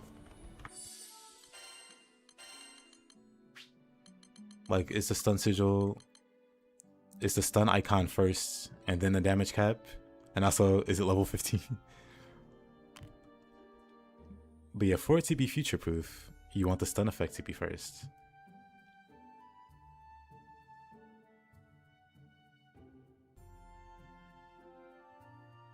Feels like attacks on the boat. No more than cooldown reduction is. Like, you don't need cooldown reduction or cascade on your guy. So if I'm under 100, you can attack if you're over. If you're over 100, then you're not necessarily okay. It depends on how far over 100. Because if you're doing like 200%, then you have like, you're going like 200% over. You're going like 100% over what you need.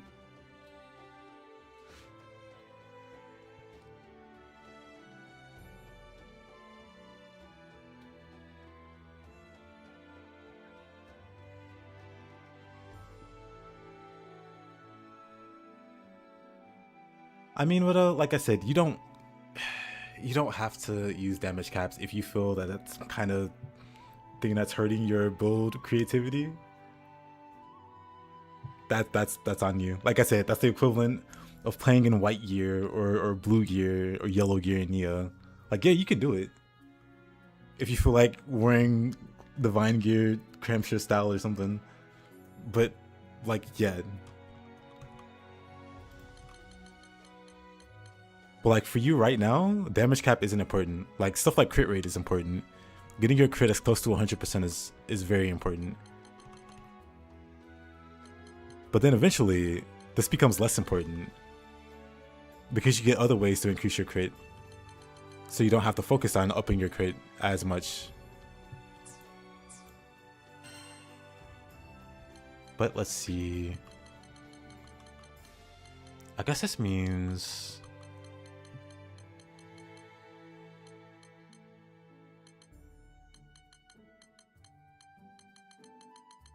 Hmm.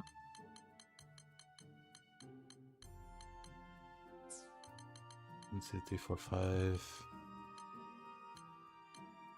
I don't quite have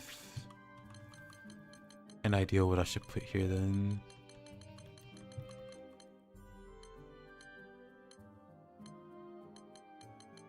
I don't think that would be a good combo.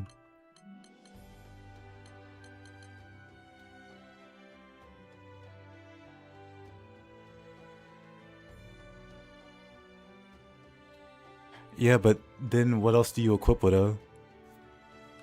For point of reference, 1, 2, 3, 4, 5, 6, 7, 8, 9, 10, 11, 12.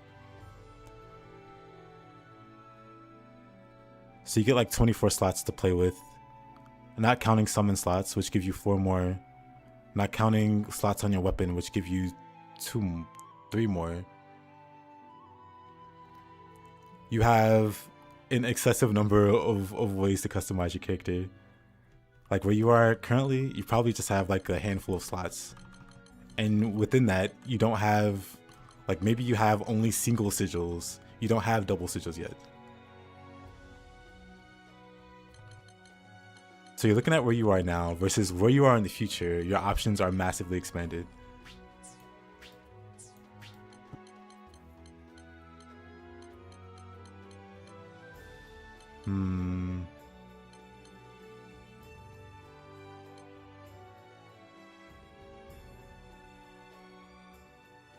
But the crit that you want to build towards, you can just reinvest that into damage cap once you have other ways of hitting.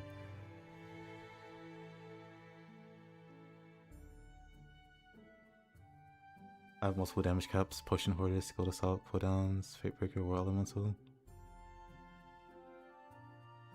Your crit should already be. Your crit's already irrelevant, Link. You're at chaos difficulty. You can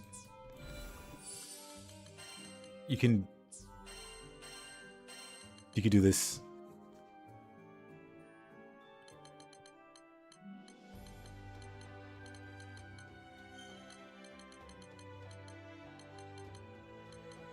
Hold on, where else? Where's the other one? Oh, you could do this. 15%. Plus the 25% I showed is 40. Plus that 25 here, that's 40. You can get 20% on your overmastery if you roll well. You can get additional crit from your weapon. Like at the point that you're at, crit sigils you should just throw away.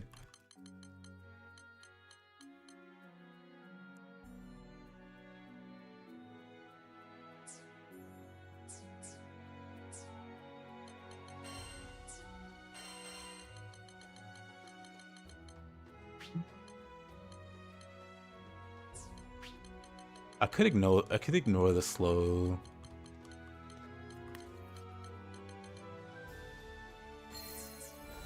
And equip life on the line. I wonder then if this would get me.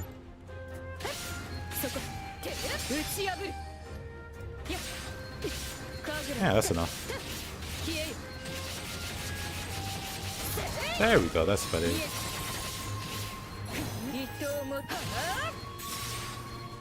Well, it's still slightly under. Let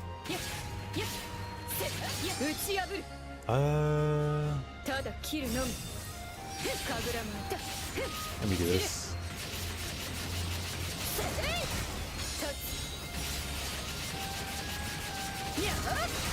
Yeah, everything's over now.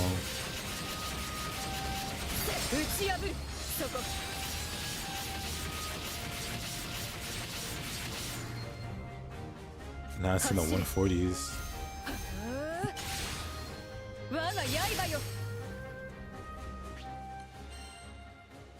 Can I have my stun power and damage cap to 15? Yes.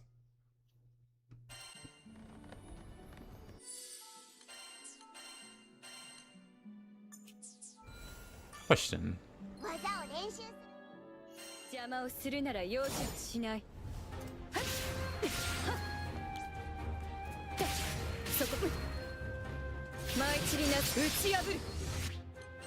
But that is still kind of painful. I wonder then.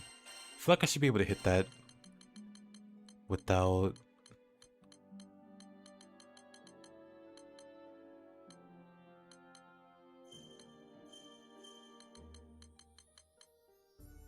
Like this.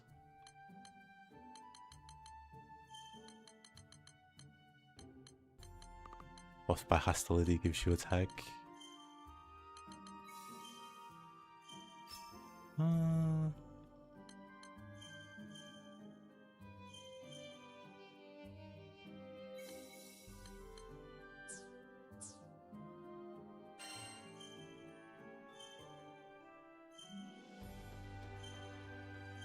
Oh, never mind. Just being in either stance gives you that. Charge speed for downfly zone attack.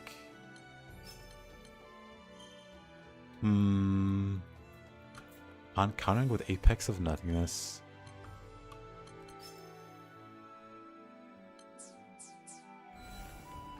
There, maybe that. Can I? When is it wise to use an item that gets you straight to level 15? There's an item that lets you get straight to level 15?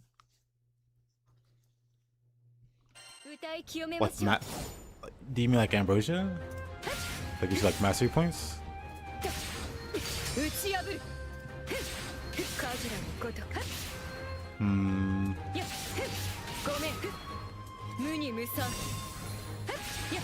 邪魔やっ前よこち打ち破る立つはあ見え This brings me a bit closer. Let's see. Anything down here I can change?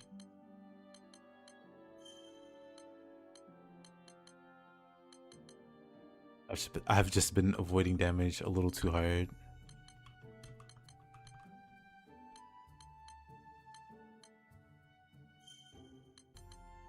Just a little bit.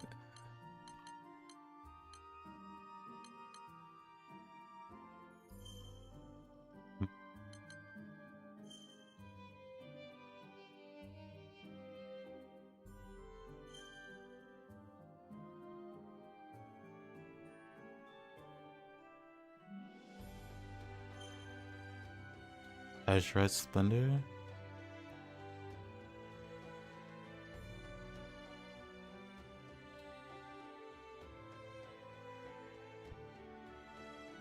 Oh, I mean, yeah, Fatebreaker is also a safe bet, but what's the secondary on the Fatebreaker? If it has a terrible secondary, don't use it on that, because you'll want to synthesize it to something else. If that's the case.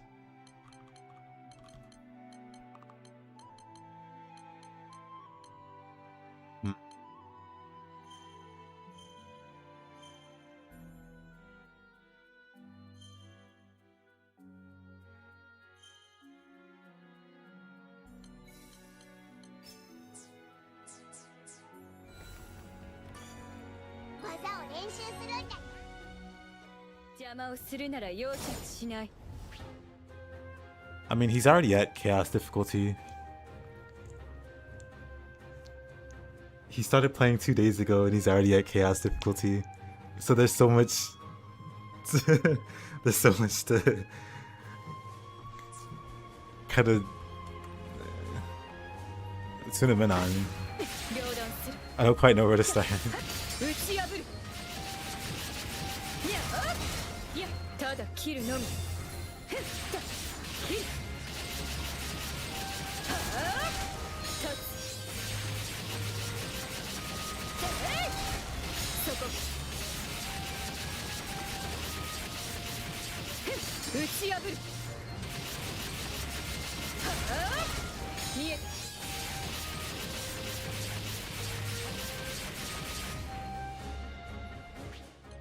Yeah, this is good.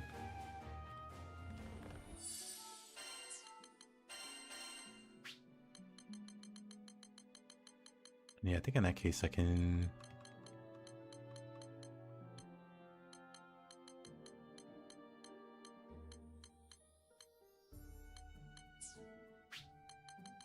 I guess I can go back for slow resist. Just because it's such a pain of it to play around.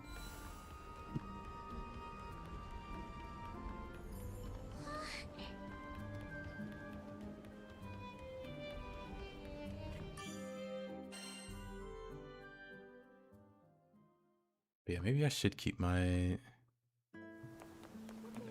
damage numbers on for now.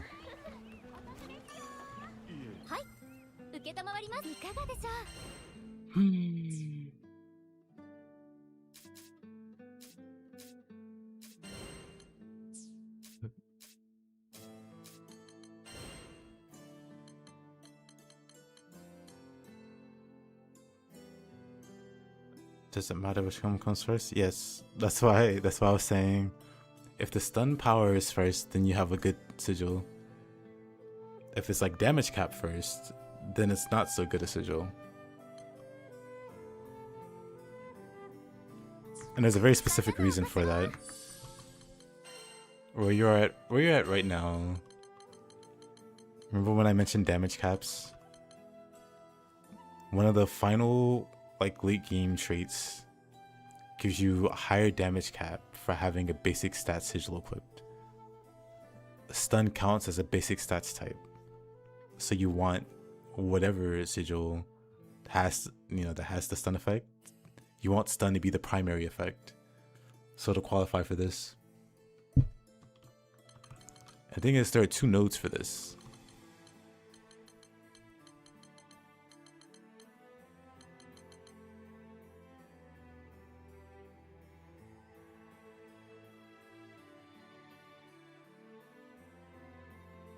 Fate Breaker and damage cap is fine. I wouldn't necessarily say it's future proof, but at least for the immediate future, assuming that won't be like an update for a long time, you'll be fine. Fate Breaker only counts for like a certain tier of quest, which fortunately is all of the content currently. Like I don't think any of the content goes beyond, that.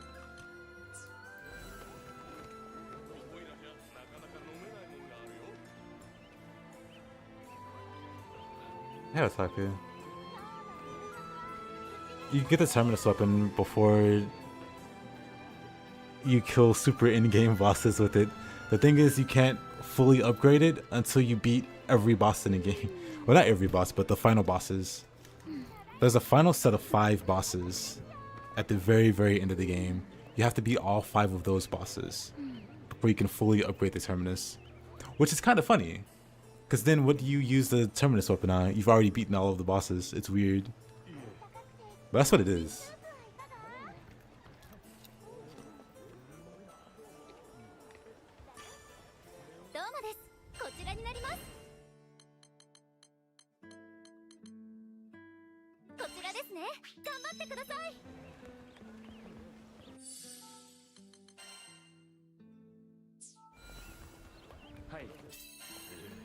Let's try again. With more damage.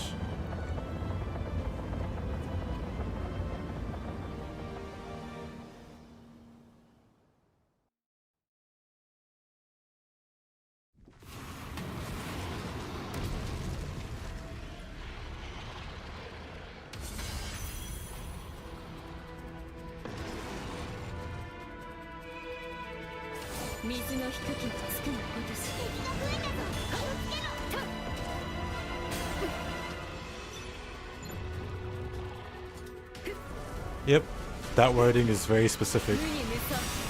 That effect does not do anything if you don't have it the way that it says it. So if you have damage cap first and stun sigil, it's not going to do anything.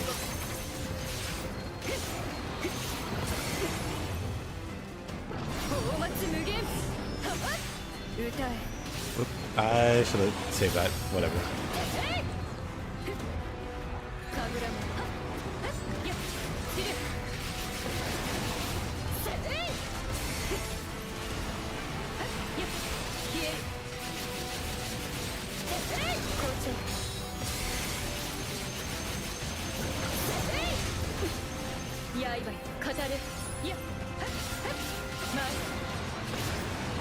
Didn't block that, huh?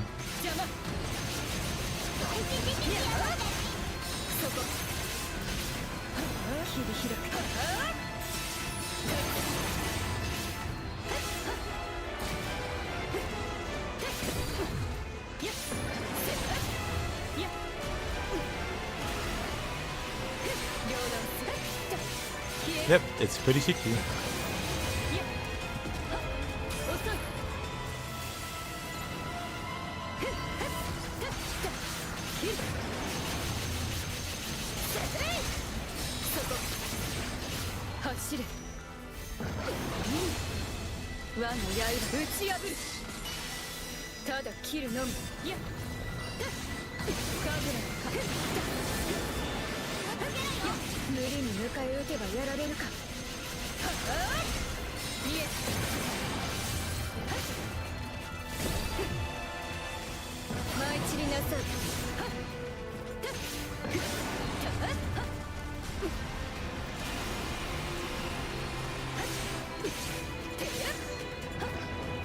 No, that's it.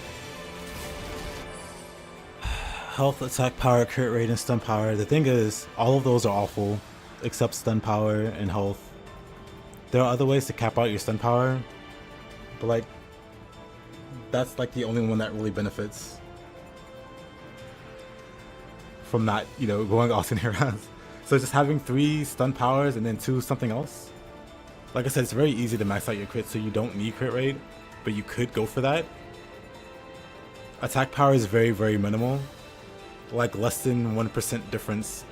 It might as well not exist. So attack power you can completely omit. And then health is also such a small amount.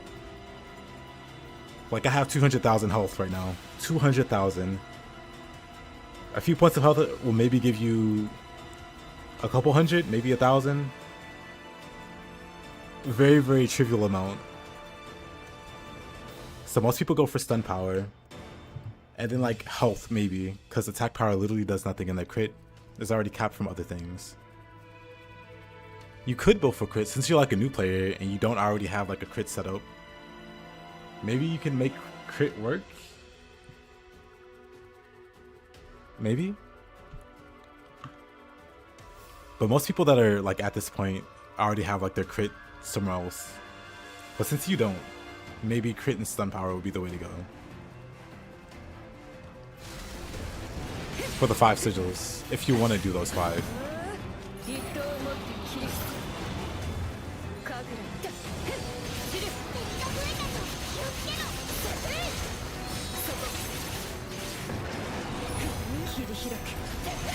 Okay, I shouldn't try to play that. I was questioning my health. Yeah, Aegis and Greater Aegis completely invalidate the existence or need for the health one. The crab sigils are way better than the health, than multiple health sigils. Kind of blows my mind, honestly.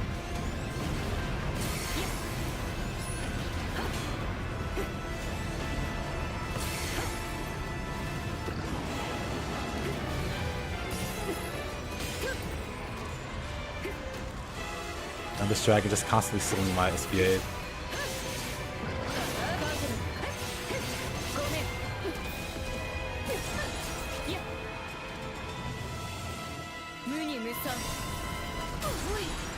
Oh, whatever.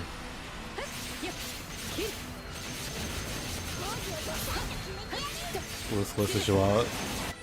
The Terminus weapon is literally the same Terminus weapon you get before you fight Lucilis. Unless you're speaking of like a DLC character, characters get their Terminus weapons at Proto Bahamut. The Bahamut fight on the ship. That's where the Terminus weapons come from. And then in the DLC, you ascend that Terminus weapon. It's like a stronger version, but it looks the same.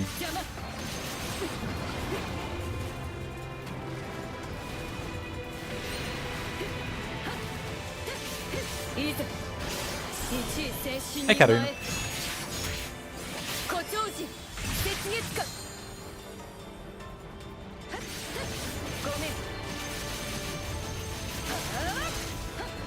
You know, even with the improved damage, I don't think it's enough. I think I need a summon to kind of help me get past that DPS check. Solo anyway.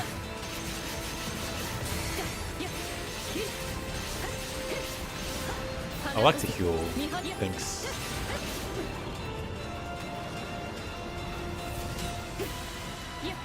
Narmaya having her own soft goal is pretty great.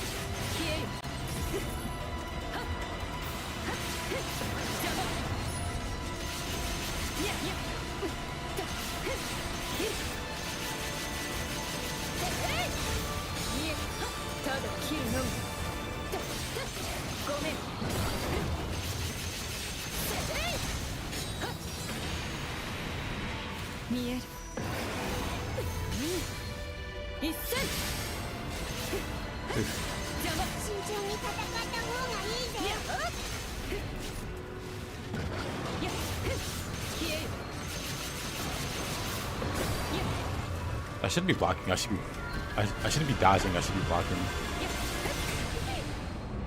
What hit me there?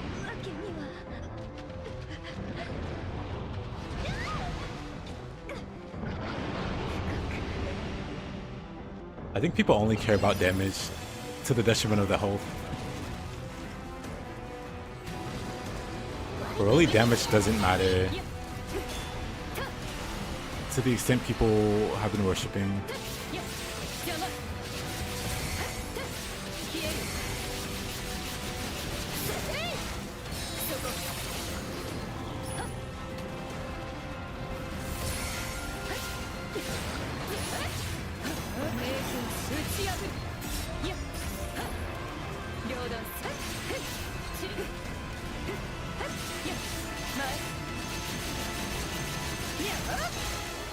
走る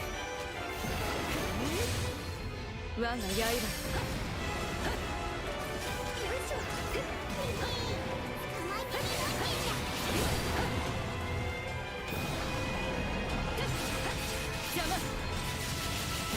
My problem with damage that people chase with like celestial sigils and everything.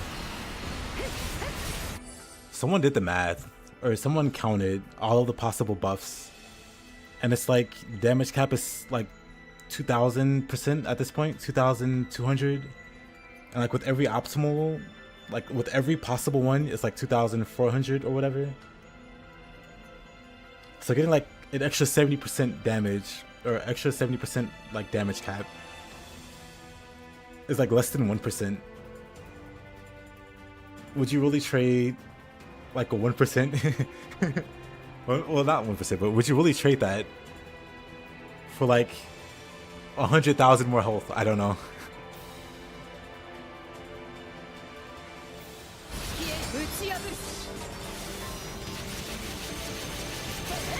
But yeah, I agree, Katarina. It's better to build for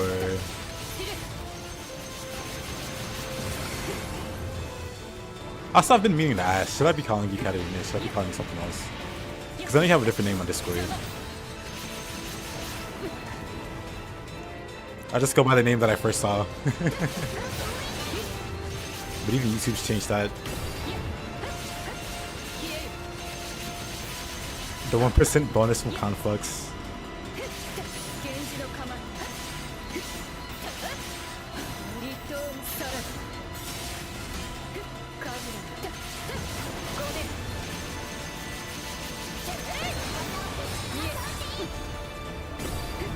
You gonna pick photos? I'd advise other devotion? No. I'd advise you play what you think is coolest.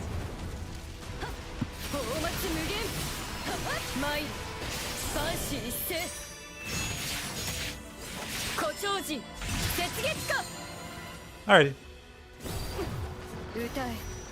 Just wasn't sure.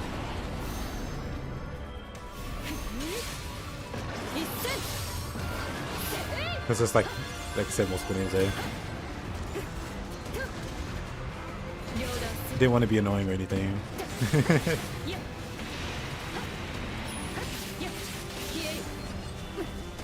But yeah, my advice is to always run what you think is coolest in these games. The game isn't hard to the point where you have to run a specific loadout to win. I've beaten this game with AI, with just computer followers, without having a Terminus weapon on my main character, and without being like super maxed out in damage. I ran a very suboptimal build and I cleared the entire game with it. You can clear the game with whatever's fun for you, especially if you play online with other people.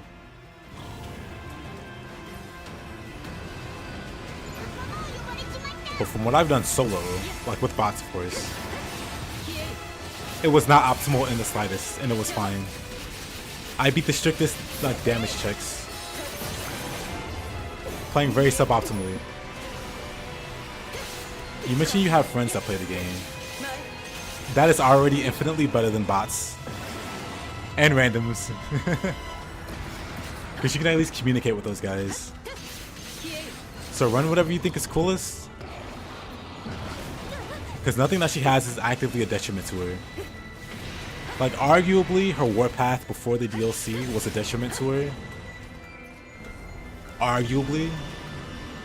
But even that's fine now. There's nothing about her that's like, if you run this, you won't be able to clear any run, or your runs will be a million times harder. The point of the masteries is just to like reinforce a playstyle that you like, not necessarily to make the game harder or easier, one way or the other. But of course, there's always going to be like winners and losers.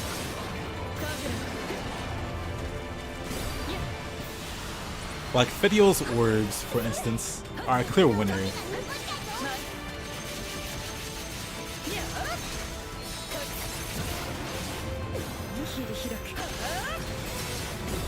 Yeah, that's the part of Narmaya's thing though. People like to make gambling memes about this character because you never know what you're gonna get with this character, with the butterflies. So that's just like part of the character's identity you gotta embrace. より承知。いえ明鏡した立つ吹くぜ消える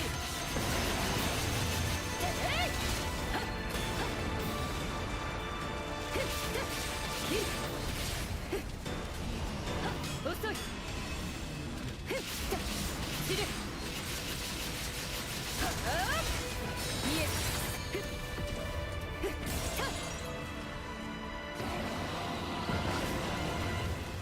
Yeah, her other playstyles are just fine. It's just that those orbs are like pretty much bugged. Or not bugged, but they do more than they should. In a way that's been nerfed or like patched, I guess, in other characters. We'll likely see it patched with Fediel in the same way.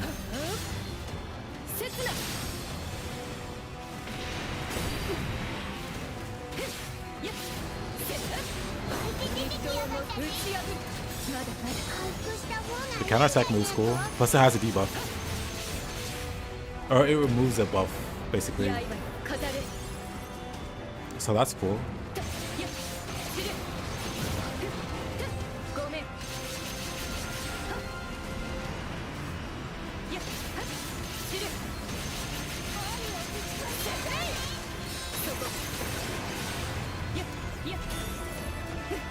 Man, these orbs stink.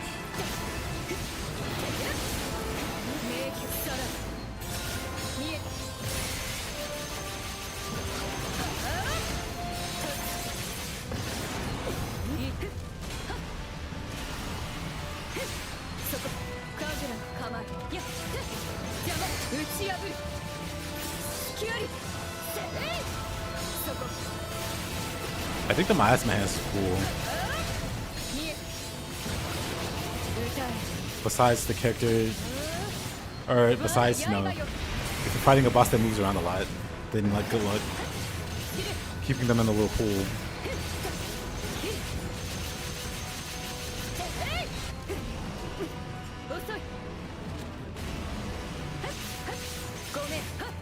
Man, the skill seal is very annoying.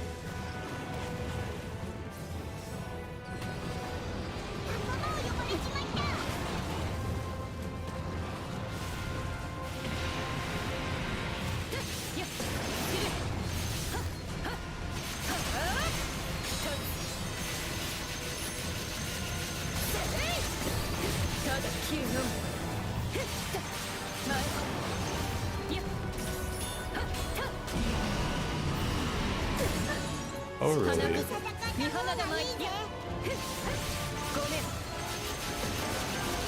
He's gonna basic attack him, really. I could definitely like sneak in more damage with this character. Kinda don't want to, like. I'm very curious how close I can get to beating him without using a Terminus Weapon. But I feel like for these bosses, I am going to need a Terminus Weapon if I want to solo them and beat their stupid DPS checks. I feel like it's very, very possible to do.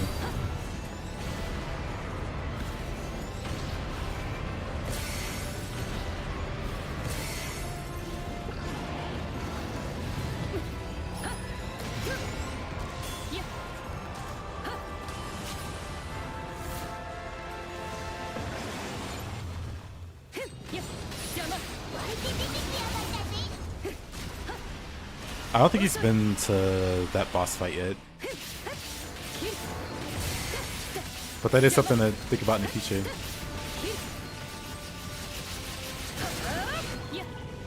Link got the game 2 days ago, and he's already in Chaos difficulty. He's got a lot to catch up on. So any kind of helpful advice you can give him, he'll need it.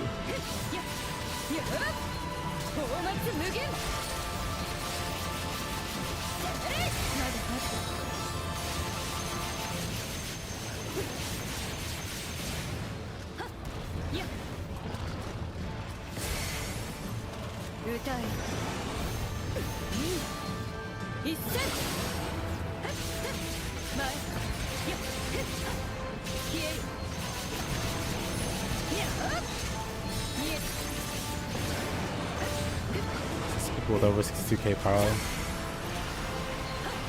I mean, I wouldn't worry too much about their power. Like, power is pretty arbitrary. It doesn't really do much. Like, the thing that matters in this game is your attack power. And even then, your attack power can only get you so far before you hit damage caps and stuff.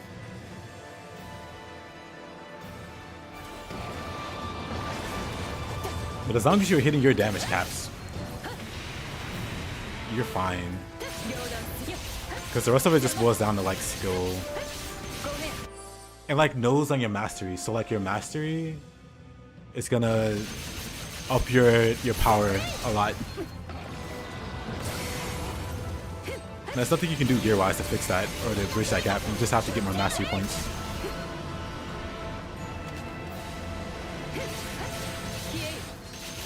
We're almost to the magical 15%. What are you doing? Most likely they've maxed out their mastery points. Some things can inflate the mastery even more. I've heard people have intentionally like spiking their power so their like AI gets hired or whatever. Because you know you can like hire people's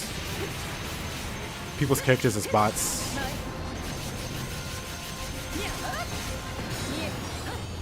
So I've heard people completely like upping their power in goofy ways.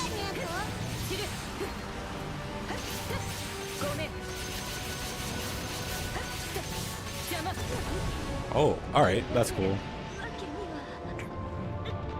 Trying to get your AI hired.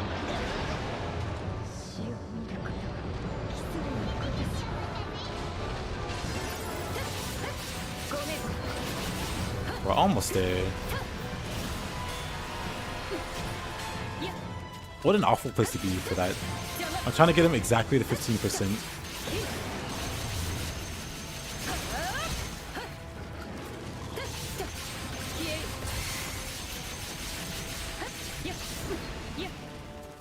Let's see.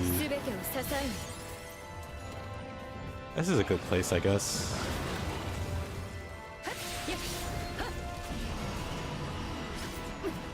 Oh, whatever.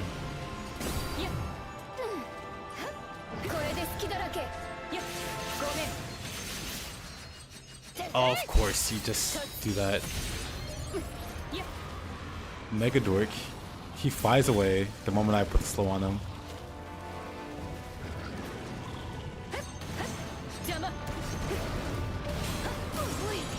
Oh. Okay. Okay, buddy. My skills just healed again. What a pain.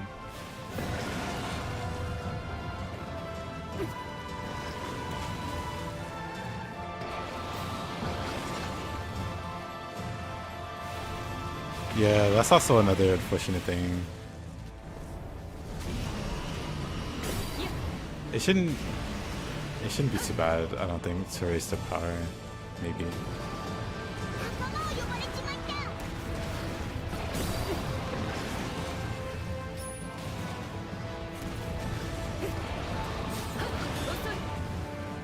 Attack debuff. Come on, brother.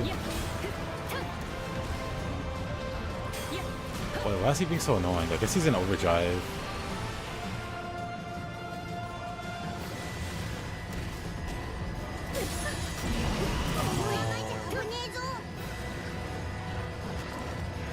I'm waiting on the attack debuff to go away so I can hit him. Why does it last so long? He hops away more than the Ice Dragon, which is insane.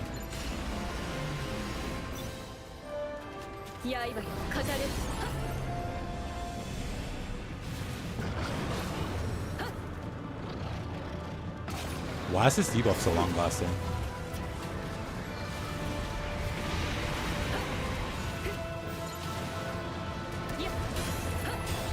I hate this guy so much.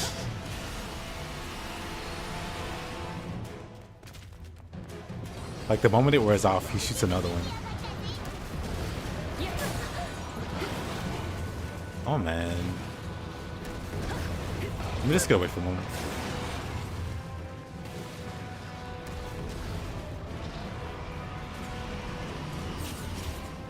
Oh, okay. した方がいいんじゃねえか。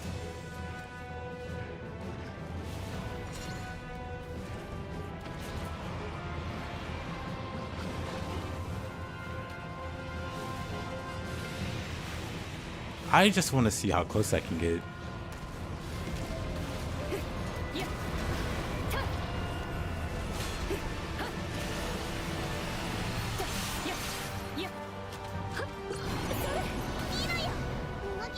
Uh,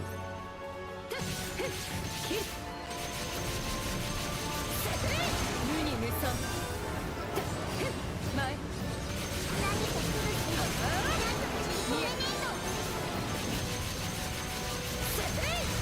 見え刹那 nah, it's still not even close. 打ち破る切り刻む見えにゃあそこ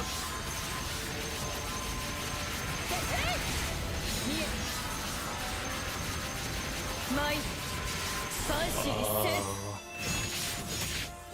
誇張人雪月か We give him the 5%.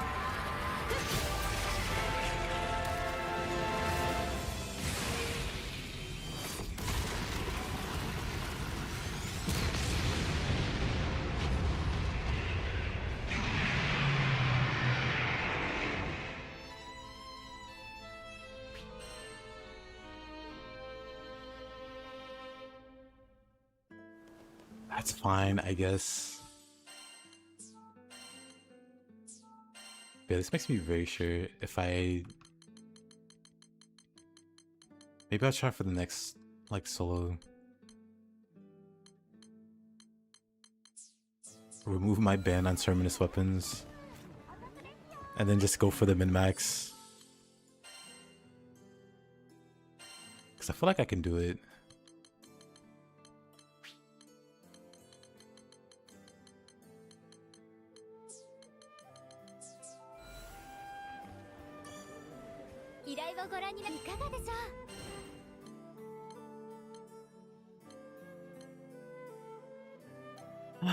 Pet's gonna be the same thing. The roll probably gonna be the same thing.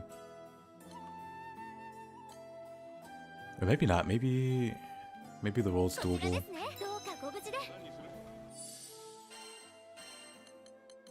Let's fight Piet for the love of the game, I guess.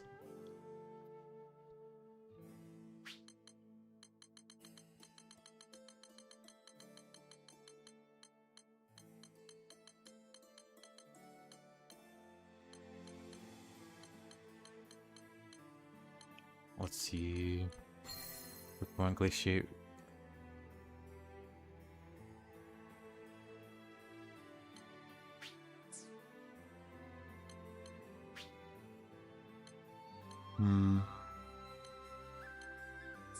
I would rather have this for the cooldown. What's the agreed upon sigil for weapon imbue? Yeah, the thing with stun is you want the really stupid,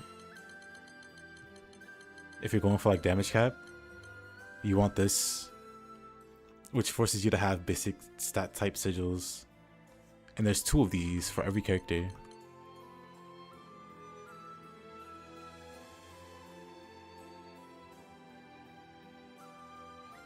And so people just default to having 3 stun sigils. And then like 2 health. Because not like they need crit, because crit's already maxed somewhere else. Like here. And like attack is so minimal. Like you get a couple hundred attack. You already have like 50,000 at this point. A couple hundred does nothing.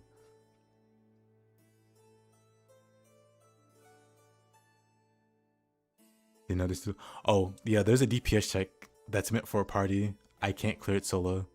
Maybe if I use the Terminus weapon and like min-max damage, I can clear the DPS check. But yeah, technically make it to the end of the fight. But then it's like, you need to do damage. But yeah, I think most people just go with health for weapon because of these sigils.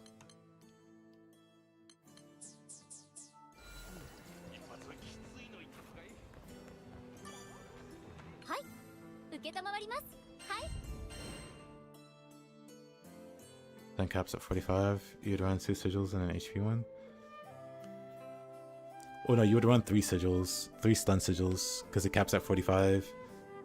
Because what you would want, what the game's telling you in this case, you want these sigils, because these are the basic attack, the basic sigils. So the primary effect has to be like health, attack, stun, whatever.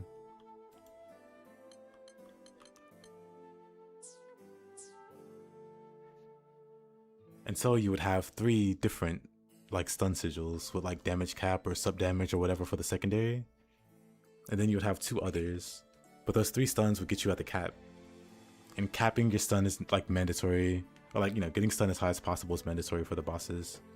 For the in-game bosses. Well, not mandatory, but you know, life would be a lot harder if you don't have high stun. I kind of want to fight Nangi again.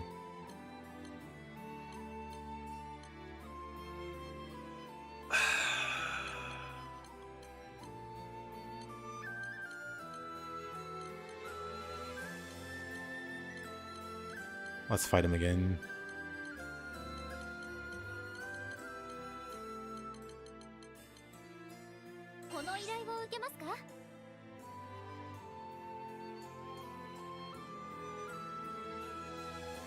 Yeah, 3 stuns, 2 crits probably the best to go. If you don't have it somewhere else, like over mastery or whatever.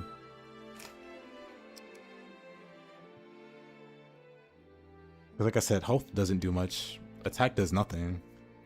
So you have stun, crit if you don't have like it capped from somewhere else.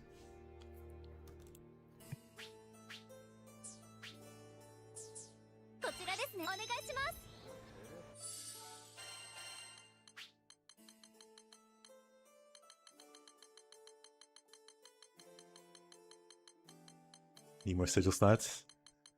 Or you could just ignore it. It's not a huge difference.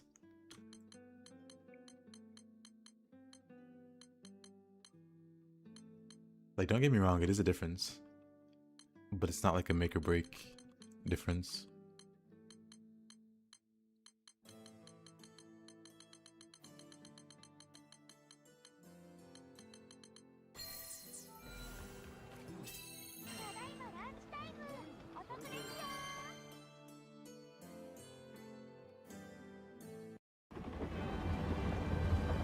Actually, I kind of want to fight Ruby Golem again. But I need to figure out the timing on this Sting's Punch.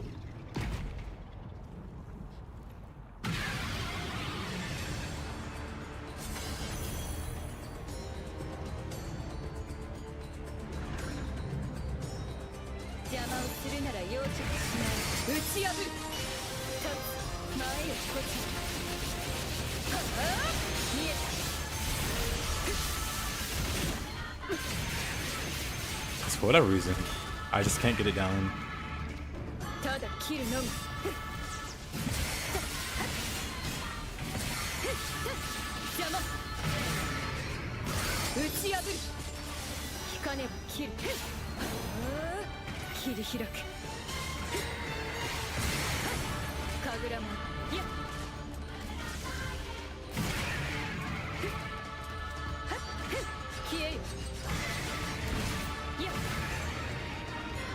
Is that a perfect guard? Yep.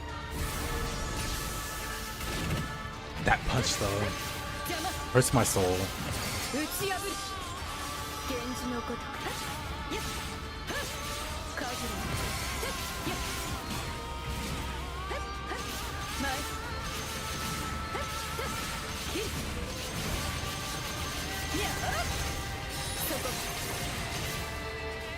I will not turn off my numbers again, actually.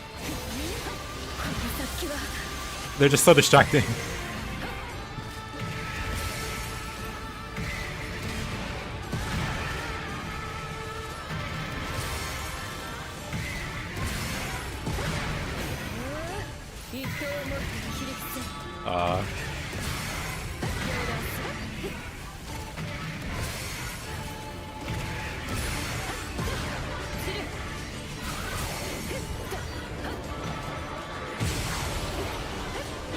I don't know the timing for this. I have to see the circle.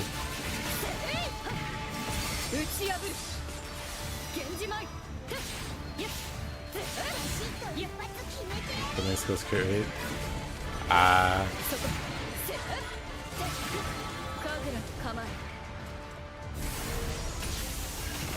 Like I said, you don't have to do that. I wouldn't recommend it. I don't do it.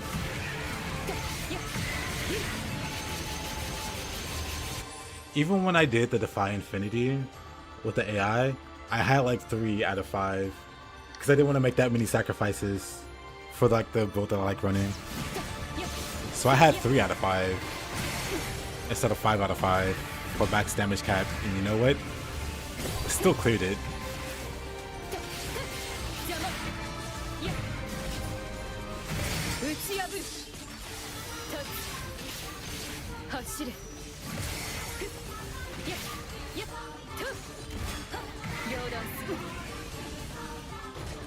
He wants to play fetch with your body. It's fine. I've had more precious and adorable pets in games. Like Double Joe.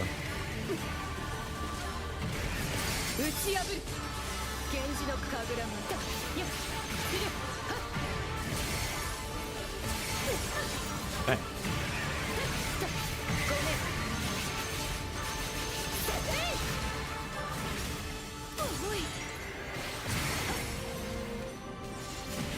But yeah, I also wonder if the world's doable. I'd have to make it to the end of the world fight though.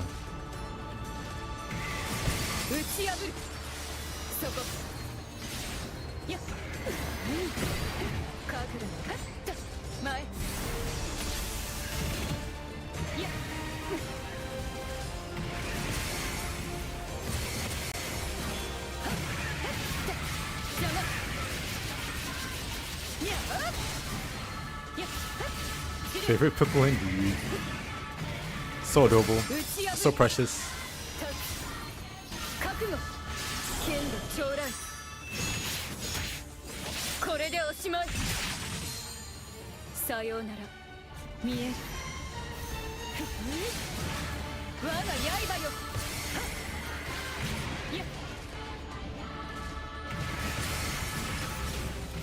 Oh really?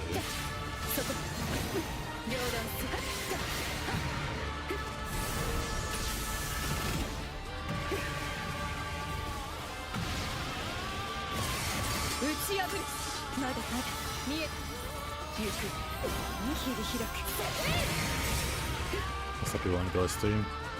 Yeah.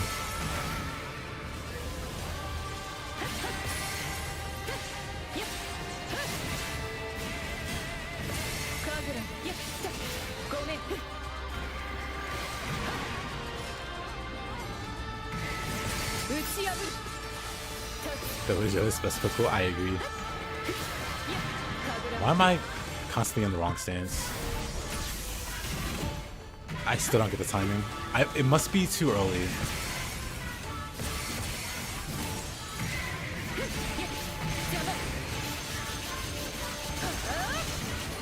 Really? That hit me there. That also hit me.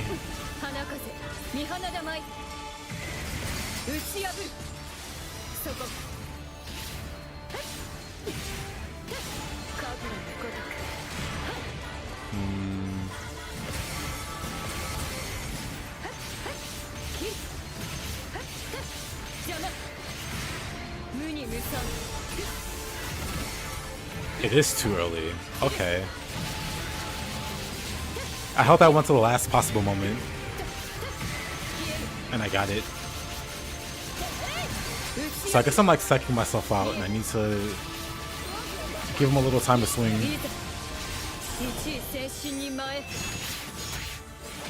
頂時雪月花邪魔 What I do, Katarina, is I compare damage. See how much stronger running 3 sigils are over 2. If it's like a 3% damage difference or something, just don't do it. Even like 5% is questionable.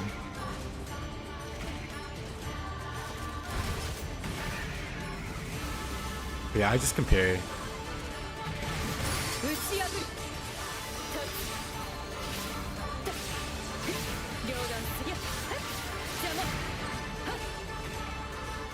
But yeah, I try not to care at all. That was way too late. I try not to care at all about going hard with damage. DPS checks make that harder, because then you literally just can't do certain fights.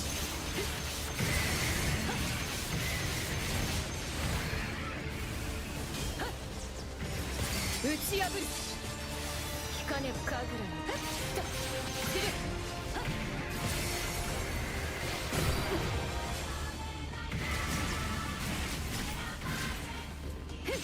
Katarina's an id main. They have a love-hate relationship with id. It's very unhealthy. 打ち破る源氏舞そこ But it'd be like that sometimes. 神楽舞いや消える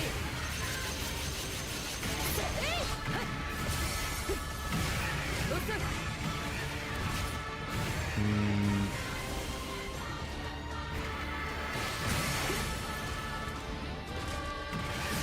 打ち破る I'm really just trying to bait his punch so I can figure out the timing. 両断する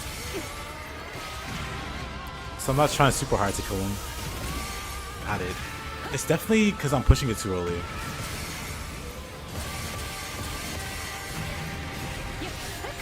I don't know the timing of that uppercut still.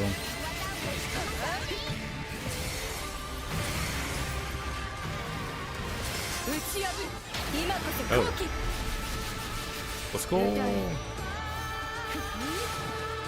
切にただ切るのみはっ舞い踊りなさいやっ切る I mean, the general rule is you can't do any DPS if you're dead. The tankier you are, the more you're able to do, the more you're able to be aggressive, the more uptime you have. 打ち破る I think I figured it out. Maybe. Watch this be me speaking too soon. But I think I have the timing.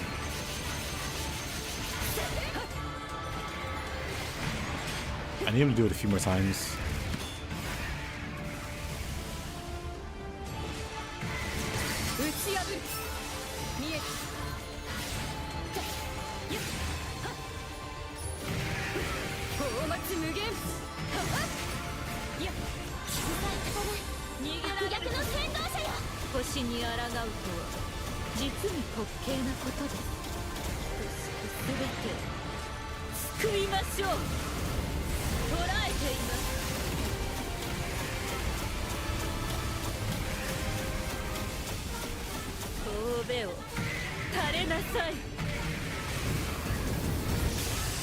Ooh, that's a lot of damage.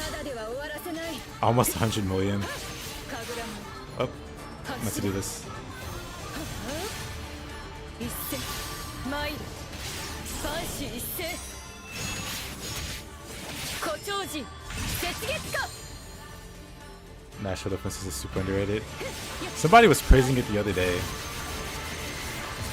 Makes it sound like the effect is stronger than it implies.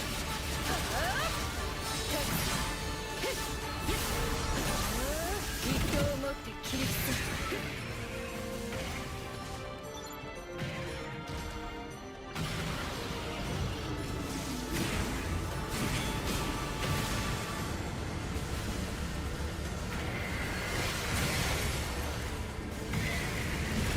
打ち破る見えた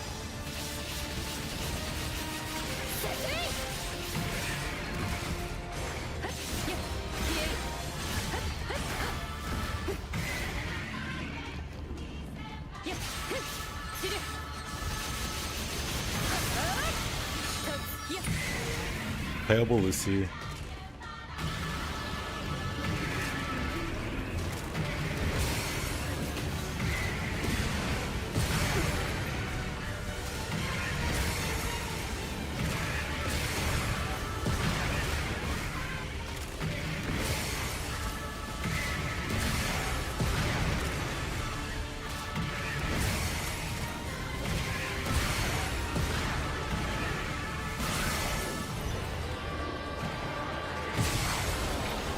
One day I'll learn the timing so I can do that without looking. 打ち破るいやあ見え Yes, 30% reduced. Which I said before, some of them, like some statuses don't last too long. They know how to affect the pull though. That's really good. 打ち破る明鏡止水いやあ神楽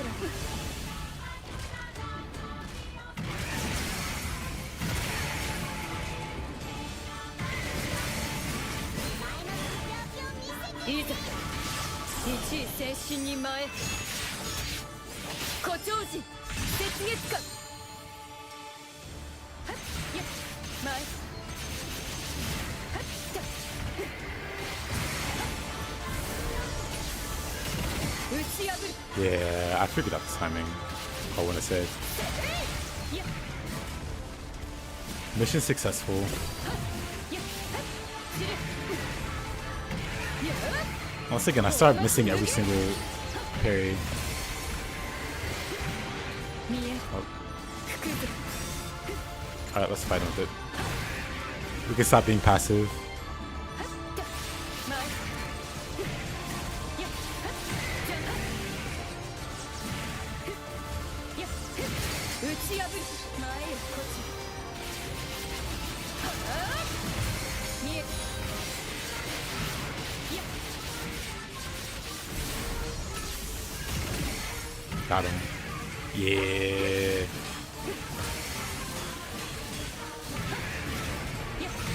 Okay, I gotta work on that though. That's swipe chain. 打ち破るそこカジラいやいやおい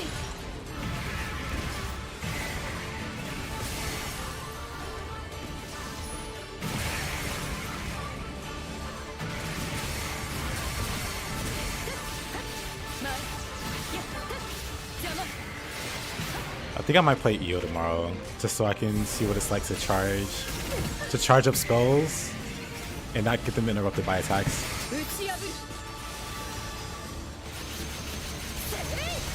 I think that'd be so funny to do.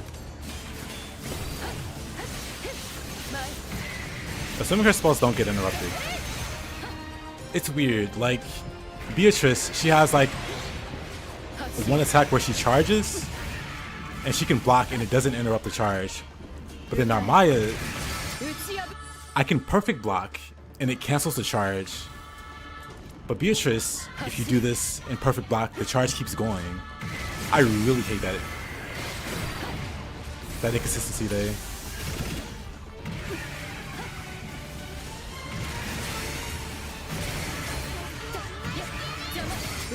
I guess I need to check and see if Io gets interrupted by blocking.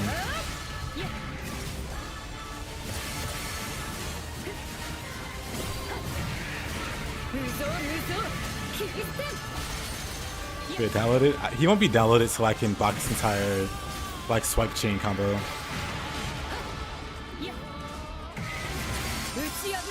Like some things at this point, I know what he's going to do. Like that punch he does is very well telegraphed.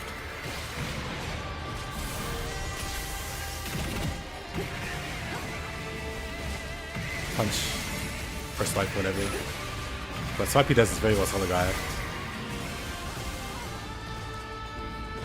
Here it comes again. That's super telegraphed. So is this. But actually blocking it is really hard.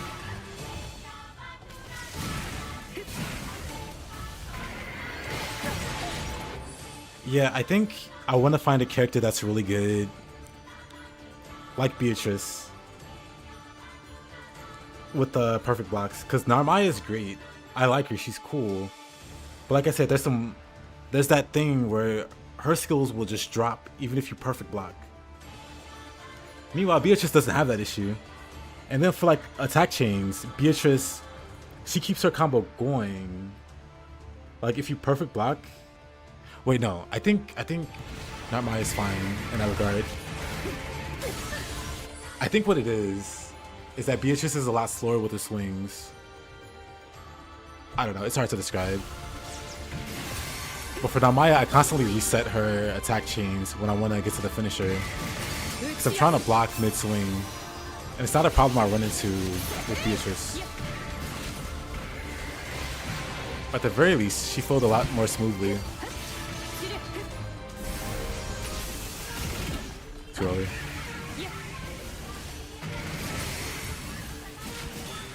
I could very easily become a Beatrix main.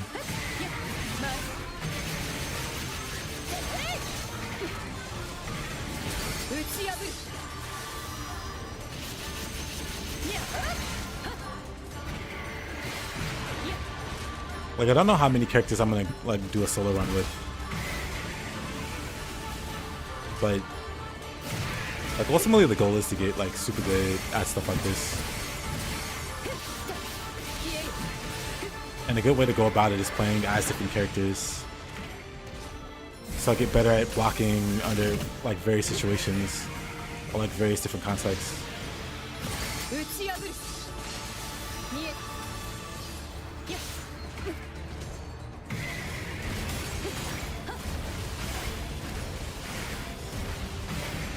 Yep, Cry, you get me.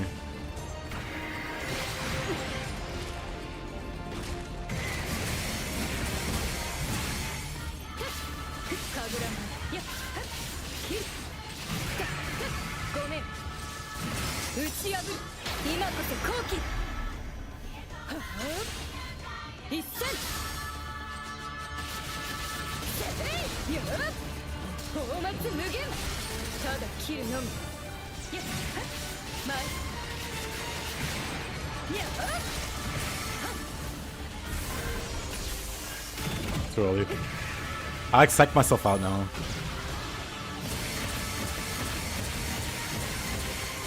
Okay.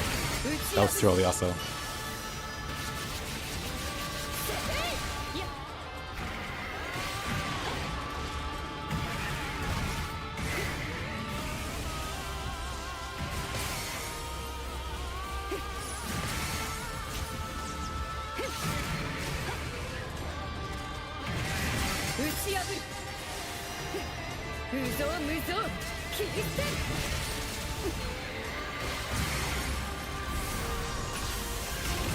Patience. There we go.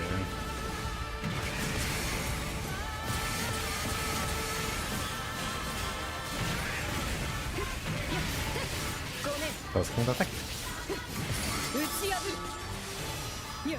I really like this boss.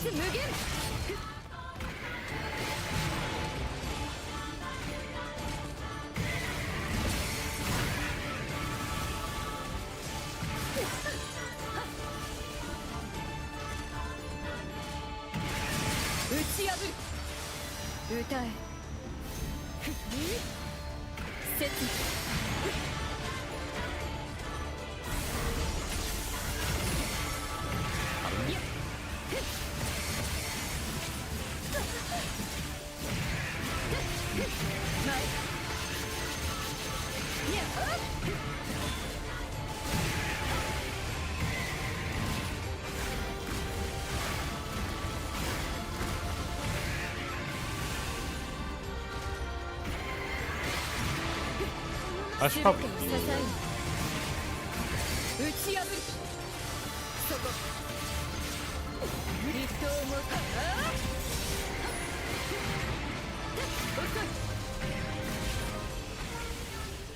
Wanna face any good?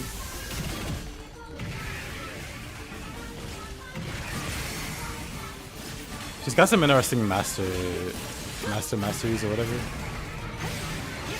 I don't know what they're called.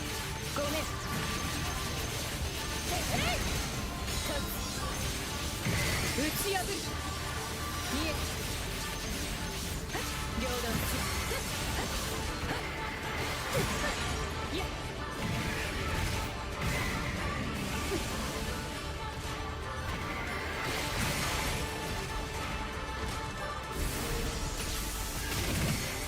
Yeah. 打ち破る Ah. I want us to try to parry that swipe chain.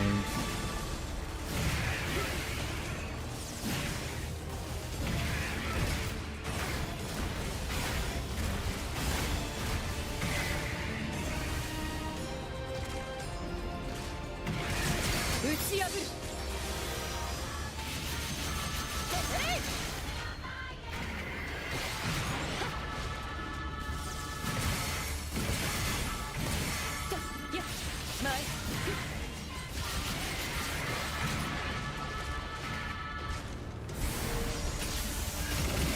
Nice. 見える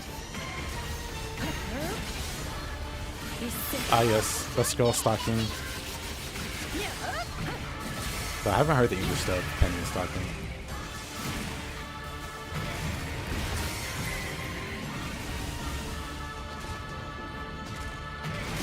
打ち破る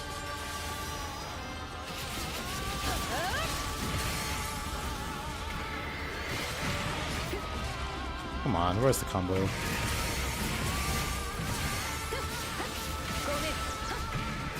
I'll just fight him normally again. Actually, 闘争の犠牲もたらす怖いの多いよ余興と行こうではないアホーネガ続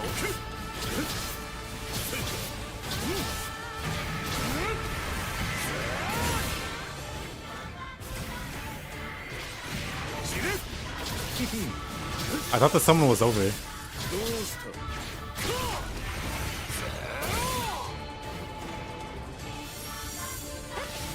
た Alright. I thought the summon was over for a moment.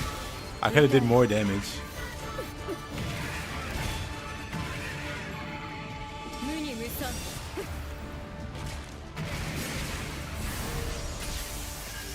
Too early. Psych myself out there. 打ち破るそこ切り開くやっ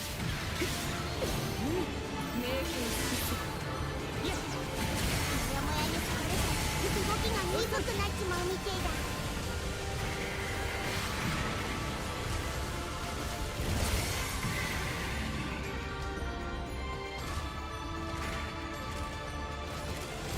打ち破る Like he'll die before he does the combo chain again. Too late. ごめん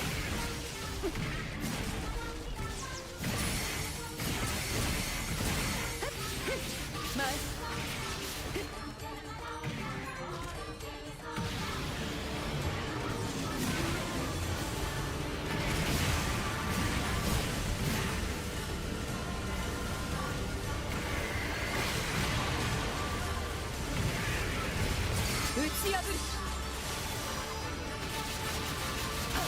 ただ切るのみ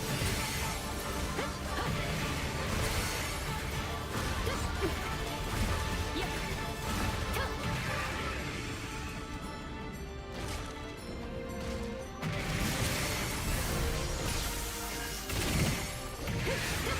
ごめん見えた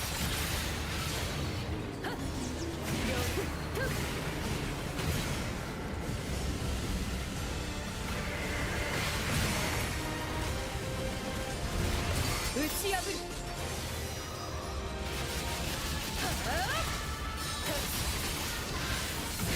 切り開く 打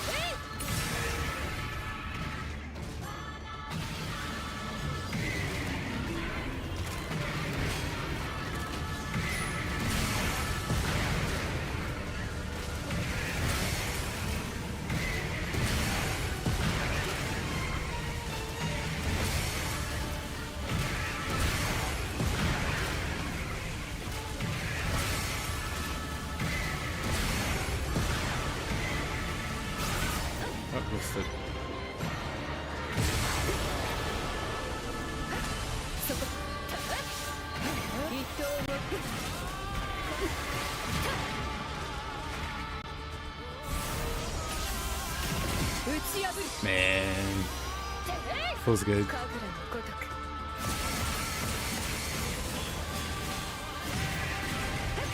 Now I just gotta work on that. That one combo chain.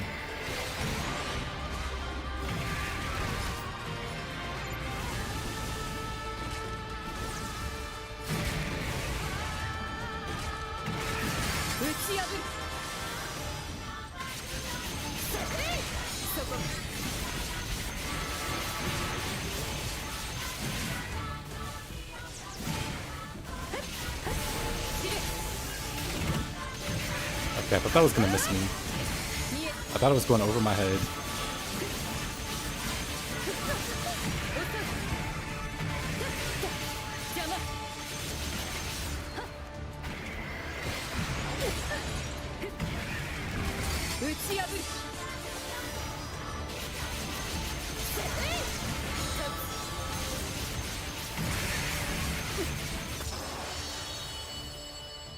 Dies to the butterflies.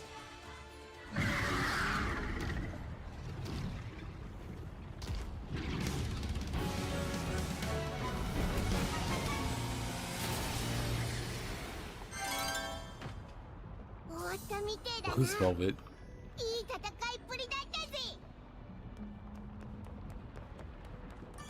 Velvet and Relink.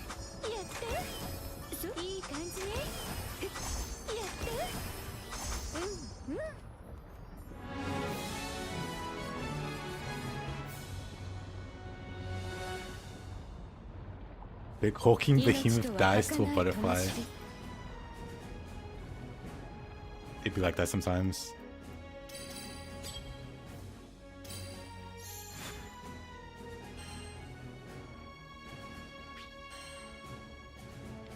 Alright, let's do the next.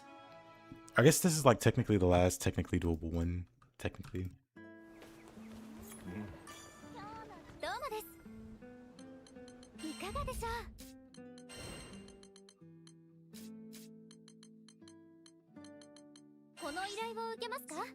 I do like this fight though.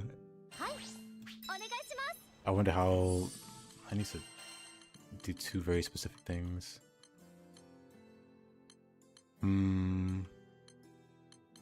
I do think I'm gonna drop these two.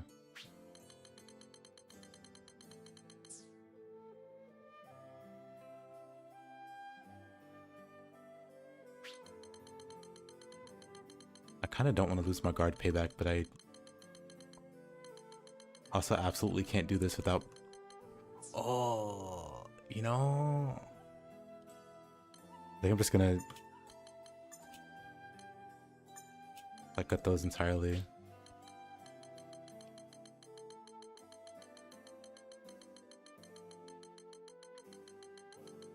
I'm gonna cut those.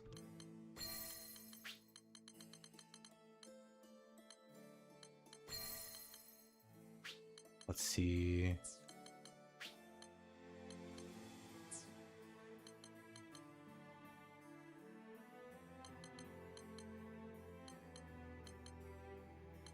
I guess I could run one. That'd be silly. I'll do it. I can run one. One damage cap.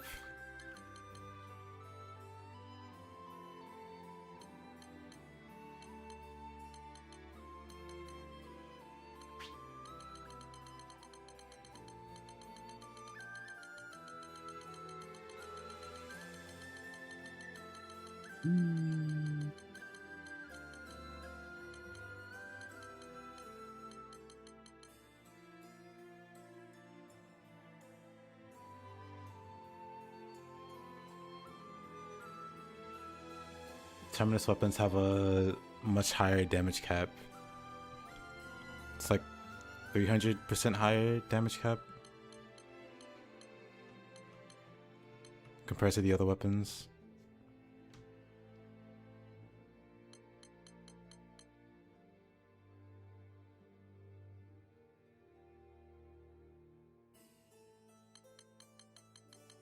And that's about it. That's the big thing. Dang, what did I do with Beatrix?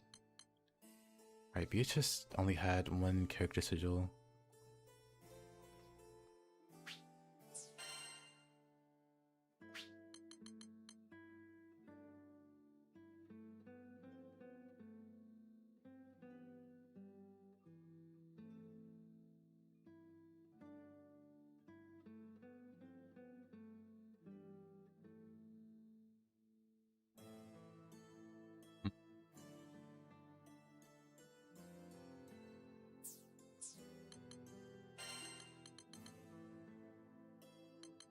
Right, also didn't run Fatebreaker. Alright, Fatebreaker is just a whole other pain to keep up with.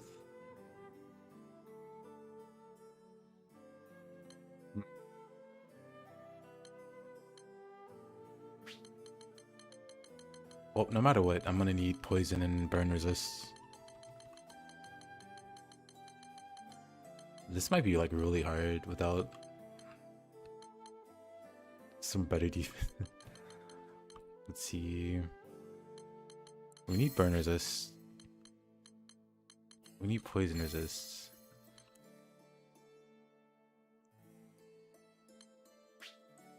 We're looking.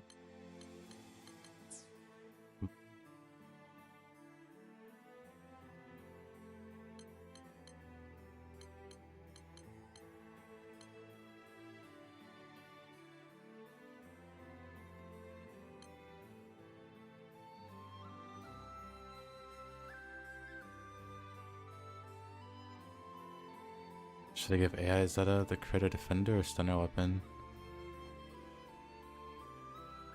I mean, if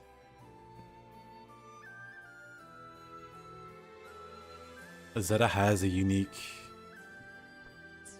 that you have to sacrifice a ton of HP, not necessarily. You could still be close to 200,000.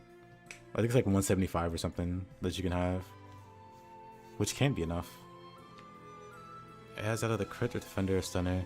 I mean stunner probably, because Zeta can get 100% crit through her sigil.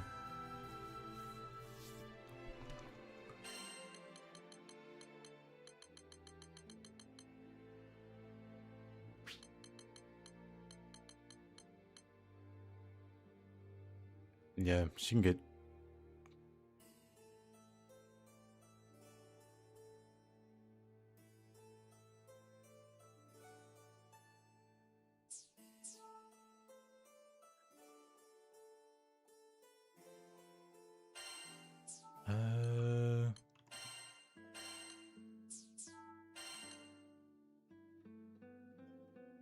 I'll probably drop. I should probably keep it.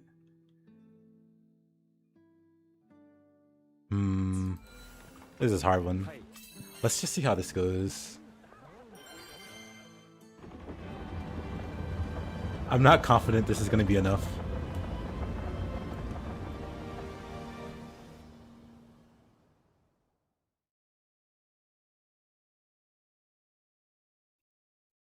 Like, I'm very not confident this is going to be enough.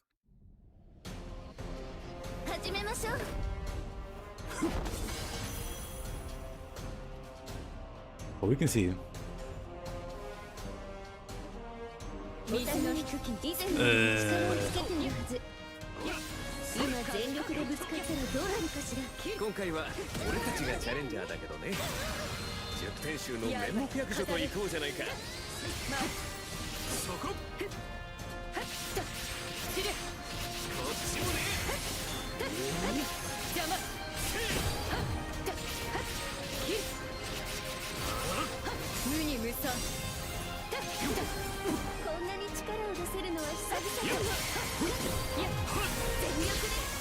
But I really don't want to ignore her.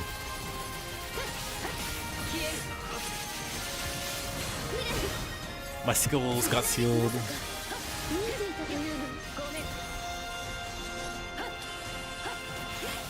We went for that uppercut.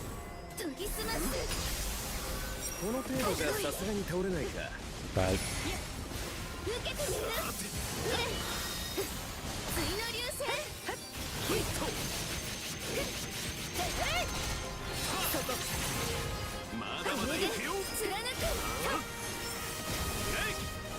Oh.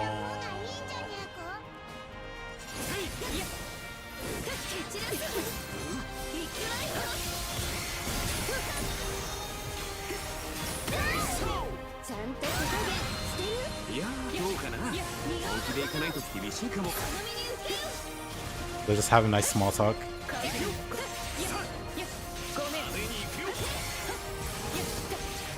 This definitely isn't gonna go well.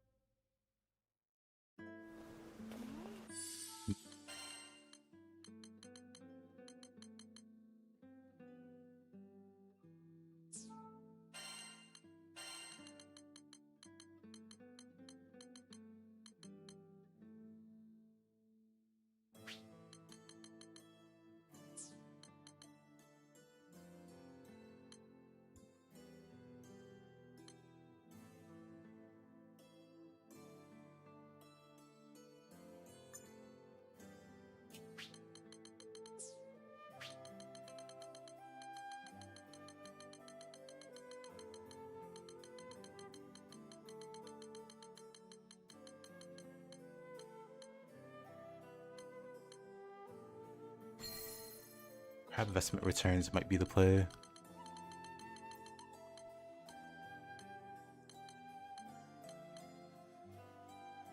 I could also go for an absolutely silly amount of health.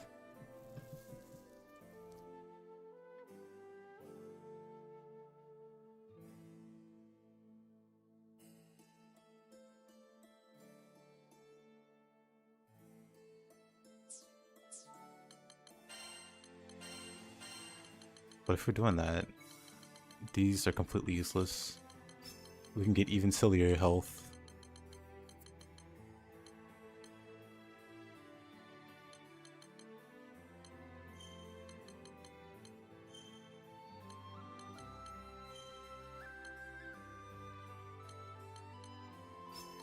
Completely useless, but let's do it.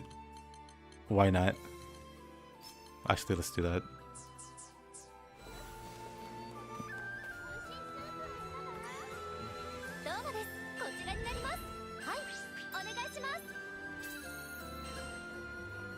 Now let's try it. This feels a bit better. In theory, it would just be great if I had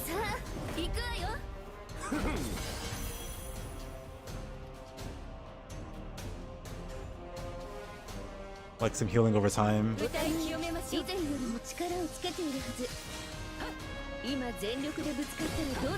But it's fine.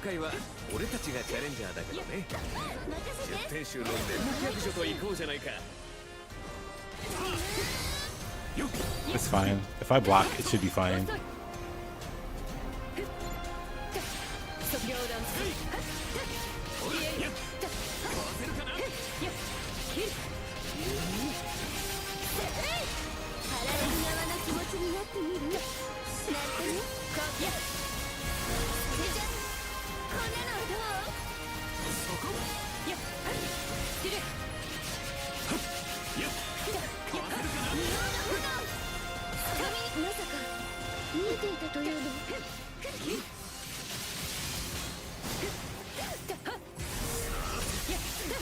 I feel like getting her parried,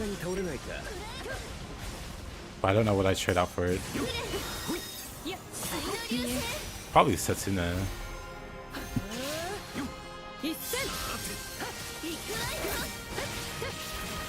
Maybe not.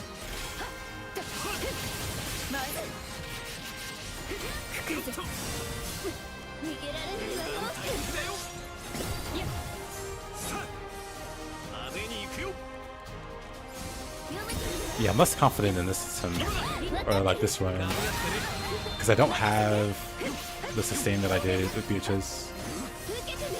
However, I do have a supple, and that's pretty nice.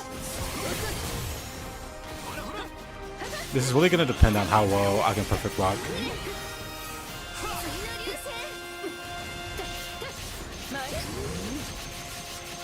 Which I should be focusing on anyway.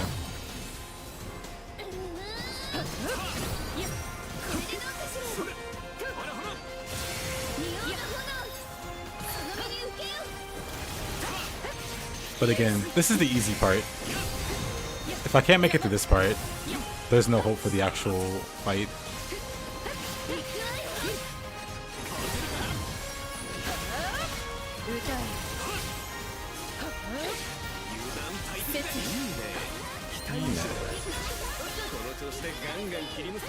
SBA sealed.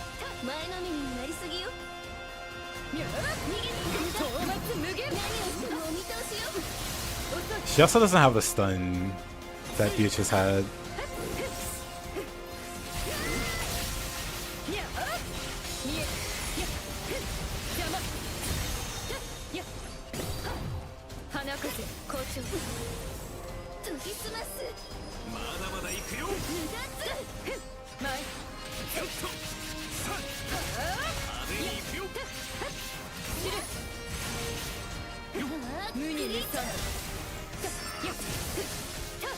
Double clincher.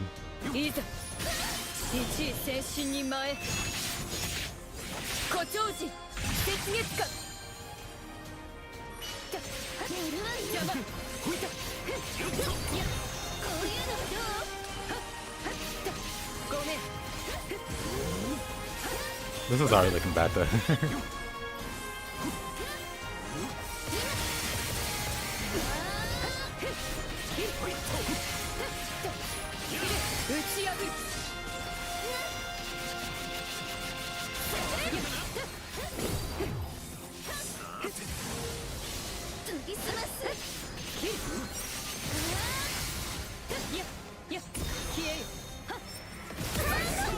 ちゃんと手加減 Yeah, Beatrix also was better at chasing.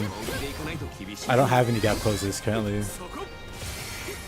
Like Narmaya does have a good gap closer.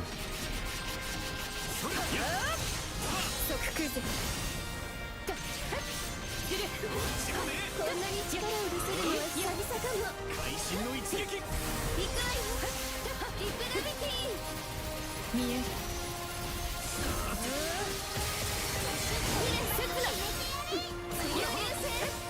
参るファンシー一斉誇張時雪月かまだまだ邪魔おはよう Holy. タフじゃない次は確実に仕留める研ぎ澄ます覚悟切るかわせるかなにゃあこれで貫く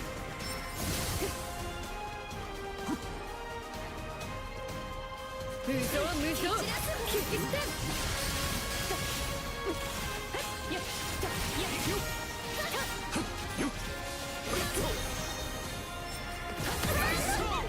るいやどうかな語る本気でいかないと厳しいかも逃げられないわよ Control.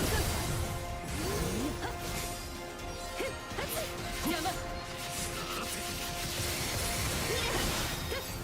歌い走る逃さないよ我が刃よ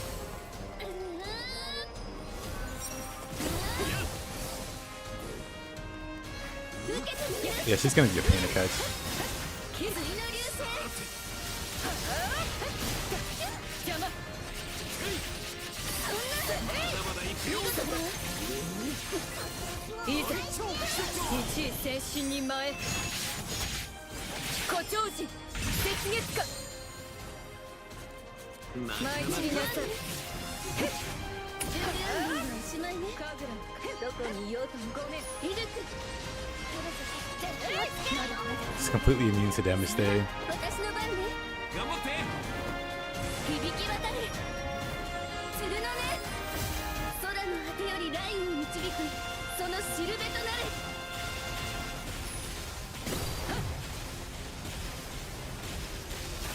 アステロイドイエーナ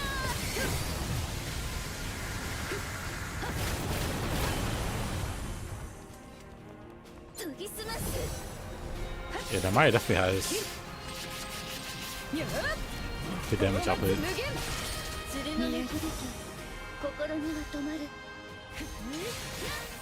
一戦打ち破るにゃあかぐ邪魔 Didn't block it, or didn't perfect block it. 全てを支え何をしてもお見通しよ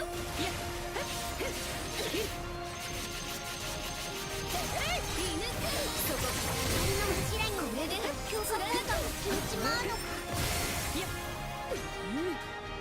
明鏡止水両断する Didn't full charge it. 消されちまった舞い踊りなさい But somehow that still hits me. 鳥の流星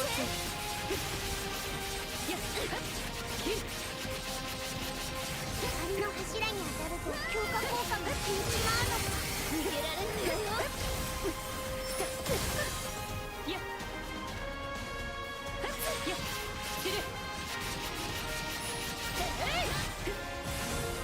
走る But hers is gonna go off first. 放末無限ただ切るまでまだ逃げた無駄邪邪魔。何をしてもお見通しよ。やったごめん。 Yeah, probably without conquest here, fine.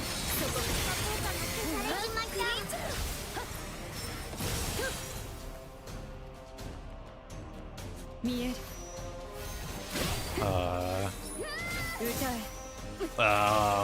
She's just not gonna stand still. そこ。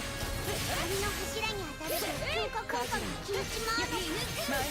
仁王の炎。いや、その身に受けよ。いざ一位先進に前。誇張時雪月花。見事だわ。雪。いや。いや。 Alright, so 舞い踊りなさい。打ち合 if nothing else, I'm gonna be really good at parrying clincher. 無に無産。ただ切るのみ。いや。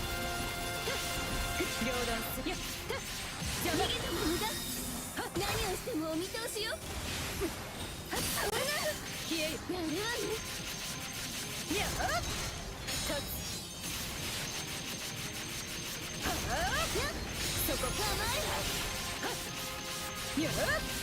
大松無限。や。遅い。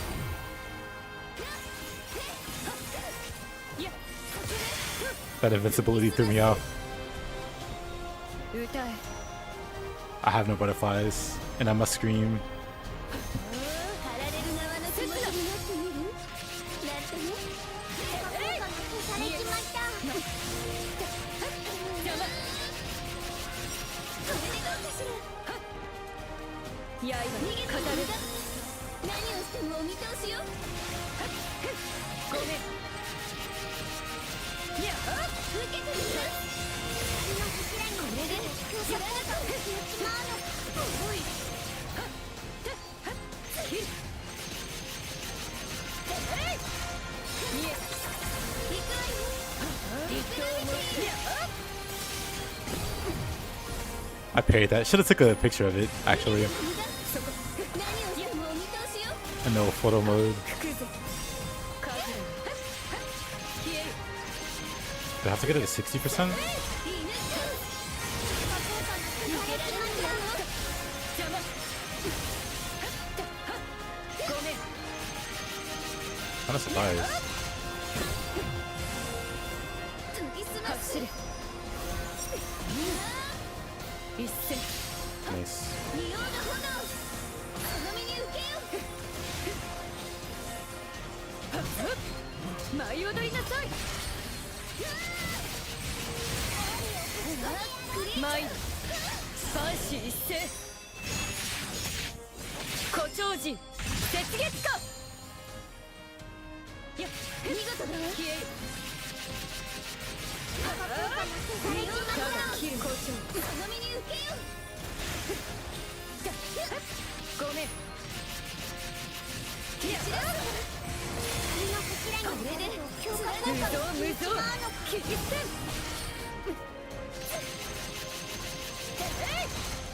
そこ打ち破る。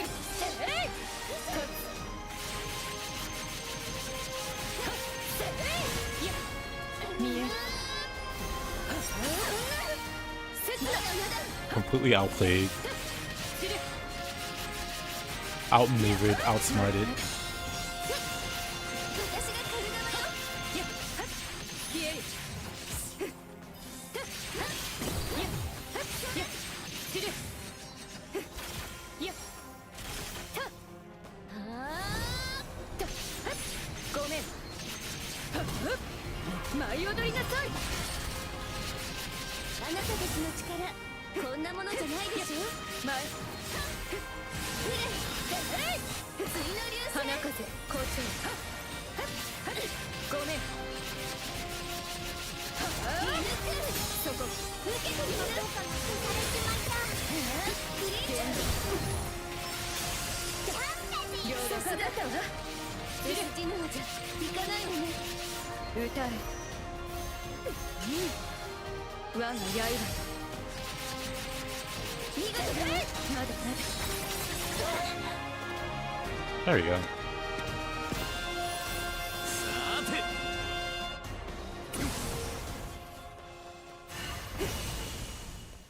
Now it gets spicy. いや今日にかちよき放送エコ実体成功実点 逃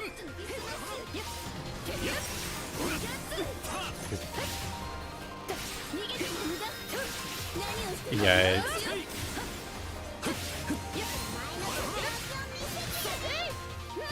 I don't want to stay in one place. Because they can just pile on top of me and kill me. My skills are sealed.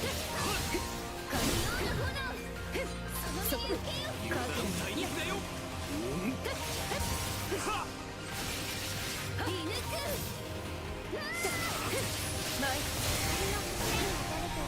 Alrighty. こっちはいつでもそれじゃ10点集の力ってやつを見せてあげるわ僕と極愛好 Oh, that's just like a terrible place to start. If we're being honest, where do I go there?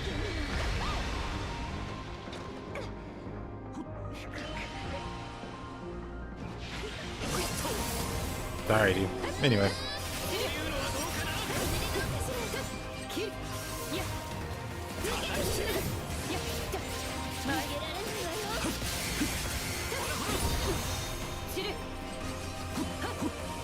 He just folds his arms, doesn't care. Whoa, whoa, whoa.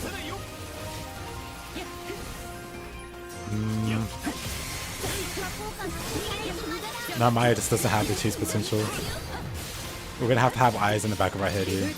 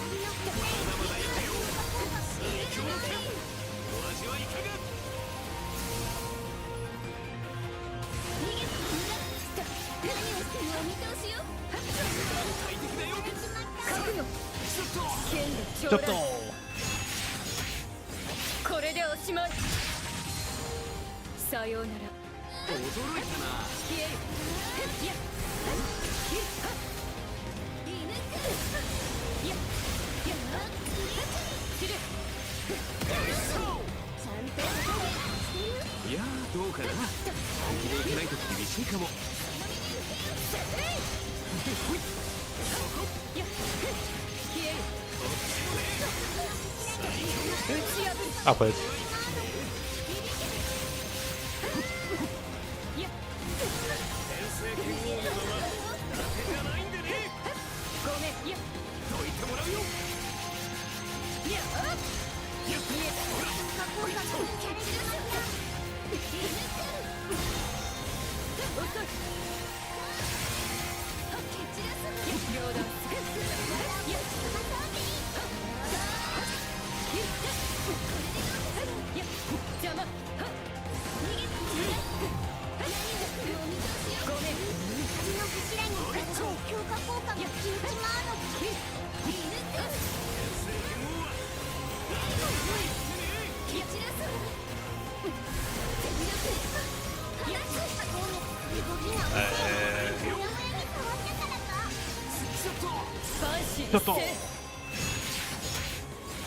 They are pretty persistent.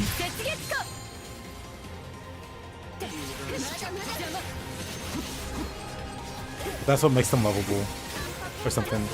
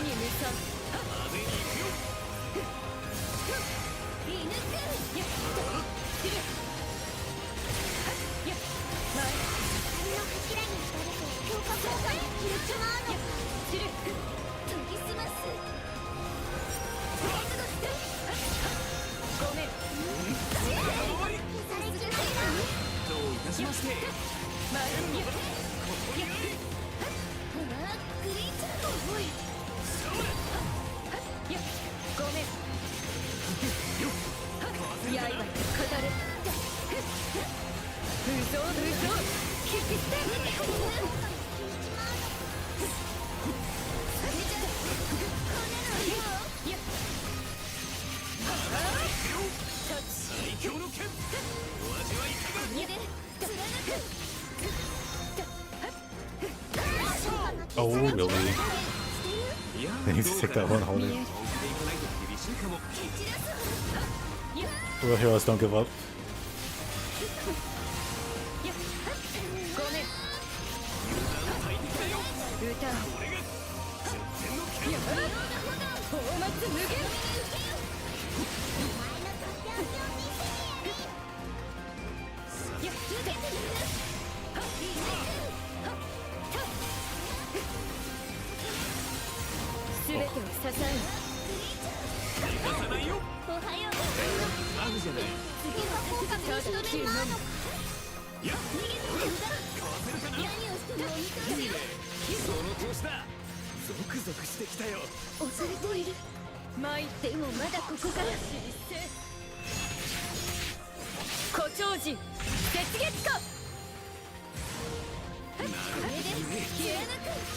Oh.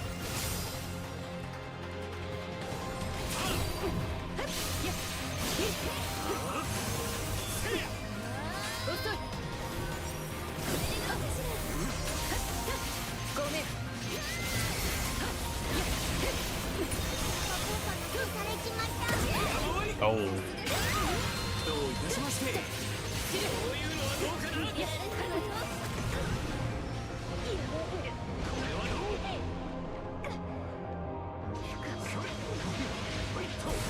Bro, hero knows the limits. Nah.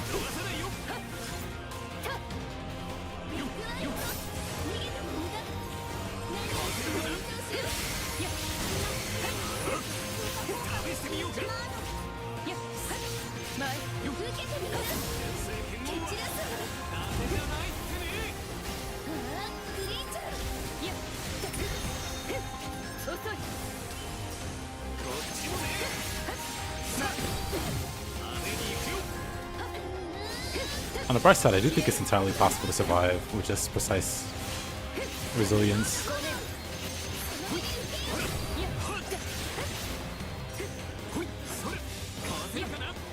So I don't really need to heal over time.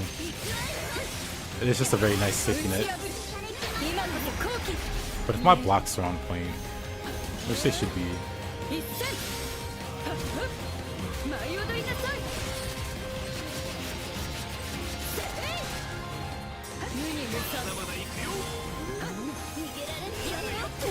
I should be fine. Of course, I still need all of it.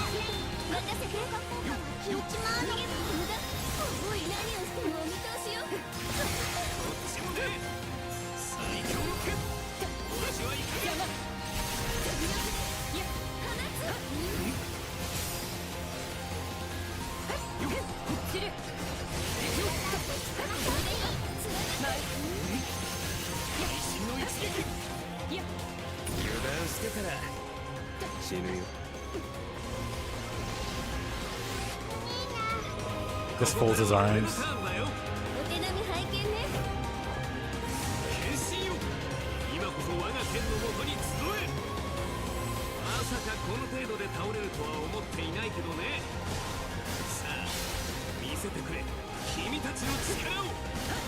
This guy's just so cool.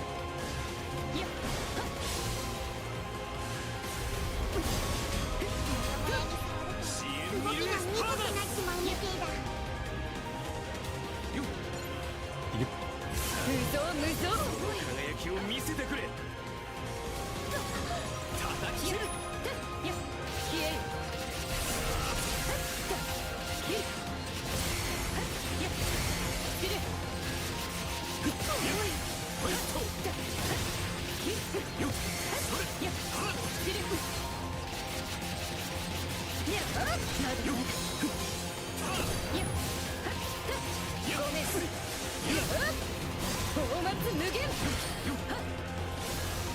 打ち破る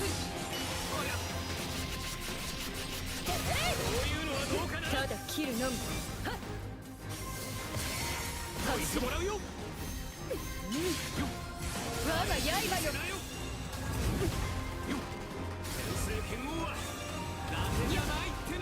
The back to back. 邪魔ごめんまだまだ行くよ派手に行くよ知る源氏の鎌覚悟剣で将来これでおしまいさようなら想像以上やっ神楽も天聖剣王の名は伊達じゃないんでね叩き切るやごめんや消えるやまだ知る油断大敵だよや逃さないよ邪魔やほらほらや知る打ち破る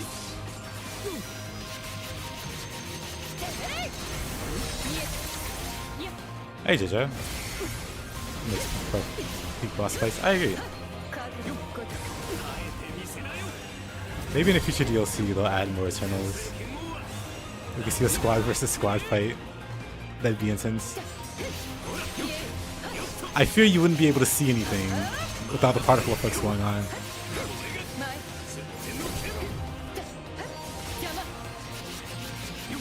Meet the other 8 Eternal first.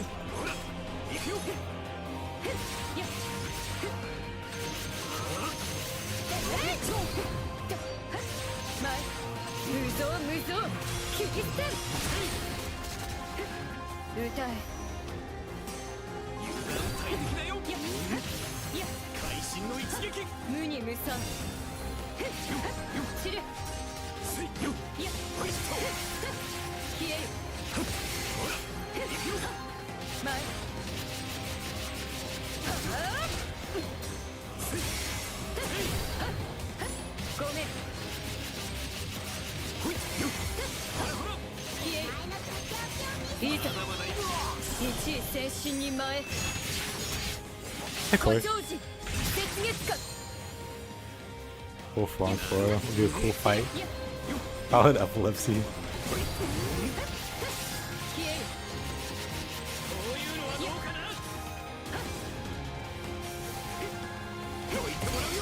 Outplayed. It's HP meta. Should be. Terminus is still meta though. Everybody's chasing damage.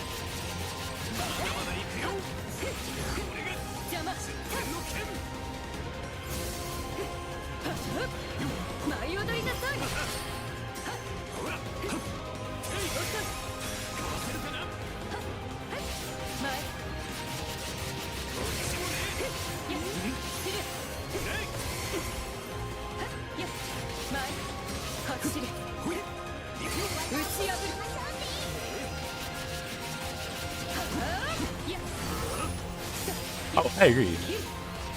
I will play this mode normally. But in terms of like what most people are going for, it's definitely damage.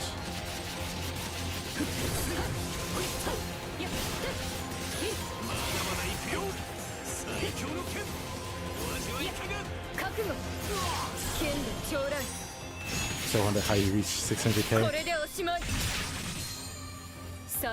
I want to say I got to 800k. I'd have to check through my screenshots. But I want to say I got to 800k. I want to get to 1 million. Hold on.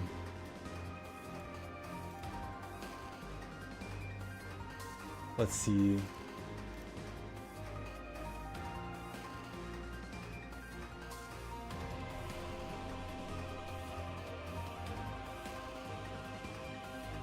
I guess I just got to 600. Oh no, 700. We got to 780. Is our highest. But I guess that doesn't count.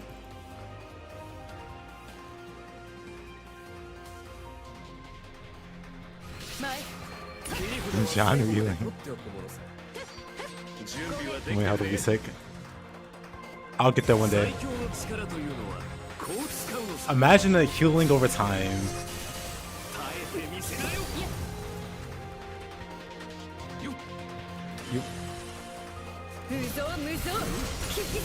Yeah, doing this fight makes me want to play as Seofan.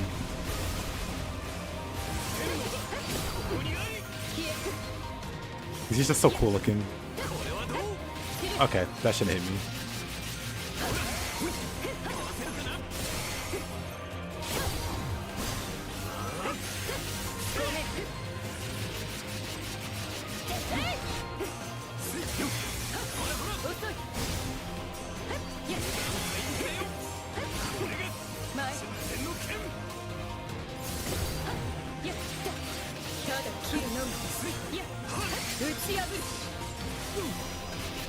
Seofan runs soon.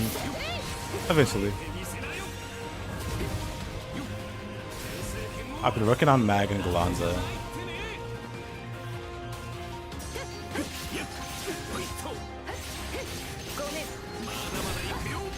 Also just debating getting a trainer and leveling up everybody. Just to save me the time. Because really that's the one thing holding me back from wanting to do like all characters. Because I wouldn't mind doing it. I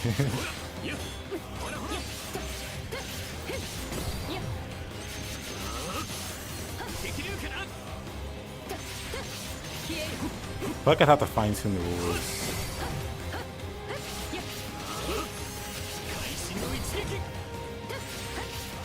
To see if I can like, well first I need to see if I can kill the bosses with a Terminus weapon.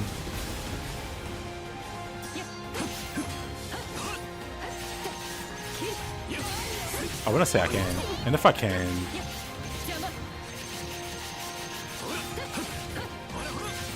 I'm using Z that inspired at the same time.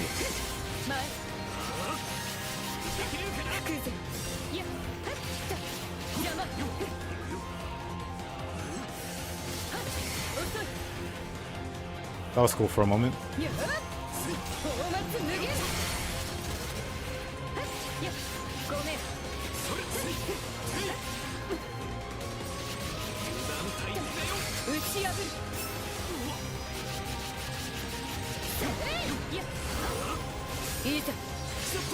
I have a move too. But yeah, I'm using Zealot and Spartan.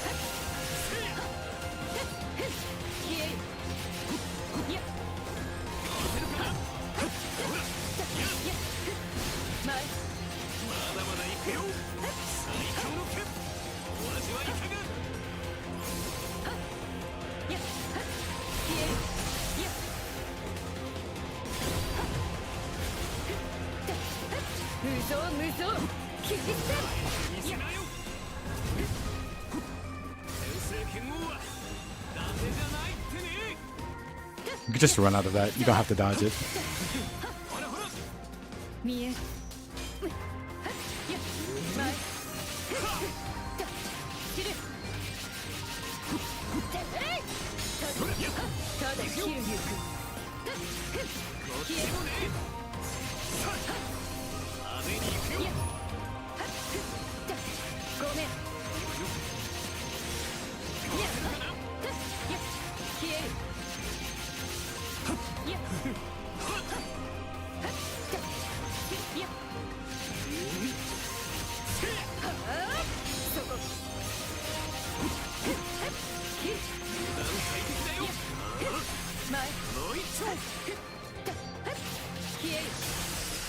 歌え元より承知設置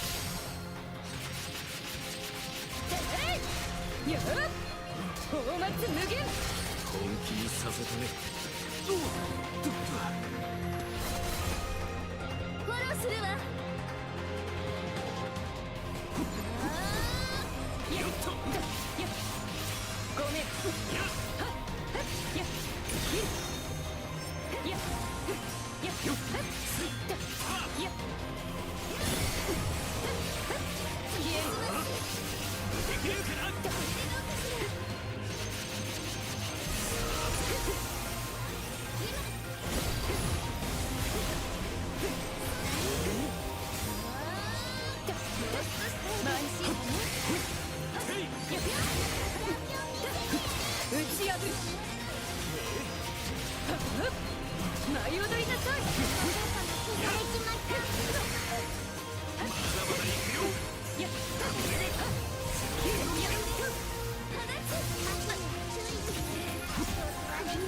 Getting tickled by the rain.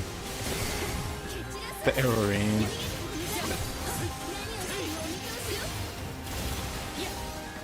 Okay, Toyin, calm down.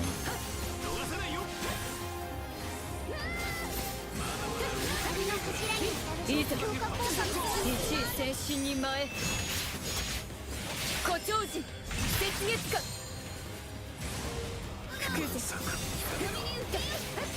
ごめん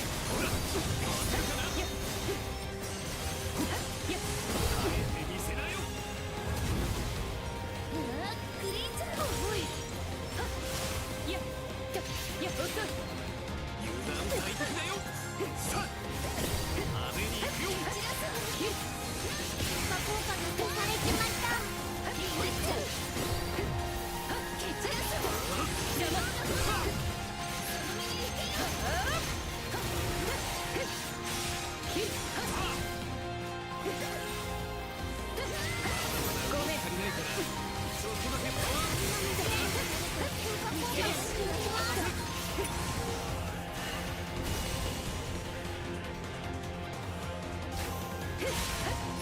Oh, this ain't happening.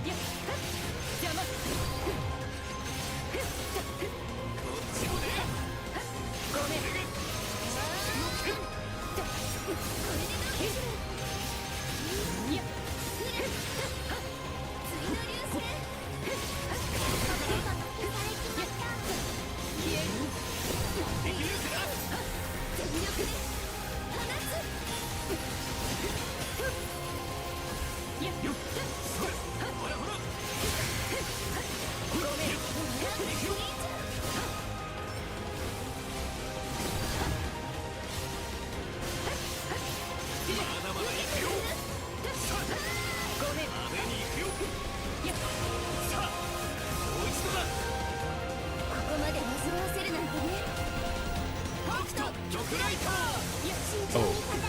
Okay, that hurt. It's fine.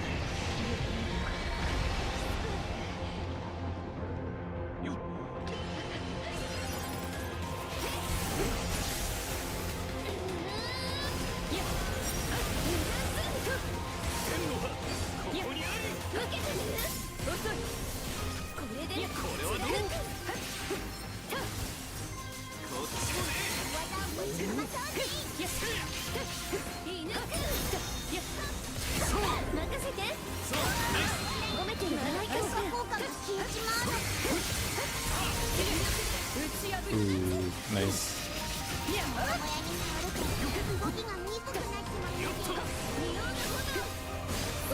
These debuffs.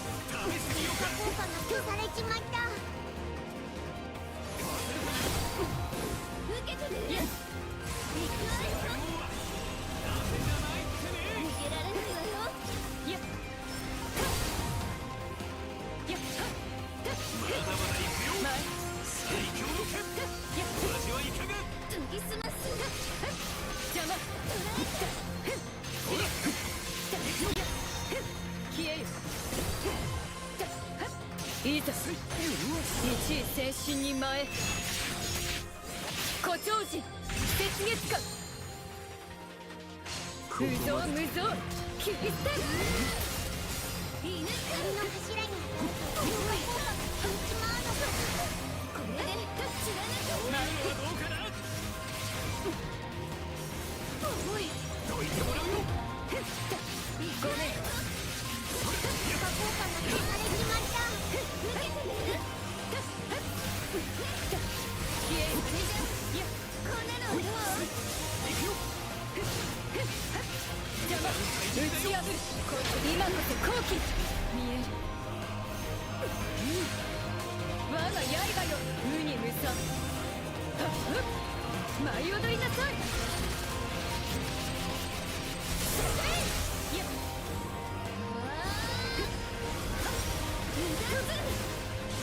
いやいや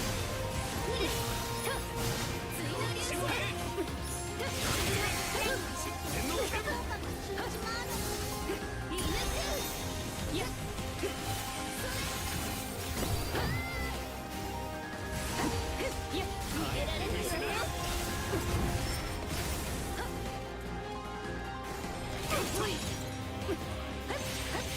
ごめんいやいや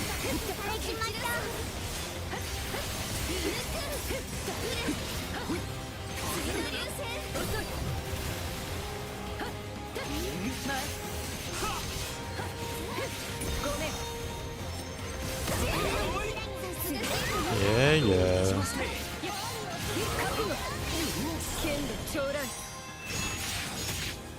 これでおしまいさようなら歌え切や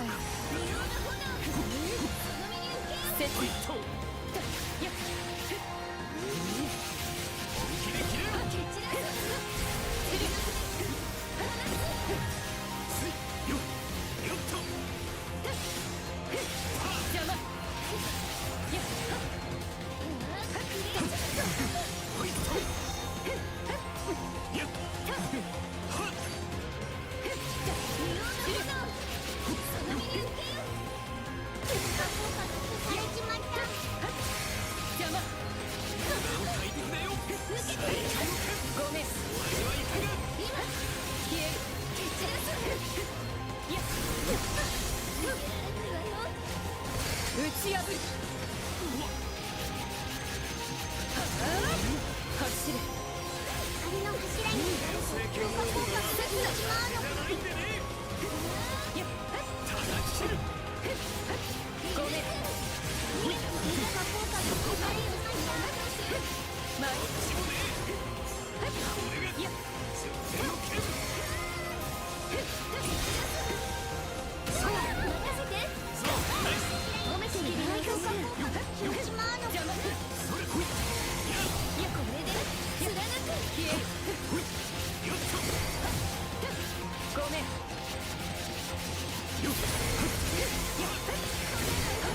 や切れ前 Oh, he dodged it. That animation took forever.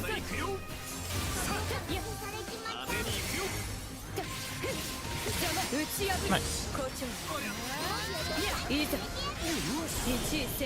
All the blocking just gives me so much SPA.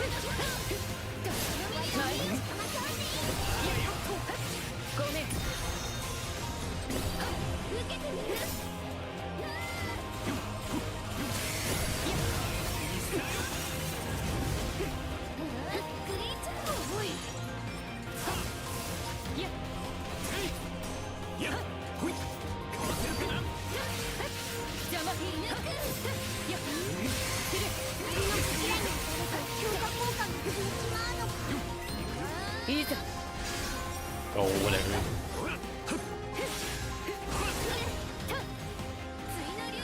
無造無造切り捨てまだまだ行くよ。逃さないよ。前よっ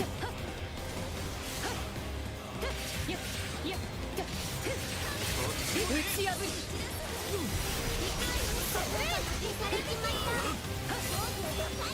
覚悟剣で将来これでおしまい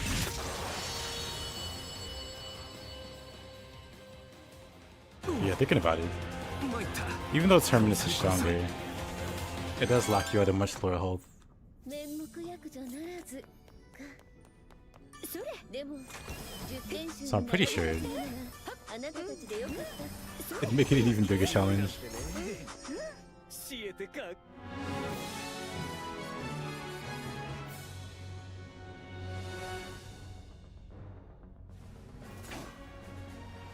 これにてごめん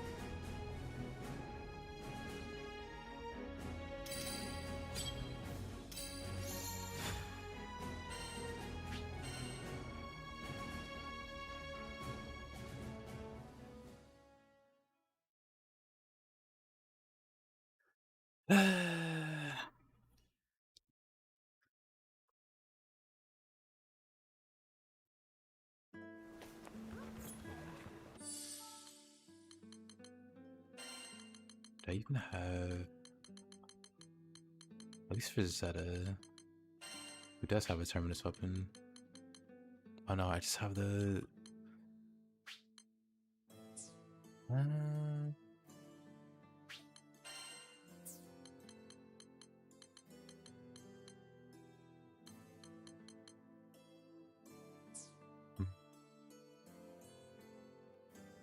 Over 100,000 attack power.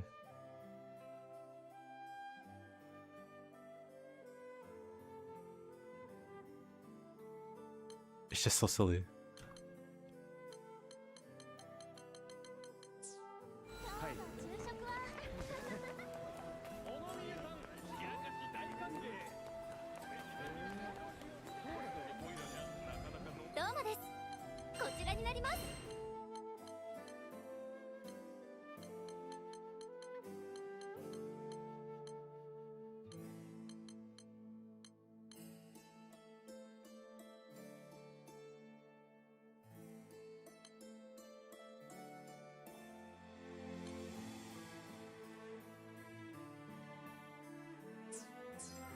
それではまた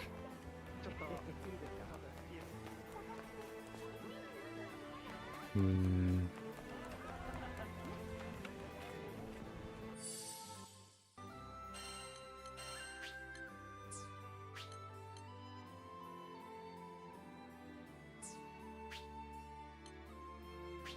I'd have to like level it up though.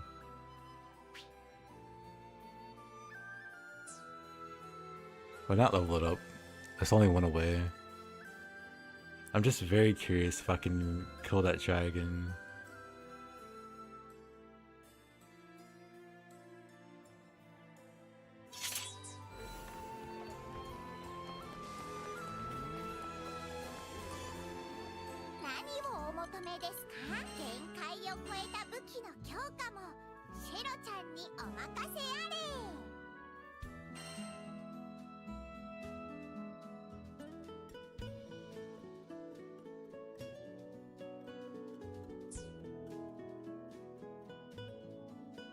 Hmm.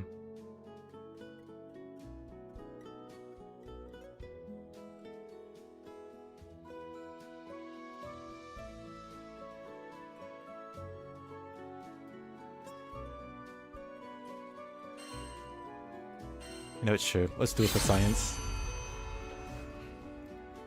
おーすごい力を感じます Oh, are they the same base damage? 2583.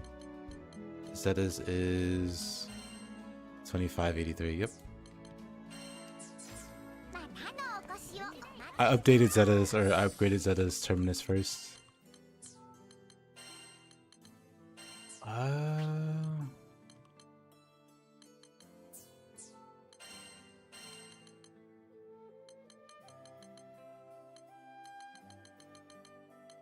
With this weapon,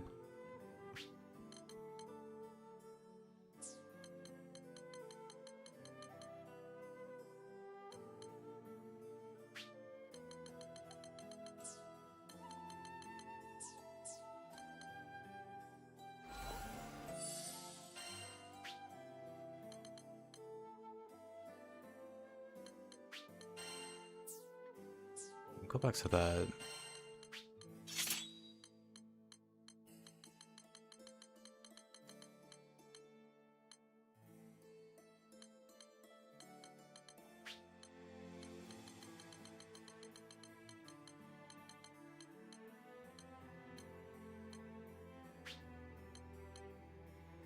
That's like, how squishy do I want to be?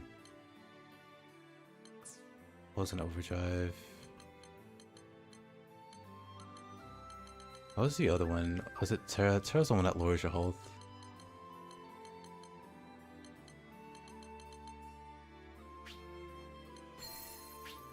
Terra and Aqua?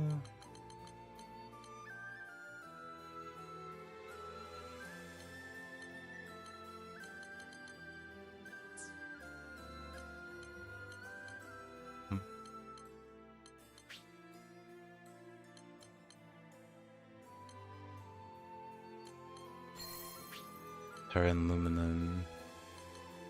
What does Lumen do? 75% or more.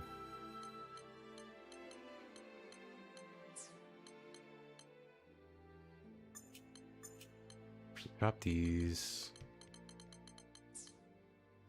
What's the requirement for this? Catastrophe.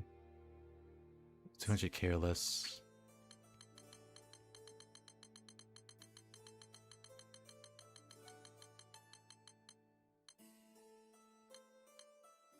I just like double roll. Well,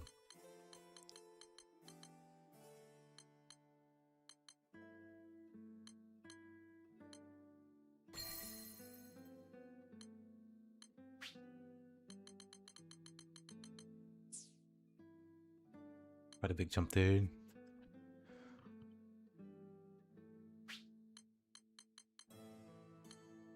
I could still probably tap precise there.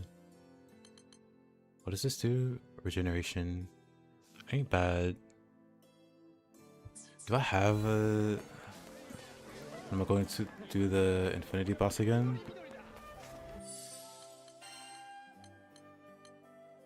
Not anytime soon. I don't really plan on using Terminus Weapons in general. However, I am curious if I could beat this particular boss solo.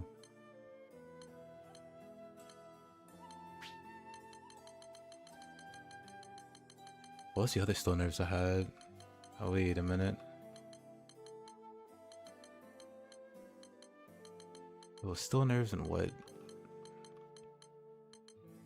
Maybe it was stone nerves and Aegis. You know what? This might be fine.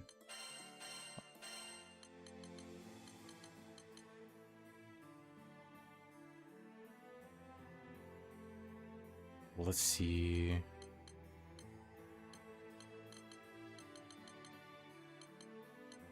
Reflutter. I need to re-grab those sigils. You know what? This is fine.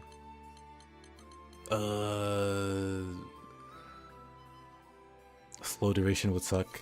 Let's try without that first. Let's give more attack.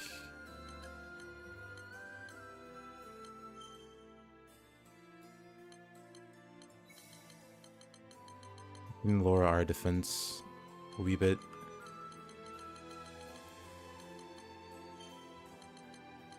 Oh no, I still have this equipped. Do I still have the other one equipped? Okay.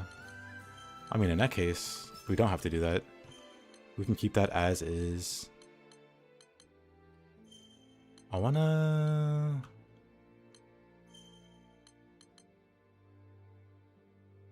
Oh, but Cry, I was thinking about doing maybe some multiplayer in the future. Maybe the weekend or something.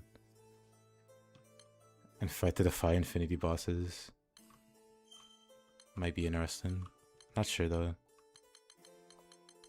We'll have to see.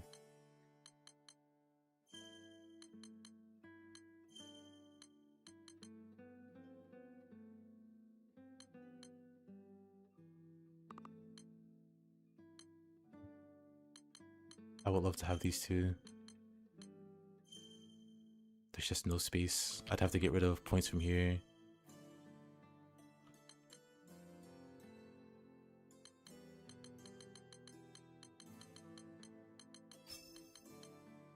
I could run this, but then the the slows and the attack downs will really suck.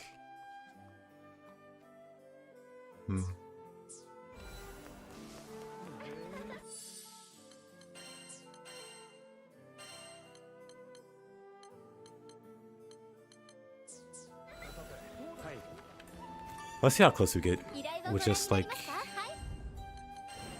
with just this.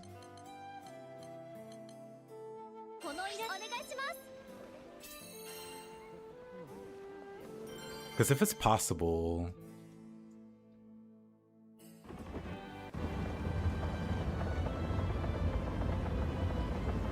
just you replay this, so you got a good team.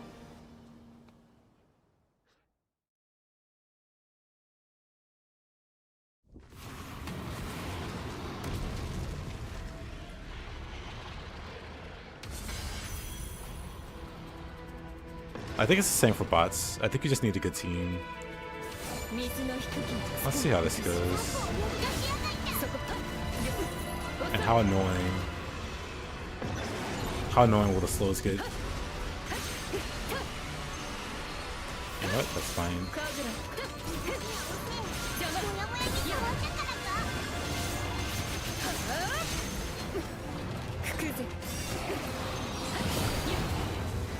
I should probably check my damage, actually.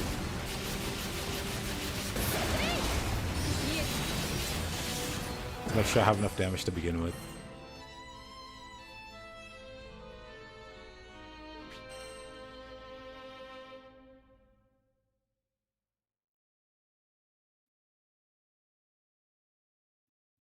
But yeah, a big chunk of my damage was bot EO spamming meteors.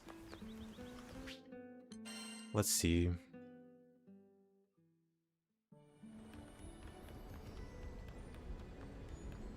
Your bots fully upgraded when I did Infinity. If you mean like Terminus Weapons and things like that, they did have Terminus Weapons, but they weren't maxed out. And I didn't use a Terminus Weapon. Other than that... Oh hey, Zeta.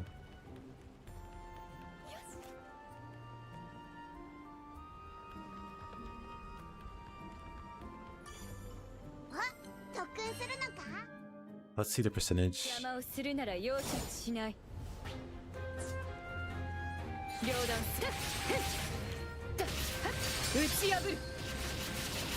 Surprisingly, we're right there.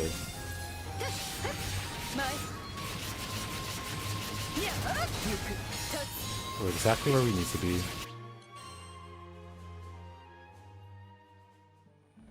But yeah, I tried a few times before that. Like once or twice. Like the stream before that, I got pretty close in some attempts, but like I clearly just needed a little more damage. So I had to terrorize oozes until I got to that point.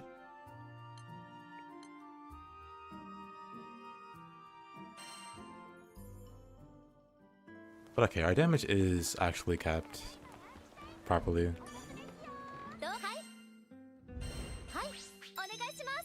Yeah, I'm just very curious if I can clear this check or not. Without a Terminus Weapon, I got to 5% health. The big question is, can I clear the remaining 5% with the Terminus?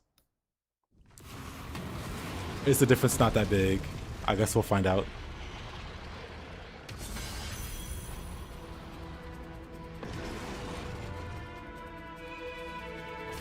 体清めましょう。いやカーブラ消えよ。ただ切るのみ。切る。モヤモヤに触ると動きが鈍くなっちまうみてえだ。見える。一戦。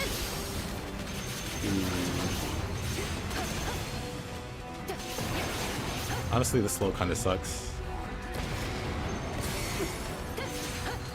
消える。いやさえよ刃。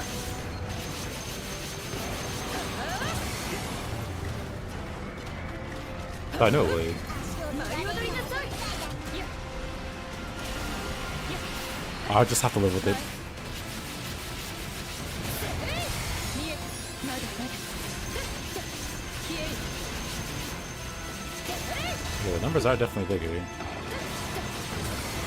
The question is it going to be enough?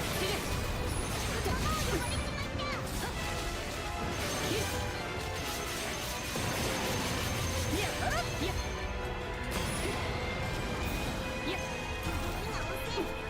モヤに触ったからか。 These slows are just abysmal. I really might just get slow resist strictly to not have to carry.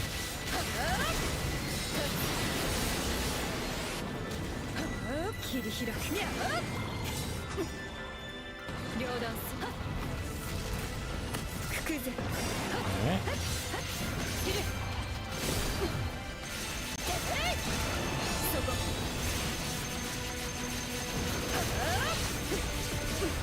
遅い。チリへと変え。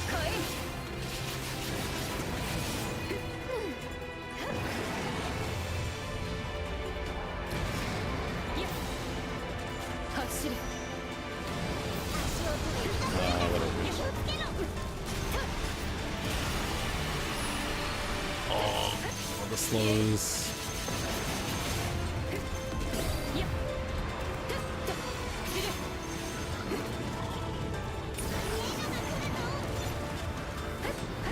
邪魔。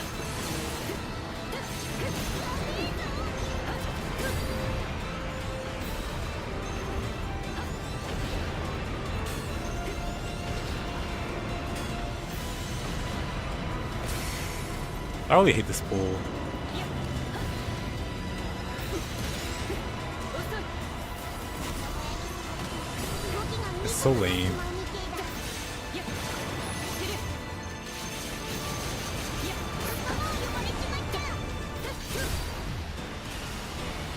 ただ切る。膠着。ごめん。切る。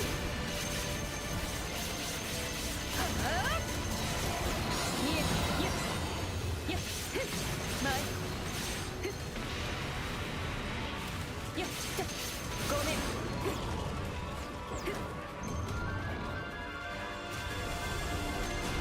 歌え。我が刃よ。いや遅い。消える。いや邪魔。まだまだ。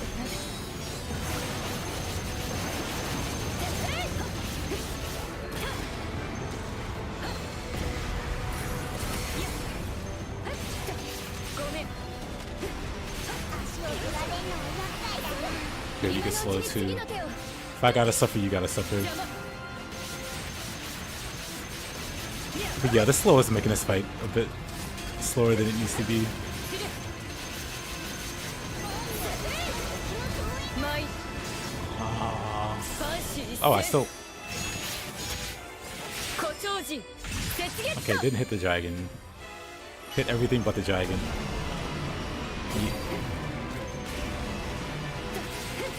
消える。いや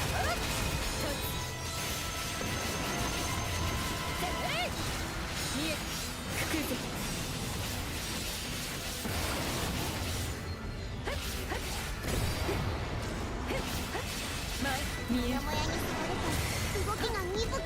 みてえだ Okay. 走る刹那いや Who would have guessed?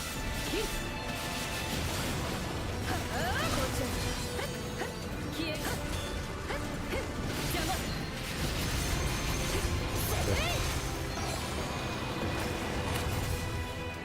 Cherry Blossom Phantom Dance? I've actually never heard of it.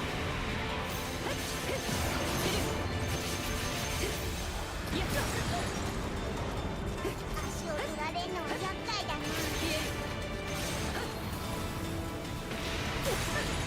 のままじゃ危ねえぞ出てきやがったね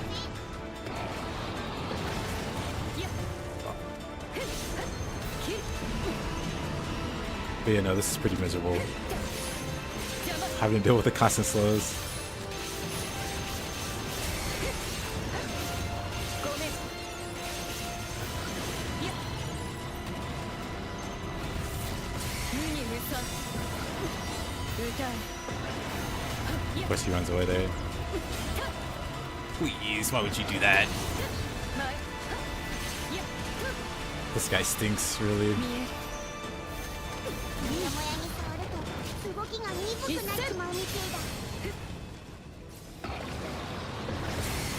いや散る消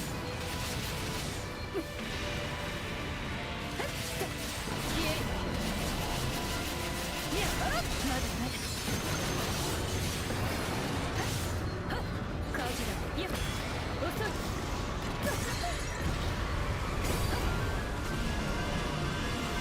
歌方に散るにゃっ大松無限打ち破り校長にゃっ見え元気神楽邪魔気をつけろ Oh, that hits me. Of course it does. 消える散る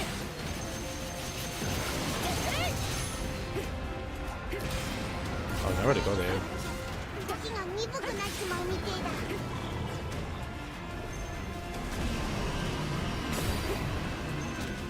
ただ切るのみごめんいや Love that. さえよ刃 You know, I forget I have my move back, my gap closer. 一緒に戦った方がいいぜ いや い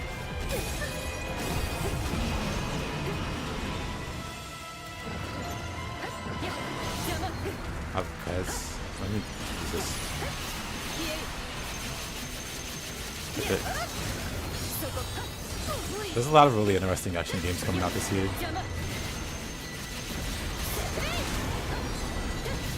Mostly waiting on like Phantom Blade Zero. 散る Outside of like DLC for other games that I like. 歌え Like Dragon's Dogma finally getting a DLC. いや消える動きが遅い舞い踊りなさい触ったからかチャンスだぜ分かったわ無に無産邪魔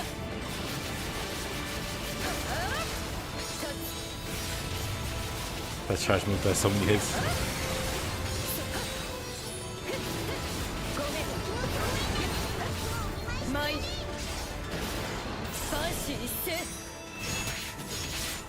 誇張時雪月花いや邪魔 10 million. A new record.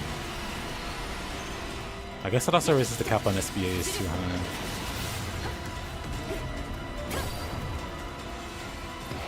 さえよ刃校長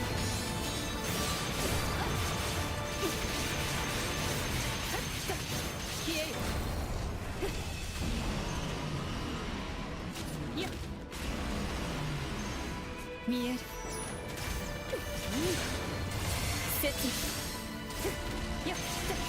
Oof, he's getting there. He's a charge parry. Not every character has a charge attack to parry.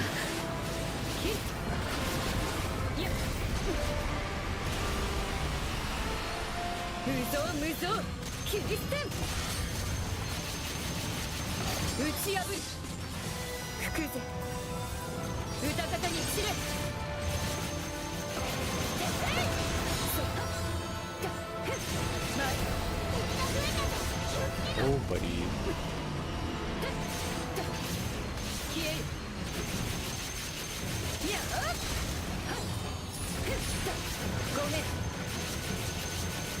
We're just swinging at this guy.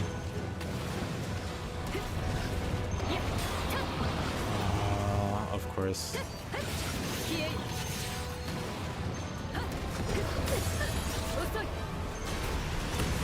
That's so unfortunate. For reviving. This is strictly for testing purposes.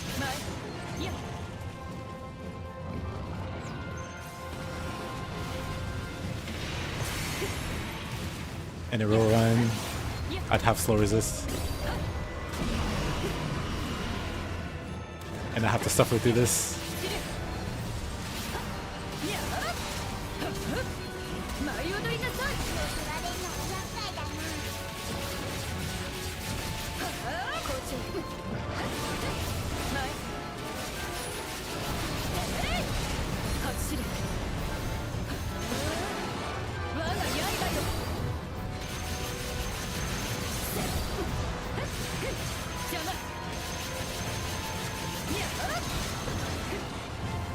All these debuffs. Man, oh man.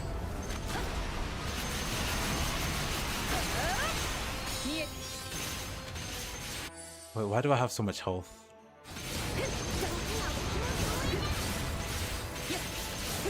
I'm kind of confused.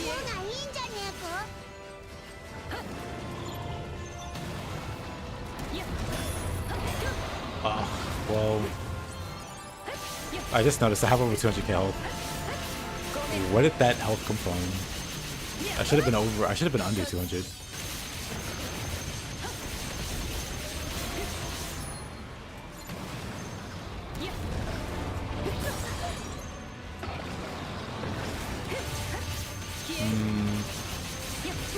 Interesting.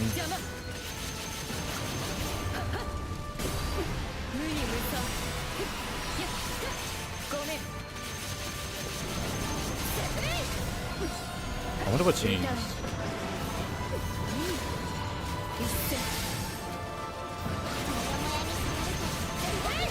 So this does somehow feel stronger.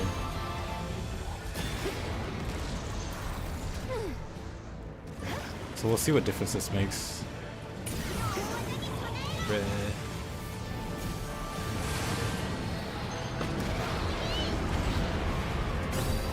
But how did I get over 200k health?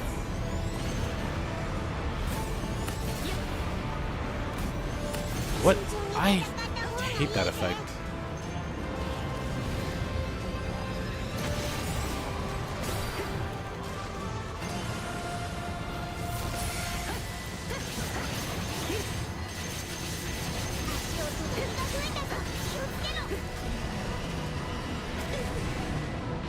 But yeah, I'm not sure how exactly I got over 200k health. But I don't like it. Oh, you know, I think I know what I did. Never mind. Mystery South. You try to use charge attack to parry, which is not good. Are you playing like Percival or somebody?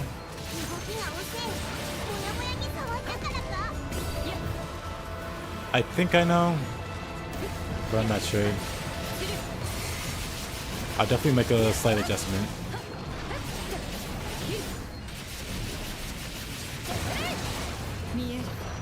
So I definitely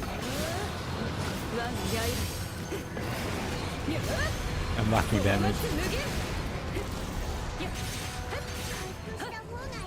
But since he's almost dead, I do still want to try it. Well, we're almost at the DPS check anyway.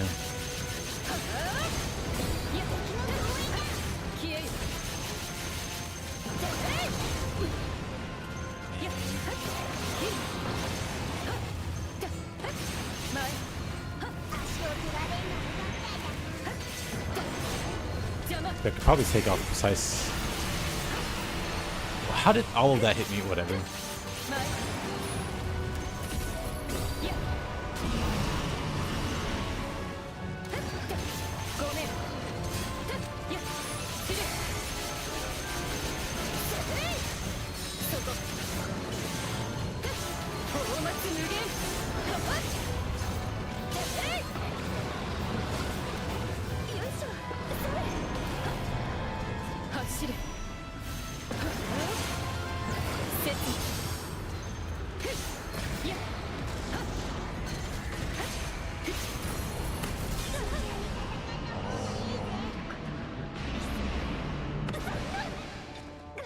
Man, I'm just gonna remove one of the health things.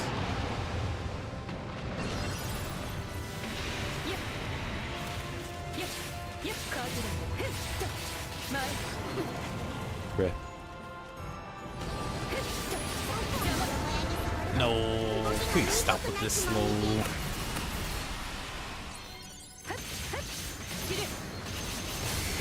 Like, this fight isn't like remotely difficult. But he's kiting you around slows, like skill seals. That's like easily the most obnoxious thing to try and deal with.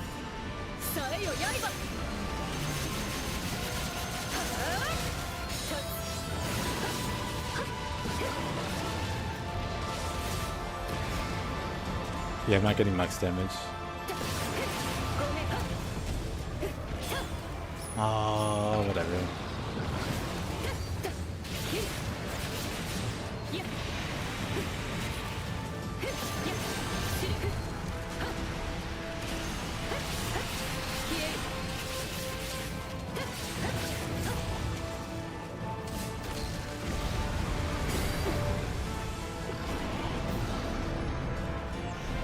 I'm just gonna wait on the attack down debuff to go away.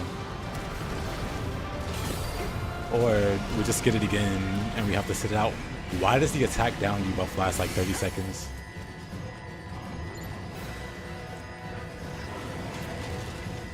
Make it make sense, game.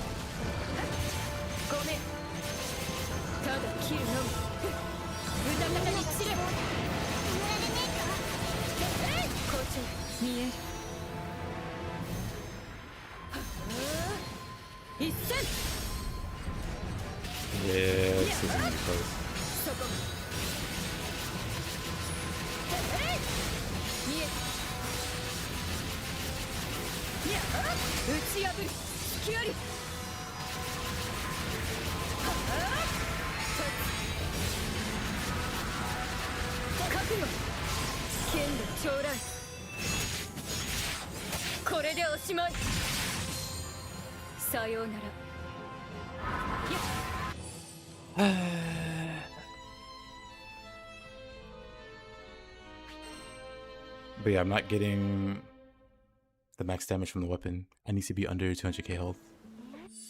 Oh, I know what I'm gonna do though. Really easy solution.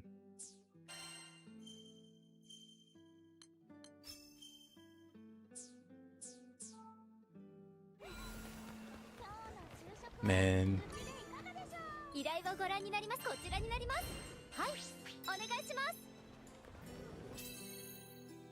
What a pain. Hold on.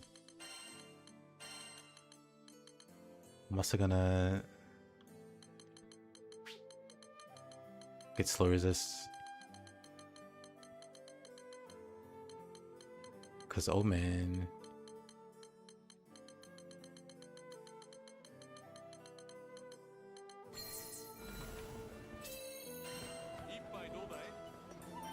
Actually awful fight.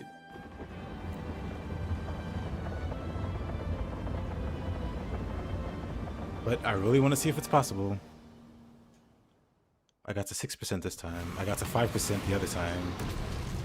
So that was about the same.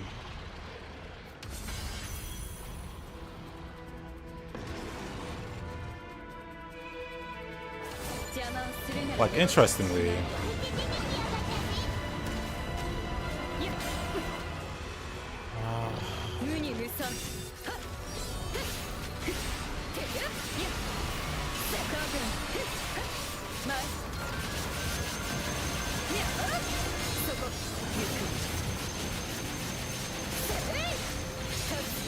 we're just gonna spam with attacks even harder.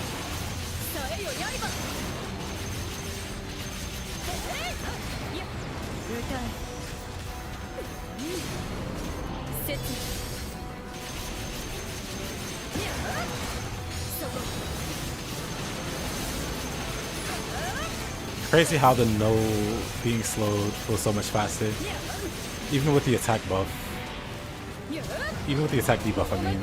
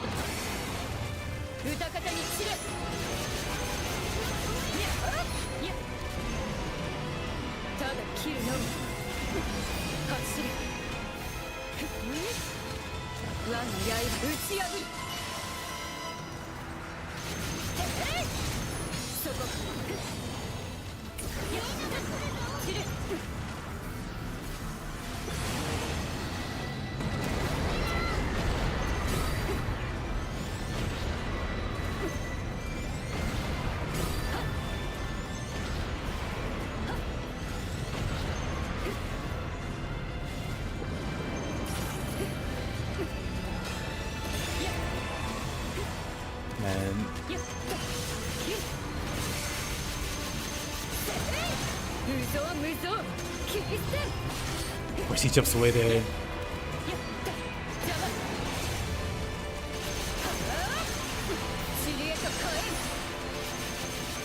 Honestly, this is already like noticeably faster.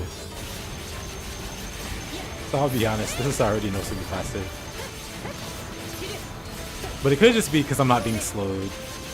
You can't rule that out.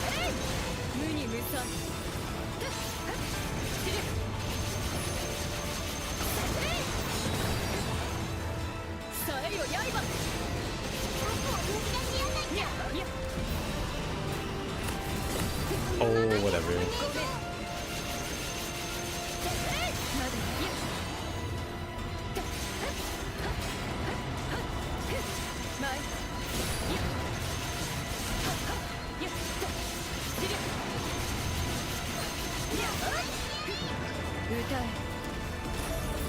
Okay.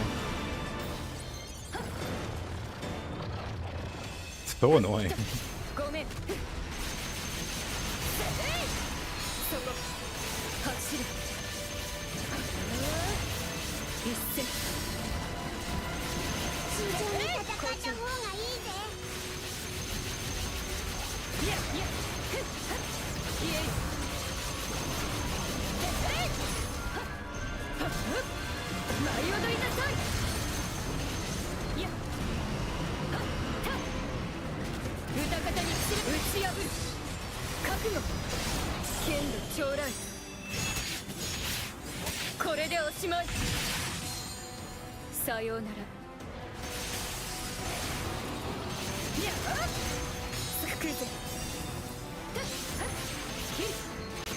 Yeah, this is already significantly faster.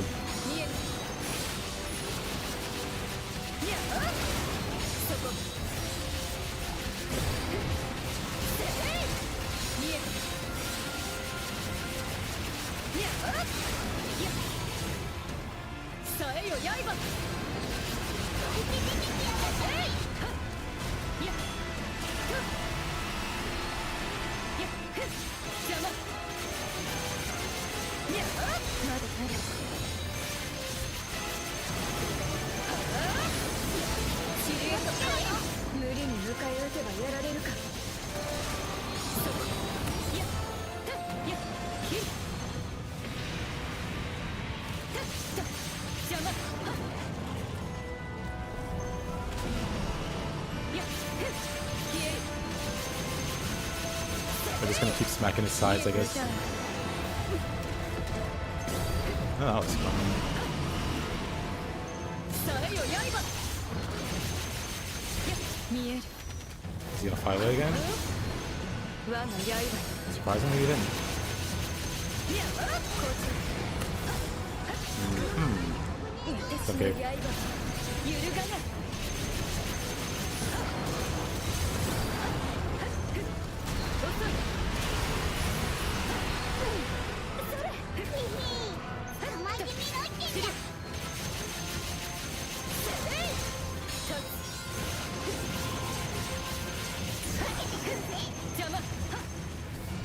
Nice out of split thirst. Dramatically slowed.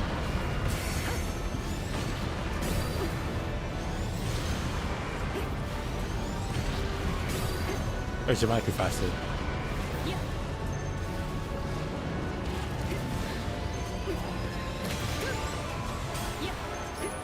Love that. Attack down.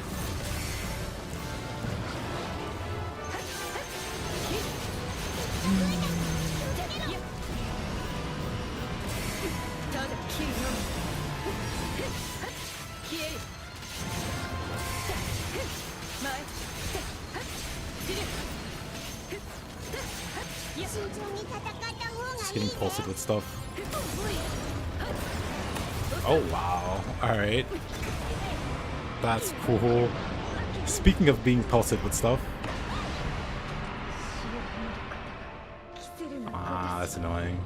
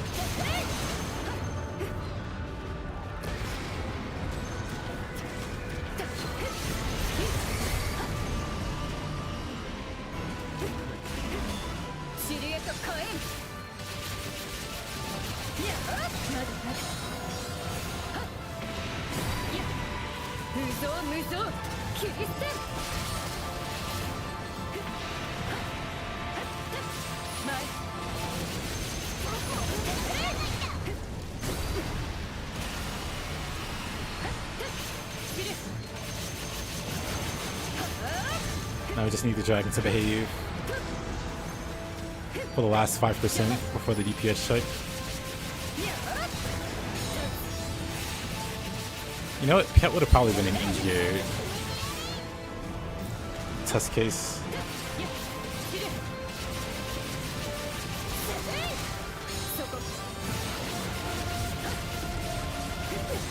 Of course. He hits me with the attack down.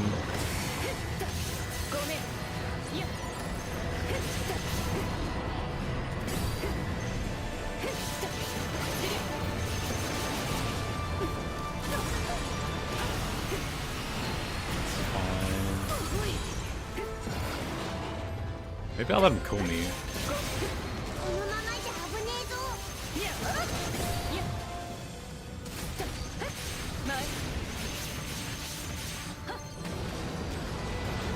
Because then I might lose my butterfly stacks.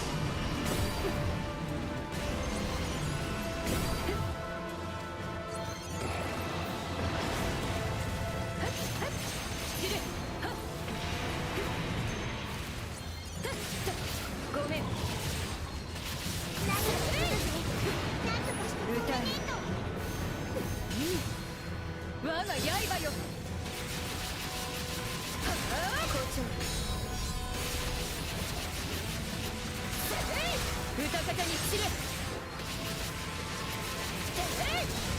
立つ、打ち破る、突破する。はっはっ、舞い踊りなさい。そこ、いざ一位先進に前。誇張時、雪月花。 Even with the Terminus weapon, it's a difference between...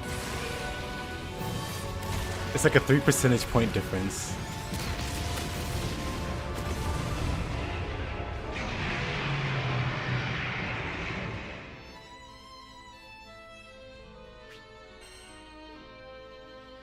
I'm kind of shocked. I expected at least a slightly bigger difference. 美味しいスープはいかが？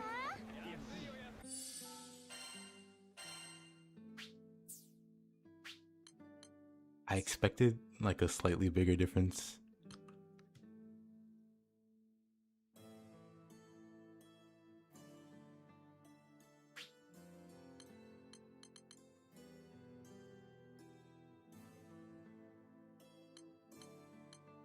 Interesting.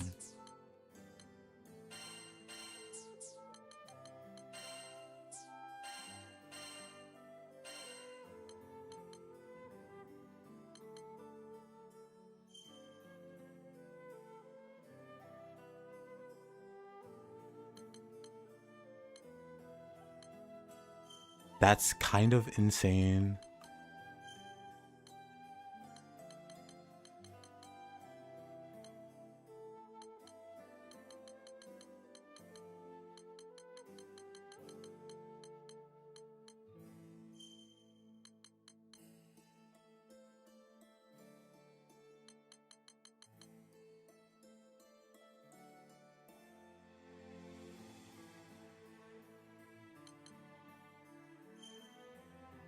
That's kind of insane. I don't even know what other meaningful change I could make.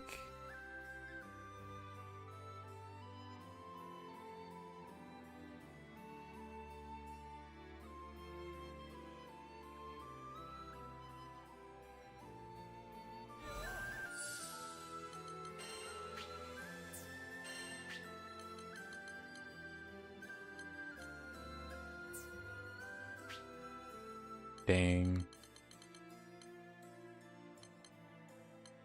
Like, you're telling me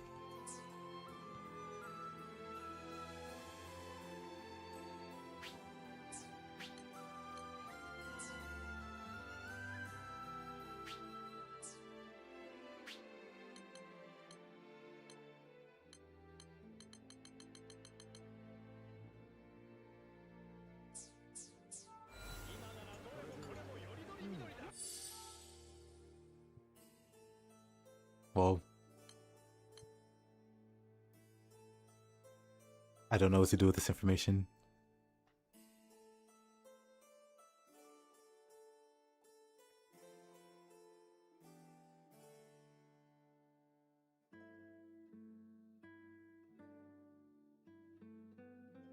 Like, you're telling me the difference between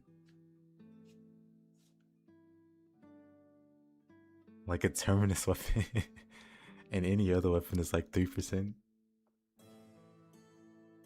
Give or take a percentage point or two for randomness.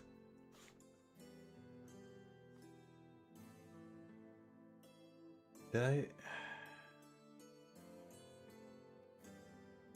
Maybe I didn't buff or something.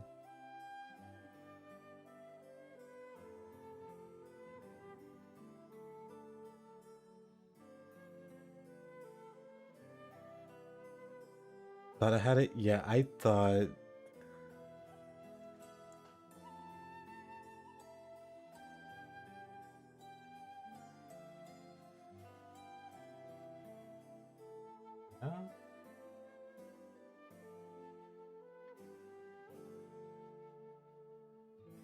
That's what I was saying earlier. I mean, You saw it.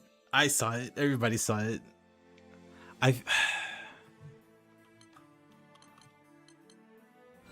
will say we could try one more time because I didn't have a buff active, but I don't know if that buff will make a 3% difference.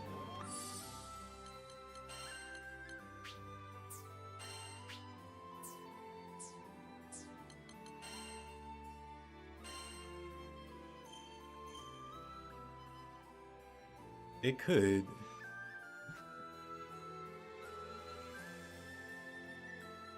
It could. But yeah. It doesn't seem worth it. I've been in the camp that says Terminus Weapons aren't all that. But to see it. Because with the non-Terminus, I got to 5%. That was only with that was with like 2 offensive skills. I don't.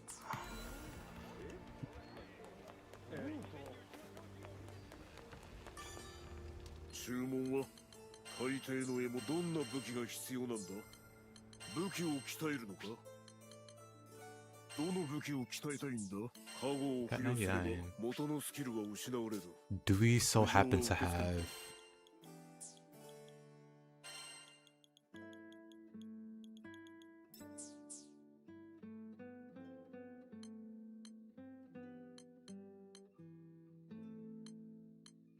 Jeez. Aren't you something? Yeah, let's do it. よし。また来い。 We're going to go all in. Going to max out the sub damage. 1 second.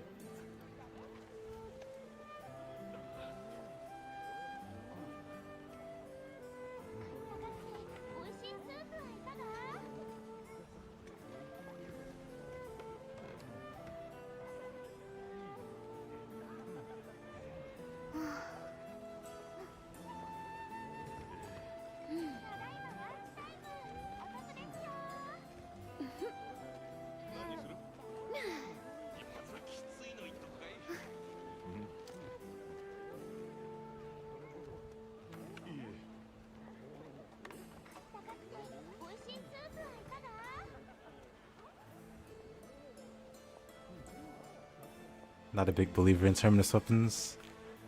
Same. After that. 今すぐ手続きをお願いします。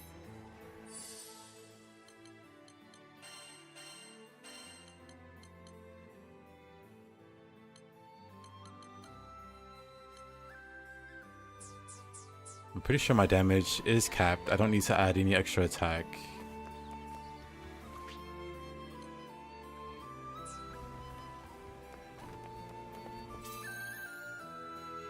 Crazy.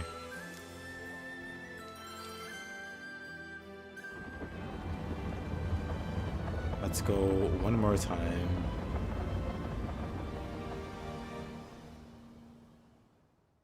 %. Oh, yeah, roughly 3% difference there.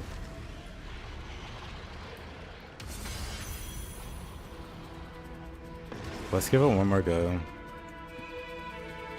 With every possible benefit.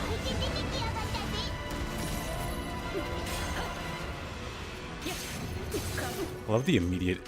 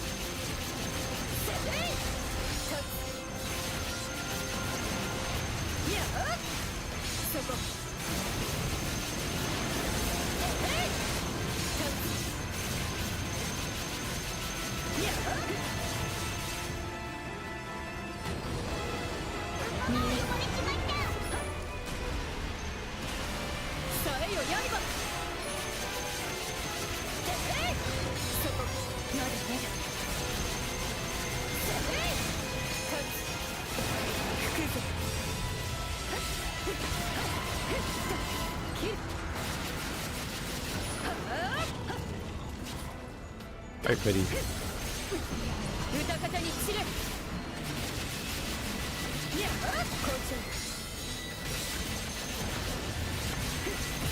Oh yeah, he's got that paw.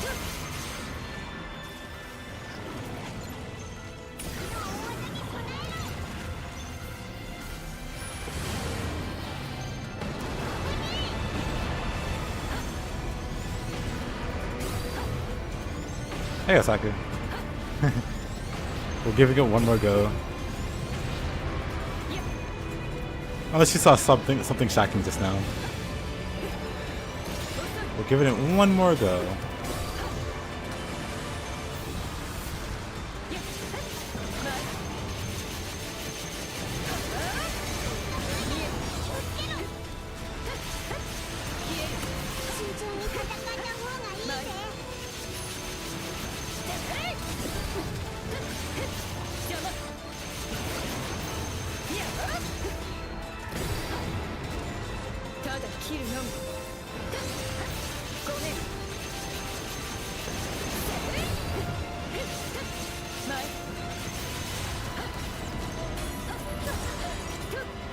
Love that.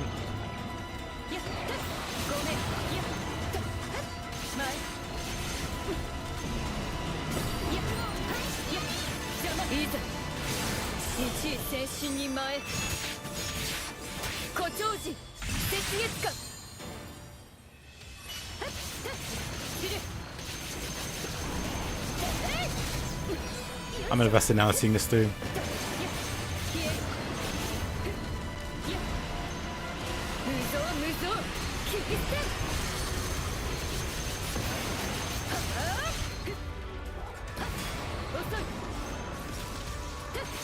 But yeah, I didn't expect like a massive difference, but the fact that, at least that sim just now, it did not paint a flattering picture.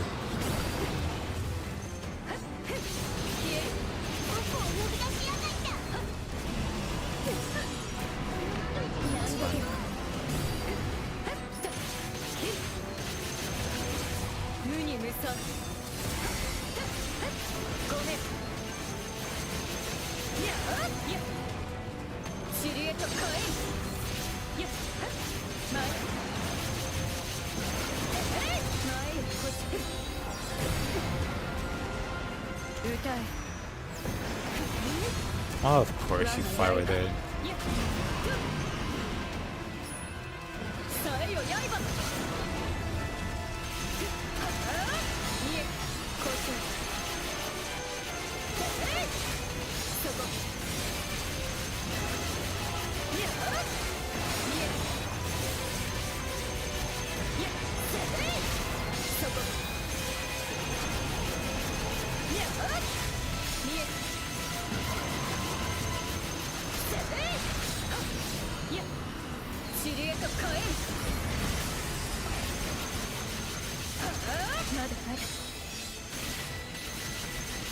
We're just gonna keep spamming.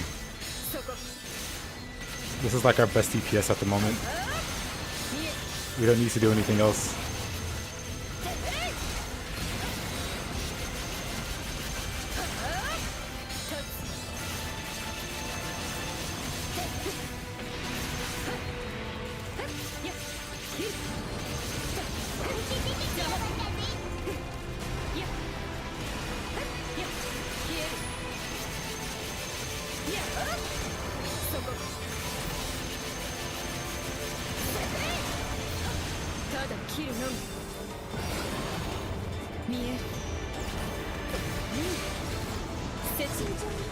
Oh, come on.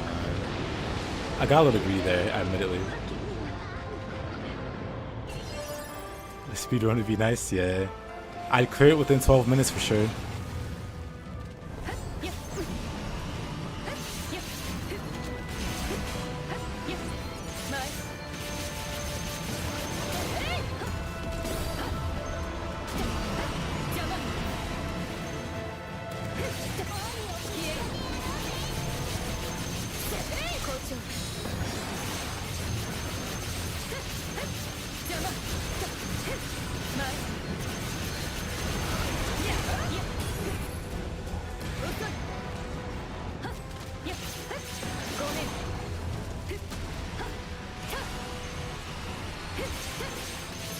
But yeah, this would be the definitive test.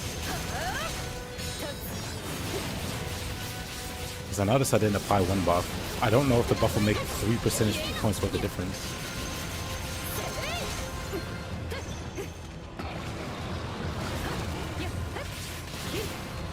Man, these debuffs last forever with this window selected.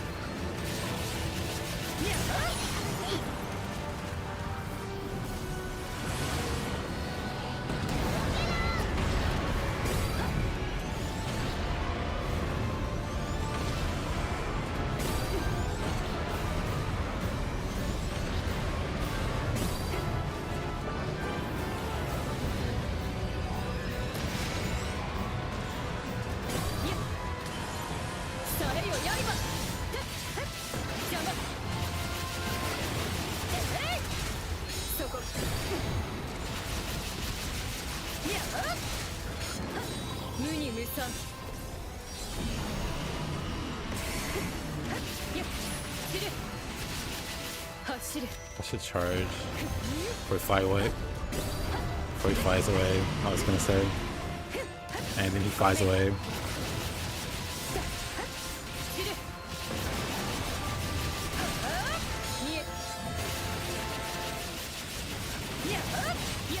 Come on.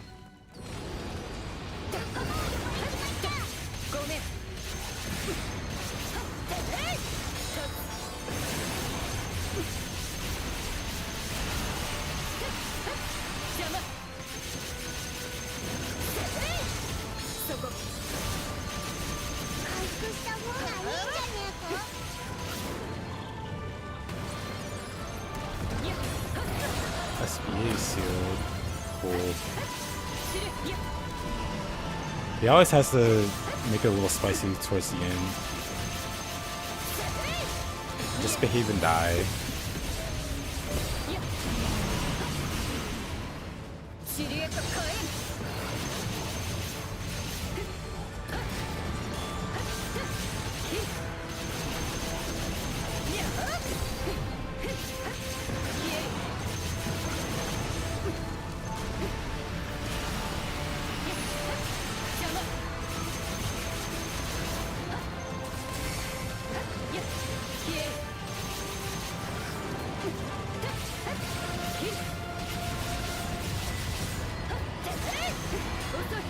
Oh. Of course he lowers my attack there.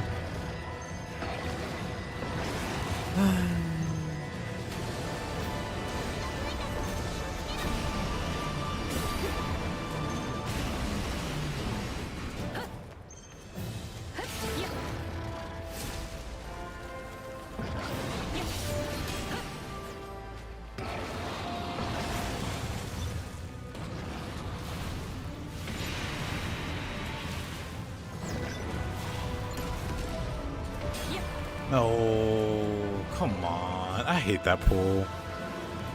Well. Well, now we dodge it after we just get hit by it. The debuff duration is a little insane, I'll say. What a crazy shot that was.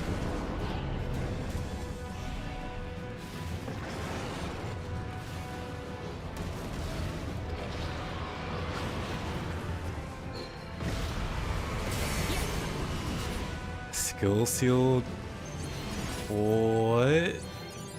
Oh, I guess we're waiting that out.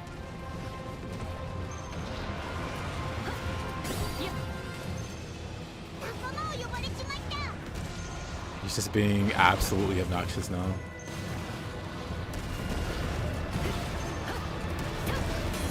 Back to back?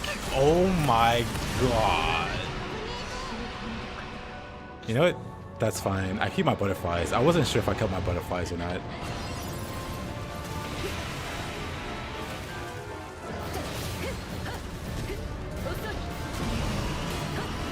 Okay, dude. Do a melee attack or something. You know what? That's fine.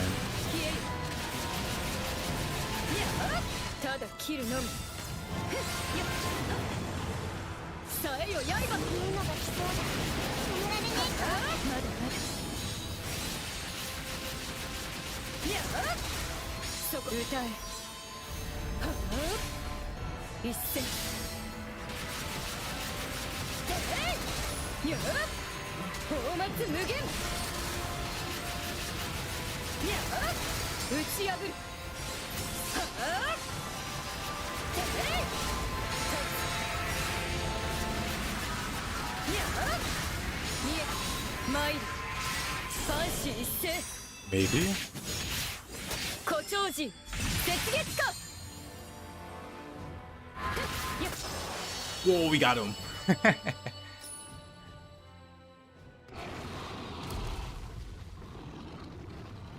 The sub damage,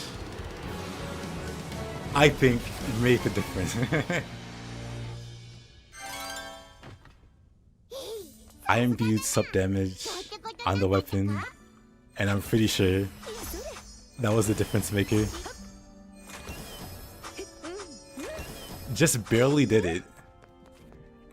Just barely did it within the time, even.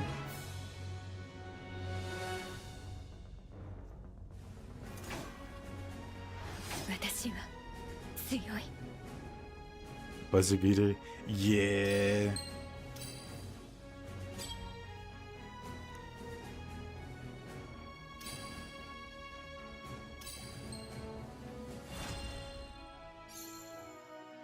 Man.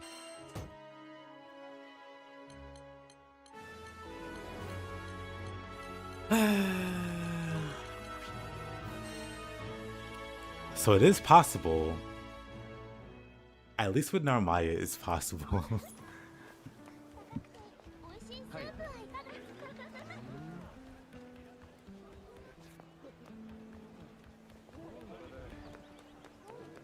Very interesting.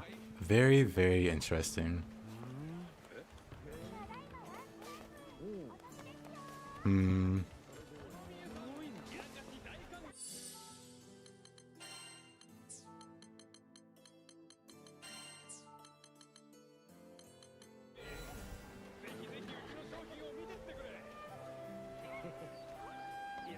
Whoa, whoa, whoa. If I turbo hyper min max, it's possible to at least beat the dragon. I don't assume Piet is any different.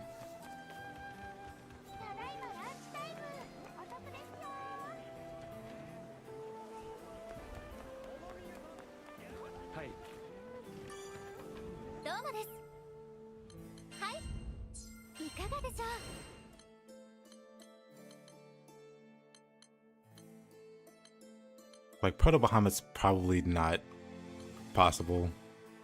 Just because the crystal phase, you definitely won't have the DPS solo. And he nukes you if you fail those. Pet might be doable.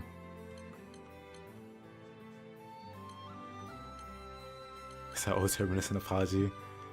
Yeah.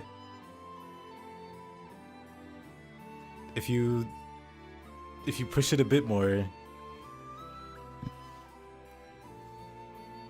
it could just barely. I was just barely too. If I was lacking like just a little bit of damage, I wouldn't have made that. But you know what? That's a good one to like end it on, I guess. So I guess I have like a new goal in mind.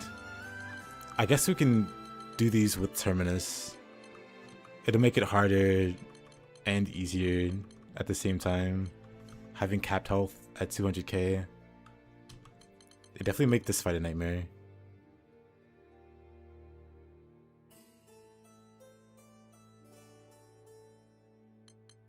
But then it at least makes this fight possible to solo. But yeah, good night, Otaku. I'm gonna call it here also. I appreciate you guys watching. Tomorrow, I guess we'll give it a try.